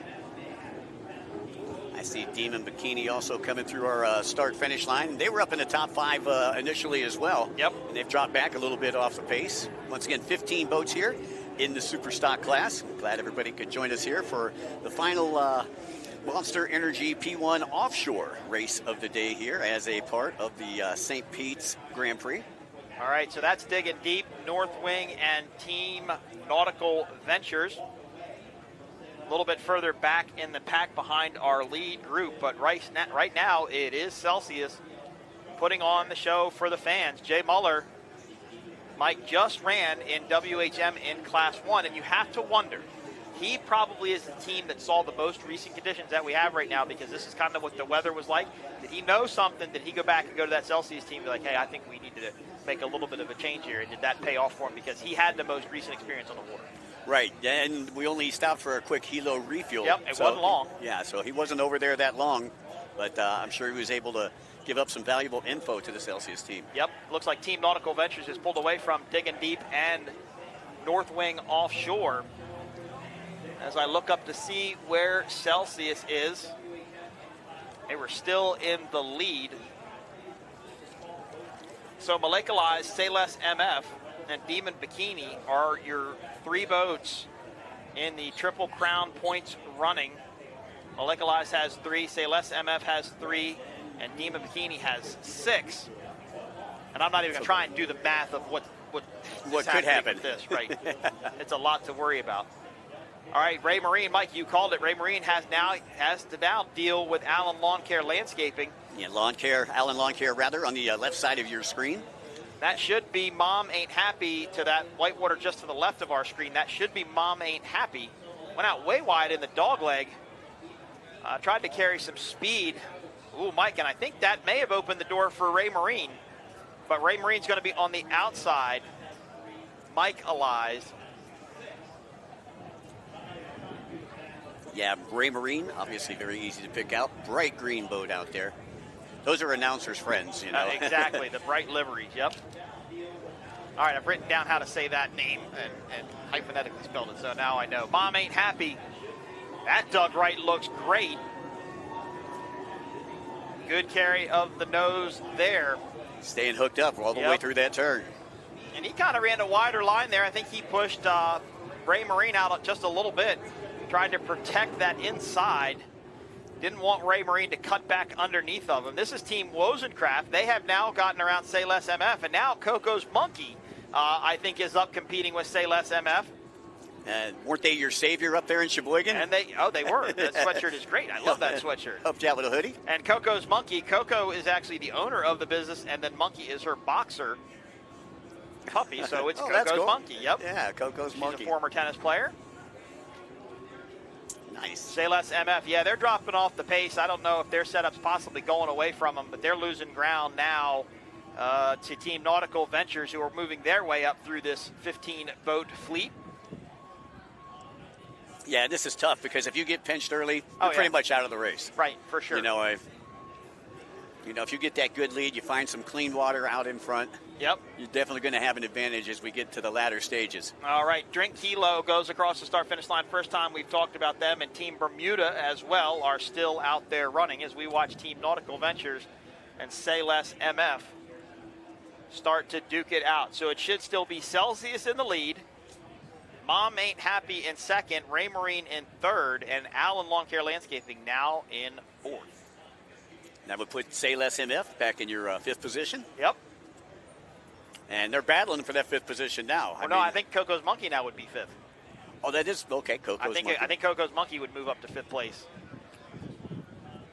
Man, that wind is really kicking here behind us. And they are still rail to rail. Yeah, they're still battling it out.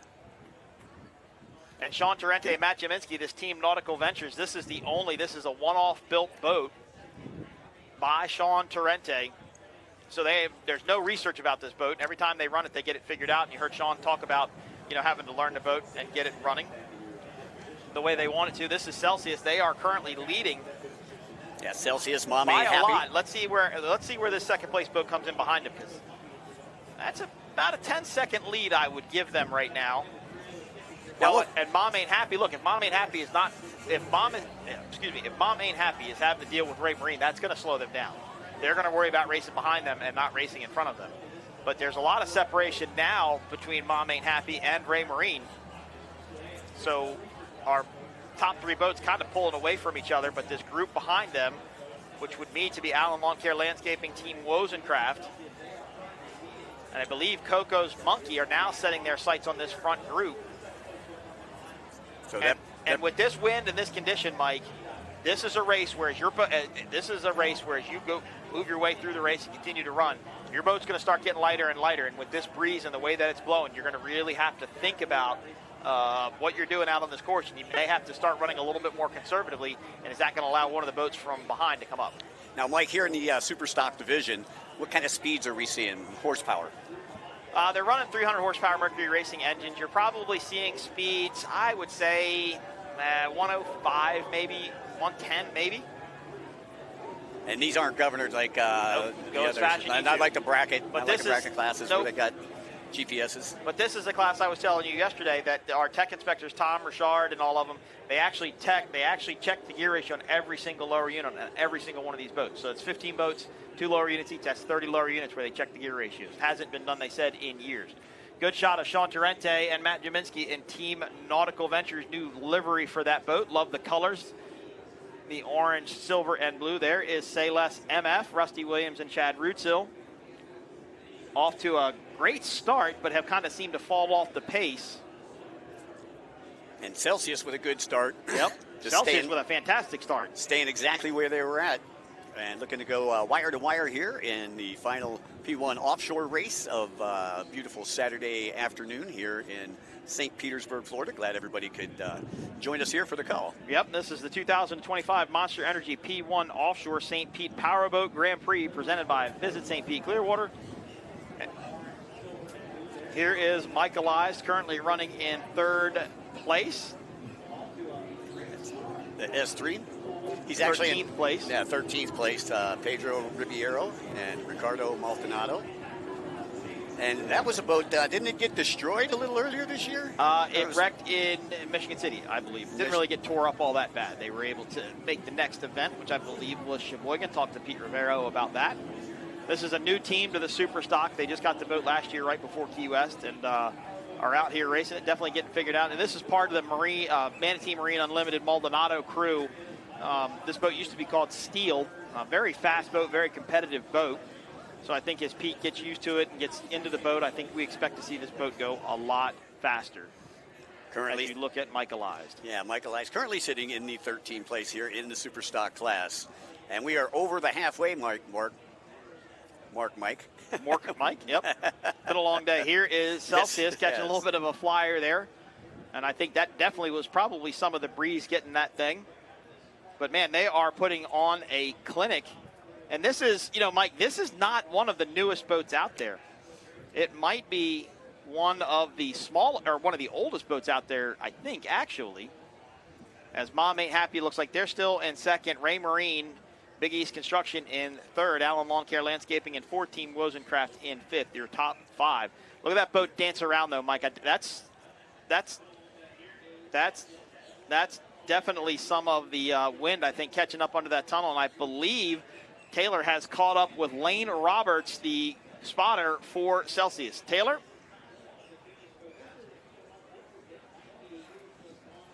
I'm down here in the VIP area. I've got quite the seat, and I'm with Blake from Team Celsius. The cheering section is going because you guys are in the lead. Yes, by a mile. They'd really dialed in their boat. They put in a lot of work for many years.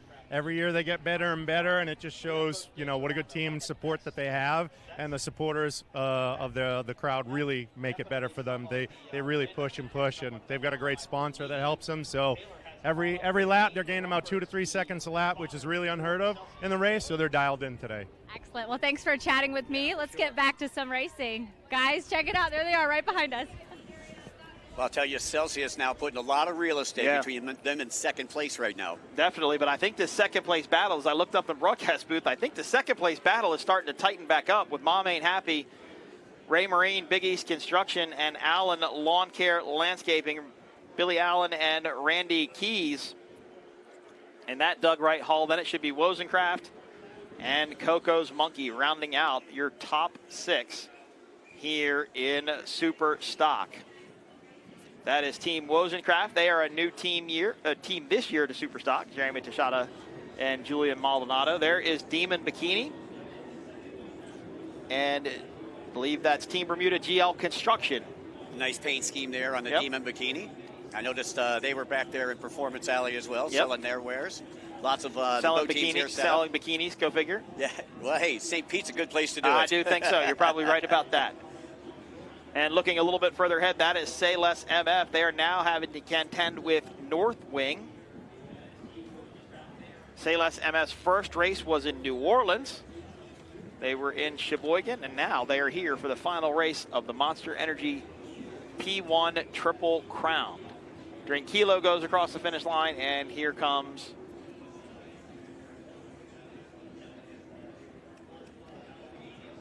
Say Less MF. So that is Say Less MF. That's on your screen right now, folks. Currently, I believe, running in the 5th position behind Allen Lawn Care. They've got company, though. Enough said. Enough said. I'm sorry, just came across the start-finish line. Enough said. Pink boat. So Say Less MF had a really great start, Mike, but have fallen back. Now they're going to have to contend with North Wing.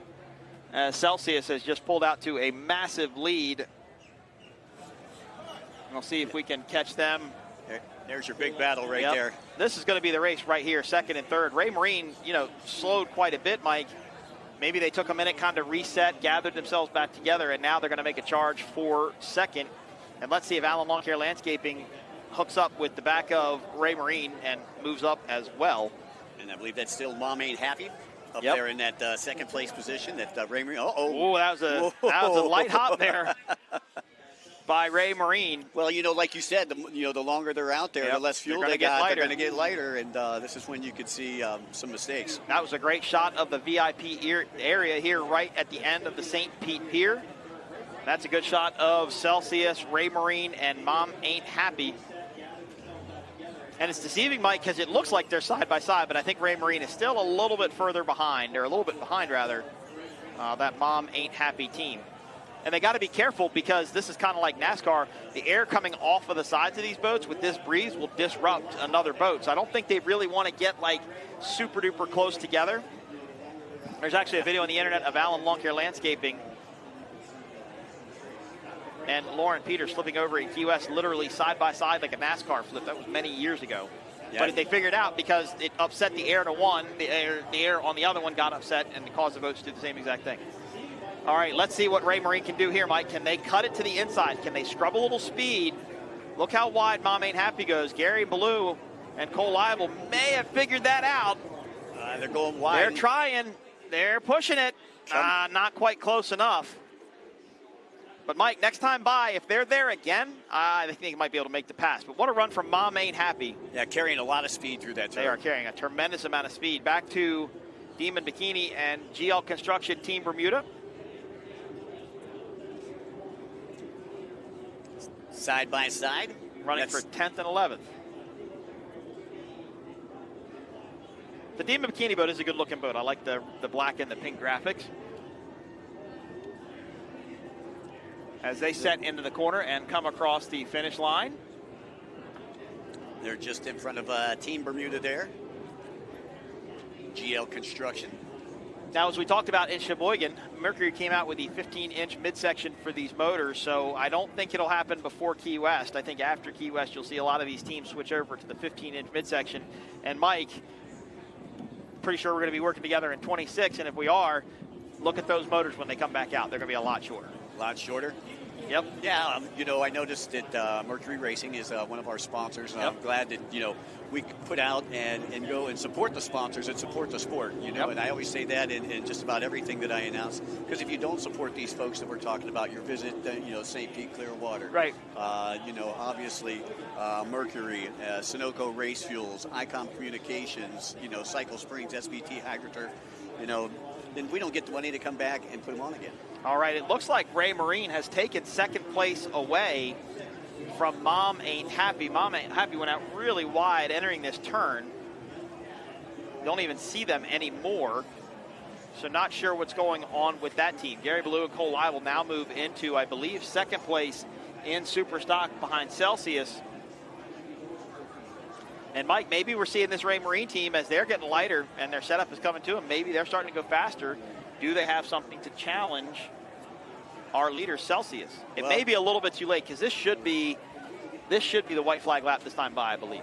Well, I'm thinking about what's going on with third and fourth place. Mom Ain't Happy and Allen Lawn Care, because I bet that battle is shaping up as well. Well, there's Mom Ain't Happy, so they're not as far back as what I thought, but there's Allen Lawn Care Landscaping. Coming out wide. Yep. Mom Ain't Happy is still within striking distance of Ray Marine. I think maybe they just misjudged that corner a little bit and went out a little bit wide, but look at Celsius. And they're getting to do exactly what you need to do. They're running their line. They're picking where they want to go. They're not forced to dive behind anybody or go atop anybody's wake. They can pretty much just run clean water and manage their race. Setting up wide, coming in tight. Yep. But the lead doesn't look as big to me as it did last time by. Now, that's just from our vantage point. I'm not saying that's the actual truth, but it didn't look as big. And it looks like as Celsius comes into the corner, Chris Hopgood and Jay Muller, boat number S43, every time this team comes around, you can hear him screaming, and this is the checkered flag.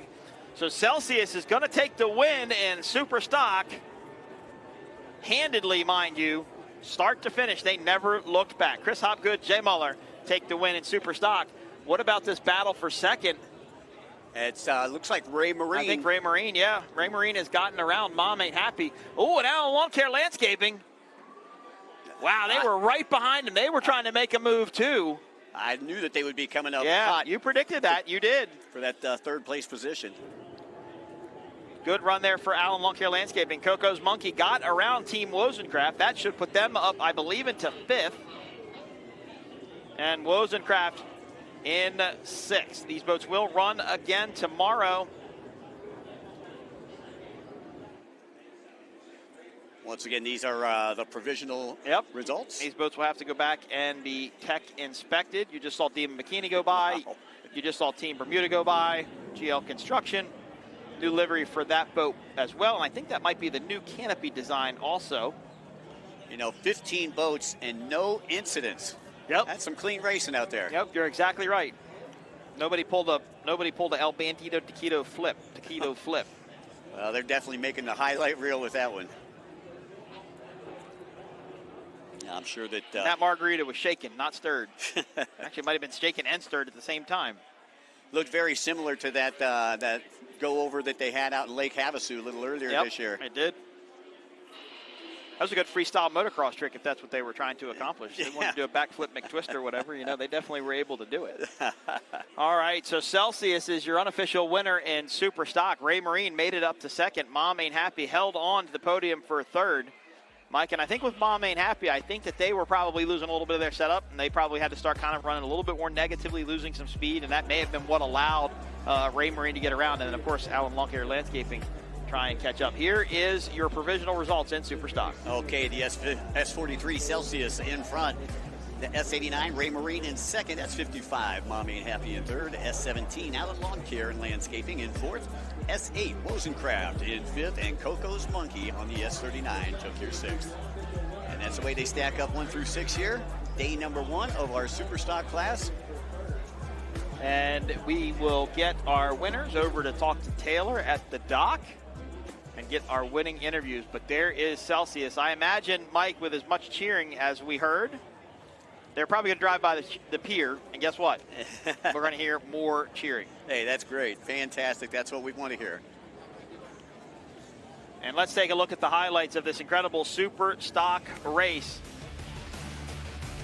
What a start. As I said, it looked like an Aqua-Cross start. The green flag went up, the roosters came down, rooster tails came down, and something got cut off there at the beginning. Hard to say who it was, but it was Celsius out to the early lead. Yeah, Celsius out to the early lead. You notice there, Ray Marine started in about 4th place, so they had to work their way through the pack up into that 2nd place position. They did. And did a lot of battling there with Alan Lawn Care. And, of course, Mom Ain't Happy. Say Less MF was in the top 3 early on, but I think their boat was just kind of falling away from them. They started losing some ground. The battle started happening, though, for 2nd place. It was Mom Ain't Happy and Ray Marine really going deck to deck for 2nd place. Eventually, Mom Ain't Happy got passed by Ray Marine. But it was the Celsius show all day long. We heard the fans cheering from the pier. What a fantastic race for Chris Hopgood and Jay Muller. You know, and between all these drivers, you know, they have to have a lot of respect and a lot of confidence in each other. Oh, yeah. All right, well, there's Mom Ain't Happy. There is Ray Marine. There's Michaelized. And it was a good race between these two boats.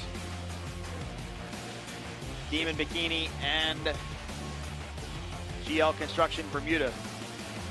And this is where Ray Marine, Mike, started to set it up.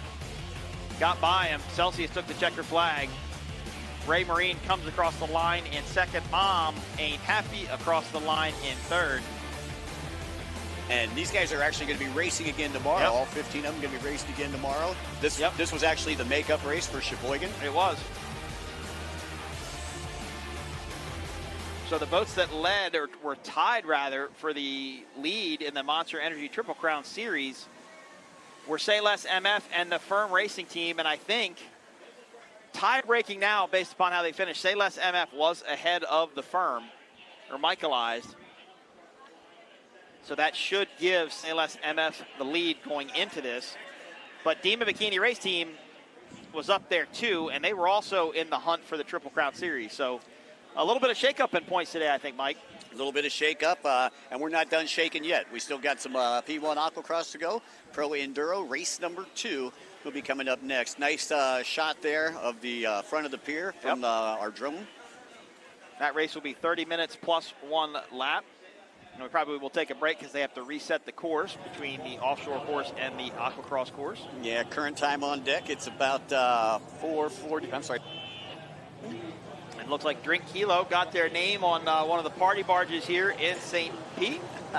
Totally tiki tours, it looks like. Great place to watch a race from. Maybe we can announce from there next year. I think that would be pretty cool. I think that'd be all right.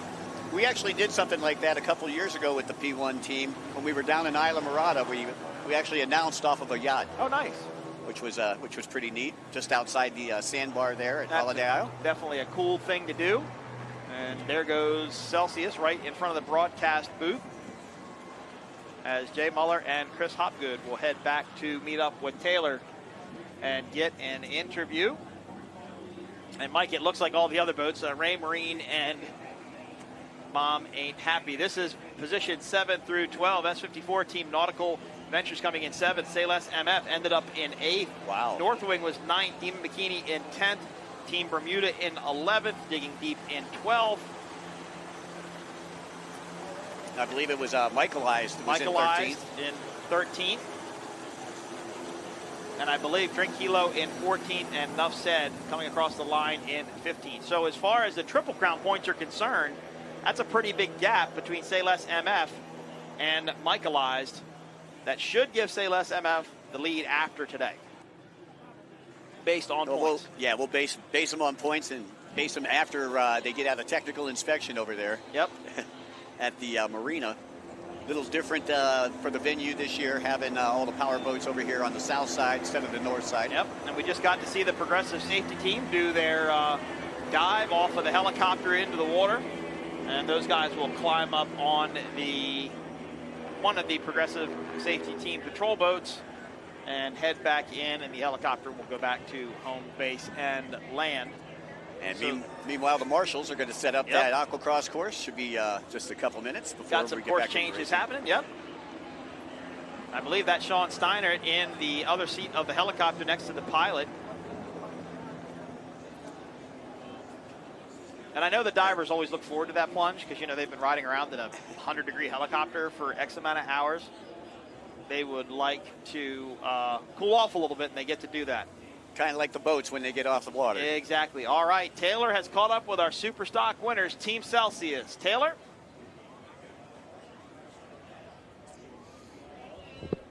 I sure have. I'm going to jump on this boat up here. What a race that was. An incredibly packed field they had out there on the water. And I'm going to wait for these guys to jump out. Chris and Jay, what a run that was. Yeah, it was awesome. We're a bit red. It was hot out there, but it was worth it. For sure. Awesome start. We started in the middle, which is never easy. Had a good run, took turn one, had a clean turn, and from there we just kept hitting our marks, did a great job driving, and the boat was set up perfect. It absolutely was. Come on over here, Chris. I'll chat with you, too. What a race that was. What was it like in the cockpit together? It was great. Jay's fantastic throttle man. We got a tremendous crew and long-fought battle, but we got there. You guys were, it seemed like you were out there on your own, almost running a clean race, but where do you think that your strategy came into play? Was it corners, straightaways? What was it? We did a lot of testing yesterday, and I knew we had a good setup and just run a clean race, get through turn one, and then race from there. We've got another race tomorrow. What do you got left in you? Yeah, hopefully the water conditions are similar. We got another setup that we might have went to, just thinking about it, but we'll be ready to go. I like it. Well, these guys, Team Celsius, taking the win at Superstock here today at St. Pete. Thank you. All right, congratulations, Chris Hopgood, Jay Muller of Team Celsius taking a dominating win in what was probably the toughest race all day long with 15 boats in their class. Anybody could have won that race, Mike. I'll tell you, 15 boats. And that first turn, I like the way that they had the turn separated, made it a lot safer for all those boats to get through the first turn. And like we said, you know, we started with 15, we ended with 15. We ended with 15, and that's pretty impressive, you know, a race of attrition. All right, we've got one more Aquacross race to go. That's going to be the Pro Race, 30 minutes plus 1 lap. We are going to take a break while the course gets reset by the course marshals. For Mikey Young, Taylor Snyder, I am Mike Iwaski. We'll be back right after this.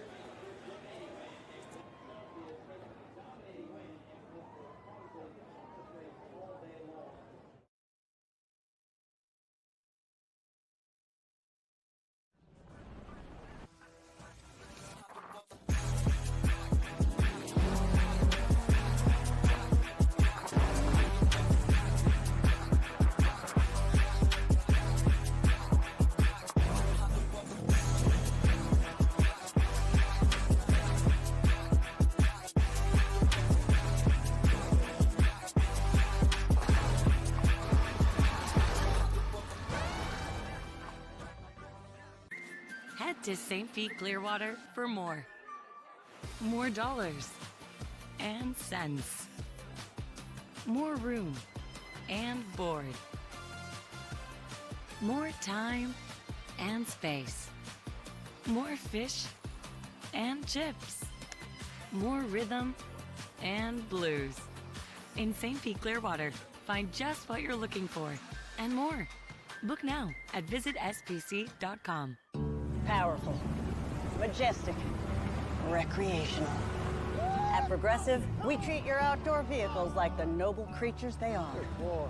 And when you bundle them with your home and auto, you can be sure they get the 24/7 protection they deserve. Yeah. There you go. So they're always ready for your next adventure. Because that's just how we do it around here. Around these parts, around them parts. It's just how we do it here.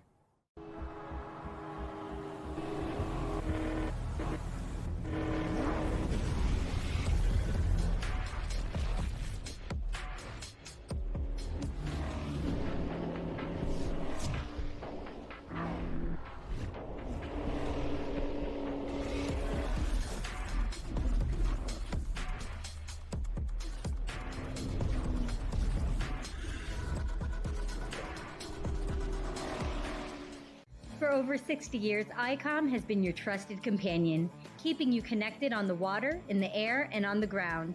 Whether you need a two-way radio for your cruiser, center console, personal watercraft, or anything in between, ICOM has you covered with the most innovative marine, amateur, aviation, land mobile, LTE, and satellite network products.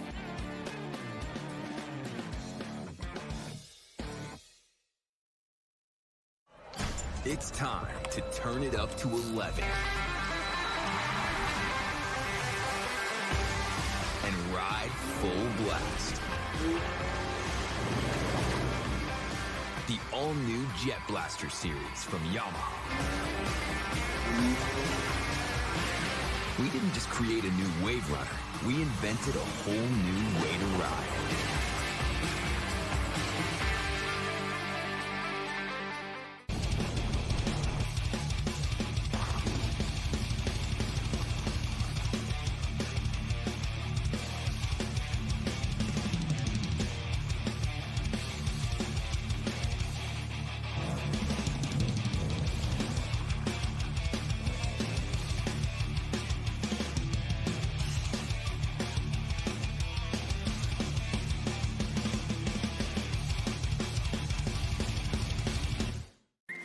Head to St. Pete Clearwater for more.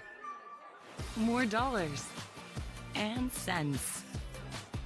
More room and board.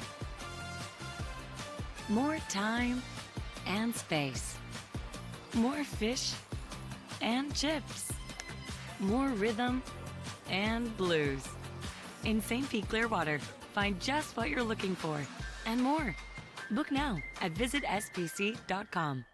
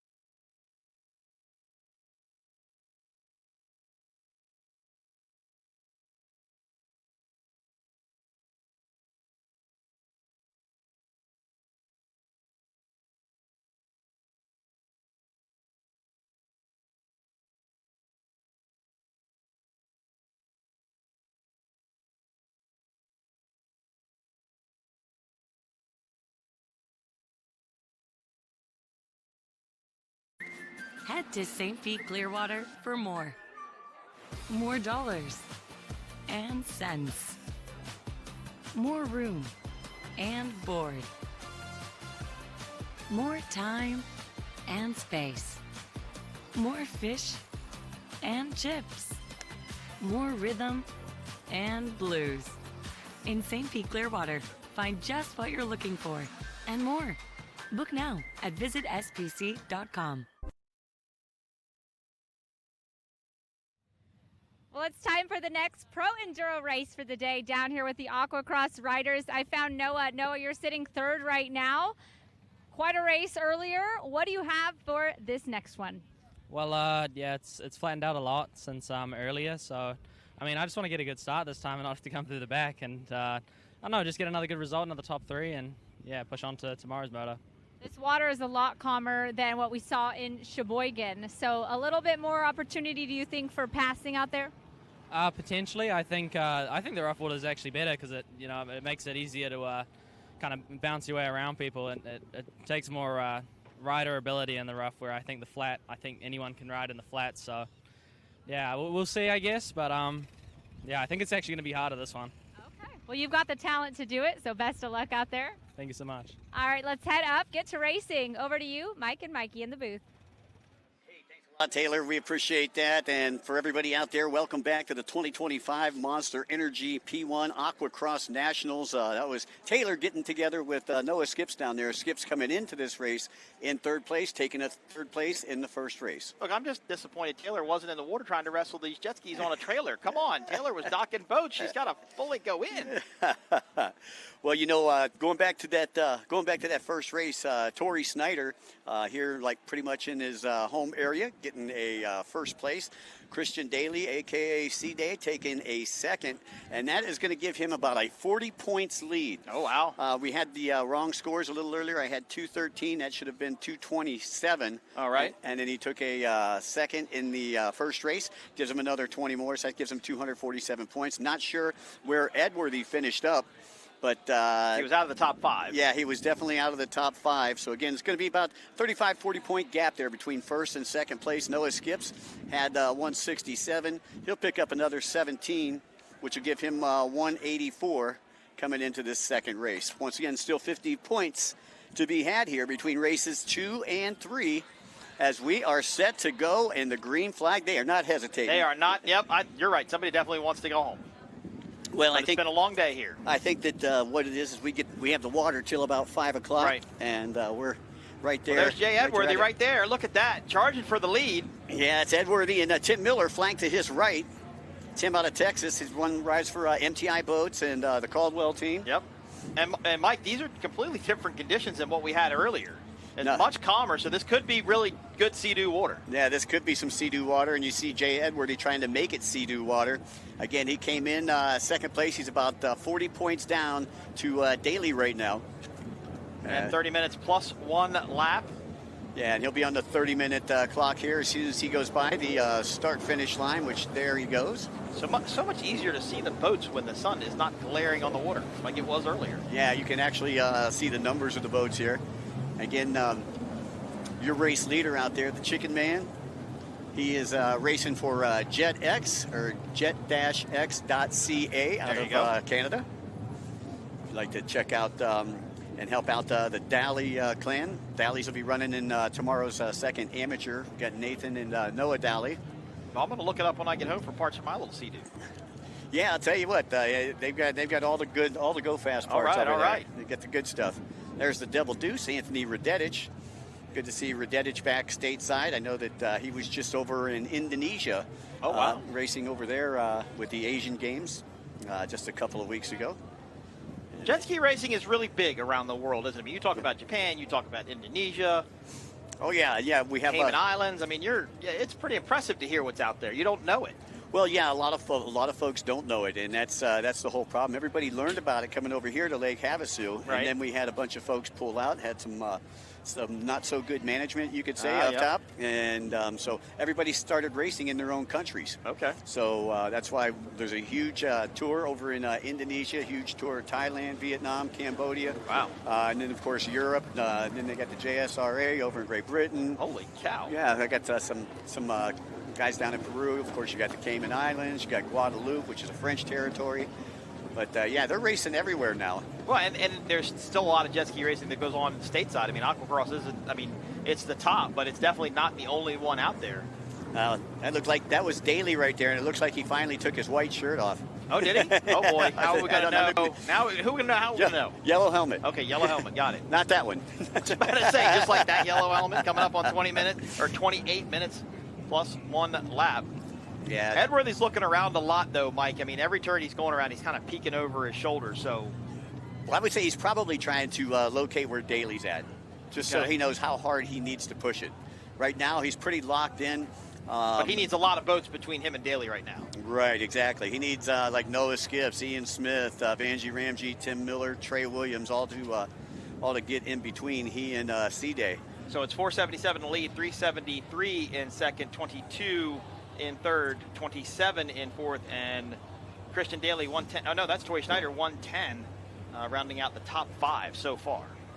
So Christian Daly doesn't even look to be in the top 5. That's a good thing for Jay Edworthy. That's a good thing for Jay Edworthy, but you got to know Daly's a smart racer. He's going to know exactly where he's at, with the points, what he can do, what he can get away with, what he can't. And you've introduced me to his dad earlier. I was standing there talking to him, and I asked him about Christian's first race. I said, look, was that race management 101? And he said, oh, totally was race management 101. He knew where he needed to be. He knew what he needed to do. He didn't have to beat Tory to get up in the championships as long as he was close enough to get the to keep his points where they needed to be. There's Christian right there. Well, Tory came into this one in 9th place points. So Tory actually playing the spoiler there as we take a look at C-Day points leader coming into race number 2 of 3 here for the 2025 Monster Energy P1 Aquacross Nationals. Now I just heard from our production crew. He's about halfway through the field right now. He's pretty far back. It sounds like. Yeah, I think what he's trying to do is just stay healthy, stay out there on the track, just pick up a couple points. If he picks up a couple points here, it'll be out of reach for anybody when they come to the final race tomorrow morning.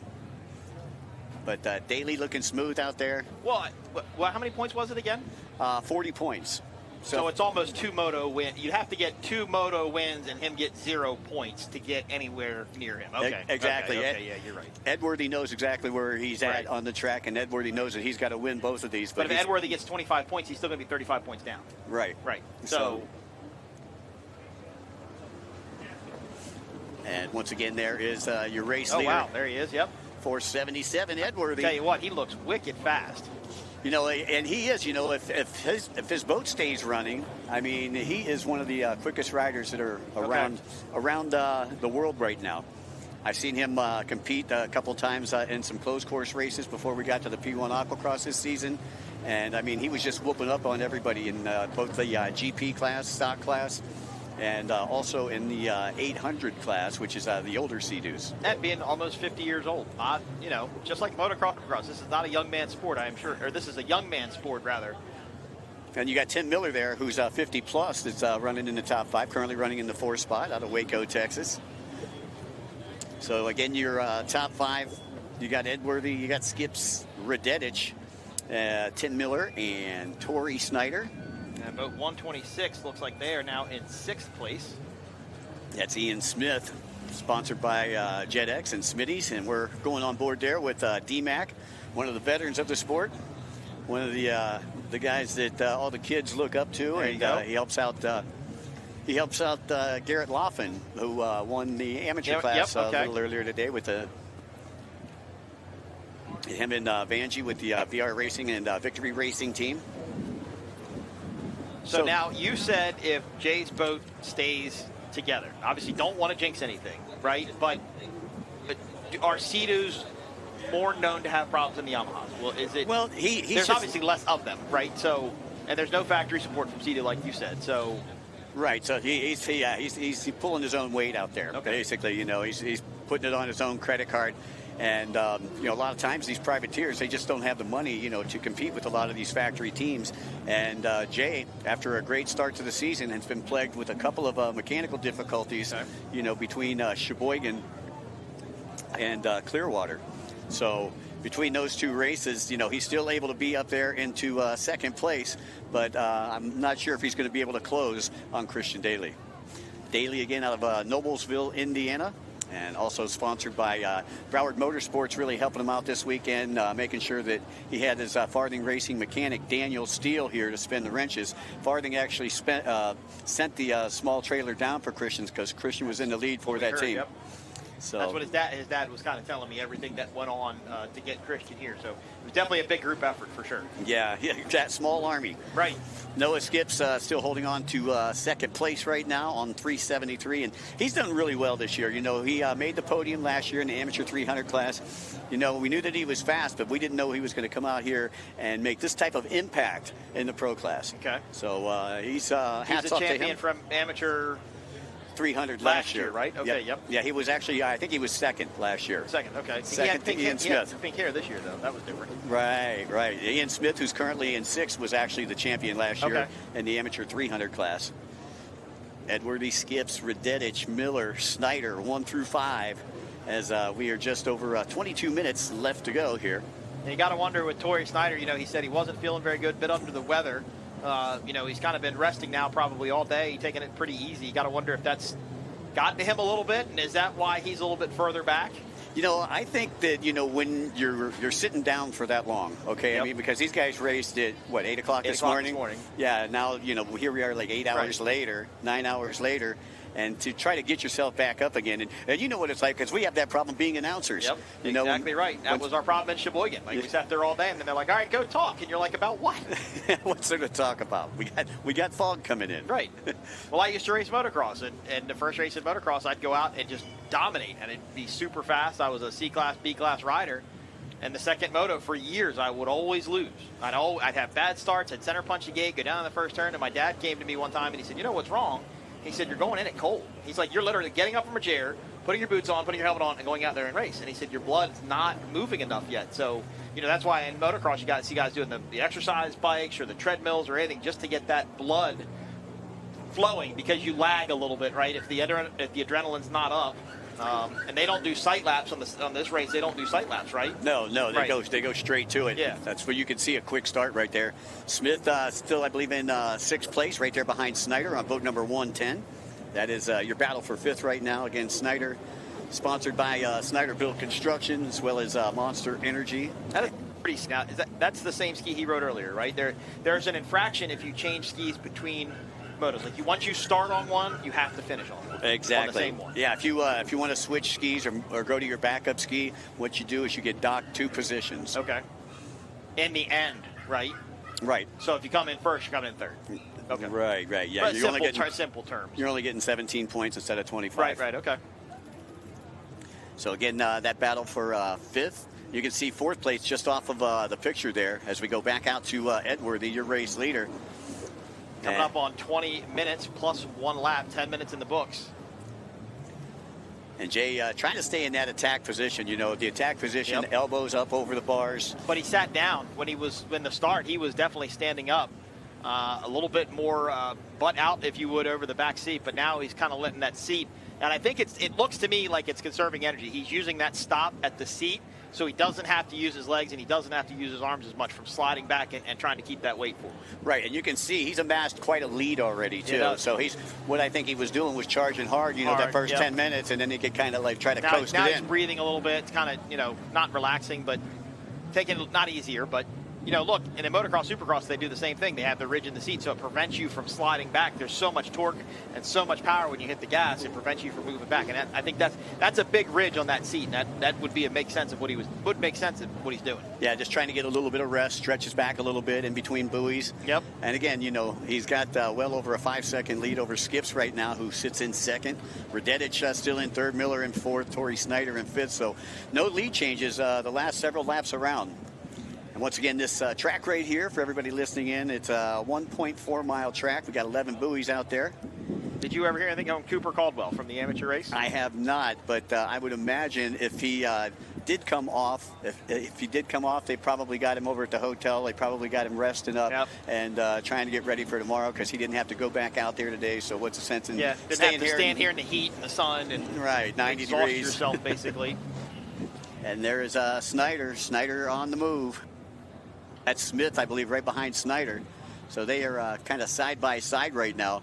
Smith on boat number 126, another Jet X rider. That is Jay Edworthy's teammate, and he's sponsored by Smitty's Racing. So how do these guys do it? Because you talked about Jay Edworthy doing it. We know the Farthing team does it. I don't know if the Dalys do it, but I mean, these guys race multiple organizations, right? I mean, they're just not sole Aquacross riders. I mean, they're running closed course, like you said. I mean, how does that work with the different type of boats? Oh, wow, look at that. Nice move. Yeah, it looked like Ian got into Tory Snyder just a little bit. This is a drag race here. Yeah, and Smith going to win that drag race is, well, there we go, down the front straightaway. He took the wide line right there, and it looked like that Sea-Doo pushed had him. Good acceleration, though, didn't it? Yes, it did. You know, and if Smitty's spinning the wrenches down there, that the boat's going to be fast. And there's his teammate, 477, Edworthy, still leading the pack away around as we get a little closer to our halfway mark. And lap traffic, I think it looked like. Yeah, you don't see lap traffic as often as you do in the amateur class here because you got 300 and 200 boats in the amateur class. These are all 300s. Right. So you get overlap of, obviously the 200s are slower than the 300s. Yeah, so if you have somebody that comes off the boat, then you're going to see some lapped riders, or somebody makes a mistake, has to go hit the penalty buoy. That's when you're going to see a lot of lapped riders in this. But so back to my question. So how does that work for the Jay Edworthy who could go run a closed course? Because it's not this boat, right? It's a completely different ski, or most of the times they'll set the ski up a little bit different. Could be the same boat, just set up differently. Because here with Aquacross, you got to have stock boat out there. He might be racing it, in a GP class, so he might be swapping the whole engine out. Oh wow, okay, so they will go that far as to pull one engine out to put a mod motor in, basically. Yeah, and a lot of the guys, they'll have one that'll already be set up for GP and one that's already set up for Aquacross, and that'll be both of them on their trailer. So depending on where they go racing. And we've seen a lot of that last week. We were over in Macon, Georgia for the finals of our AJSA series. And, you had a lot of people that actually come here to Aquacross that were over there, that were racing. Like Banji Ramjeet, who was boat number 116 in this one right here from the Cayman Islands. He took the overall win in Clearwater. Last week he was riding a Fast Power Sports stand-up ski. Wow, okay. Right, and that's the first time he ever rode stand-up.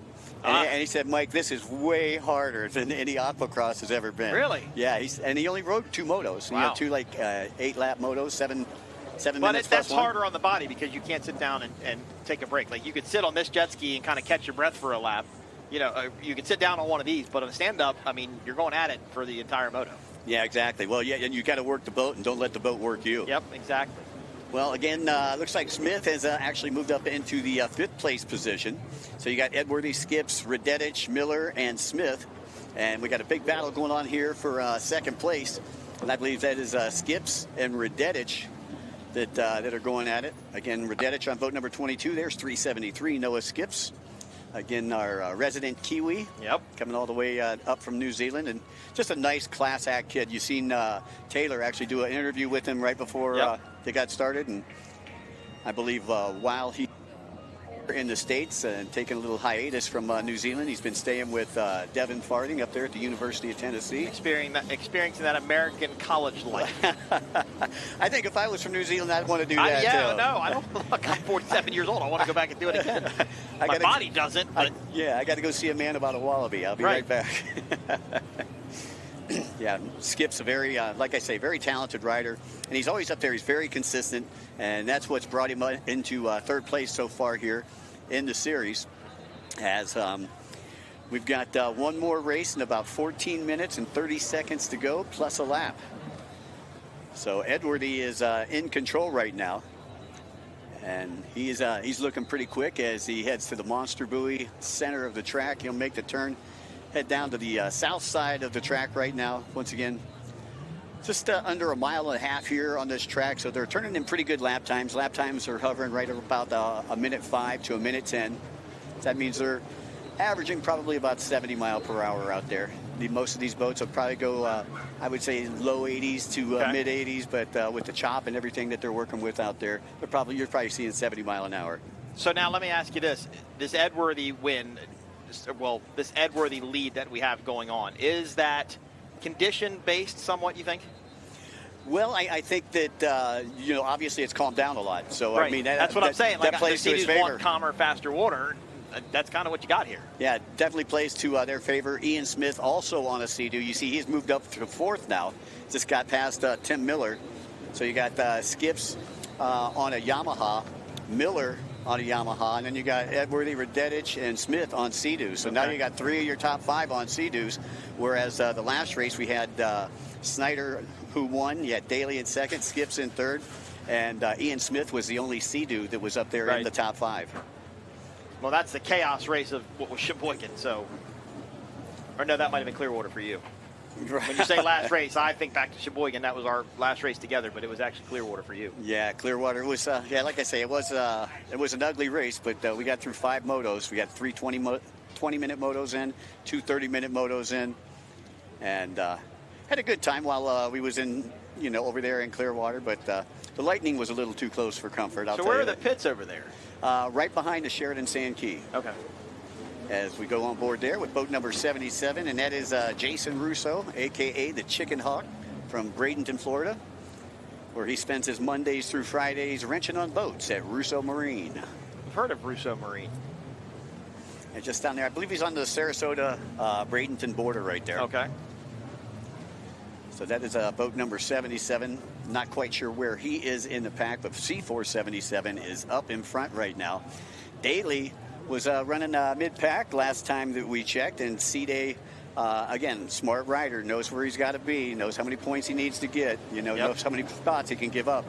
Because, he could, if he wanted to, he could be challenging Edworthy right now, right? He's thinking, as he just wants to make it through the weekend. Right. I don't think he cares if he wins the overall for the weekend as much as he cares about winning the overall for the series. I was trying to watch up from our booth to see if I could see when he went by, but I couldn't get my eye on him. They're actually, when they go away from us, they're actually turning a little bit away, and it's harder to see. Was that him? That was Edworthy. It just, turned out. Okay. I was looking for Daly. Kind of see where he was. So we'll gauge that because that was first place right there. There's 3rd place for Radetich on the screen right now on the Devil Deuce. Glad. Very, very good representation of our sport right there. Class act, Anthony Radetich, boat number 22. Coming up on 11 minutes plus 1 lap remaining in this race. And there's Skips, who is still in 2nd place. And Skips just now going around that buoy at the end of our front straightaway. So it looks like Edworthy right now with close to a half a lap lead. So Edworthy is hasta la bye-bye here. That's impressive. In the 2nd race. See, now he can save his boat a little bit. He's got probably about a 25-second lead. Save his boat and his body. Right. Radetich, the gap between 2nd and 3rd right now, Radetich is about 8 to 9 seconds off the pace, but you see Ian Smith now pulling on Radetich. Yep. Ian Smith on the 126 Sea-Doo out there. And again, we're working, I believe, that center section of the track, getting ready to head south. Look, I believe that might be Tory Snyder that we're looking at on the screen right now, working left to right in front of you, St. Pete, and all of you folks that are listening in. Oh, is that Cooper? That is. That looks like Cooper Caldwell right there. Yep, talking to Casey from Monster Energy. So he's up and moving around. That's not a bad sign. That's a good sign right there. And we know that he's got an extra boat in the trailer if it was a boat issue. So we got a rider off right there in the middle. Sorry to cut you off there, Mike, but I saw the course marshal headed in his direction.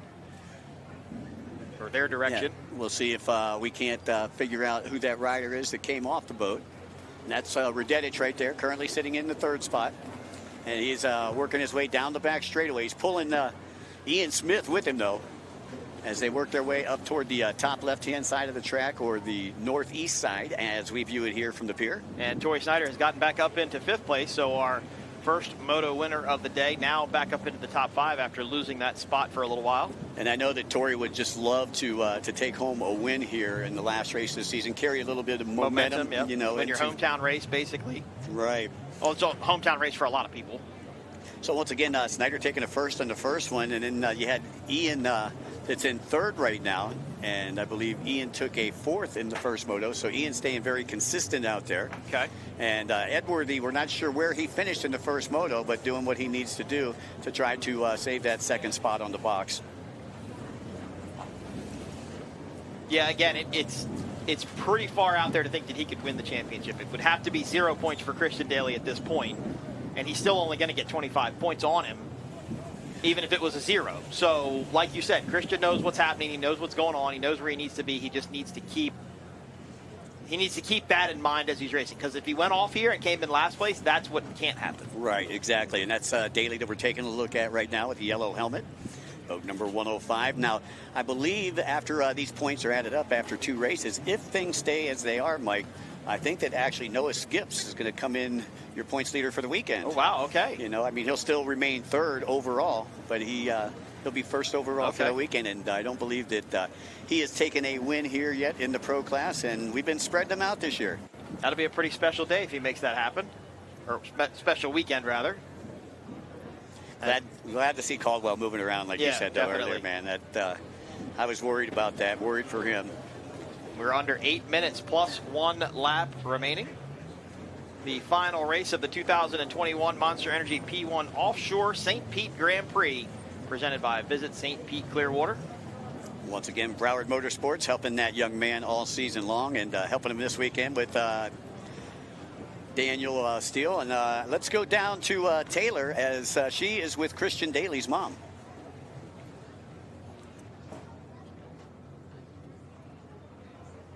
Made my way down here to VIP, and I found the person I want to talk to. Beth, you are Christian Daly's mother. The pressure is on watching. What is it like watching him race? I want him to win.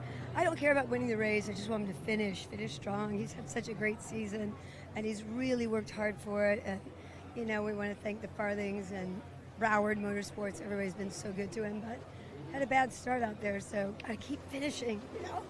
And you are no stranger to racing some champions. Obviously, Connor Daly, IndyCar legend out there. What is it like having 2 boys in 2 completely different sports? I don't know. Last week I was at IndyCar race, stress level high. Now I'm here, stress levels high. You know, what happened to tennis and golf? I don't know. No, it's exciting. I mean, we're a very competitive family anyway, so, and everybody supports everybody, so we love it. Love it.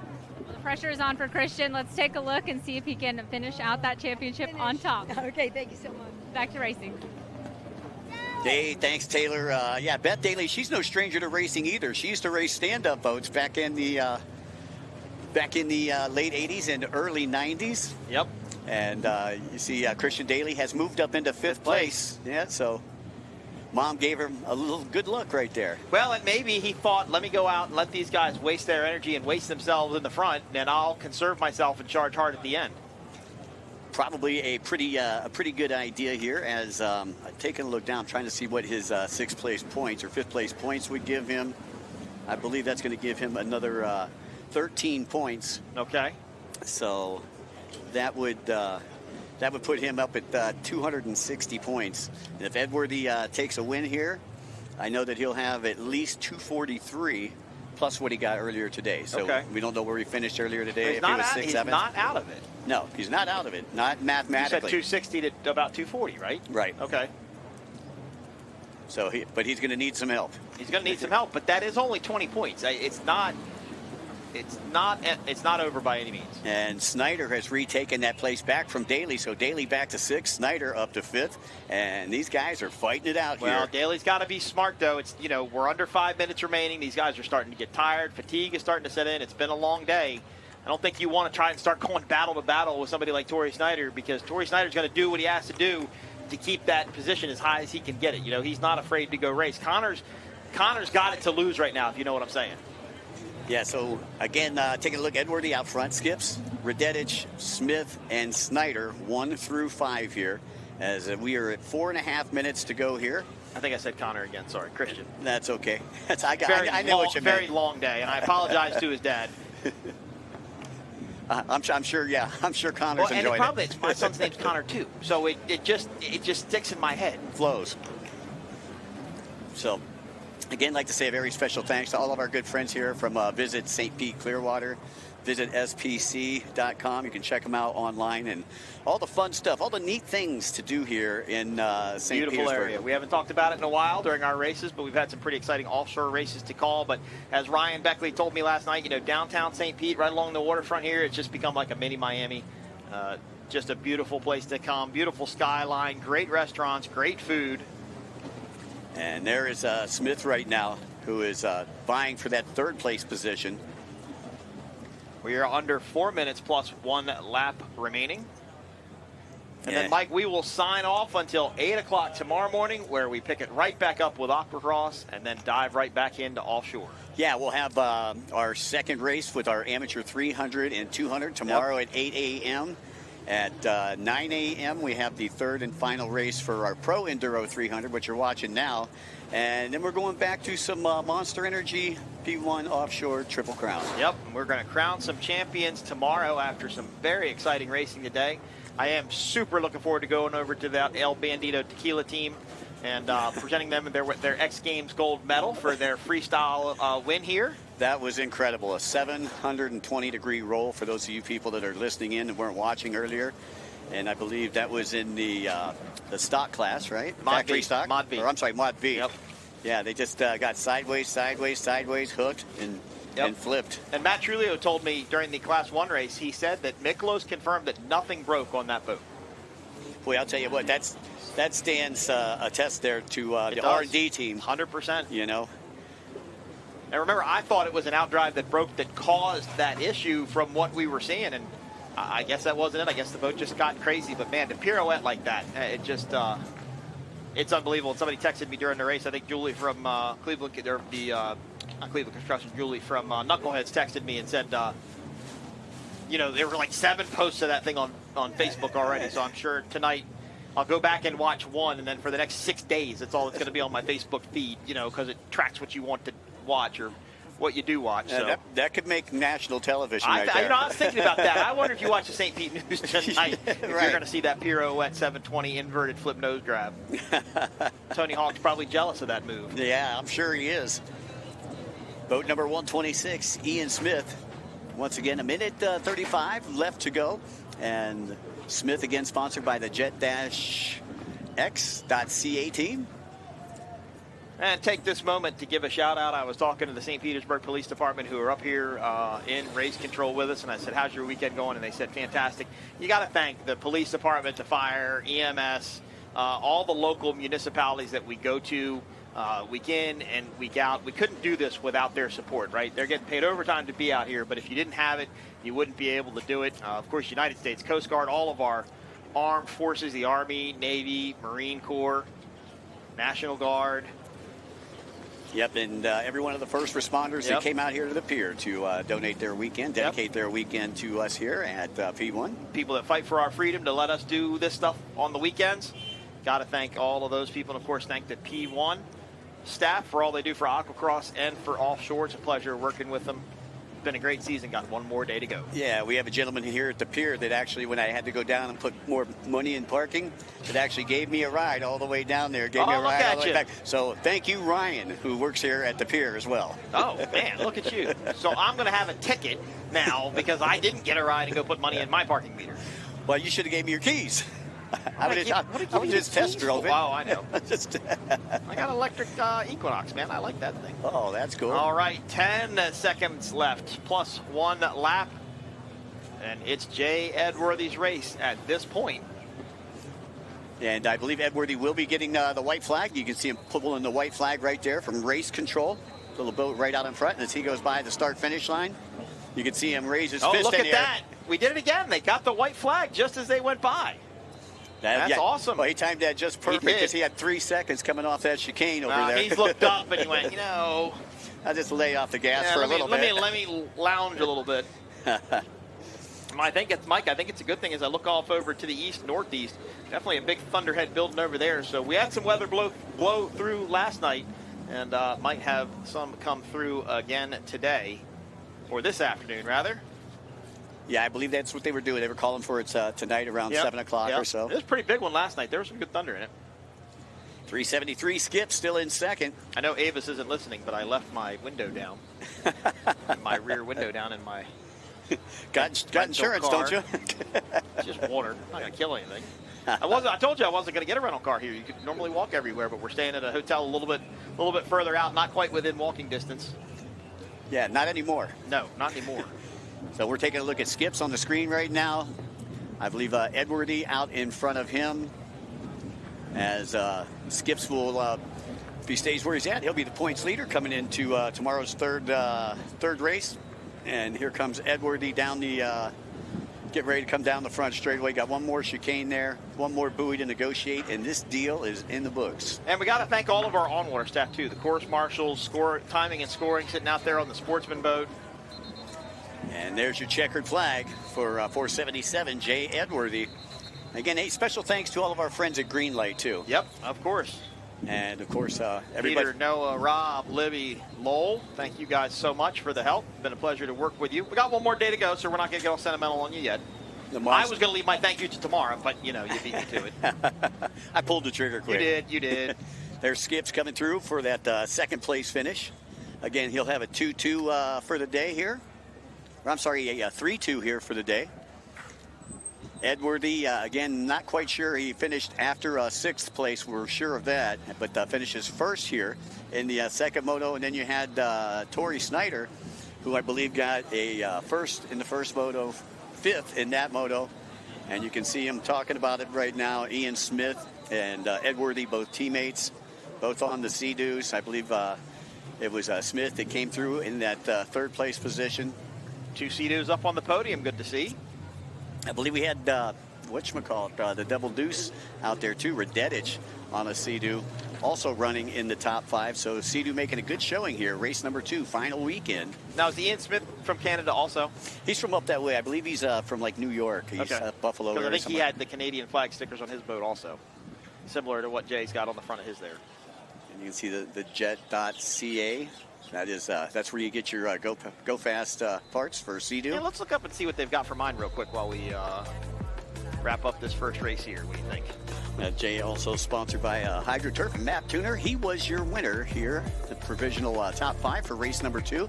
373, Noah Skips in second, 126, Ian Smith in third, 22, Anthony Radetich in fourth, and Tory Snyder rounds out your top 5 here, Pro Enduro race number 2. Well, Mike, I think we're going to wrap it up here in St. Petersburg, Florida, although we might wait for our winner to get into Taylor. I hope she's decided to get into the water and help land some of these jet skis on the trailer.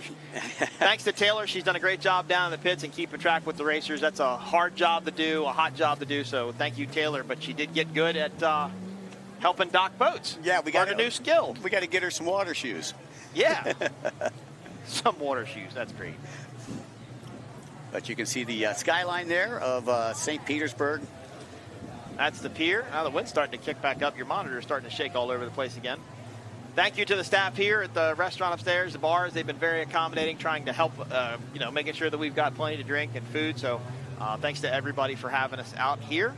And we'll be back one more time tomorrow, or for one more full day tomorrow of racing. And we'll do the awards tomorrow night. And that will wrap up the Aqua-X and P1 Offshore Series for the year. Yeah, boy, I'll tell you, this summer went quick. It did. It's went to 5 different rounds here with the Monster Energy P1 Aqua-X National Series as Edwardy collects the checkered flag for the final time today. Shakes Mr. Scaglione's hand there. And I believe that's Tara, chief scorer there, sitting in the back, or the back of the boat. And I think just told our production we're going to do some winning interviews when they get back to the beaches. Jay's going to come down here in front of the pier with his checkered flag and do a little bit of a victory lap for our fans that have hung out for this last race of the day. Yeah, big shout out to those hardcore race fans that are here from beginning to end. Yep. Don't forget Is that what we are, hardcore race fans? I guess we are. Because we're here from beginning to end. We sit here and we talk about it all day long. Yep. One more shot of the beautiful skyline of St. Petersburg. You know, this area really got ravaged by those hurricanes last year, and got to give it up to the town of St. Petersburg and all their municipalities for putting it back together.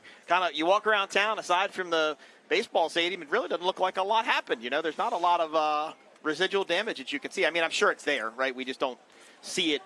We don't come here a lot, so we just don't see it. But I'm sure it's there. And look, this area, Englewood here, Sarasota, they got ravaged by those hurricanes last year. In fact, we didn't race here last year because of that. Yeah, the Trop got tore up over there, the baseball stadium, and they're still saying it's going to be about 2 years before they get it fixed. Yeah, they were thinking about moving the team. That's what I thought. Or they were to build a new one or something. I thought I'd read somewhere. I think that the commissioners here are trying to get some excise taxes going so they can build that stadium and not have it be charged to the city. As we take a look there at Jay Edworthy as he heads beachside.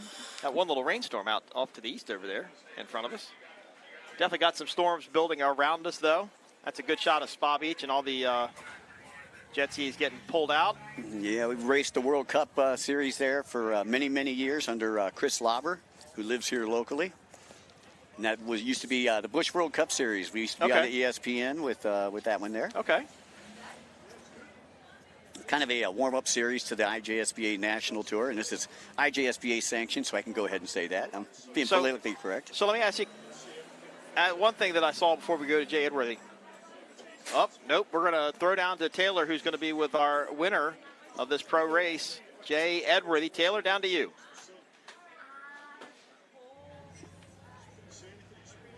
Making his way up here, doing that victory walk with his checkered flag. Jay Edworthy, what an incredible race that was. Oh, yep, you're good. You're good. Sorry, it's a little hot. It's a little hot here in Florida, well, but you made it happen. Well, coming from north of the border, we don't see too many days in September that are, whatever, maybe 90 degrees and sunny like this. Just having a good day out there today. We've really had a good season with all the guys we're racing with, Aqua-X crew and the Dalys and the guys that helped me and Smiths and all the guys that are watching at ECW. This year's been better, the best year we've ever had. We're just trying to keep it up, and we got a lot of support of a lot of the racers out there and a lot of people on different teams. We're finally getting to the top where we belong. Just having so much fun doing it, and I hope everybody is enjoying the racing as much as I do, and watching at home or at other races or even the competitors. It's just so much fun. You're definitely enjoying it, and you're going to enjoy holding that checkered flag up for the rest of the night. Little bragging rights, right? A little bit, hopefully. Just tomorrow will be another day, and we'll start fresh, and we'll just keep working the way we've done all year and for the past number of years to try and get to this point. Well, congratulations, Jay. Hold that up. Get a little celebration going. Oh, yeah, we're good. I'm a little too tired to celebrate. It's taxing for being one of the older guys in the field, racing against all the 20 and 30 years old. It's a challenge, but I enjoy it, and hopefully I can keep coming back for a few more years maybe and help some of the younger guys get better at their racing and maybe mentor a few guys to come up and do what I'm doing. Absolutely. Well, excellent work today. And that's it for racing today. Thank you guys so much for tuning in here at St. Pete, Florida for the Monster Energy Triple Crown Series. I'm Taylor Snyder. For the guys up in the booth, Mike Young and Mike Uwowski, thanks for joining in. We'll see you tomorrow for more racing.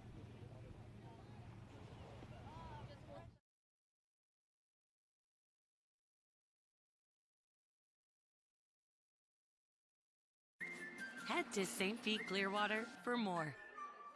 More dollars and cents. More room and board. More time and space. More fish and chips. More rhythm and blues. In St. Pete Clearwater, find just what you're looking for and more. Book now at visitspc.com.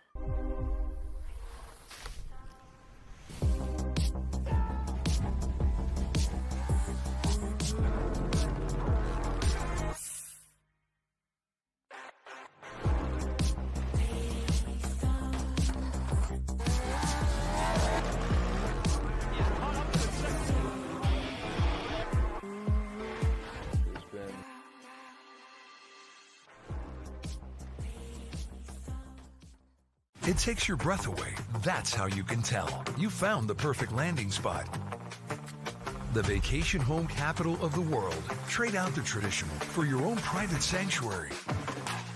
Your own splash, your own snacks. Bring the whole family. Make it 2 families. And while you're soaking up the fun, never forget what's at the heart. It's big and it's bold, day after day. Welcome to More Than Special. Welcome to Kissimmee, the big, bold heart of Florida. Powerful, majestic, recreational. At Progressive, we treat your outdoor vehicles like the noble creatures they are. And when you bundle them with your home and auto, you can be sure they get the 24/7 protection they deserve. Yeah. There you go. So they're always ready for your next adventure. Because that's just how we do it around here. Around these parts, around them parts. It's just how we do it here.